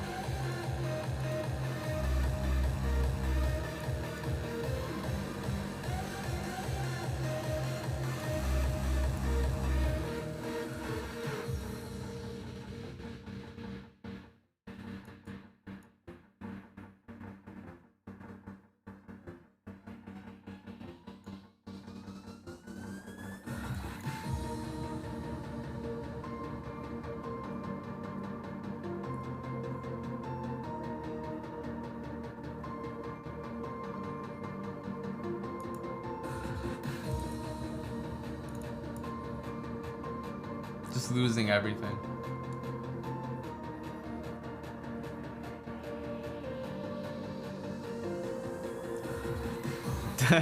Well, I think if you're gonna make fun of me for my moves, you should make fun of my moves before King G3. At that point, it was just really bad anyway.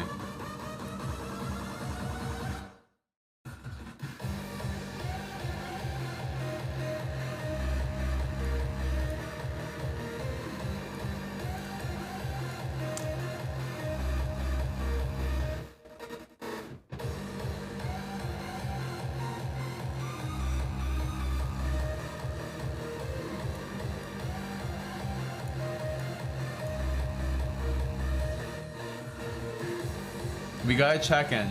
That's all that matters. As long as I get a check, I'm happy. It's really bad. But I'm getting a lot of strong opponents, like... Usually... Okay, there we go. There's someone that's similar.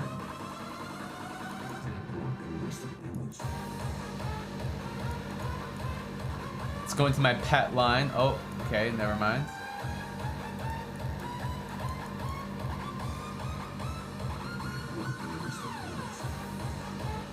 Hello to Thong Me. The bishop is trash on f3. That's why you don't play this line. In case anyone wants to note.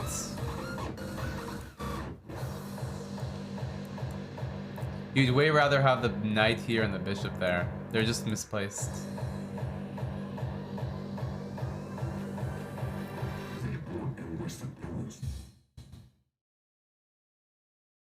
C5.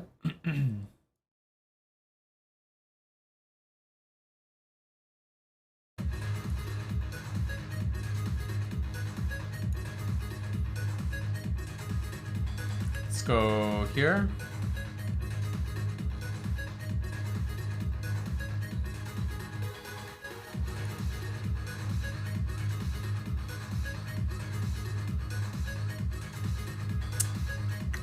He thinks he's being scary, but I don't believe it.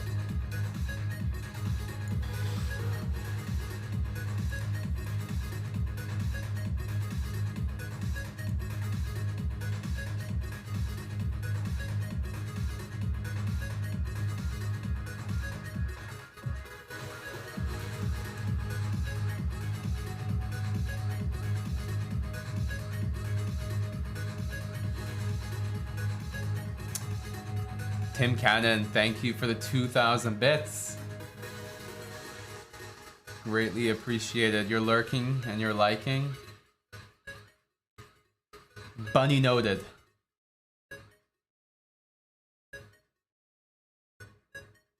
And I'm losing. No, I'm not. It's okay.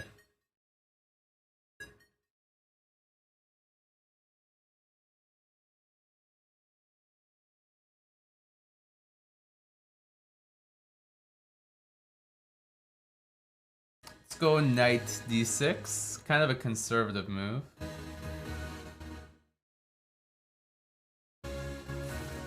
By conservative, I mean bad.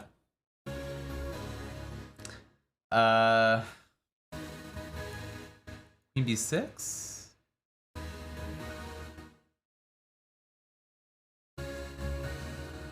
Wow, doesn't even work. Annoying. Wait, maybe it does work. Rook takes, queen takes?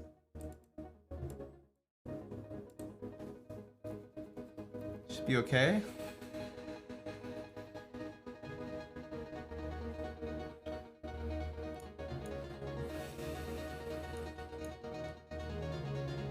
And I should be up material, right? Yeah, yeah. I have 2 rooks for 2 pieces. What? What just happened there?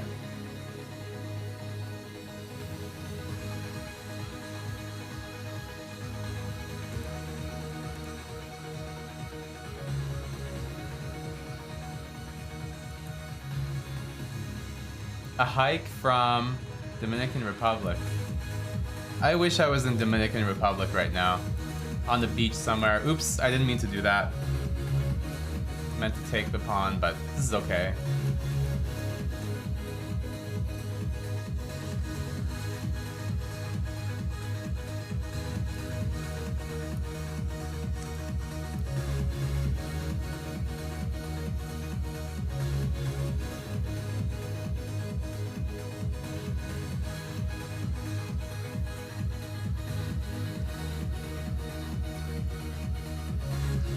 Alright, what to do here? E3, bishop b2, castle. Oh, I should probably play knight f5 at some point. Of course, I'm too late.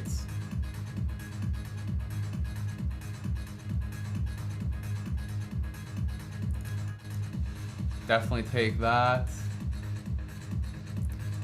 b3, a3, b4, is it worth it? I think it is.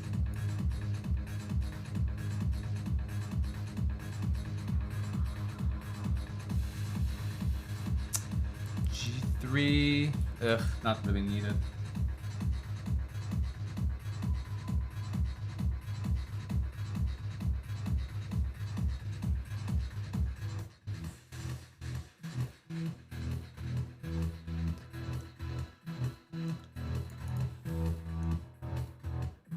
Knight takes d5 is hanging for 5 moves. What? Knight takes d5?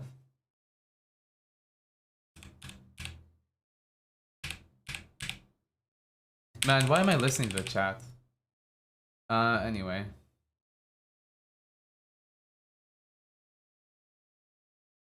Let's go here.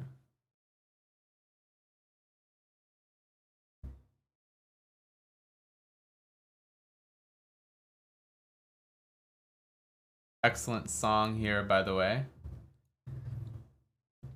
There's some ideas here where I can actually sack.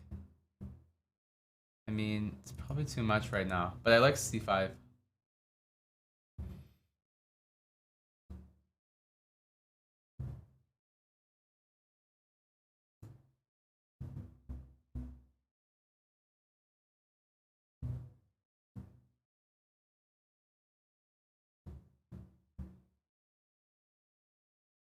Rook here.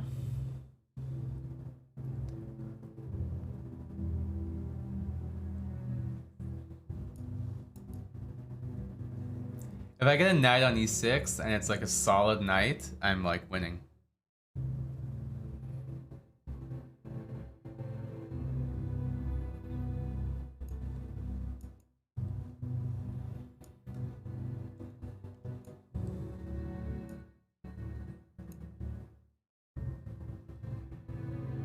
This is really bad for black.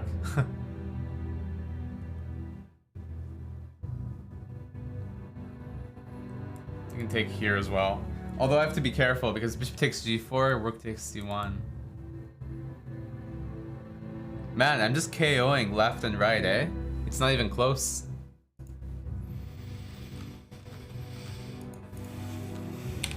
Knight takes d5.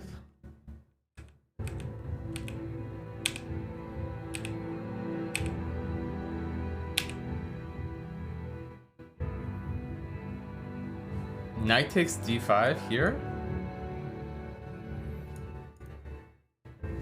It's not supposed to be so good because I can take this pawn. It's not winning a pawn. Like, it's nothing special.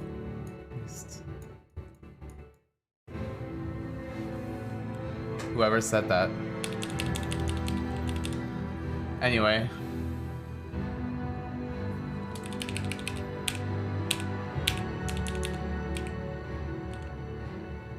Knight takes d5, knight takes c3. Here? No, but knight takes c3 isn't good. Again, like, it's just a, like, okay, well, first of all, here, after knight takes c3, It's actually better for me. Bishop takes d8, knight takes d1, bishop takes c7. And I'm winning. So no, that doesn't work. Anyway, let's keep going.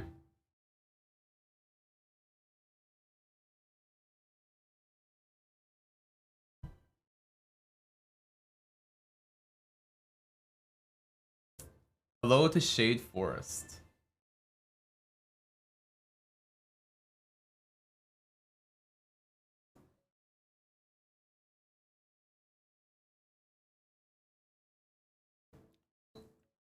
Need to spice it up a little bit.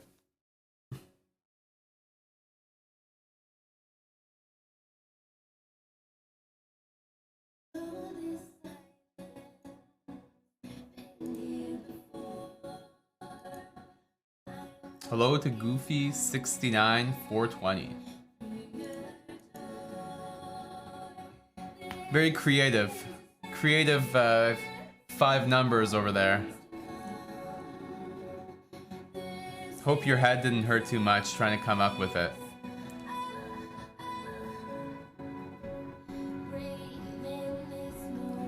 D4, C5? Do we want a structure like that? Probably.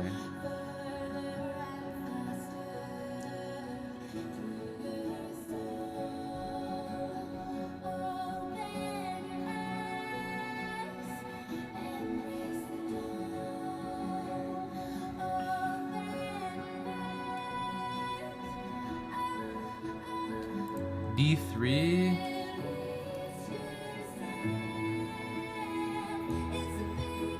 I think I might want my bishop on d6 here to go e5.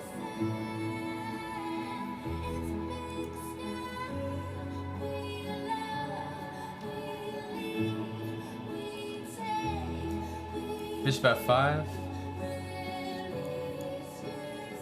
Oh, fuck.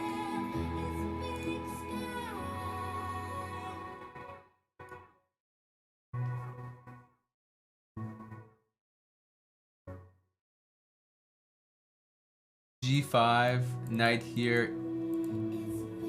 No, it doesn't work. Guess we're down a pawn.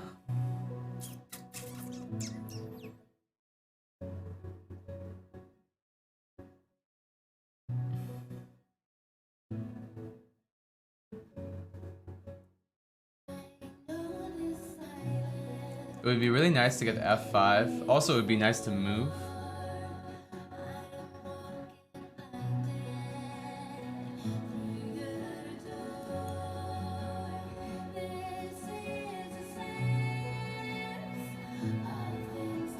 Hello to Illet Guy.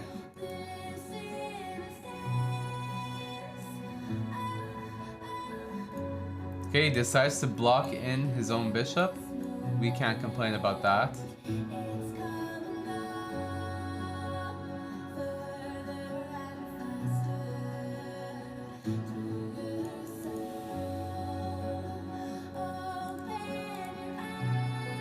That probably helps me, whatever just happened there.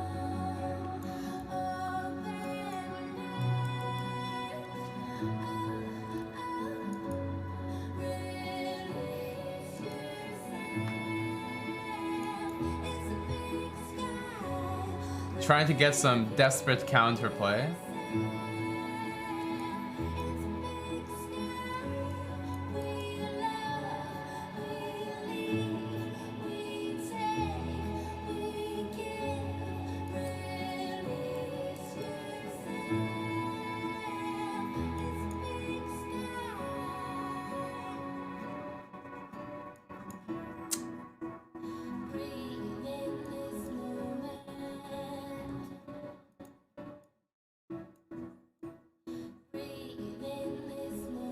I wonder what the eval here is. I have no idea. Probably better for me.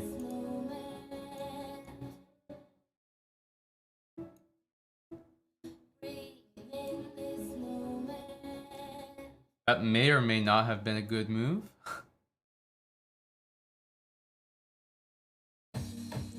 think we just have to go for the draw. I have no time. It's the problem.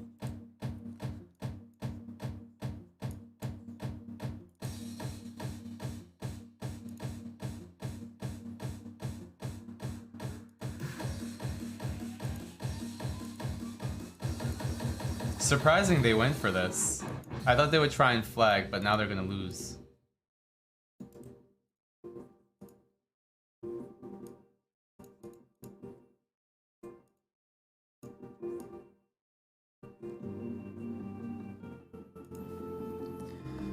Let's go. Canadian chess from both sides.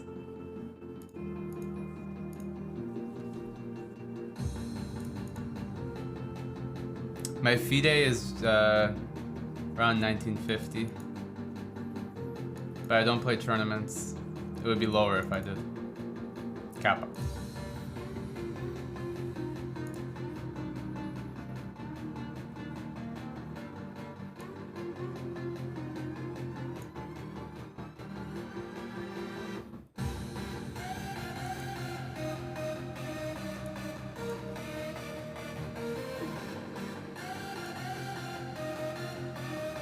There's something to be said about this move, but I don't think it's good.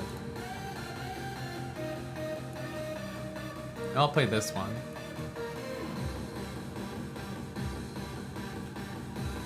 $1950 FIDE is 1680? What? Please explain your joke to me, Chess Ninja. I don't get it.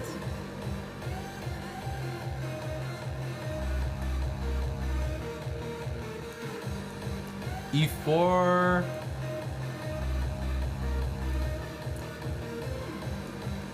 A3.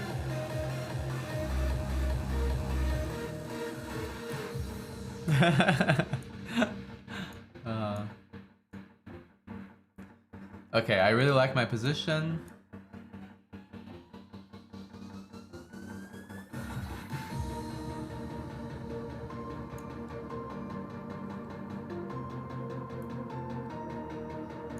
H4, H5.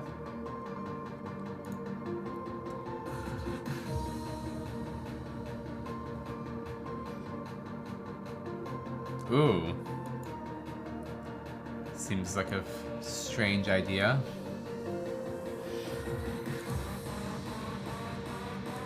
Oh, he's coming for me. King H2 is probably not a good move, to be honest. I regret it.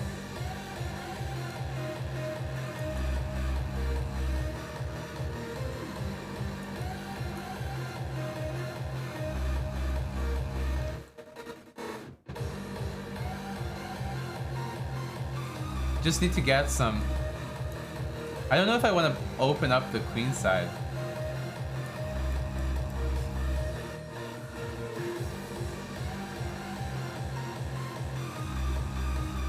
That knight is going to be very annoying.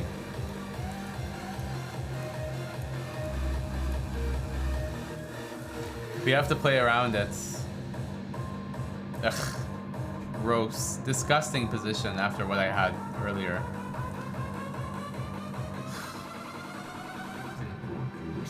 So bad.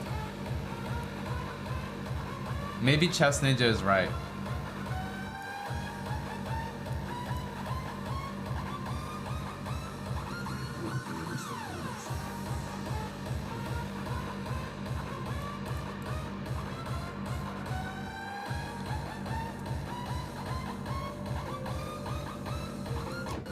King F2.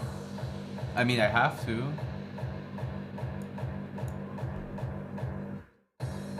At least I don't really see a threat here. If we don't play E5, I don't know what we do, so we'll play E5.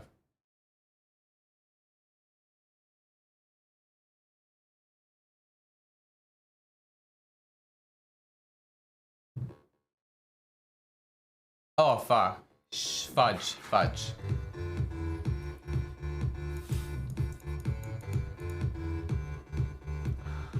I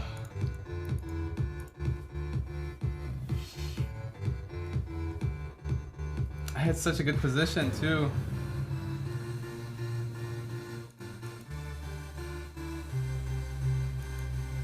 We're on Chess TV. You gotta be careful.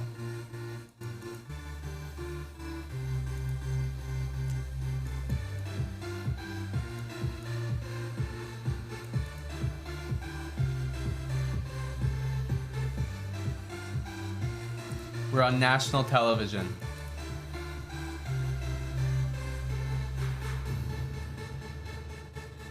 Hashtag God bless Chess TV.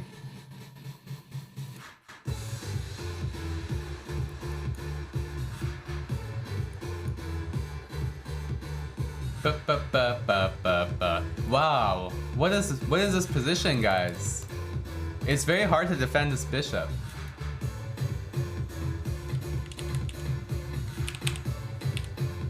Bishop e3, f4. I want to preserve this. We'll go here.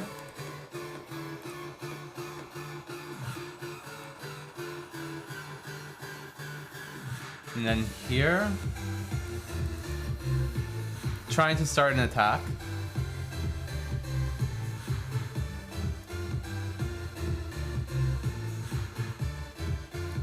Maybe knight h4. Don't think this is threatening anything. I mean, he can try and go for a draw. Yeah. Okay, fine.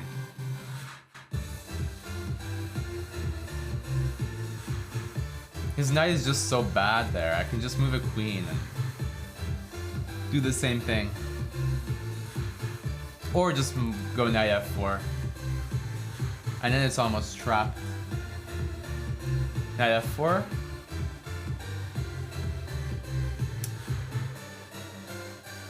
Yeah, it's almost trapped. Queen here. He has to go back. But this is like losing for them. Definitely borderline losing.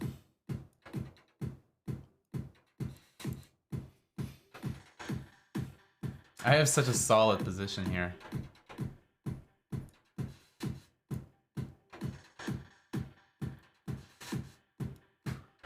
Where's the KO?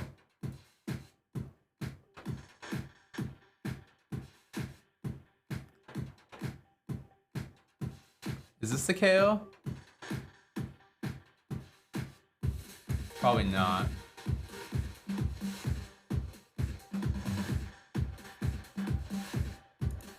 Here. Oh, here could be good.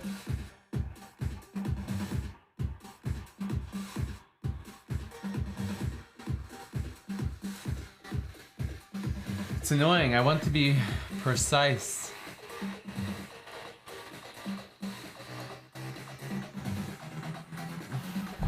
Oh, they just missed.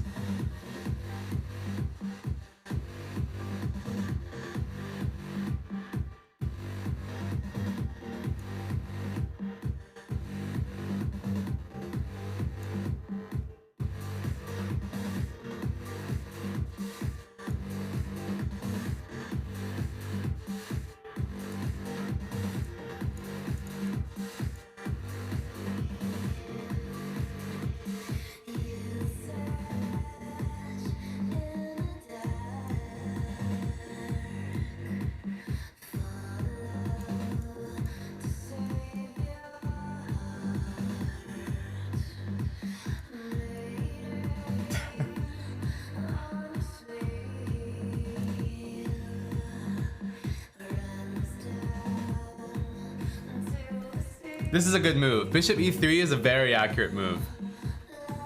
It's actually surprisingly accurate because now he's kind of in zugzwang and my next move is going to be queen f1. Very nice, very nice. Ooh.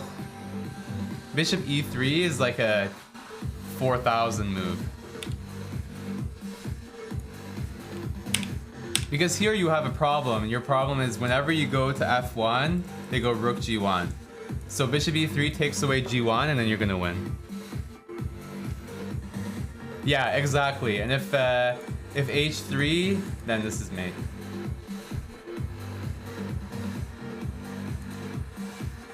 FM killer, ain't nobody rilla. Oof, we got a big chief over here. Gotta put in just a little bit more brain power to beat this guy. He's pre-moving every move.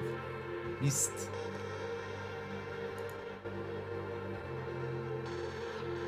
Bishop B3 is definitely an M3 gone move.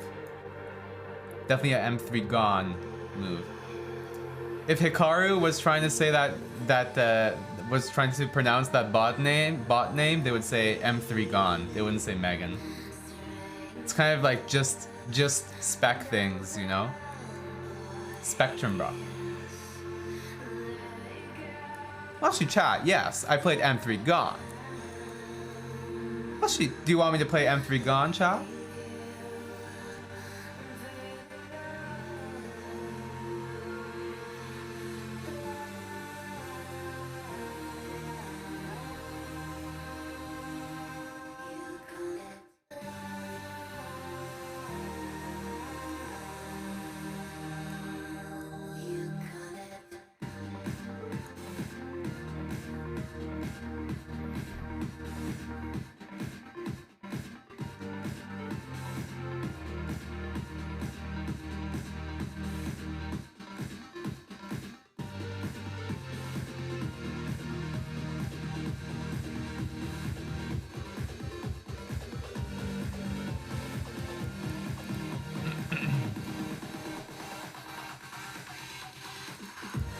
Alright, FM Killa is coming.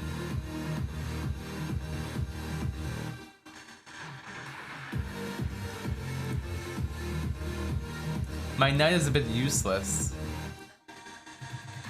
But we'll do this anyway.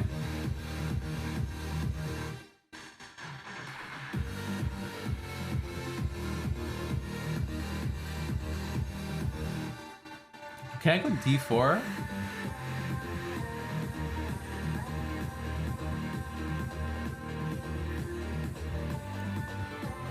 I think it's good. I think it's good.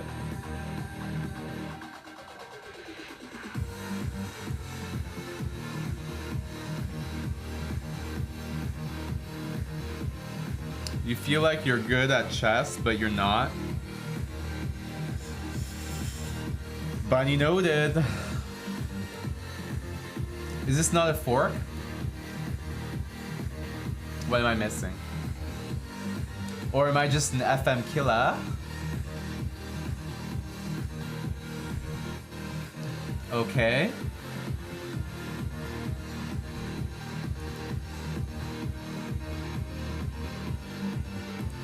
Oh, sheesh. Shizzle. Should I have done something else there? I think he could have done some. He could have. Pretty sure he could have taken and then played a knight, and then I wouldn't have won anything. So I think the better move there was to just take, and then bishop h1. But they didn't do it. Which one should I take? I think I'll take the bishop actually first.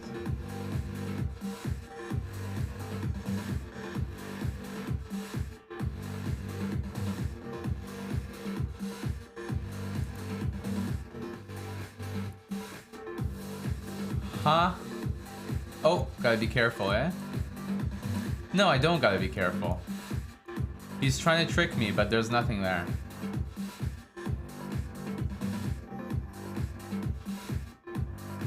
What's the line here, by the way? What am I missing? There's no mate.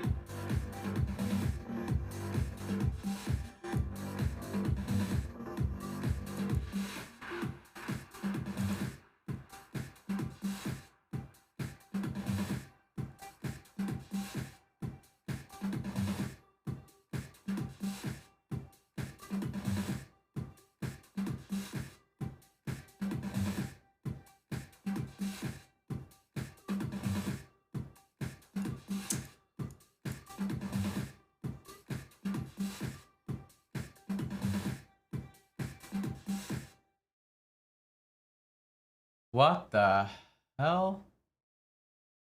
Heck, not hell.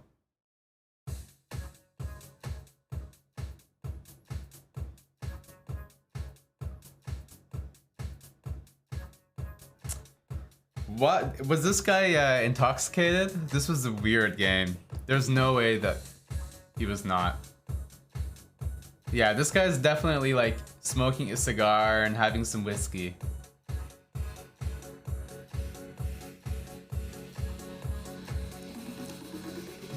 Hello to Canadian rock fan.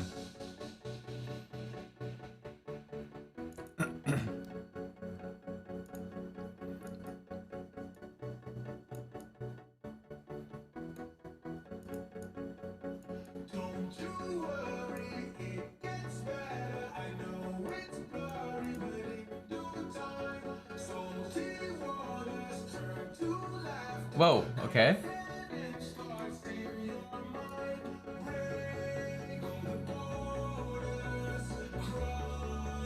E5. Knight F5. E4. Yeah, we can go for it.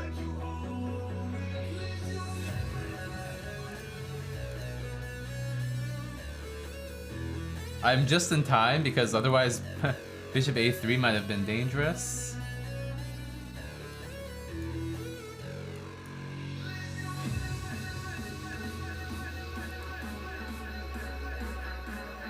I'm pretty far away from my all-time high, but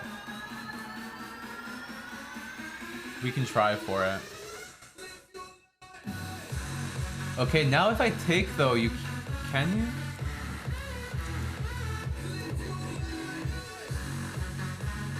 I was pretty convinced that this is not good.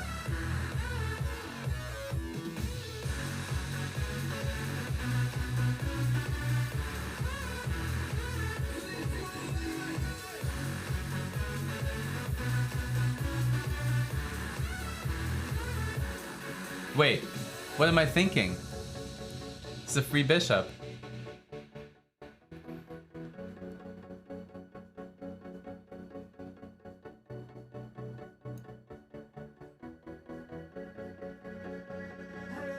Oh my goodness, that's a good move. Oh, I can take with a pawn. Whew, got scared there for a sec.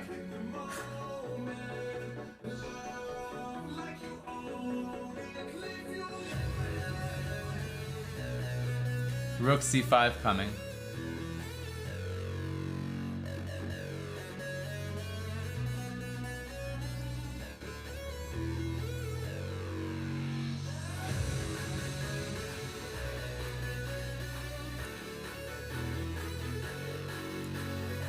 Let's not do that. Is my only move here? This is, oh no, I can go knight. Somehow this feels sketchy, but we have to.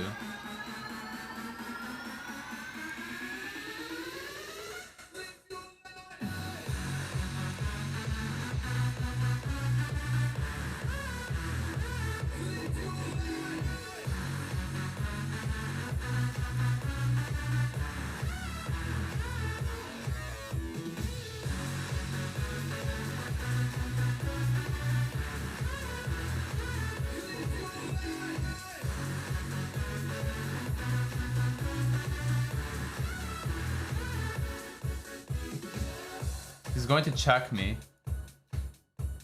So maybe we should stop that. Okay,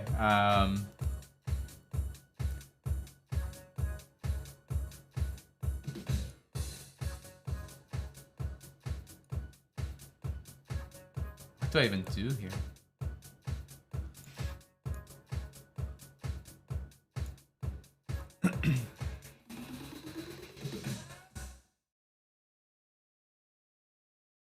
This is such a bad move. Oh my goodness. You actually just played that.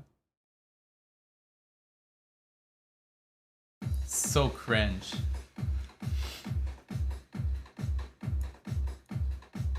What the hell am I looking at?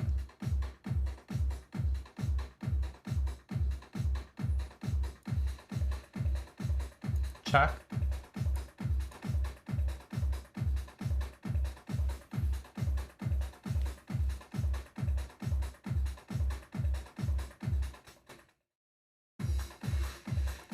check.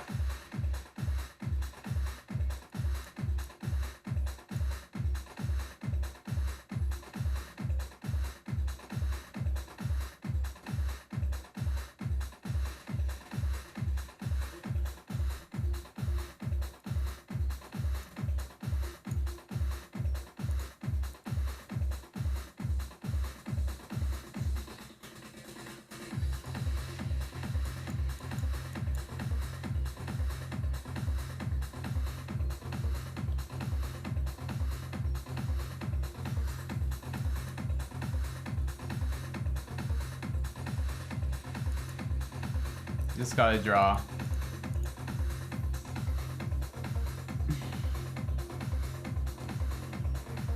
I had no time.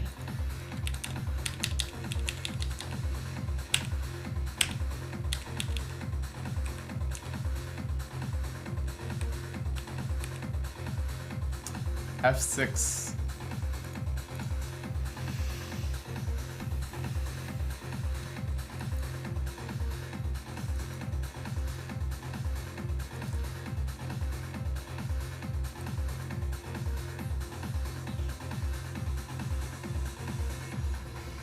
This is definitely, I think this is some sort of weird theory. That's not good.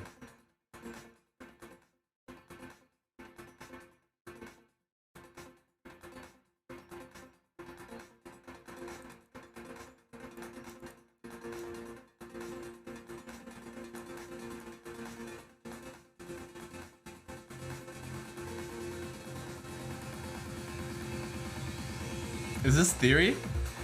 Seriously, is it? Did I fall into some weird trap?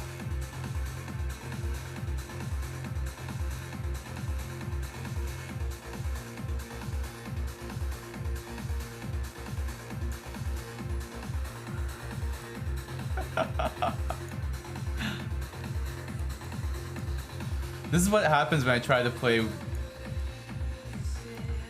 interestingly. I don't think I messed up that badly though.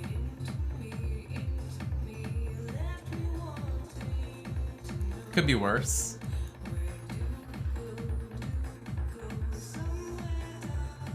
No, I don't think I hung my knight.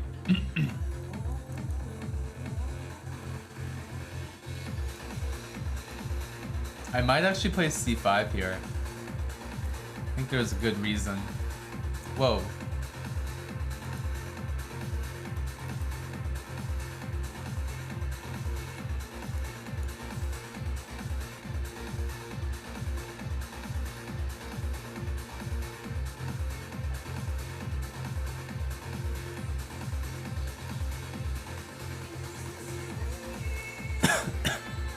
Excuse me. He played that really fast. I'm not sure if this is good. He played that really fast.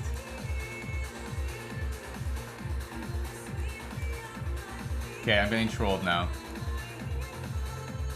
Definitely getting trolled now.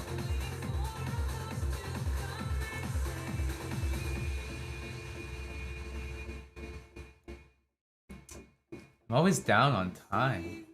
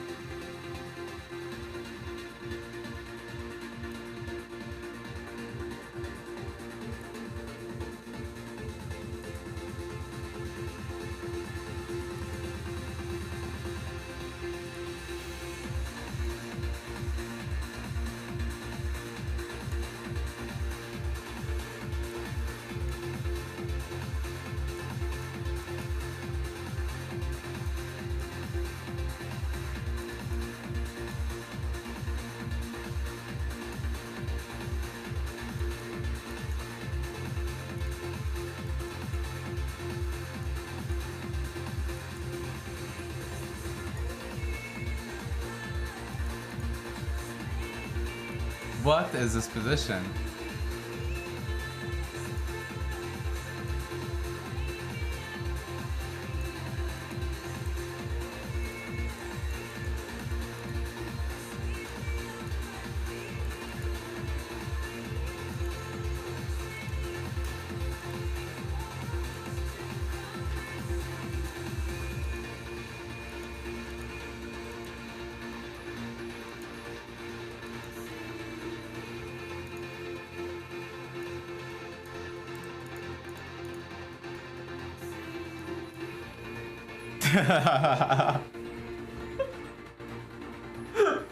What just happened?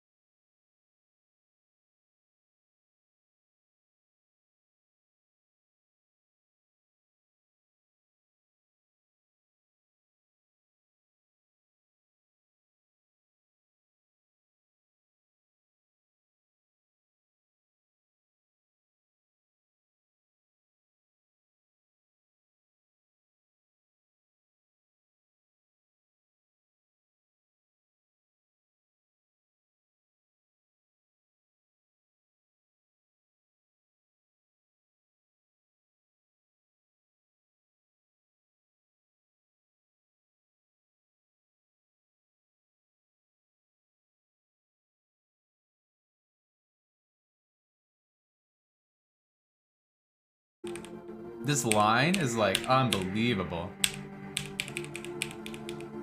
I definitely thought I was just like doing some crap.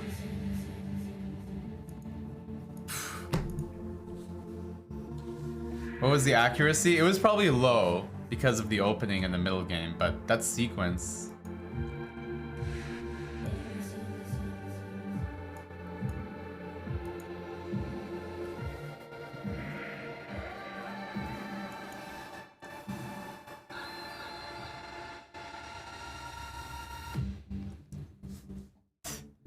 Yeah, unfortunately the music is, I don't have headphones on.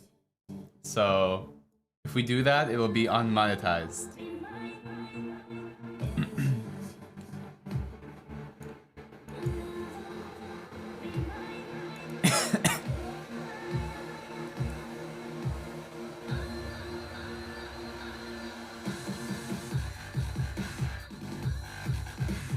I like to play H5 in these lines, even if it hangs a pawn.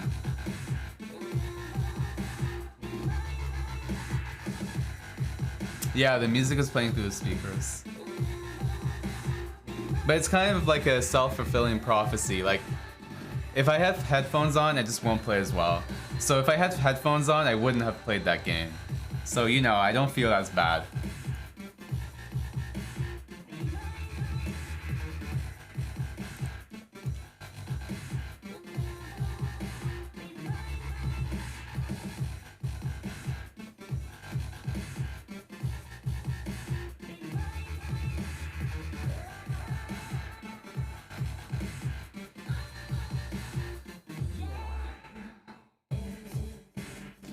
I don't like my position, actually. Bishop d3 was a good move by them. Bit annoying, but okay.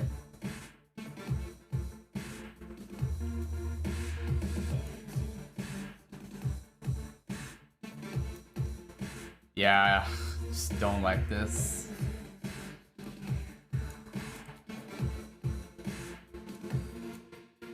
Have to go for it.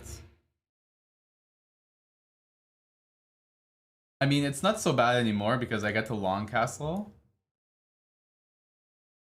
And this can't be that bad. It's so bad, you think, FK Gone?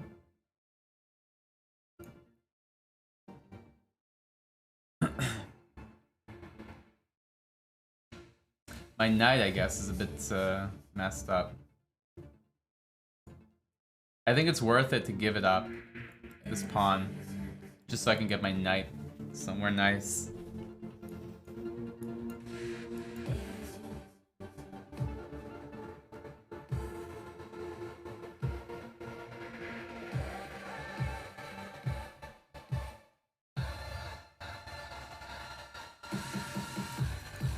Bishop d6.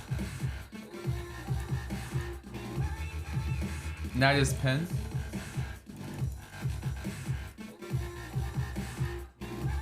Can I not take here?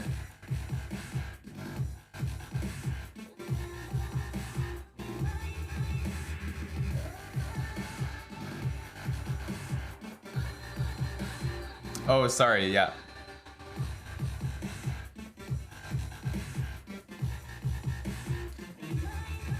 Okay, I have a bunch of ways to do this. I can play g3.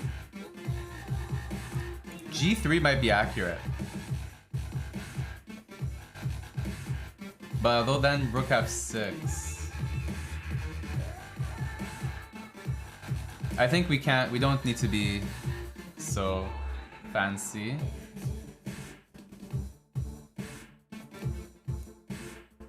g3.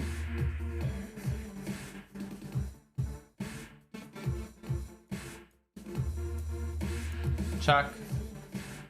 Yeah, this is really bad. I just have no time, so I have to go quick.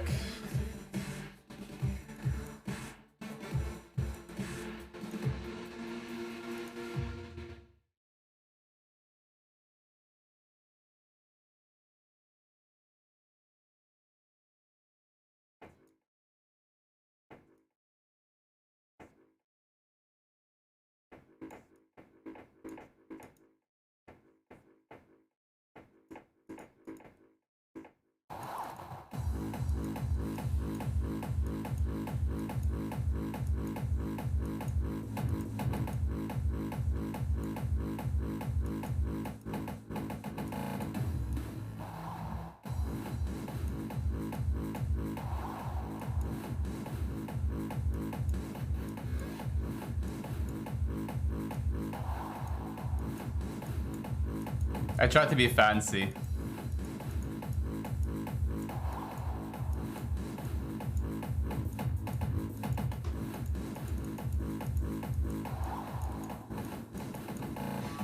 Fuck, I almost messed it up.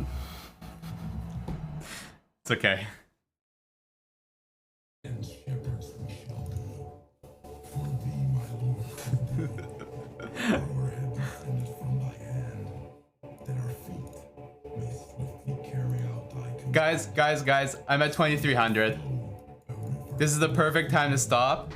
And teeming with soul, I don't want to lose my 2300 in nomine Patri, et because then I'll tilt to death and I'll end the night at 22.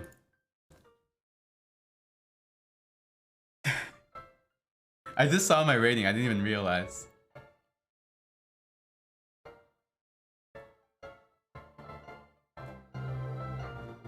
I can spank the chat. You can challenge me. You don't understand. I haven't been this rating. Okay, let's go into my user profile. I'm pretty sure I haven't been this rating in a few years. Like, you don't understand how rare it is for me to be 2300. Okay, let's see here.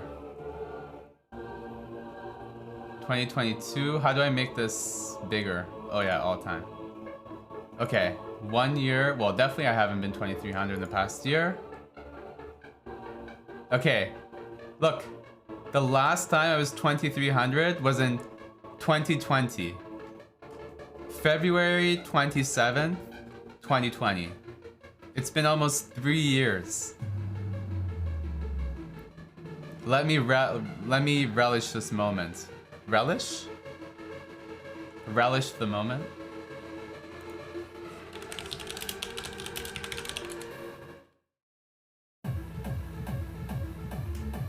Is that actually? It is, right? Okay. Cherish? Relish? Wait, it's not relish the moment?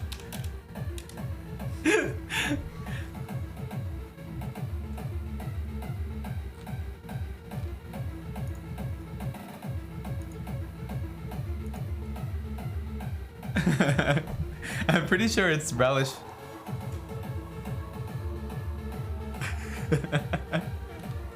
Okay. Cherish? I definitely thought it was relish. Okay.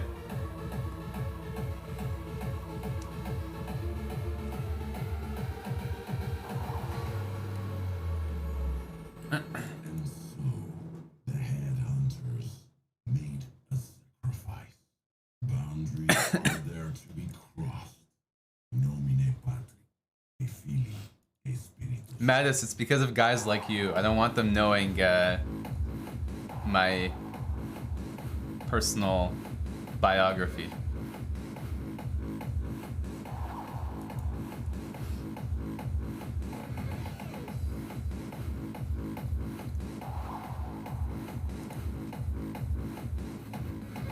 This is a bad structure, by the way, to play against white here, but you know, don't try this at home, but I'm gonna do it. Hello to Defile. Hello to Lisa DC. Is Lisa DC a girl?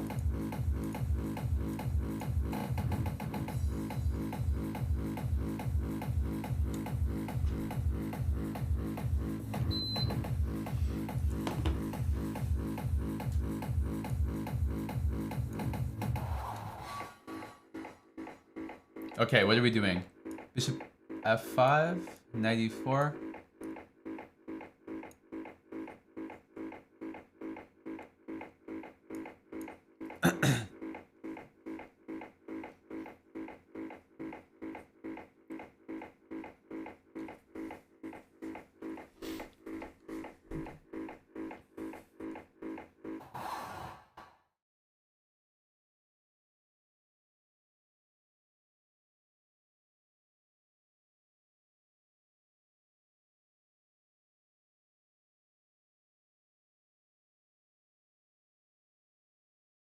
Oof, great song.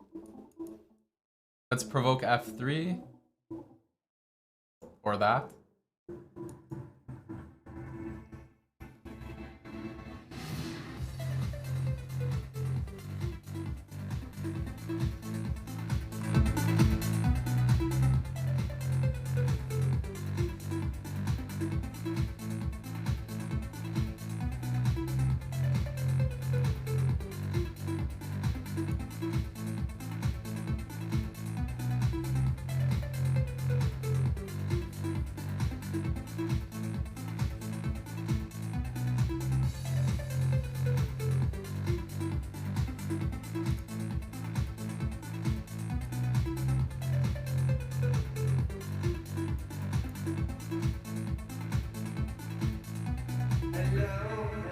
Hello.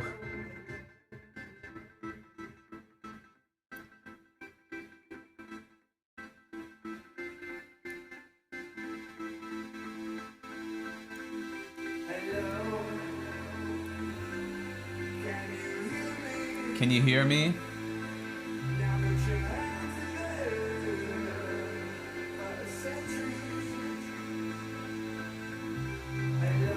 I respect that move for sure.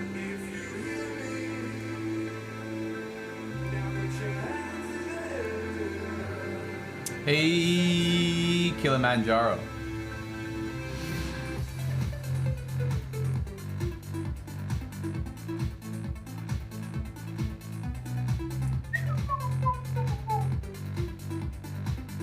Wow, he changed his mind.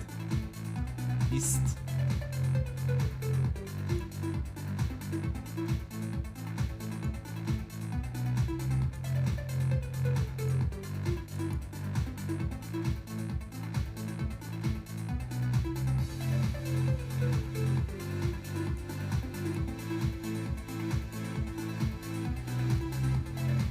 C3 is very hard to defend here.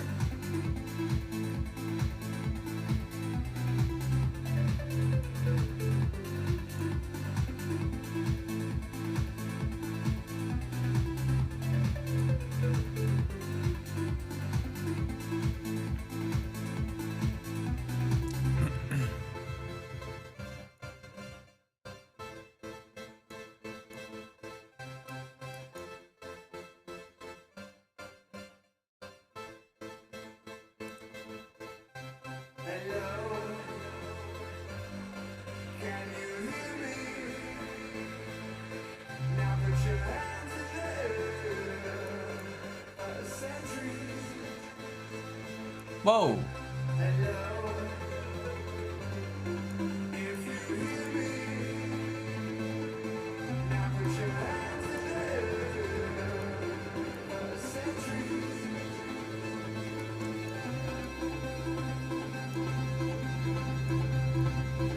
Let's make him feel like he has a chance.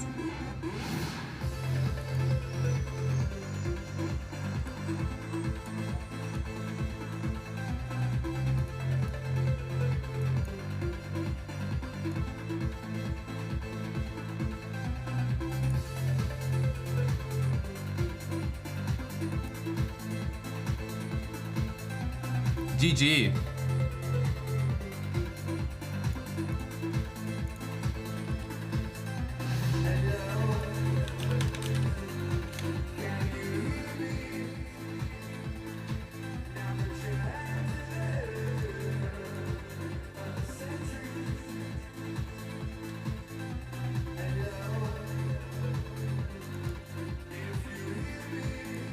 Let's go, Kothis.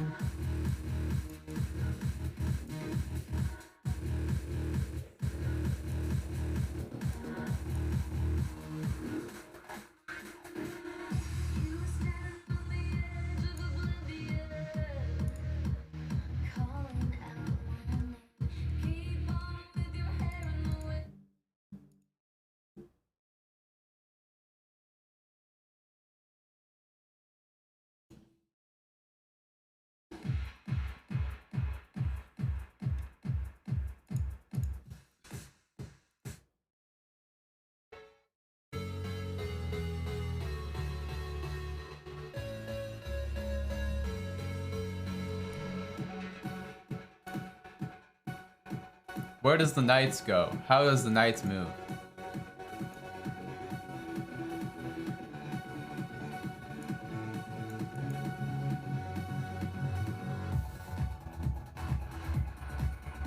Oh my god. I hate when that happens.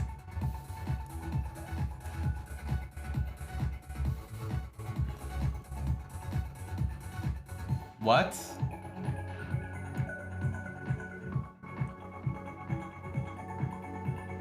I think Kothis saw a ghost.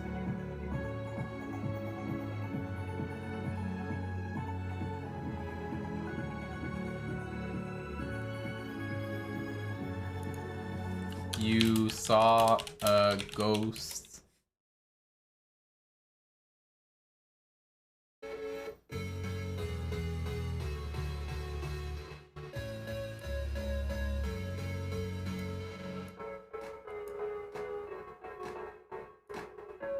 Yeah, I mean, the problem here is that I always have knife f8. And I have a juicer here on d4.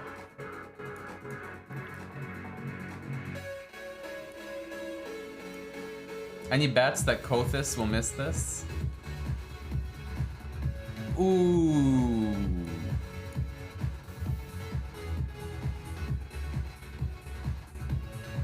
GG.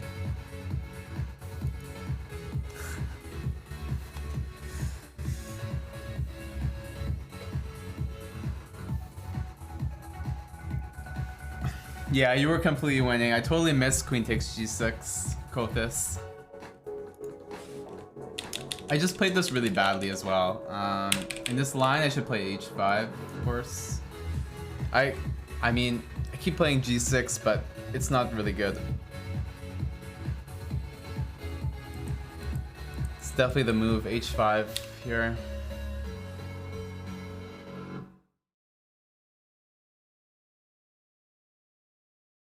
Oranji, buddy. Just about to sign off, sir. My eyes are very dry. I can't do this much longer. Every like second blink, my eyes get blurry. How thirsty is El Jefe? I'm thirsty for some tea right now, maybe. Let me see who's streaming.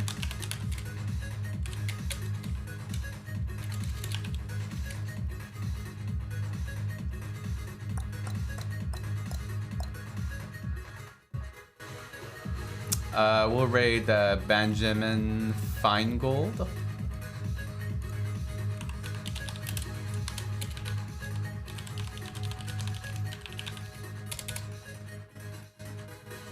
All right, everyone.